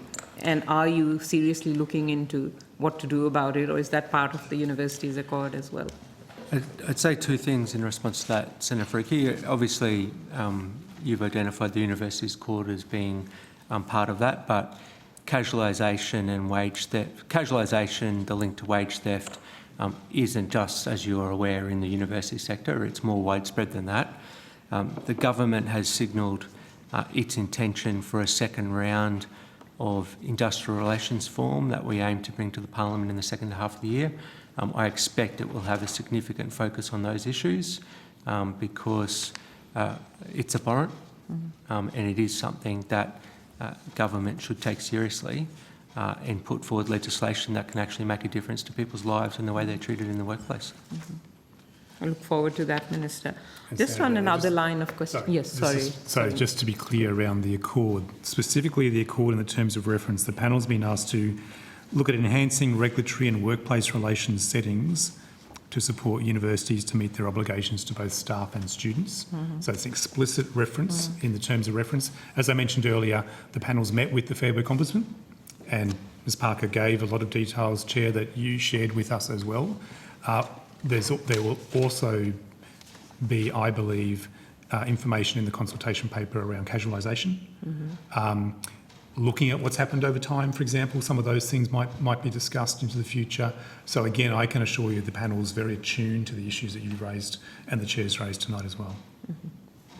And Senators, if I could just add that at particular juncture points, including re-registration, these matters would become very relevant because re-registration processes aren't simply about dealing with teaching, research and other things that might be seen to be straightforward. They will deal with contemporary matters of interest, which would include sexual assault and sexual harassment, which would include wage theft concerns and a whole lot of other matters as well. Chair, I do have a few questions on sexual assault and sexual harassment. Chair, is it all right if I ask some questions? If you could just, and I'm just very mindful that we're very tight on time, but if you could go ahead. Thank you. So in response to a question on notice put by my colleague, Senator Waters, TEXA outlined its current approach to sexual assault and harassment in higher education in light of the National Student Safety Survey results, which were released in March last year. TEXA noted that it continued working with Independent Higher Education Australia to deliver communities of practice. These are focused on preventing and responding to sexual assault and sexual harassment. That's what the response to the question on notice said. How many universities are members of the IHEA? Senator, there were two communities of practice established at around the time you're referring to. Mhm. One was called the HEP-QN network, which was private providers. The other was the IHEA, again, private providers. Universities, I guess the value of those initiatives was to show that the issues were being taken very seriously outside the university sector as well as within the broader context of higher education.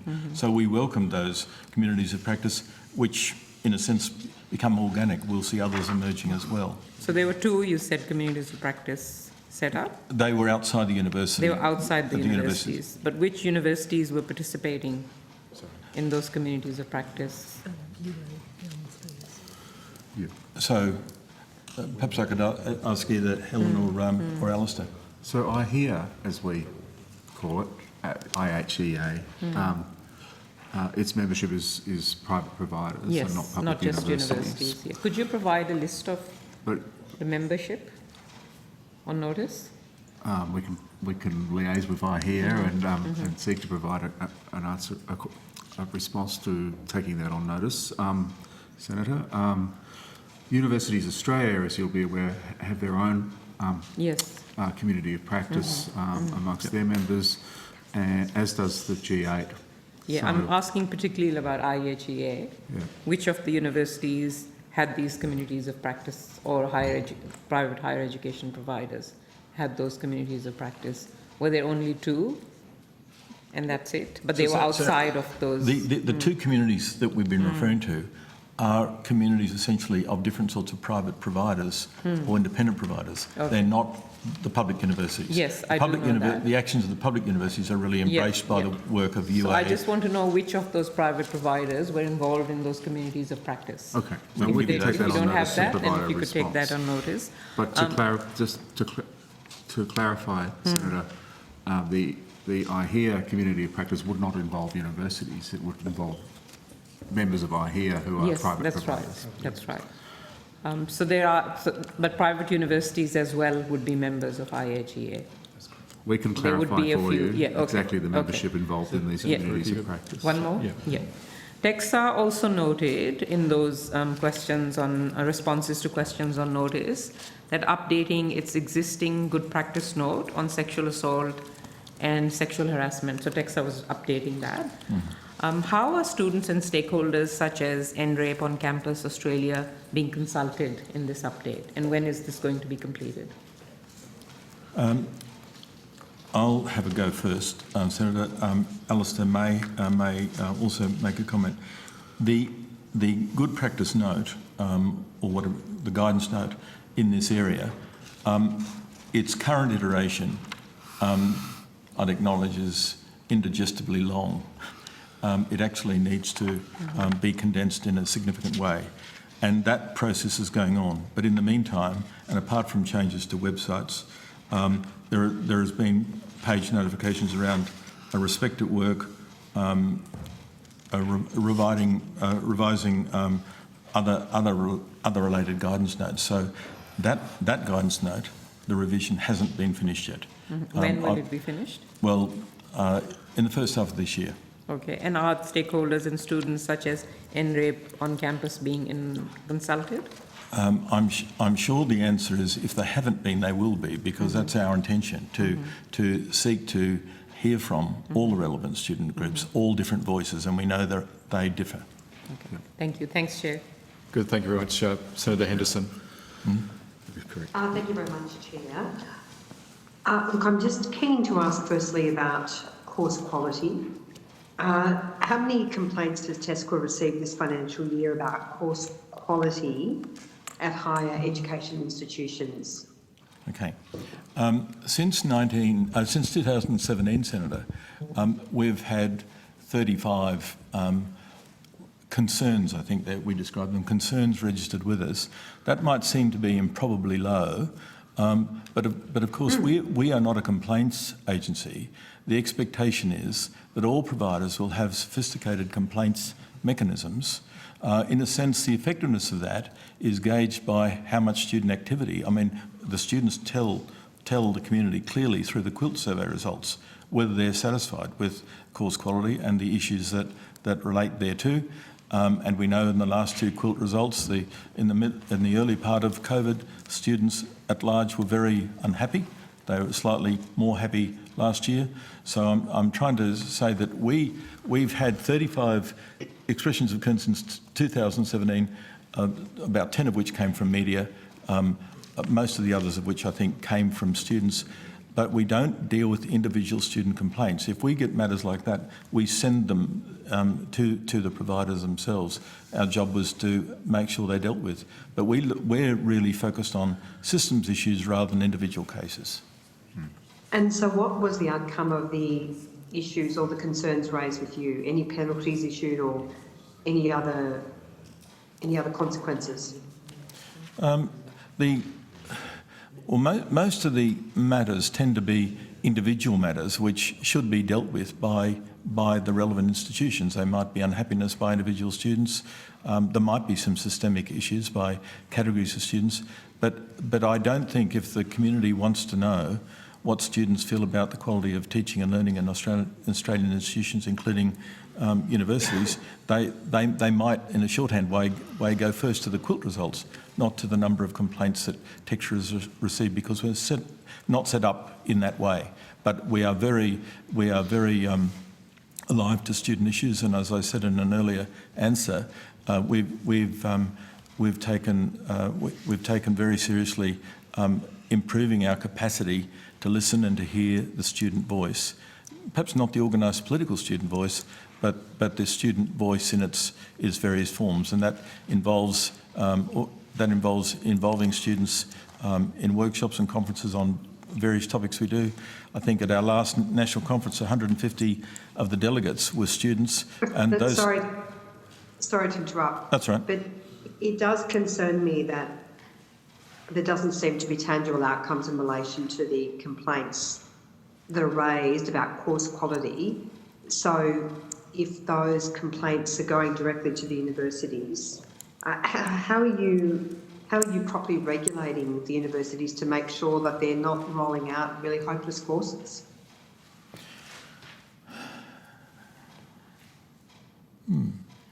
Well, to the extent that we measure or gauge the concerns or complaints that have been expressed to TEXA, they might be in relation to a particular provider, for example, or they might be in relation to a trend across a type of course offerings. So we'll reflect on that with respect to a specific provider. We might take that up with the provider, or include that in our next re-registration process for that provider. So the outcomes of the complaints that have been made to you, or the issues that have been raised with you, you can take notice, but I'm keen to understand what were the issues, were they systemic, and what did TESCA do about them?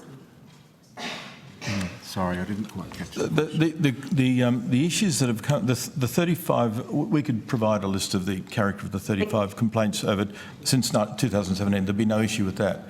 My recollection of them is that most of them related to individual cases and individual concerns. There may have been. No, I won't go further, Senator. I think we'll be able to give you that list. Yeah, because I mean, if I was a student listening to estimates or reading the Hansard, I'd want to know that if some university was rolling out a hopeless course, that something would be done about it and it would be taken seriously. Well, Senator, the evidence that it is will be in the reports that are provided as a result of re-registration activities and so on, where if there are issues around the quality of that which universities or other institutions do, those will be reflected in both the commentary and in conditions or undertakings that might be associated with those regulatory processes, so that they are taken seriously. And there have been instances where conditions have been applied or voluntary undertakings, particularly where there have been concerns about students being misled about that which they could expect. So if you could provide detail in relation to those voluntary undertakings and any other conditions in relation to registration, I'd be really grateful. Yeah. Can I quickly move to the issue of underpayments? And I share with both Senator Sheldon and Senator Faruqi profound concerns about wage theft and underpayment. I was concerned when you alluded to or made the suggestion that if a university came forward and provided information on a voluntary basis, that they may not, that they may not face proper consequences, because I'm sure that this is something that every Australian would want to know that you take extremely seriously.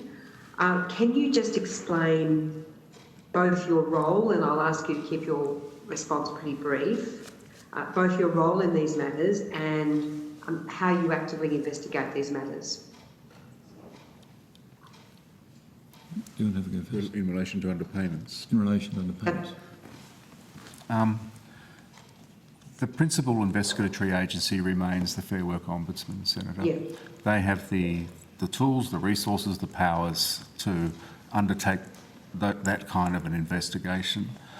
Our role is to follow up what the Ombudsman does with particular providers and seek assurances from those providers that they are responding to the Ombudsman's findings or recommendations, or indeed in the case of the more serious offending, any particular actions that are taken against that provider by the Ombudsman. But we see our role as really following through on the Ombudsman's work, investigatory work, and the outcomes of those investigations, including potential civil or criminal offences, etc. And our focus will be on the extent to which a provider assures itself that it is sufficiently remediating and responding to the outcomes of the Ombudsman's work. So if I could just add to that, to what the CEO said, our problem, you might say we haven't done it very well in respect of this particular issue, but our problem, our challenge is also to try and anticipate issues that are coming down the turnpike. And a couple of those that we're discussing tonight are in that category. Sorry, Professor, just cut in for a moment. So if a complaint is raised with you, do you, as a matter of course, send it straight to the Fair Work Ombudsman? We have regular contact with the Fair Work Ombudsman around this issue of underpayments. I would just clarify, though, that if you receive a complaint, does every single complaint go to the Fair Work Ombudsman? Or do you... The complaints that we receive will be shared with the Ombudsman. So every single complaint? The history of complaints and concerns made to TEXA since 2018 has been shared fully with the Ombudsman's office. All right, thank you. I'll just quickly turn to your annual report last year concerning your KPIs. Many of them were not met. I understand that COVID played a particular role in relation to the difficulty of reaching all of your KPIs. Now that we are on the other side of the pandemic, can you please provide an update to the committee on whether you have complied with all of your KPIs? So just keen to get a sense of your performance. I don't have that information directly to hand, Senator. Could I propose that we respond on notice to your broad question? Do you have any idea whether you're meeting your targets, all of your targets? You are required to answer the question to the best of your knowledge. I'm confident, Senator, that we're meeting many of our targets, and where we're not meeting, we're making good progress towards meeting those targets. Are you able to give me any further information in relation to where you're falling short? Senator, I would seek to take your question on notice and be able to respond with a more full response on notice. Senator Henderson, is it, you've got another question? I don't want to break your train of questioning. There's another senator who's got some questions to ask briefly as well. Thank you, Chair. I won't be too much longer. All right, well, look, I look forward to receiving that further information on notice. I'm disappointed that you don't have it to hand, because I think it's a key issue for TESCA, whether you are meeting all of your performance targets. So at the next estimates, if you could bring that information with you, that would be very much appreciated. We'll do so. Are you able to just quickly talk me through, at a high level, what sort of compliance activity TESCA undertakes as part of your standard work program? How many compliance reviews are undertaken each year? How many breaches have been issued this financial year to providers, and what the breaches were for? I don't know the answer to the question. Our compliance focus for this year, Senator, will be on a range of issues, including student wellbeing and sexual assault and sexual harassment being part of that focus. Our other compliance focuses during the course of 2023 will be in relation to subjects such as online modes of delivery. I would take on notice your specific questions about the number of briefings that we've provided, etc., and come back to you on that. Yes, so the number of reviews and number of breaches issued to providers, and what the breaches were for. And can you also please provide a list of the breach notices or the warnings or the remediation advices issued to each institution in the last 12 months, please? We can do that, Senator. Thank you very much. I have no further questions. I appreciate your time. Thank you, Chair. Thanks, Senator Henderson. Senator O'Sullivan. Yeah, thanks, Chair. The Coalition just put a few other questions on notice, but I'll just finish with this one. You'd no doubt be aware of ChatGPT and the artificial intelligence learning. Have you seen it? Have you had a look at it to see how it works? ChatGPT. I can give a lay answer, and the lady two over will give a content reply. So, do you want a specific answer on ChatGPT? I'm just interested if you obviously have seen it. Yes. I had a demo of it last week, and I've got to say it was a bit like when you first saw Google Earth or Street View or something like that. You sort of, wow, this is quite revolutionary. It kind of has that sort of impact. So it's now there's obviously mixed views in the academic world in relation to this. What's Texas' position on the use of this particular program and similar programs? Senator, could I answer the question at a lay level and about artificial intelligence rather than ChatGPT in particular? Yeah, because there are similar other programs. Yeah. So, and I might defer to Helen Ganneal shortly. Every generation, every student generation has challenges and opportunities. 50 years ago, it might have been a slide rule, or it might have been, calculators on desks. Then you've had spreadsheets and search engines and all sorts of things. All of these things can be and have been harnessed over time for good and for advantage.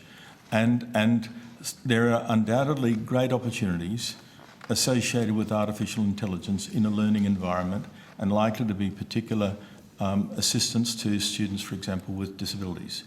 But there are real issues around integrity, and we are seized by those. We wrote our first briefing or alert to the sector in March of last year, saying that we're worried about this stuff coming down the turnpike.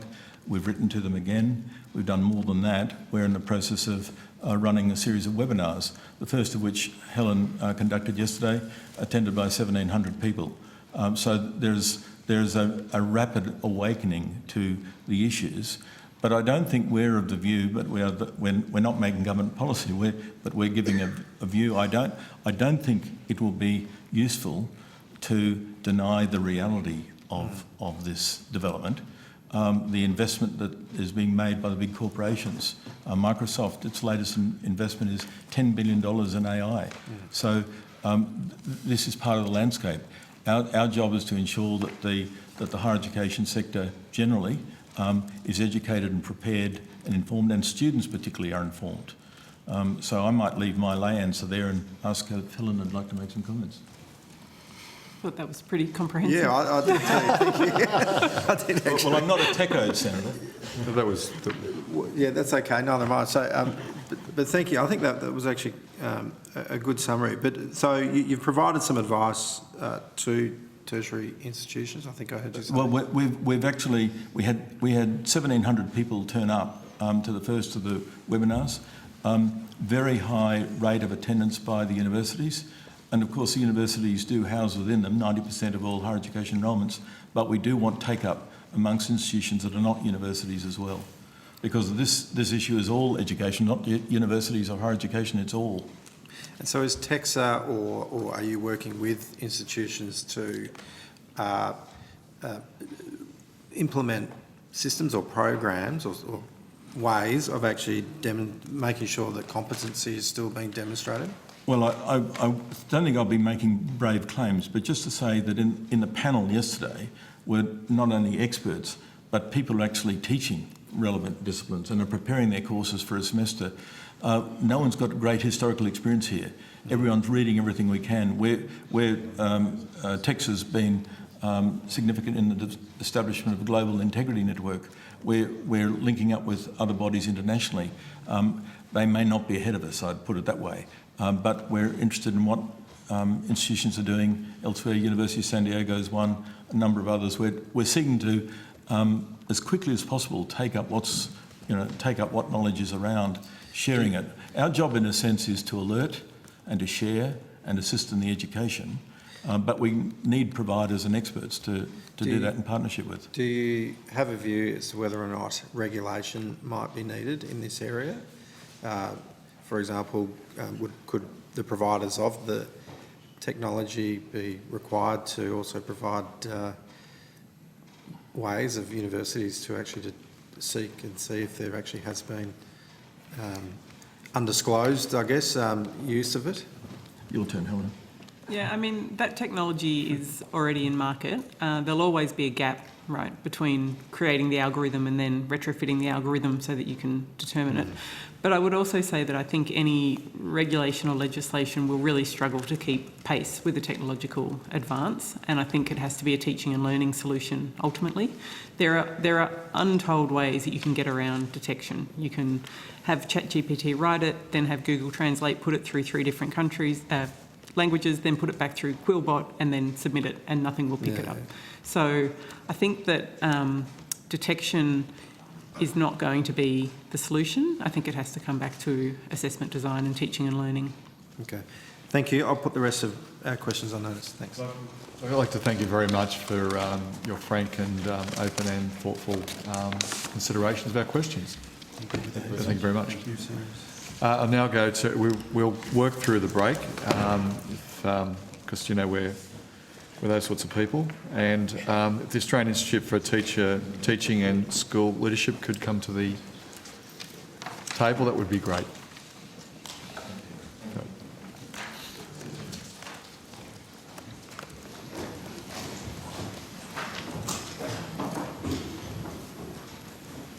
And I'd like to thank you for being so quick. We should have given you a bit more warning, but thank you very much for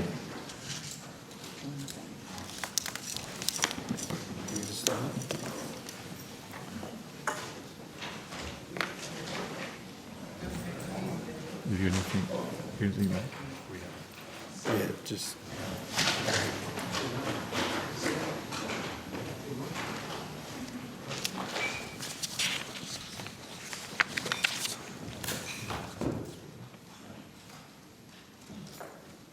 Good, thank you very much for joining us, Australian Institute for Teaching and School Leadership. Mr Grant, do you wish to make an opening statement? No, thank you. Thank you. To Senator Little. Thank you. Thank you. It's a late hour for making an appearance. I'd like to talk to you about completion rates for teachers. At the last Senate estimates, I asked some questions about dropout rates and completion rates for people studying teaching across early childhood, primary and secondary. I'm wondering if you can provide some data or talk to me about the data you provided in that Quan 230. It was quite alarming in that it showed significant dropout levels in this profession. Can you talk to me a little bit about historically how this rate has changed over time? I'll defer to Mr Misson's knowledge of the overtime component of the data that the ATWD holds. It's not the only source of data that might go back over some period of time, but it would be the only source that we hold if the ATWD does indeed hold that data. Any idea? So I'm just having, here we are, but Senator, the short version is that completion rate generally has declined over time. So I apologise, I'm trying to find the figures here, but I know that it does go down with time. We could certainly provide it on notice for the time series we have. But for the purposes of the question, it is declining, yes. So do you also ask, when you collect the data, the main reason for people being represented on the decline as in not completing or not finishing their study? No, Senator, we don't. We just get that's administrative data from the higher education sector rather than survey or anything else. Okay. So we don't have access to those people to ask them. Right. So I noticed that you measure the completions in terms of 6 years and 4 years. Why is that? Look, it's basically because those are the times by which the vast majority of people have either completed or left study. So just for example, the latest figures that I have here for undergraduates, after 6 years, there are only 3% of people who are still studying. So you could let it run for longer, but to get timely data, that's a pretty good approximation of the numbers who are going to ever complete or not. Okay. So you've got the data. Data's only useful if you can kind of do something with it. What's the bit that's missing here from the data that you currently collect or you're currently able to collect? Yeah, I might pick that one up. Thanks, Senator. I think really that's the vexed question that everybody is pursuing right at the moment. We know that approximately half of those who start initial teacher education finish, and the reason for the dropout rate in between is the subject of discussions within universities, within the initial teacher educator provider. And some of it's for good reason too, by the way. People realise teaching isn't for them and they make another choice. That's a good thing. But there are some people for whom the university might think the program didn't quite hit the mark, so there could be some factors there. On the national scale, we're interested in anything that can be done to reduce that loss of approximately half who start and then graduate. And then even more importantly, of that group that graduate, we know that not all of those group come through into actually teaching as well. And we really want to try and work with our state and territory partners and the teacher regulatory authorities in any way possible to find out, is there something we can do as a country to minimise that group that drops out as well.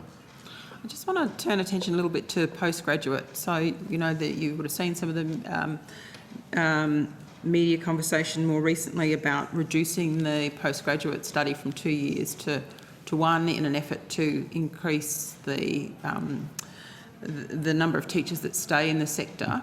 Do you think that that's got some validity?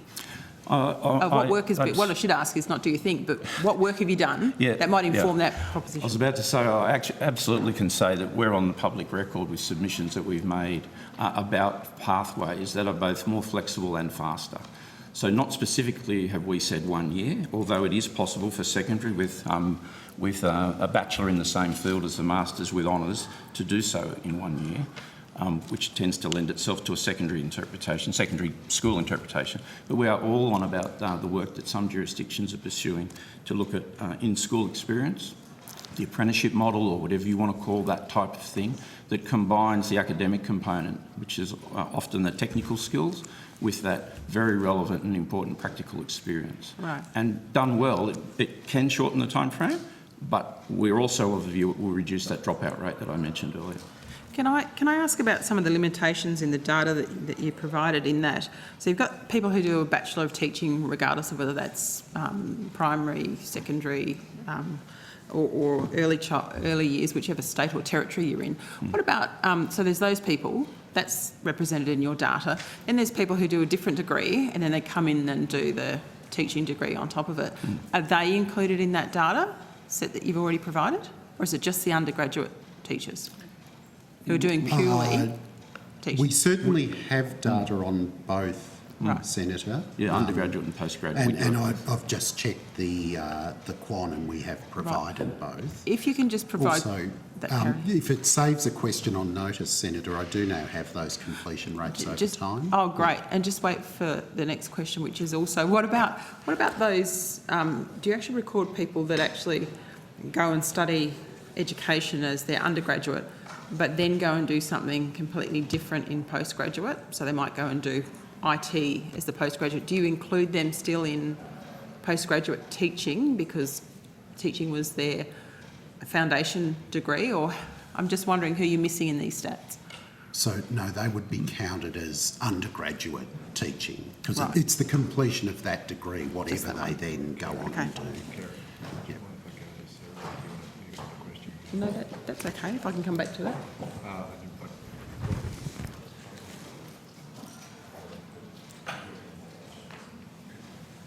I've got a couple more questions, if that's okay, because I know that you want to get... All right. Yeah, you can put those questions on notice if you like. I'm very happy for you to do that. So in terms of the completion rates, can you actually explain to me what work you actually are doing or you think needs to be done to actually understand that data more to get the strategies to increase the number of teachers? Well, I'll start on the data side, Senator. I think you're right. The missing piece, which is difficult to get and would need some thought, is why do those people discontinue and what happens to them? Do they ever come back? Do they study somewhere else? I know there's work going on a unique student identifier in higher education, which would help in terms of people who might come back or leave to study another course. But that qualitative information on the reasons for leaving is just something we don't have at the moment. So if I had to nominate a single data gap, I think that would be very helpful. Okay, thank you. Can I just go to my second lot of questions? I just want to talk about the highly accomplished and lead teachers program. Is it possible we... Sorry, I can't hear It you. might be pushing it a bit. Do you mind if we just... Are you able to put on notice? Oh, Sarah. Yeah, Yeah. no, that's fine. Yeah. That's fine. I'll put that on notice. Thank you. Thanks for that. Senator Henderson. Chair, thank you. Look, I'm happy for Senator Liddell to just take 5 minutes of my spot and just ask those questions about the highly accomplished and lead teachers program. Yep. Thank you. Do Holt teachers self-nominate for the program? Not necessarily do they self-nominate. There's often a significant mentor or coach who might give them a nudge to say, I think what I'm seeing from you meets the criteria for, say, highly accomplished. So there's that catalyst. But there certainly would be people who would reflect against the Australian Professional Standards for Teachers and say, I think I'm working at this level. And then they'd start the conversations as well as the gathering of the evidence sets, etc., to put forward an application. So you refer to that person as a mentor or or a teacher or coach? Someone who's probably got that teacher's best interests at heart, whoever that might be, could even be somebody outside their particular school, but who just sees something in them and feels that they're working at a level commensurate with the criteria for highly accomplished or lead teacher. So they would be the people who would approve that, going through that nomination process? Is that what happens? Okay, sorry. Or I anybody can understand. just do it? No, the teacher, him or herself, would have to be the one that actually carries forward the nomination. Right. And put together the evidence sets and so forth into their particular teacher regulatory authority, which is the arbiter of whether the standard is met or not met. So what do they actually have to do to be recognised as a high achieving, accomplished lead teacher? That is a complicated answer, which I will give to you on notice, but at the key points, they have to create evidence sets where they are actually able to annotate pieces of work and other things like that against the Australian professional standards for teachers. So who actually undertakes the assessment of whether a person actually secures that, and how many people get knocked back in a year? Say, how many got knocked back last year who actually went through that I'll process? do my best to give you some sort of data there, but that data is only seen by the teacher regulatory authorities who receive applications from their jurisdiction and therefore understand the rate at which some pass and some don't, if you want to use those terms. And it's the teacher regulatory authority that has the processes in place to make the decision about whether highly accomplished or lead teacher is met. But there are national standards which we've put out and which are owned and endorsed across Australia, for which all jurisdictions have to meet in order to do the work within their jurisdiction. In other words, to make sure that there's comparability in rigour. And Senator, all the individual applications are assessed by trained assessors, and we run national training to ensure that those judgments are being made at the same standard across the country. So I've gone through that process. What's my reward for that? What do I get out of it? So there's an answer on a continuum from whatever you get as an individual, the self, the profession. Some would get salary increases, and this is a matter that varies according to employer. So the independent, Catholic or government sectors across our 8 states and territories. So that's recognised in your award as being something that could be recognised in terms of your salary pay scale, qualification. I wouldn't like to say that all certification. 24, 8 jurisdictions by 3 sectors have it within awards, but they do have a mechanism, if they do pay salary, that formally recognises the qualification of highly accomplished and an additional salary, if that's what they offer. But not every one of those 24, 3 sectors by 8, does do that. So my last question is, are you going to undertake a review of that program to see whether it's actually really achieving what it says it's going to do? And that is really, are they more accomplished than non-certified teachers? So the point about the review has been underway for a while, where we work with the teacher regulatory authorities about the processes. So what's nationally required, and then what does each jurisdiction require? In other words, what's the administrative requirement for a teacher to actually convince a panel that they meet the criteria for highly accomplished or lead teacher? So that part has been underway, but more formally, within the National Teacher Workforce Action Plan, there are items and actions within that, if the implementation plan comes out showing this, that will actually put a spotlight nationally and consistently on trying to review that. Now, your point about is a highly accomplished or lead teacher, and I'm using the words more effective than a teacher without that credential. I answered a similar question last estimate. It's actually the reverse, Senator. They've proven that by the submission of that evidence set that they are working at that higher level of certification. Right. So it's the reverse. They've proven it in order to get the acknowledgement. Right. So this is probably a 2-word answer, 1-word answer. When will you have the outcome of that review? When can we expect to see what? I'll see if Mr Misson has the timeline associated with the National Teacher Workforce Action Plan. So there's a report to ministers mid-2023, I believe, Senator. Okay. Thank you, Chair. That's it for me. Good, thanks. Just dealing with... Just trying to sort some logistics. Remote, Just trying to do some logistics, so it won't be one I haven't had a chance to check moment. with Senator Henderson whether she had any further questions before we dismiss So otherwise we'll go to ARC. Yep. Oh, thanks, Senator. Thank you, Chair. As I indicated, I will put my questions on notice, but I think you're going to suspend for a couple of minutes. Yeah. Senators, we could go to ARC. The Greens have a first line of questions, which provides a bit of time if you wanted that.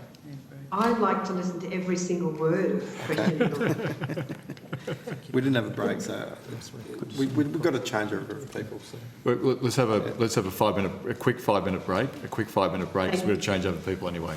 So we suspend for a quick 5 minutes. Thanks very much. Thank you. Thank you. Thank you, Ms. Silky. Would you like to make an opening statement? Thank you, Chair. No, I'm comfortable to not. So Judy Zelke, CEO, ARC. Thank you. Good. Thank you. Over to Senator Faruqi. Thank you, Chair. The ARC is obliged under Freedom of Information laws to provide documents about a grant proposal to the applicant within 30 days upon request. It is my understanding that in November, many researchers requested the assessor's scores, so the more fine-grained ones, such as ABC, etc., for their unsuccessful Discovery Project 2023 applications under FOI laws. How many such requests did the ARC receive? Senator, we've received approximately 400 of them, and we are still continuing to receive them. That's in relation to the Discovery round that was announced at the end of November. We've just in the last fortnight announced the outcomes of the latest linkage round, and we are now receiving requests for that round. And how many have you received for that round? There were 12 as of yesterday, Senator, is my understanding. I'll take that on notice, though, and give you a complete number. Thank you. And is this much larger than usual? So, Senator, we haven't seen these requests of this number before.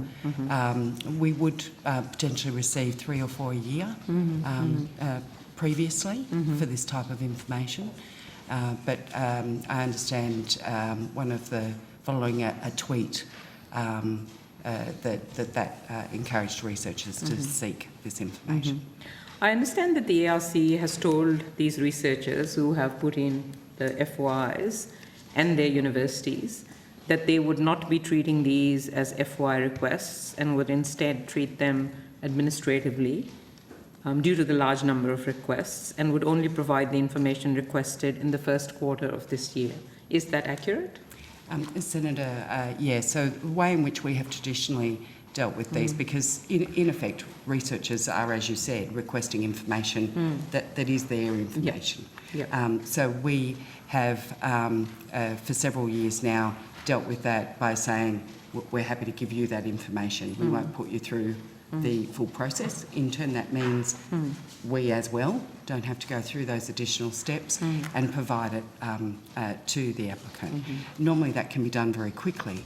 However, the numbers that we have on hand at the moment are prohibiting us being able to deal with them as quickly as we would normally do that. So that hence the timing issue in relation to it. I guess one of the problems with taking a few months to respond to researchers and giving them those scores is that many researchers want this information to help them improve their unsuccessful applications, and some of them will undoubtedly be resubmitting these Discovery Project applications.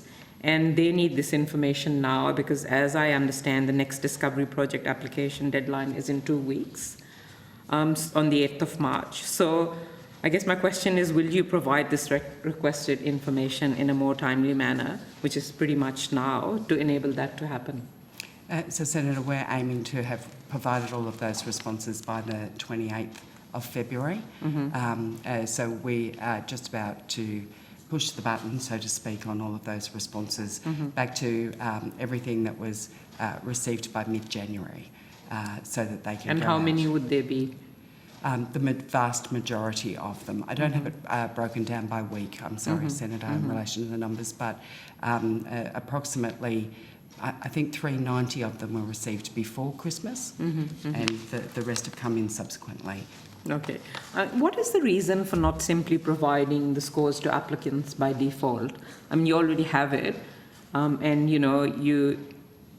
why not just do it? Because it would be much easier for everyone. It was just as a default setting. Is there a problem with the system that you have, that it can't happen? And if that's the case, then what is being done to improve it? Good question, Senator. That's correct, as in, yes, it is information that we're comfortable to provide. I'm afraid the system isn't set up to provide that information. At the moment, a researcher is provided with the assessments that are undertaken by the detailed assessors. So they receive that as part of their rejoinder process and are able to comment on those. The system is set up to provide it at that stage. Then subsequently, those assessments are considered by the Selection Advisory Committee with the general assessors. It's those scores that we aren't able to provide automatically at the moment. So yes, we are pursuing that. Unfortunately, of course, that work comes at a cost, and we're just trying to work out how we could be able to include that going forward. It's something that we're investigating at the moment. Okay. So you're hoping that it will be done, because it would ease a lot of pain for a lot of people. I've just sent an email to all of the DVCRs acknowledging that we were working through the workload and noting that we will come out and consult with them in relation to how we might go about providing that information. Okay, great. I know that researchers were very pleased with the announcement that the ARC would commit to pre-established schedules for announcing grant schemes. And it seems that all current linkage program schemes have 2-week announcement windows, which have been advertised, but none of the discovery program schemes have them, despite many of them being open for applications already and others with application deadlines due very soon. So why is that? Senator, we're just about to put out the new calendar. So we issued the last calendar in September last year. We consulted on it for about 6 weeks prior to that, and then we put that new calendar out. At that time, that calendar went until halfway through this year. We're just about to put out the next calendar that will give that same level of detail. So the two-week and not the discovery project at the moment, say just fourth quarter 2023, and DECRA says third quarter 2023. Yes. It will be that 2-week window. Can I just note that it's quite pleasing to see that the sector thought it was, helpful. Yeah. And I'm very proud of the fact that we as an organisation have kept to those dates since that calendar was actually distributed.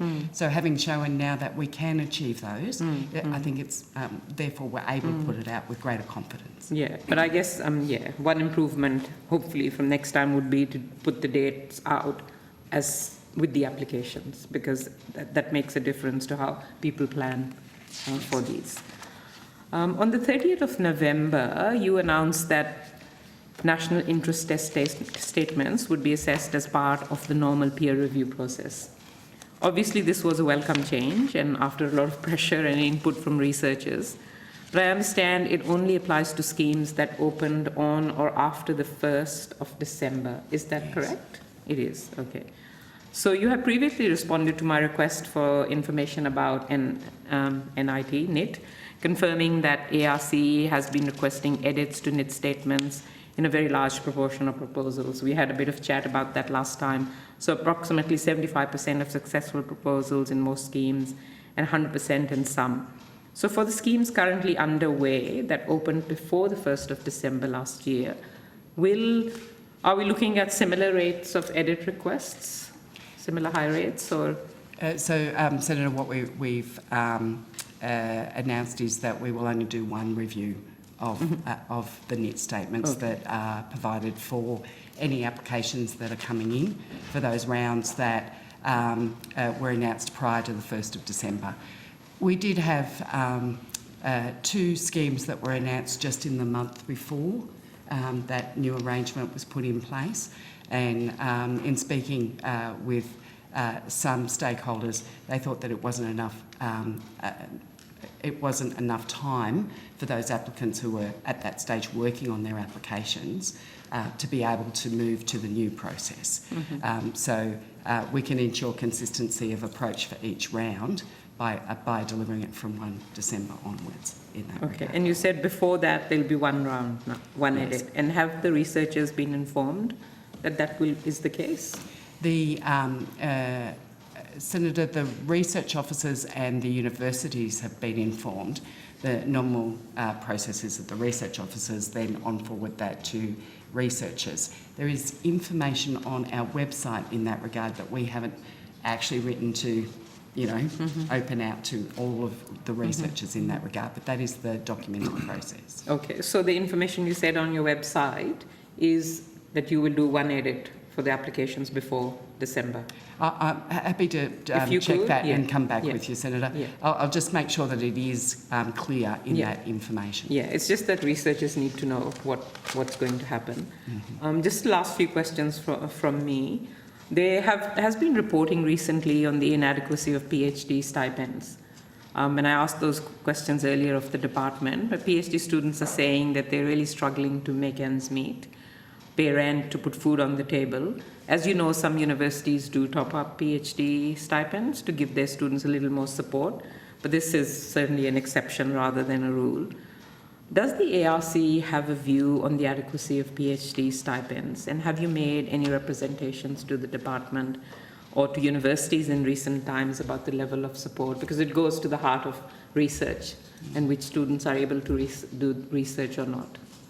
So, short answer, Senator, is no, we haven't made representations in that regard. We do have a policy review of all of our programs coming up this year, though. It is the type of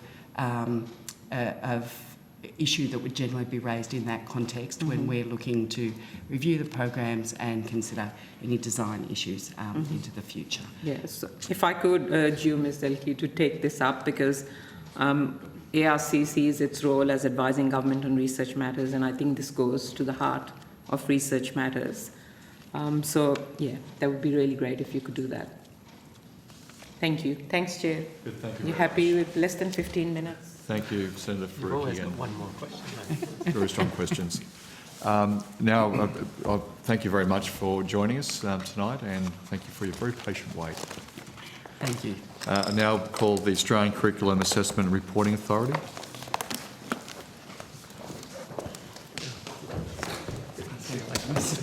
Nice and sweet.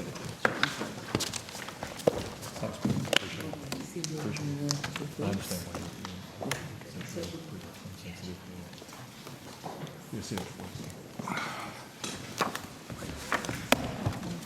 Good to see you. How are you? How are you doing? Good, thank you.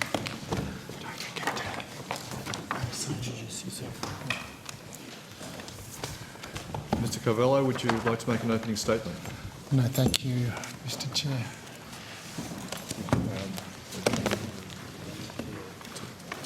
Sarah. Senator Henderson, over to you. Thank you very much, Chair, and good evening. Look, I want to turn to the concerns I raised earlier in relation to issues concerning the teaching of the voice and the importance of unbiased and impartial teaching in our schools.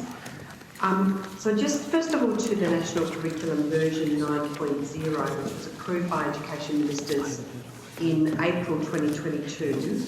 How many states and territories have implemented the updated curriculum? Good evening, Senator. David De Carvalho, Chief Executive Officer, Australian Curriculum Assessment and Reporting Authority. I will throw to Ms Foster shortly, but the short answer to your question is that the states and territories are responsible for the way that the version 9 of the Australian curriculum is implemented, as they have been since the initial version of the Australian curriculum was promulgated. And they are all on slightly different timeframes. For example, Tasmania is implementing the version 9 of the Australian curriculum this year. Other jurisdictions are on slightly different timeframes. Not all jurisdictions take the Australian curriculum word for word. There is a long-standing tradition, if you like, of adopting and adapting the Australian curriculum to local circumstances. Certainly that's very strong in jurisdictions such as New South Wales, which had very detailed syllabuses in place before the Australian curriculum came along.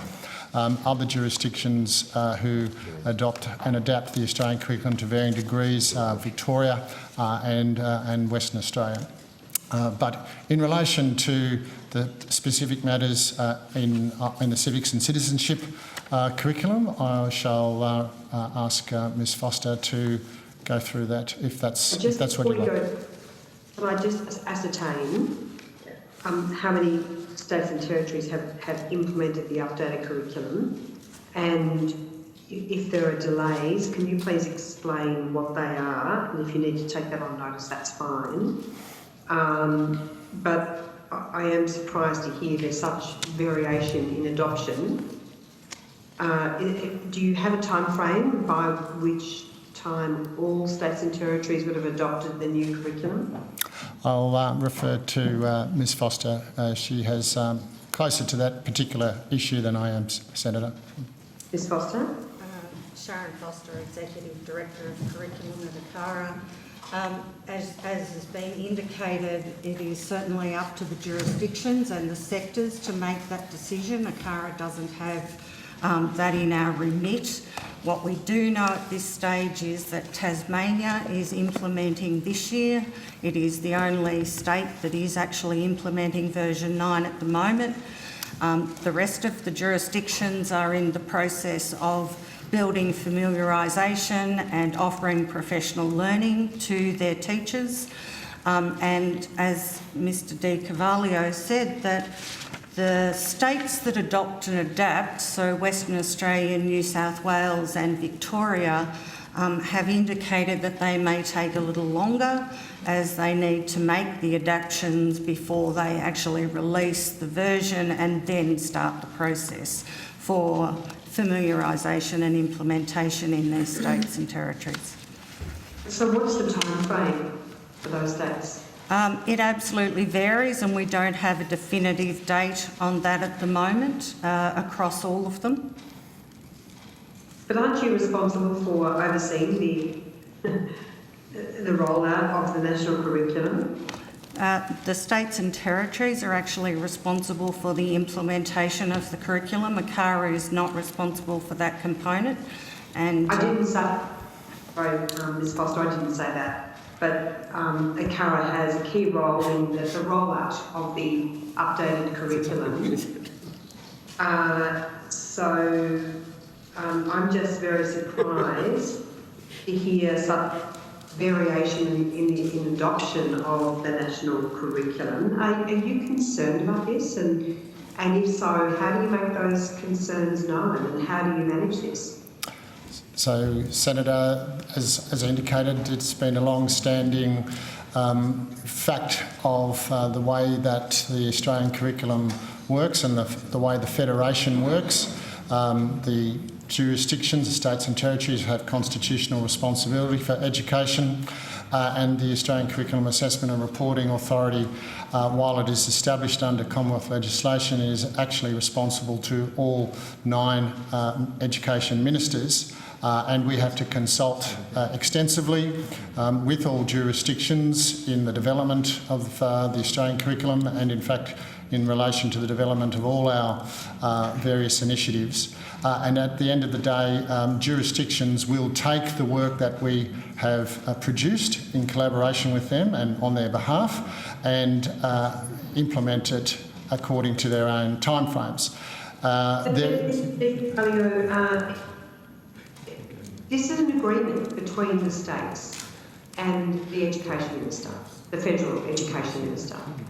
So all ministers have agreed to this curriculum. That's true. And so Are you concerned about the laissez-faire way in which some states are taking up the updated curriculum?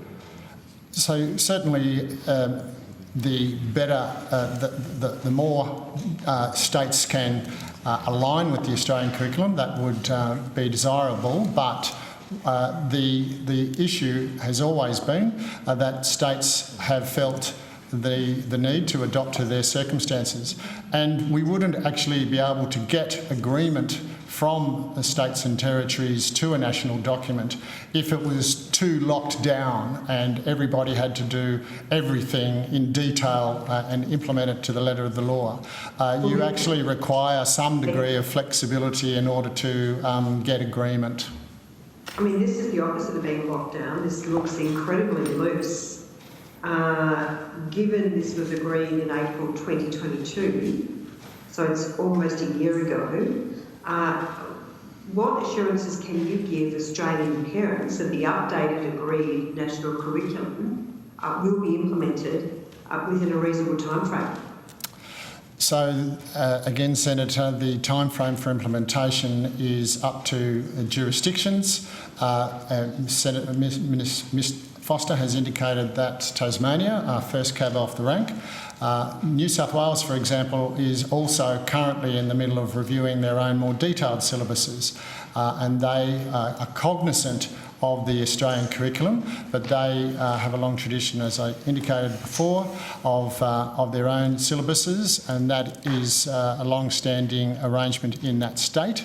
And they have consulted very widely with parents and communities in New South Wales around the evolution of that curriculum. So we would anticipate, in terms of a time frame, that we would be hopeful that by the end of next year, all states would have undertaken the necessary familiarisation processes and be working towards full implementation. But again, while that might be our hope, it's not something that we have any capacity to enforce, if I can put it that way. And can I move now to the issue of the voice? Are you aware of the media reporting citing the indoctrination of students through the curriculum in relation to the teaching of the yes case only for the voice? Yes, I have seen those media reports, Senator, yes. And is this supported by the national curriculum? I'll go to Ms Foster to explain what's exactly in the civics and citizenship curriculum. I didn't ask that. I asked a very specific question. Is this stance of teaching the yes case only as reported supported by... Well, I don't think that's what the report actually says, Senator Henderson, as the Chair pointed out. So I think you've got to be careful in the way you frame your question here. I'm sorry, Minister. Look, I do have the call. I'd welcome any further comments that you'd like to make, but I'm addressing my question. Yeah, I know, but you've got to do it in an accurate way, Senator Henderson. Excuse me, Minister. So I'm just pulling here in relation to the reports, and particularly the report called Indoctrination Claims Schools Take Voice to Classrooms, reported in the Australian on the 8th of February, is already tabled. Is the proposal to teach only the yes case? That's not actually what's in the article. Minister, I'm not asking you, please. No, but it's just important to point it out. I think the Chair did a good job explaining this last time. The people appearing haven't had a chance to read the article. It's important you don't mislead them. Yes. We have run, and I do realise it's getting late in the day, and maybe people are forgetting their abilities to be able to work cooperatively, as we have been doing all day. We don't talk over the top of each other. So I think if maybe Senator Henderson could be allowed to ask her question, and of course the Minister, if he wants to answer it on behalf of the officials, he can. He's right to do that. Thank you. Thank you very much. Senator Henderson, back to you. Thank you very much. Just returning to my question, as reported in the Australian, indoctrination claims schools take voice to classrooms. Is any reported attempt to teach only the yes case on the voice, is that supported by the national curriculum? We would support a balanced approach to the teaching of the issues related to the upcoming referendum. That approach is supported by the civics and citizenship curriculum, where there is lots of information that teachers can find about how referenda work, and the fact that a yes case is presented and a no case is presented. And we would expect that in the normal teaching of such an important current issue, that a balanced presentation of the issues be provided. And how will ACARA ensure, I'll say that again, how will ACARA ensure that the balanced approach in relation to the teaching of the voice referendum occurs? So again, we do not have direct reach into classrooms to direct education authorities on how they implement the curriculum. I understand that in evidence earlier today, the Secretary of the Department indicated that she would be taking up the matter with her colleagues at the next meeting of senior officials, and that would that's something that we would support. Has ACARA provided any advice to the federal government or to any state or territory government in relation to the importance of teaching this matter in a balanced way? No, we haven't. The issue is that, as we've indicated, the implementation of the Australian curriculum is a matter for jurisdictions, but we would hope and expect that it's implemented in a fair and reasonable way. But as I said, we don't have that any kind of enforcement mandate. Do you have any way that you can make your position better known? I mean, of course, you have a strong voice here in estimates, but is there other steps that you're planning to take to make sure that your views are well known amongst all of the states and territories? Well, that'll be a matter for us to take up with our board, and I would expect that that will be discussed with them at the next opportunity. Because the last thing that Australian parents would expect is there is any sort of one-sided attempts to teach this subject, including presenting just one side of the story. Yes, we would agree with that, Senator. Can I quickly move to the work of ACARA on the new NAPLAN proficiency standards? Mm-hmm. I do want to raise concerns that ACARA has spent a very long period of time developing certain words in relation to the new full band structure. Of course, that's the use of the word developing was in fact overruled by education ministers, and that is now denoted as needs additional support. Can I put it to you that that's been quite embarrassing for ACARA to be spending so long on this and then to have your position overruled? Not at all, Senator. It's not an irregular occurrence that recommendations from bodies like ourselves, whether they're ACARA or other advisory bodies to ministers, that the final set of recommendations or resolutions emerges slightly different. The process by which we went through to make a set of options available to ministers was quite extensive in terms of consulting with jurisdictions, in terms of there are various layers of expertise that we consult. We consider a diverse range of views in trying to reach a consensus, and at the end of the day we put those options forward to Minister, and we fully expect that in the process of ministerial discussion, recommendations and resolutions and options will be tossed around. Without going into the detail of those EMM discussions, I think it's fair to say that a range of options were being proposed in the room, and ministers were discussing the pros and cons before they arrived at the nomenclature that they did. I mean, how long have these new measurements been in development by ACARA? And I particularly raised concerns about the issues with developing students' results with previous years. There's a big cloud over whether parents and schools are going to be able to track the progress of students. Can you comment on whether that's going to be possible given the new 4-band structure you've now developed? Yes, Senator. So from 2023 on, the new arrangements will be comparable. We have moved to a situation where all the tests are online now, and in combination with all the tests being online, all students taking them online, ministers have also agreed in 2021 to move the test forward from May to March. The combination of those two factors mean that psychometrically, or in terms of the statistical methods that would be needed to attempt to continue reporting the time series that has been established to date would essentially mean quite unreliable data going forward. So ministers have agreed that from this year we will reset the NAPLAN scale to take account of the fact that all students are online, and also to take account of the fact that the test is now 2 months earlier.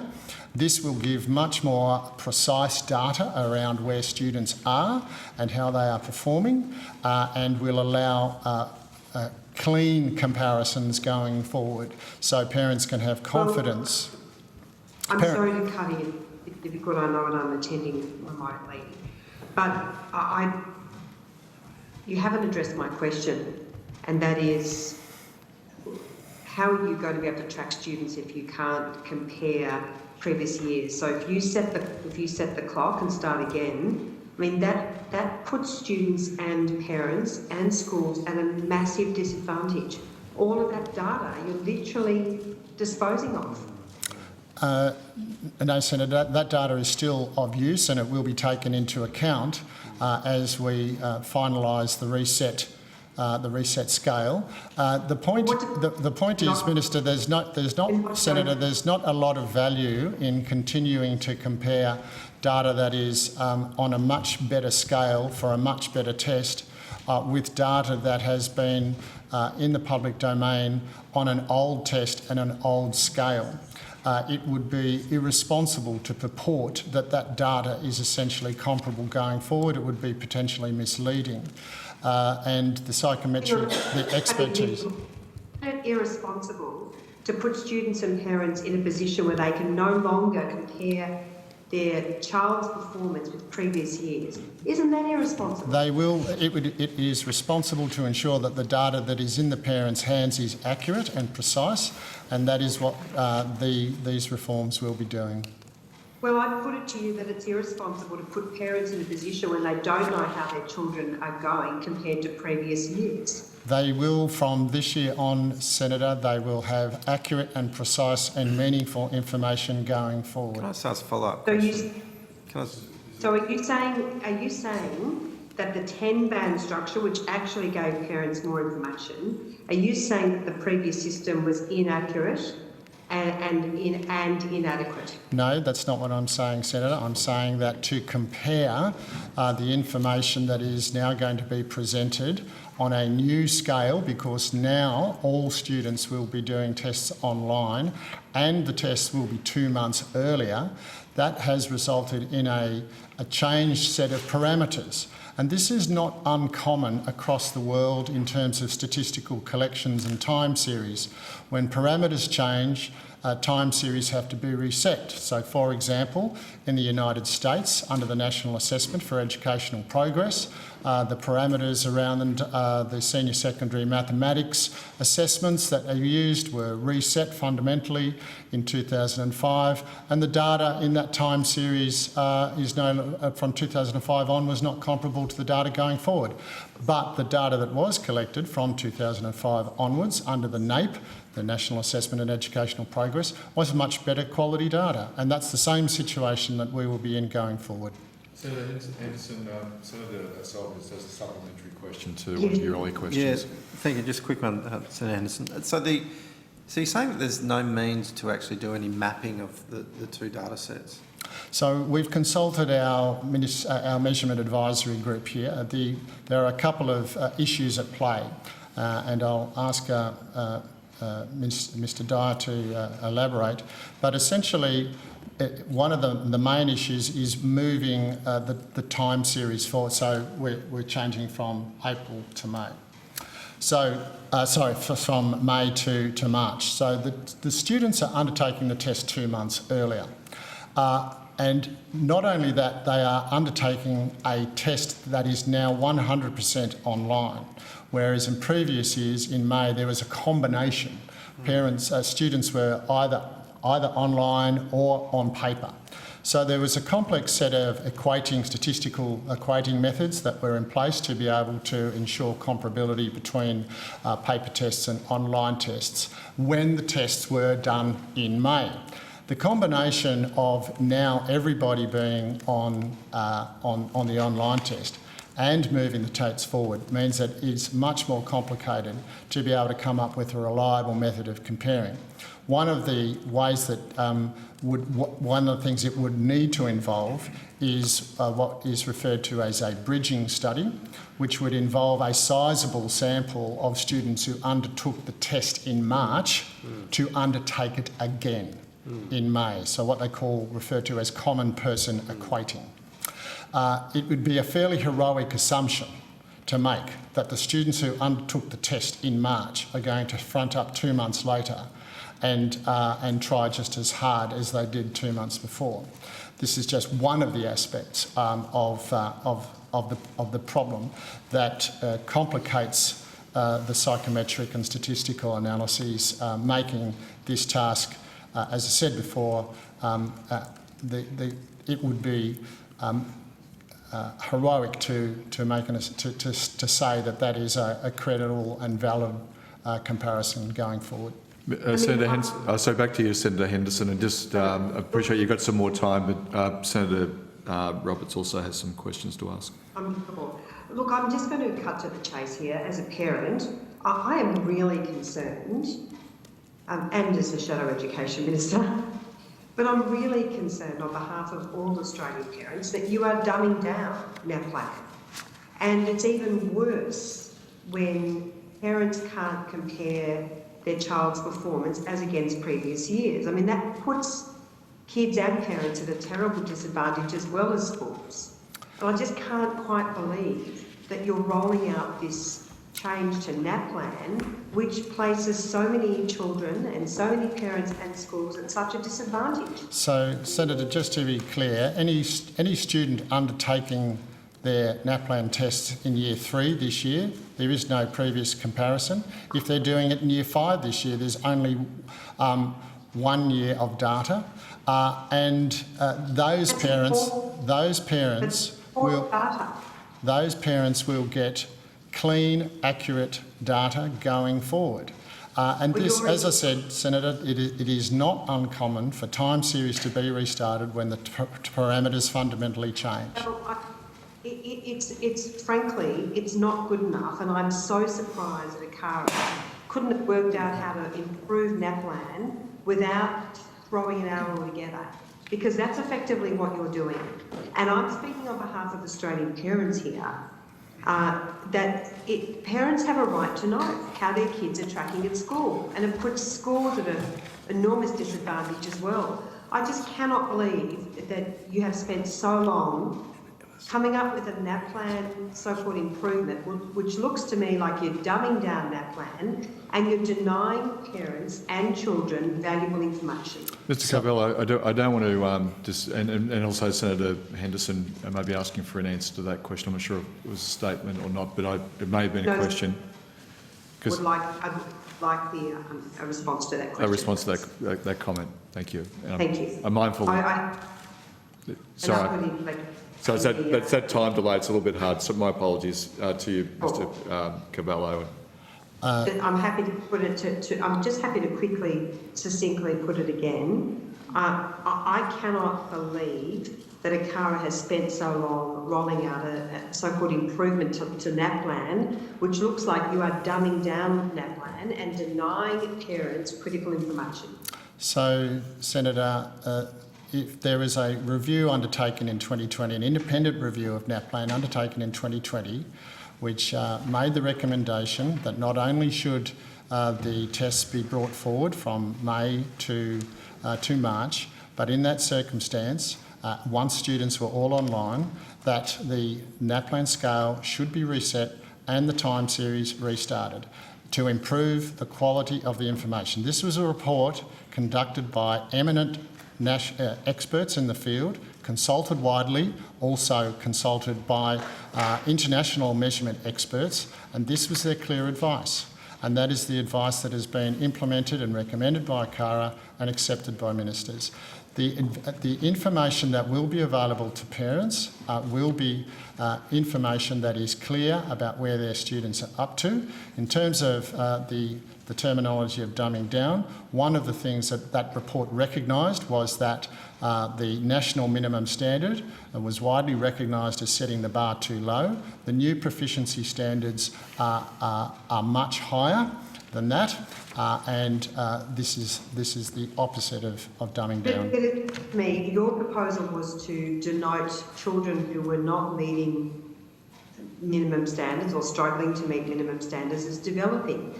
You were proposing a so-called politically correct NAPLAN architecture, which was really not telling parents what was going on. And so I think it's very clear that you were not acting in the best interests of parents and children and schools, and that's why, in fact, you were overruled by all education ministers. Well, all I can say, Senator, is that's your view of the matter. That's not our view, and we are confident that the system we have going forward is a better system. I mean, you can well understand why parents are concerned. So, Senator, if you avail yourself of the media statements by the various national parent committees, you will see that they are quite happy with the outcome of the Education Ministers' meeting last week. What I was trying to say is you can well understand why parents are concerned about standards in schools. They are worse than they were 20 years ago. So parents are desperate to see increased standards in schools and to get more information in relation to the performance of their children. So, they will be getting that, Senator. Senator Henderson, I don't want to cut you off, but I'm not cutting you off. I'm just saying that is it time to, if you have a further question, by all means go ahead. But I want to go to Senator Roberts. Questions, call around. Thank you. So I missed that. I didn't come through. I'm happy to share the call around. I may come back, but thank you very much, Chair. No further questions at this point in time. Thank you, Senator Henderson. Thank you, Chair. And thank you for being here today, or this evening. I've got two questions. I'll have to do some explaining. In a separate session 2 days ago, or 3 days ago, with the Australian Broadcasting Corporation, I had some questions about Bruce Pascoe's book titled Dark Emu, which is hosted on their ABC's education portal.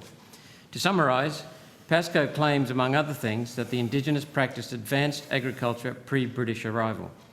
Many of these claims have been comprehensively debunked by the book Bitter Harvest, yet they are displayed almost uncritically on the ABC education website. The ABC claimed to me, in answer to my question, that it would only be presented that way because it would be mirroring your curriculum. Can you confirm that, or elaborate on whether or not Bruce Pascoe's themes of advanced Indigenous agriculture pre-British arrival are in the national curriculum? Senator, as I think I stated to Senator Price at the last estimates, there's no reference to Bruce Pascoe's book in the Australian curriculum. And in terms of the material that's in the curriculum around the Indigenous and First Nations histories and cultures, I'll throw to Ms Foster. Thank you. So I would reinforce that Dark Emu is not referenced in any way in the curriculum at all. In the new version 9 curriculum, there is a new unit on deep time history, and there is no specification in that in any way that references that source. Thank you very much. That's very clear. Secondly, can you please take on notice to review and check the webpage on the ABC's website named, I'll quote now, Bruce Pascoe, Aboriginal Agriculture, Technology and Ingenuity on the ABC Education website and answer on notice. Firstly, to what extent, you've already answered this question, to what extent the current content mirrors or replicates the national curriculum, don't bother. You've already been very clear.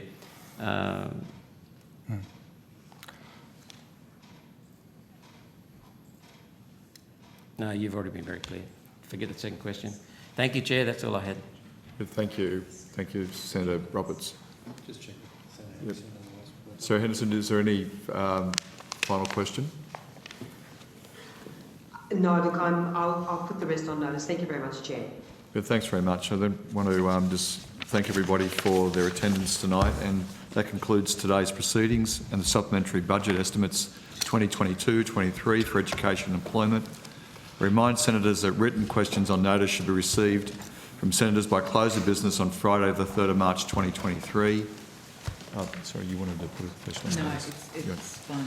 Answers to questions on notice will be required to be returned by close of business on Friday the 31st of March 2023. I thank the ministers, officers of the department and all the witnesses who have given evidence to the committee today.